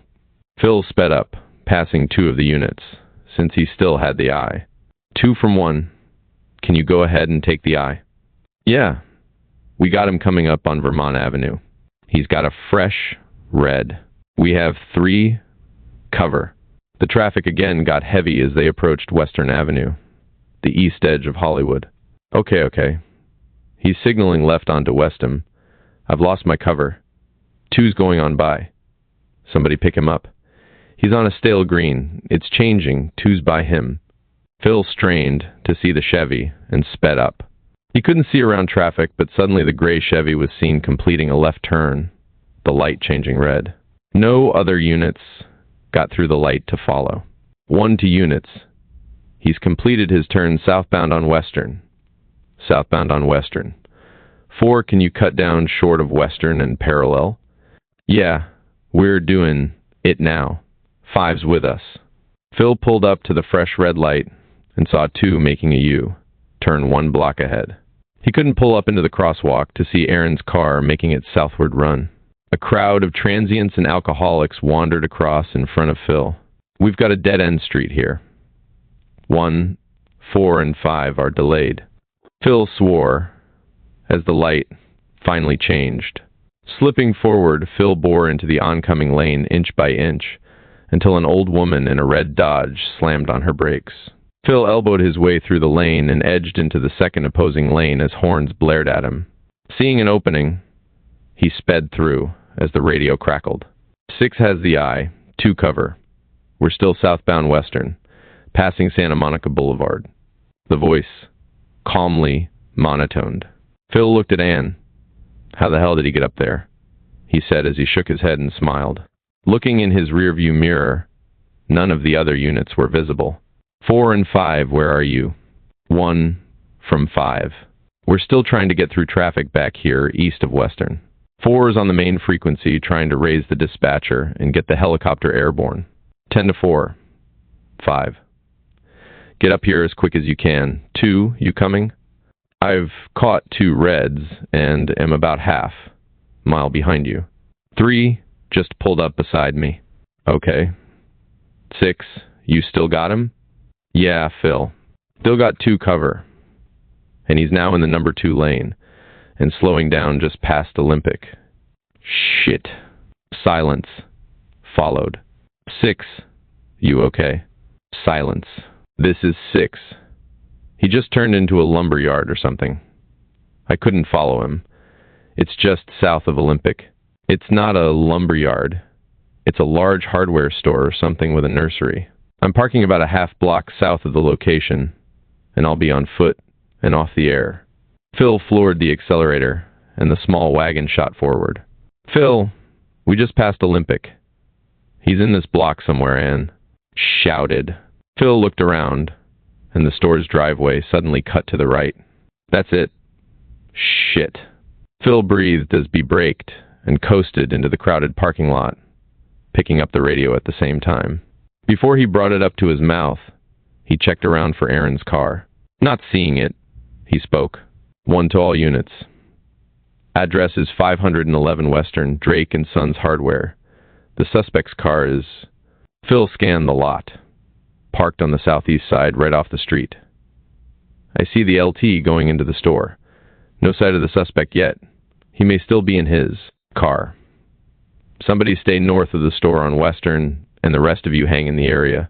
1's going inside too, but Ann will be on the air as the eye for now. Phil pulled into a tight space on the north side of the lot next to a sedan and a small construction truck. Ann brought up her binoculars and scanned the lot for Aaron. There he is, she said as Phil shut off the car. Whirling around, Phil squinted and barely saw Aaron's car door open over the roofs of several other construction trucks. I just saw his head peek up for a second, and he got back in, but he left the door open, Ann said. Several seconds passed, and Phil saw a small puff of smoke drift out of the car door, curling along and over the roof. He focused his binoculars, then spoke. Did you see the smoke, Ann? He caught sight of her out of his left eye without lowering his binoculars. Huh, was all she said. Suddenly, Aaron stood up and looked around, closing his car door behind him. 1 to all units. He just lit a cigarette, and he's now walking toward the store. 1 and 6 are inside, Phil said as he slipped out the door. Glancing at Ann, she raised her hand, fingers out, stretched as he departed. Walking cautiously, Phil held back as Aaron briskly headed to the main entrance to the huge structure. The main building appeared to be very old with several smaller additions on 2 sides. One an open air nursery area. The other held large piles of stacked lumber. Phil spotted a security guard in a uniform at the entrance. He swore, thinking that Aaron surely wouldn't walk past the guard with a device in his hand. A large "No Smoking" sign hung beside the entrance. Phil slowed his pace. Aaron continued his brisk walk and cupped his right hand close to his side, turning slightly away from the guard, and actually smiling at him as he passed. Phil shook his head and followed Aaron inside, staying back over 50 feet. As soon as Phil entered, he wished he had asked some of the others to come inside too. The front part of the main store was a maze of aisles, littered with high piles of displayed merchandise. The check outlines snaked around the piles to his right. Even at this early hour, contractors and carpenters lined up to pay for their selections. Phil instantly lost sight of Aaron. The lieutenant was nowhere to be seen. He debated going back outside and asking for assistance from the rest of the group, but he then saw Aaron across an aisle mid-store 40 feet in front of him.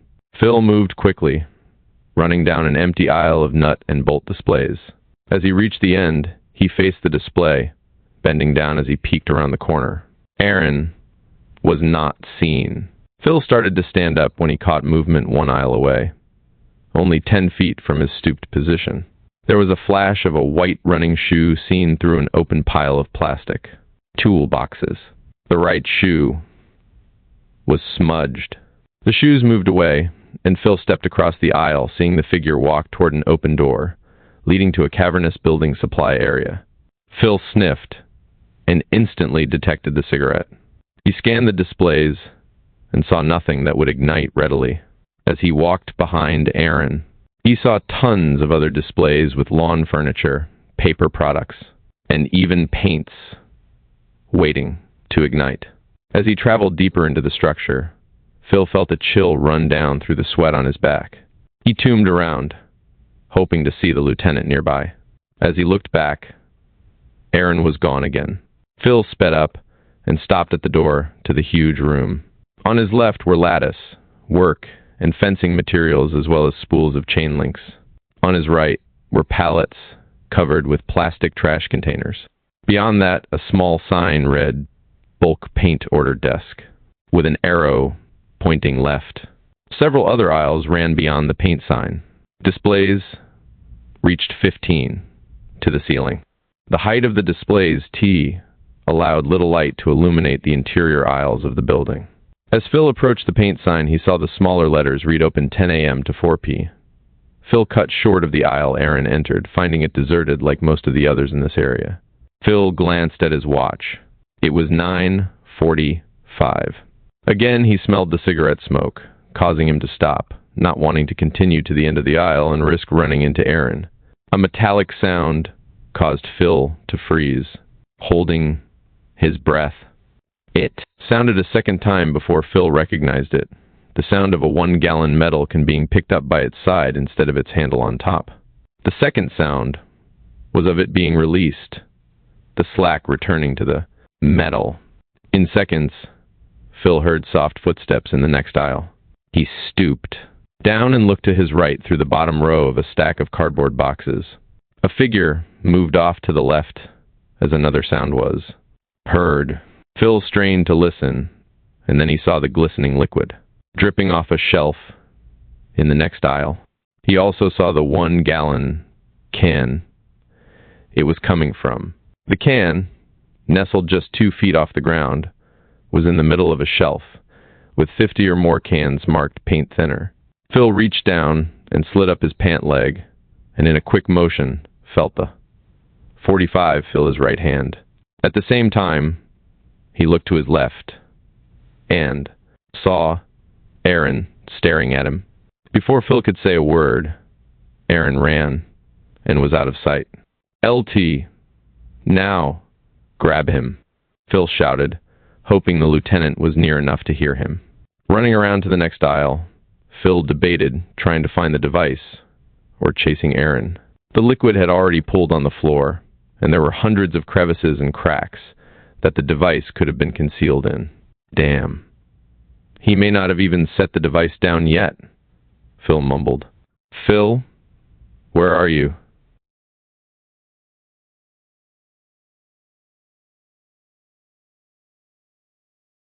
The familiar officer's voice broke the silence from near the entrance Phil just walked through. "It's set. He's still in here. Stay by the door, LT," Phil screamed. Seconds later, heard a huge crash several aisles away. I got him. Running back toward you, Phil. Wanting to get away from the paint thinner, Phil moved cautiously, his gun extended at a 45-degree angle from his body. He pulled back the hammer on the old military gun, the click echoing through the store. What the fuck's going on here? Phil heard a voice say. Beat it. Police. Move it and call the cops, the lieutenant said. Let me see some ID or something. Man. Phil heard the voice respond, answered by the LT. See this fucking gun? Is that enough ID? Move out of here. Call the fire department too, Phil shouted as he saw Aaron run across the aisle in front of him. He quickly closed the gap and saw that the aisle led to a storeroom along the back wall of the building. A sign above its door said employees only. Phil hesitated, remembering Aaron had been seen with a gun earlier. Aaron's jeans and untucked shirt were enough to cover the small weapon. Phil slipped quickly by the door opening, checking both sides. The room appeared to be an employee lounge area, with still another warehouse beyond. Shit, Phil breathed. LT, I've got him in another storage area back here. He spilled a bunch of paint thinner and the shit's liable to go off any second.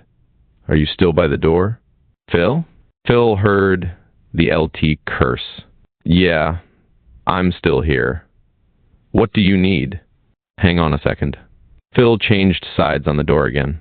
Stiles, come on out of there.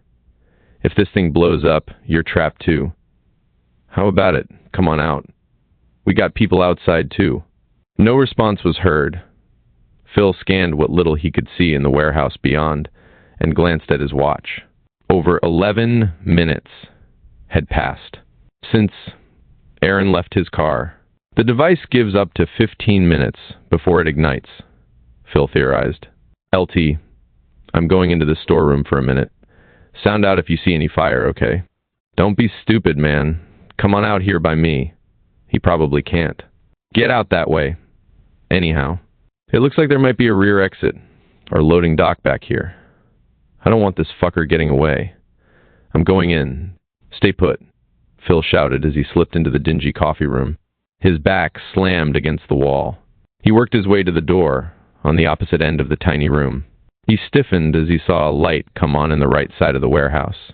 The piles of storage, here too, reached the ceiling, prohibiting him from seeing more than a few feet. Feeling his grip tighten on the 45, Phil leaned into the warehouse and heard movement to his right. Stiles. Phil started to speak as he heard a low whooshing sound. Behind him. As he turned, Phil heard the lieutenant scream. It blew. Come on, man. Turning to his escape route, oily, thick black smoke poured into the room. Phil, panic-stricken, stepped away from the advancing smoke to the only place he could go, the warehouse where Aaron was hiding. His fear of fire was more than the fear of Aaron's gun. Keeping his back against the wall, Phil shouted again. Stiles, it's burning, man. There's no exit here. Everything's locked. Aaron shouted, startling Phil. Phil froze as he stepped into the aisle with his gun raised. Aaron was only 10 feet ahead, with his gun pointing too. At the same moment, Phil could see tears streaming down Aaron's face as the smoke, and now, tremendous heat slapped against his side near the door. They stood for a second, Aaron's gun dipping slightly, the smoke hiding it briefly. In the next split second, Phil saw Aaron's face change, and the gun barrel rising to point at him. 2 quick shots exploded from Phil's 45 before he even knew it. Aaron's body dropped to the ground in a pile. Phil turned to his escape route. He dropped to the floor, finding little relief from the ugly black death swirling around him. The heat was unbearable, more than 3 feet off the ground. Phil crawled across the small room to the door, leading into the inferno beyond. Only a minute had passed since the blaze exploded, and Phil could now hear other paint-thinner cans rupturing from the flames. Phil knew that in seconds, the cans would begin exploding, not just rupturing as the intensity of the fire began to build. The oily death was already entering his lungs, causing him to sway. But Phil knew his only way out was the way he came in. By staying low, he could make out an aisle, just 4 feet outside the door. Above the sound of the fire, He heard the lieutenant shouting directions to him, in hopes that the noise would lead him to safety. Phil laid his head on the cold cement floor, his gun dropping from his grasp. A blast of heat brought him back from the brink of surrender, and the case with which he found himself giving up. The smoke was stealing his oxygen, causing erratic thoughts. He slipped his feet under his sagging body and looked again at the aisle in front of him. Peering above, he saw silent arms of flame reaching across the opening, spitting their deadly smoke. The lieutenant and several employees stood in awe of the brilliant orange flames at the rear of the warehouse. The smoke swirled above them and finally dropped to their heads. All were ready to leave when they heard the 2 gunshots above the sounds of the fire. 2 men ran away, and one stayed with the lieutenant as both shouted Phil's name. They turned to flee when Phil staggered through the clouds of smoke. His hair and clothes were smoldering. He crashed into a tool display, opening a large gash on his head. The men staggered forward, grabbing Phil's arms and dragging him out. The lieutenant dropped to the floor, pulling them down at the sound of small, muffled explosions. They turned to look. A fireball belched from the corner where the fire had started, sending its heat rolling across the ceiling and exploding above them. Embers rained down on their backs, etching small black scars on their clothes. The heat gave the men the incentive they needed to stumble on, Phil's weight almost too much for them. Finally, they were met by others. The voracious fire chased them from the store into the parking lot and the bright sun. Phil was barely able to discern his surroundings. His body tried to suck in the fresh air, but the scum and mucus in his throat and his lungs caused him to choke and cough. Only after he threw up was he able to finally enjoy the feeling that he was alive. His eyes were swollen shut. Still groggy, Phil felt smoke again attacking him as he heard voices. "Let's get them back out of here. The whole place is going up." He felt hands all over his body as he was lifted up, again nauseating him. The blasting sun suddenly went out of view as the men laid him against a building in the cool shade. He heard Anne's voice, but didn't have the strength to respond. 22. Phil felt a damp cloth wiping his face and mouth. His mind focused on its trail as it moved around his head. Only then did he begin to feel the pain of his burned ears. At once, he winced and said, "What the are you doing?" His head cleared as he heard more sirens and people talking around him. His eyes were still swollen. He felt another, heavier pain on the top of his skull. Another wet cloth was being held there. "Phil, can you hear me?" He heard Anne's voice.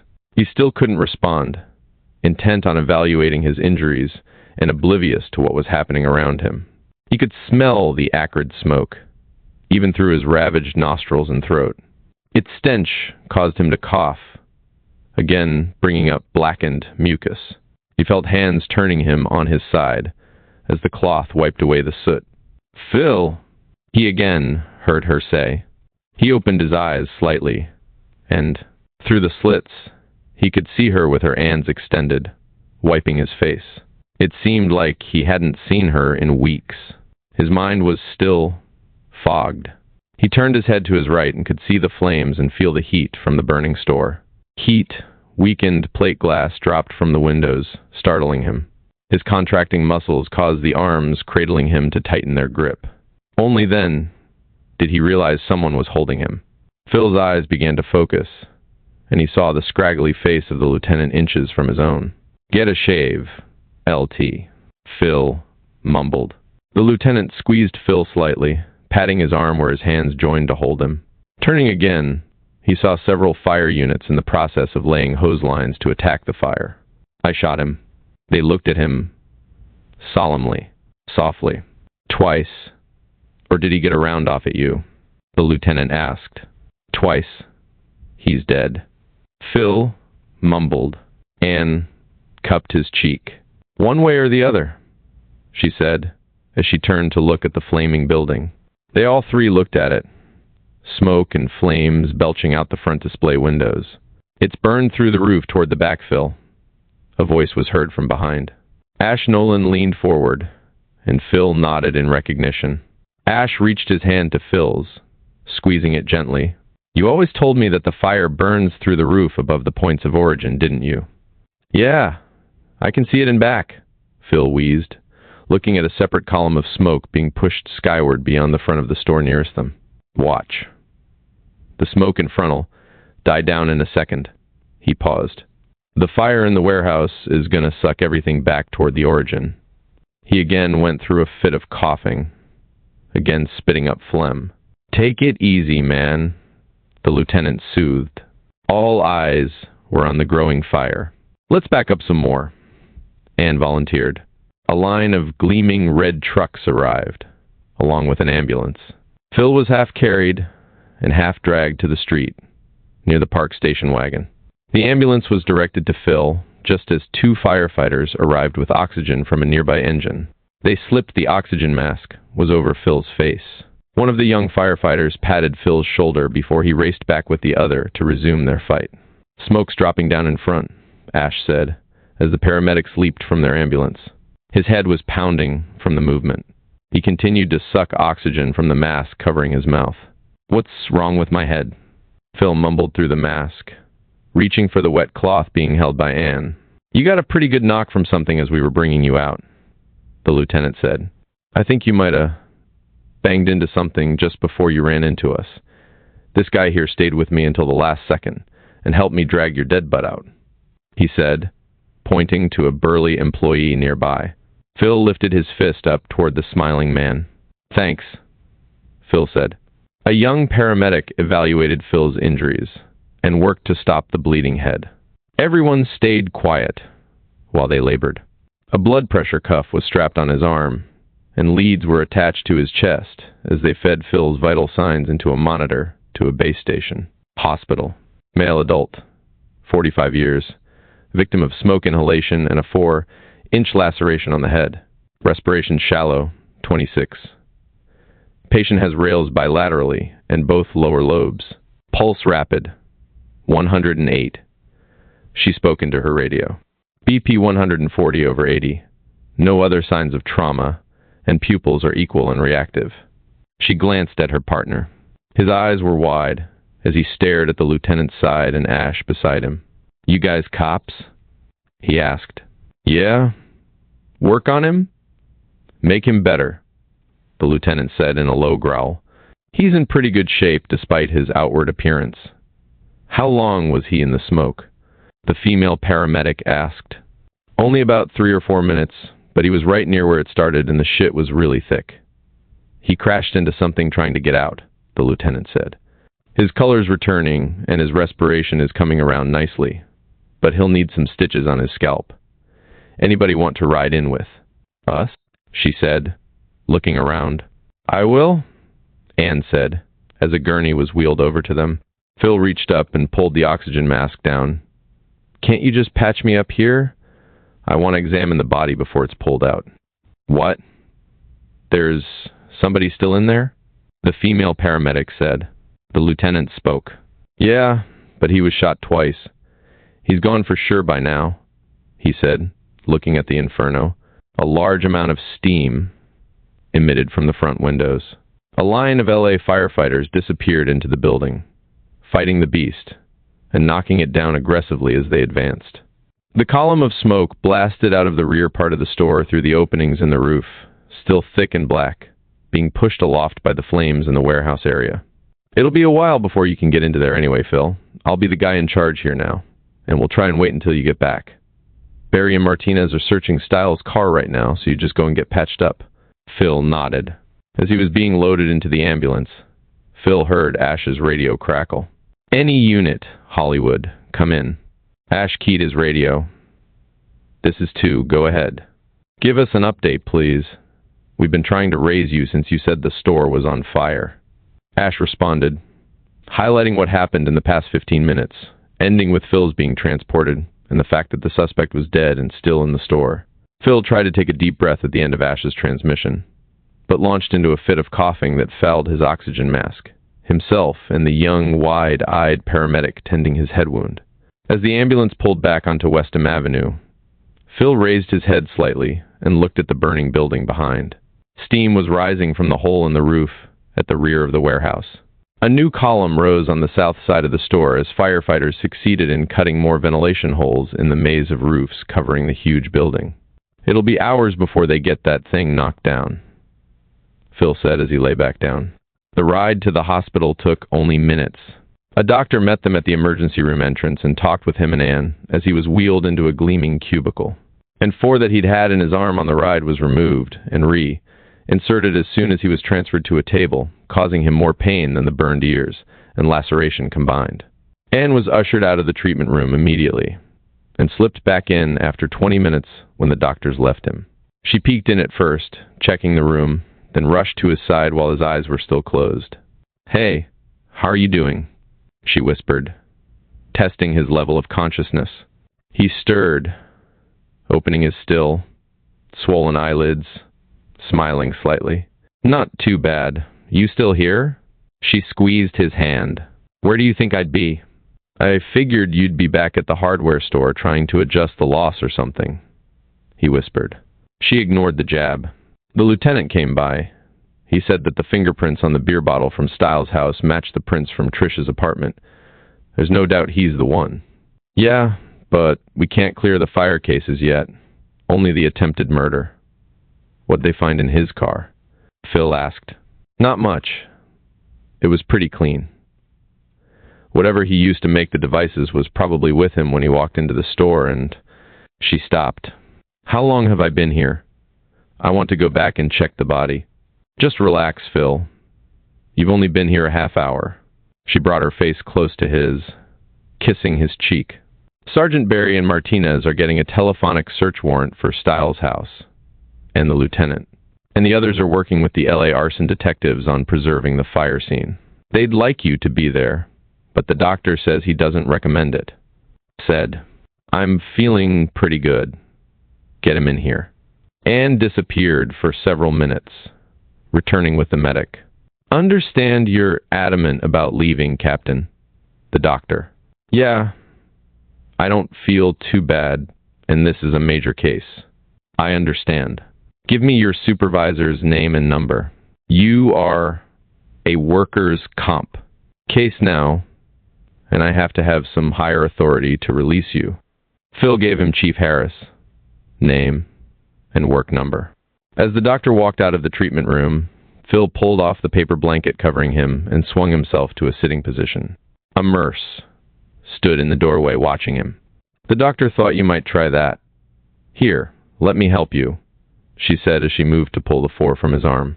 "Thanks." Phil smiled at her. "The call's a formality.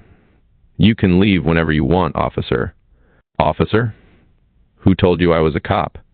"Well, you had a holster on your ankle." "Oh, yeah. I'm with the fire department," he replied as he tested his legs. His strength had returned, and only his head and ears throbbed. His chest still rattled as he breathed, but the nausea had left him. "Okay. Let's go, Anne. Do we have a ride?" "Yes."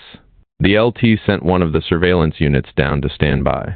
They drove the short distance to the fire and were delayed by the heavy traffic being routed around the area. A motor cop delayed them even longer trying to get a supervisor to approve their entry. Phil, exasperated, waited until the cop walked away to a parked police car. "Just drive on through, Anne. This jerk. Off can't do anything." "Anyway, damn cops." Anne smiled and accelerated forward on Western Avenue, the voice of the large cop bellowing behind them. The broad boulevard was devoid of traffic. Only police and fire vehicles were seen. A few engines were backed into the curb opposite the fire, and several command vehicles were in the middle of the street. The surveillance team huddled in the shade of a ladder truck, sipping cold drinks from styrofoam cups. Phil slowly brought himself out of the tiny 300 SX, his joints aching and his head throbbing. Shirtless after having the doctor cut it off for his treatment, he looked around for his station wagon. "Anne, where's the wagon? I need that small canvas bag that's in there." "I'll get it, Cap," one of the young narcs said as he ran across the street. The front of the store emitted very little smoke, and only steam could be seen rising from the back.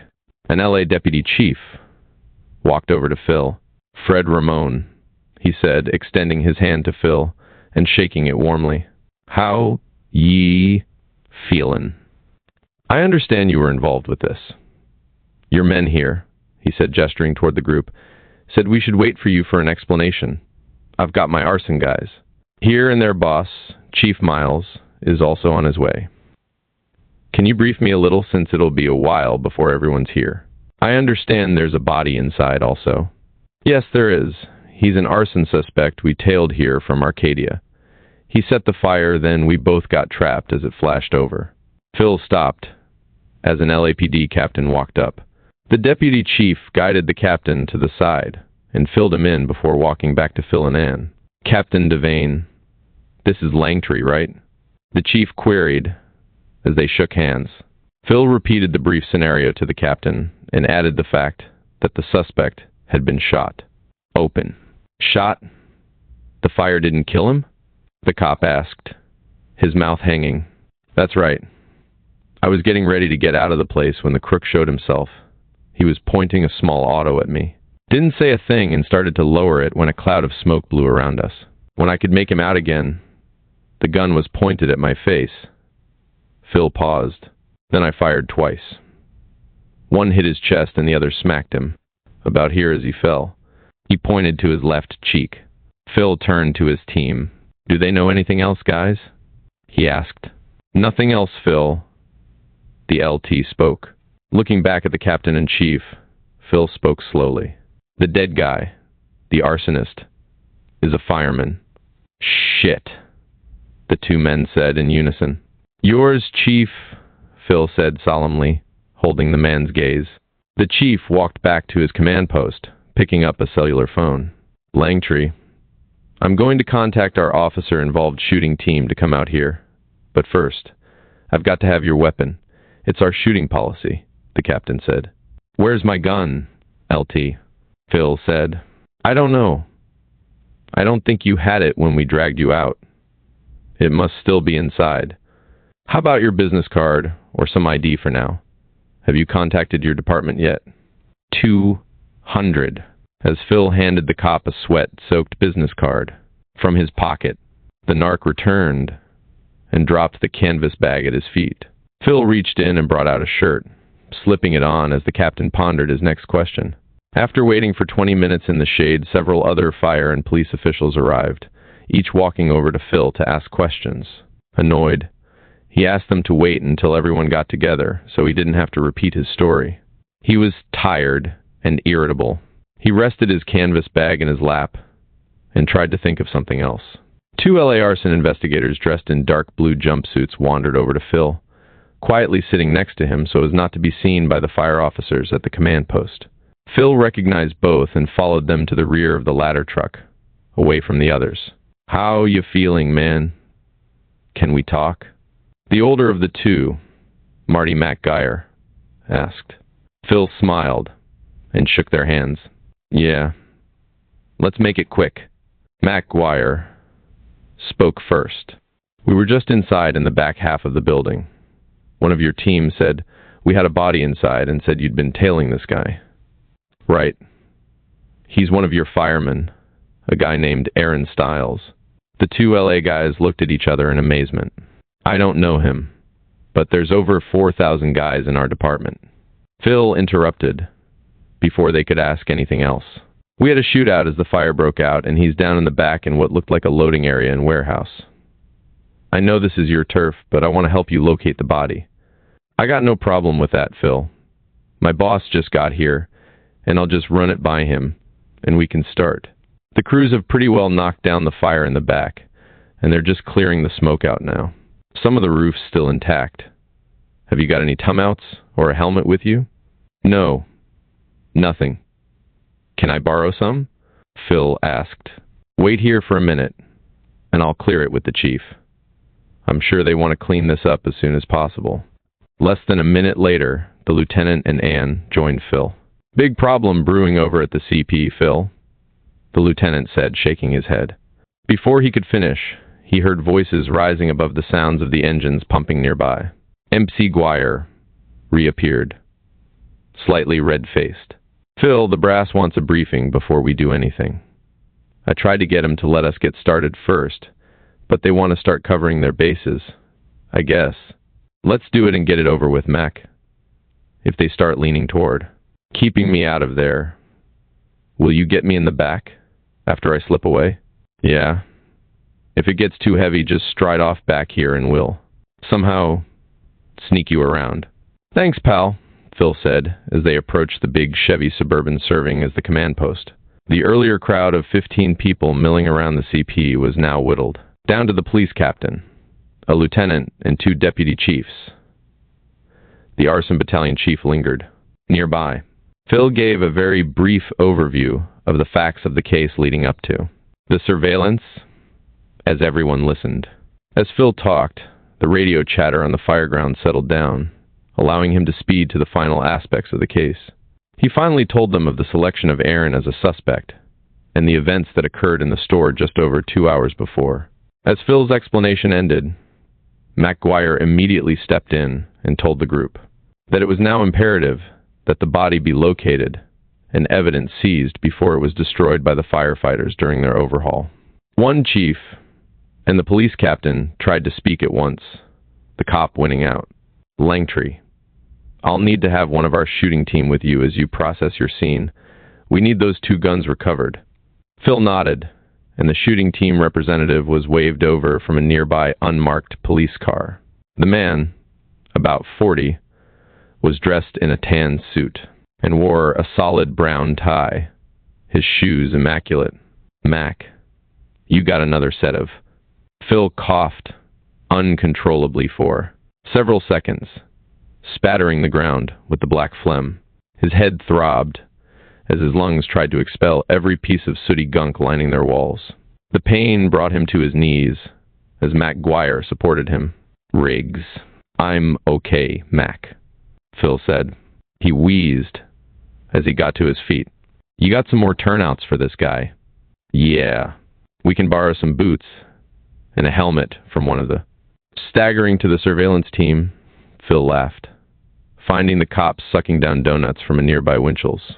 He stepped beside and asked them all to join him at the rear of the store while he located Aaron's body. The warehouse and loading dock showed few signs of the intense fire. Heat and smoke had blistered paint above the 2 huge roll-up aluminum doors, but it was obvious that the doors were closed during the fire, blocking any escape. Early in the fire, the majority of the fire, heat, and smoke had followed the easiest vent, the hole that burned through the roof above the paint-thinner storage area. The firefighters had cut triangular-shaped breaches in each of the 2 roll-up doors, their charged hose lines snaking through the openings. Several exhausted firefighters reclined against a parked trailer. There, water-laden coats lying nearby.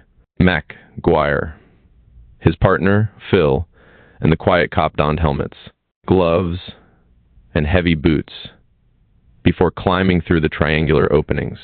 There was still some heat inside, but, surprisingly, little fire damage near the doors. Their flashlights speared the darkness of the cavernous structure, the beams occasionally brightening as small smoldering masses of material released smoke, the light reflecting in the haze. As they advanced deeper into the structure, the ventilation holes, cut by the firefighters, allowed beams of light to filter down onto them. Mac Guire spoke into his radio, asking for a ladder truck crew to bring in lights to assist them in their search. The truck crew brought along blowers to vent the smoke and heat. As they waited, they felt a welcome breeze coming from the loading dock. With the lights in place, Phil surveyed the warehouse. He could barely make out the small doorway leading into the employee lounge directly in front of him. He started moving toward it, then stopped, remembering that Aaron had fallen between him and the doorway. As they neared, he could see where the fire had blasted through the lounge, and the flames had etched a 5-shaped sharp pattern around the upper half of the doorway. The fire, slamming through the opening, had started down the aisle and burned through the sides of the stored cardboard. The boxes, stacked 15 feet to the ceiling, had dropped much of their contents as the flames stripped away their sides. Melted plastic, charred pallets, and roof beams littered the aisle. Small wisps of smoke snaked upward through the tangle. "Let's move around to the next aisle and come in from the doorway." That's where I shot it out with him. "I don't want to step on the remains," Phil muttered to the others. They picked their way over an even larger pile of debris in the next aisle. More shelving had weakened from the fire and dropped. A huge pile of roofing materials onto the floor. The stinking mess was 3 feet deep. Suddenly the weight of MC Guire's boot gave way and sunk into a stack of deep, smoldering asphalt shingles. He cursed and quickly withdrew his heavy rubber boot, followed by a flash of flame as the mess found oxygen through the breach. "Engine, bring in a small hand line. We've got several areas that need to be overhauled," he shouted into his radio. 30, 5 copy. It crackled back at him. In seconds. Several. More flashlight beams pierced the darkness near the loading dock as 4203.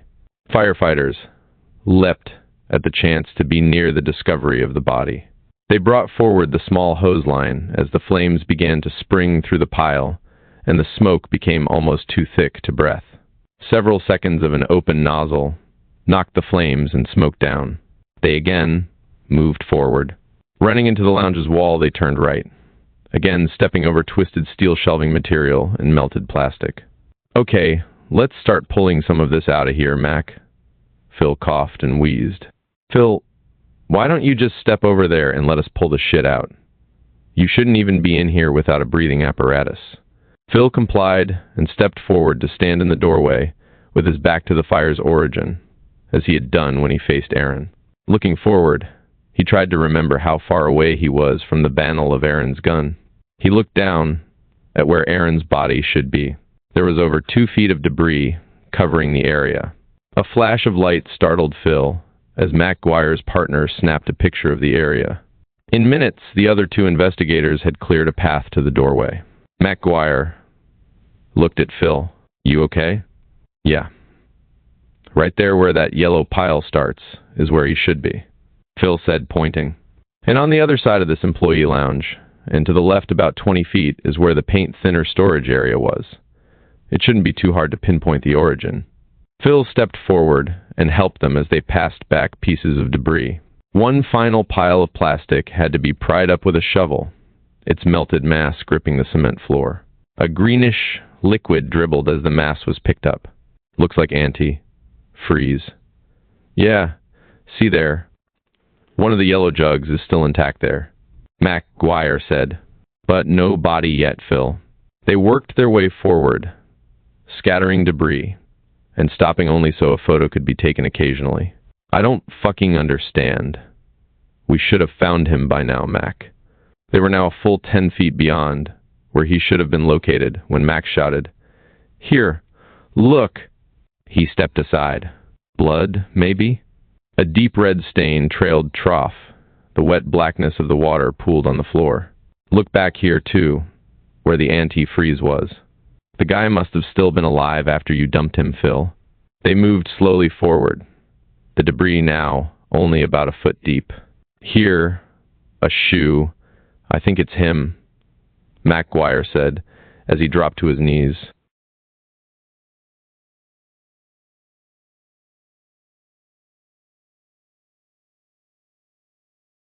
"Yeah, here's the ankle bone." His voice trailed off as he stood back up. "Take some pictures, Eddie."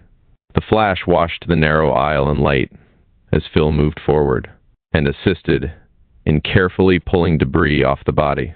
No one spoke as the charred flesh was exposed from the back of Aaron's feet and calves. Blood had stained the area around the still form, trailing behind, its color darkened from the heat. He's laying face down as if he was crawling away from the flames. His jeans are still intact near the floor. Looks like the bulk of his body and the dampness of the blood kept the cloth from burning, Phil said as he too got down on his knees. The heat had attacked the body's dorsal side. The jeans burned away, leaving the skin exposed to the full heat. Skin sizzled, then shrank from the flames. ultimately popping open like a sausage to lay open the muscle, tendons, and finally the bones. Mac Guire and Phil carefully removed melted matter and ash, moving up the body, moving around the remains of Aaron's wallet, lying against his backside.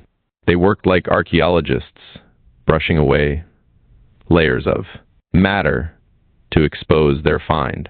Looking above and around, Phil theorized that the flames never actually touched the body. The storage at the floor level showed only mild burning, indicating that the massive wave of heat blowing out of the lounge and adjacent warehouse attacked the body, not the fire itself. He was literally cooked by radiant heat. Phil offered. "Yeah, look at this stuff," Mac said, pointing to the pallets of boxed materials. "They're hardly touched down this low." After the body had been cleaned of its ashy covering, they stepped back and allowed more pictures to be taken. The body was on its stomach, the arms drawn up under it as if about to start a push. Up. The legs were slightly askew, locked in place with the final effort to push itself forward and away from the flames. Aaron's head was lying on its left side. The right was a blackish, red gelatinous mass where the bullet had exited. The 230 grain hollow point had not struck a vital zone. The mass of blood was from the chest wound, the heart pumping its last of. The vital liquid before it stopped, or the smoke, anesthetized Aaron into surrender. Phil saw a small yellow dollop of melted plastic cling to the remains of Aaron's jeans just under his left side. "What's this?" he said, as he bent down. "Mac, can you lift him up a little so I can get this?" "Hold. Take a picture." Eddie, the flash blinded Phil for a second. He looked back, to find MP Guire raising Aaron's left side with his bare hands, his grip slipping slightly when remaining skin separated from the muscle. Phil pulled on the small piece of yellow plastic, the material clinging to the jeans. "It's the remains of a cigarette lighter," Phil said, as he saw the tiny striking wheel of the mechanism. He pulled a little more, and the white cotton, like material of the pocket, came with it, exposing the edge of a hard box of cigarettes, wet and darkened with blood and sooty water. The flash went off before Phil even asked for it. He turned his face away to avoid the flash and smell of singed flesh, trapped beneath the body. Mac Guire handed Phil a small plastic bag, and the lighter and cigarettes were slipped inside. Phil handed the bag back to him. "It's your case, Phil." "Not really. It's your jurisdiction. Besides, when I get out of here, I'm going straight home to crash for a couple of days. I sure won't feel like booking evidence," Phil responded. "Suppose you're right. You holding up okay?" "Yeah. Just getting real tired. The last couple of days have been pretty wild." "I can imagine. I still can't believe this guy's a fireman. What went wrong with him?" Mac Guire asked. "I don't have any idea. We just discovered who he was yesterday and haven't had time to go into his background. I imagine you and your department will handle that." "Yeah. It's going to be tough. I've never heard of anything like this. Cops go bad all the time, but not firemen. Mac, let's roll him over the other way and check his other pockets," Phil said as his eyes met the shooting team cop, standing several feet away with a nauseated look on his face. "You're really supposed to wait for the coroner before you search the body like that, guys," the cop said. Phil took a deep breath and looked at Maxie Guire. "He's right, Mac, but, officer, his gun's not here with him. He probably dropped it back there when I shot him. Why don't you see if you can find it?" "Okay," was all the cop said as he walked back to the doorway and began moving debris around.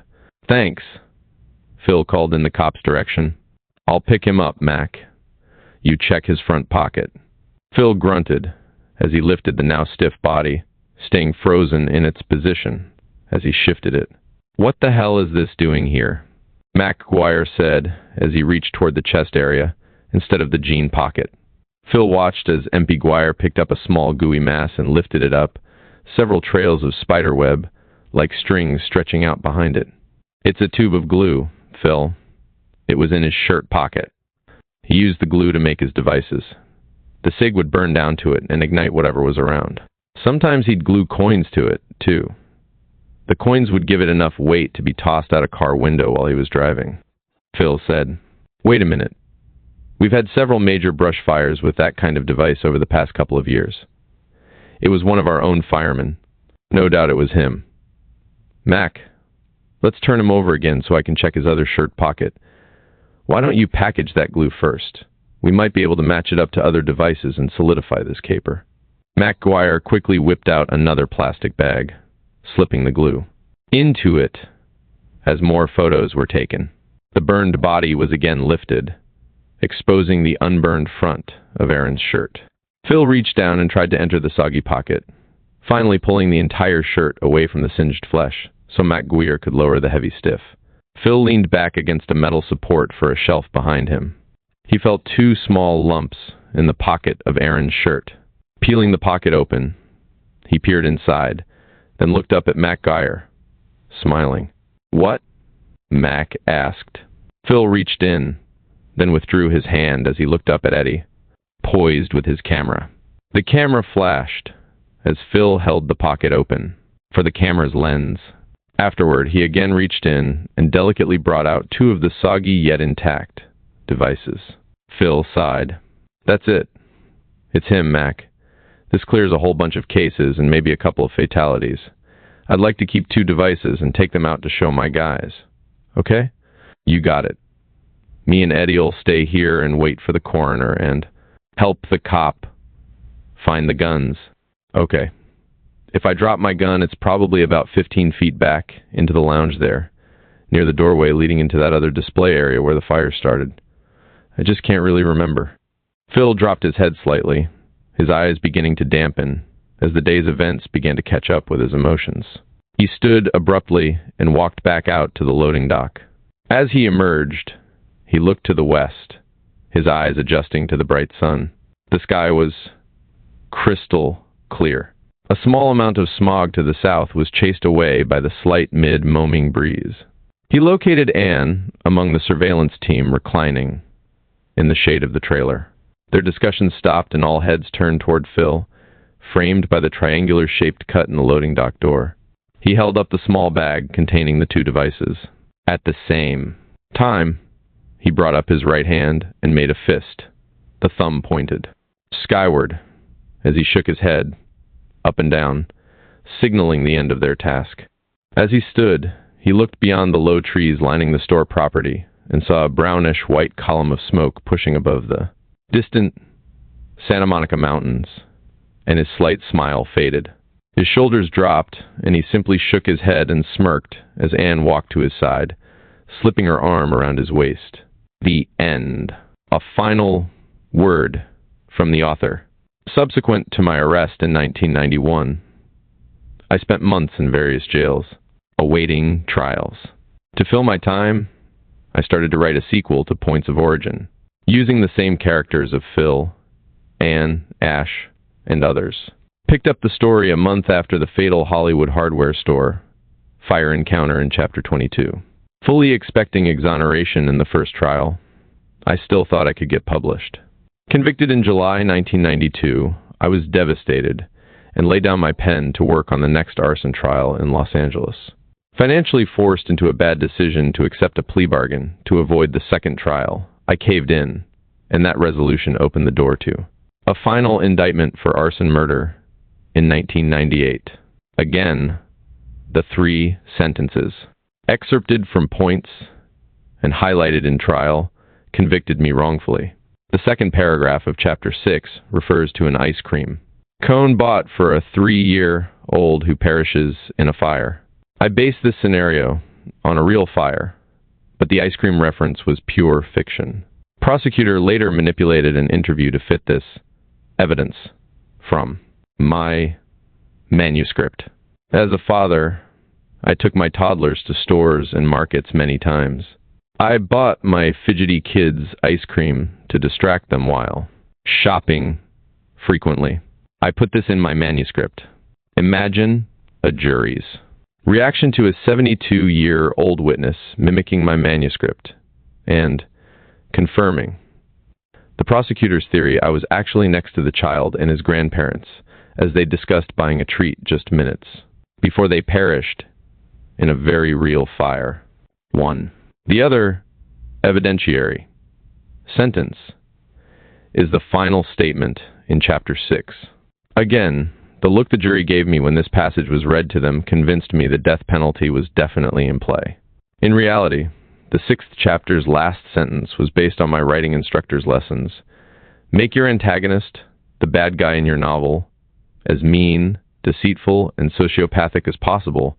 Make your readers hate him. So I did. The jury by then believed I was the arsonist who killed the little boy, and that final sentence was my own. Contemptible uttering. These issues and the entire case story is revealed in my autobiography. Points of truth revelations of the most prolific serial arsonist of the 20th century, available from Infinity. Publishing. John L. Orr, P. minus 13,502. Pob 5007 deciseconds. 219. Calipatria. CA 92,233 to 5007, August 2007. 5007, August 2007.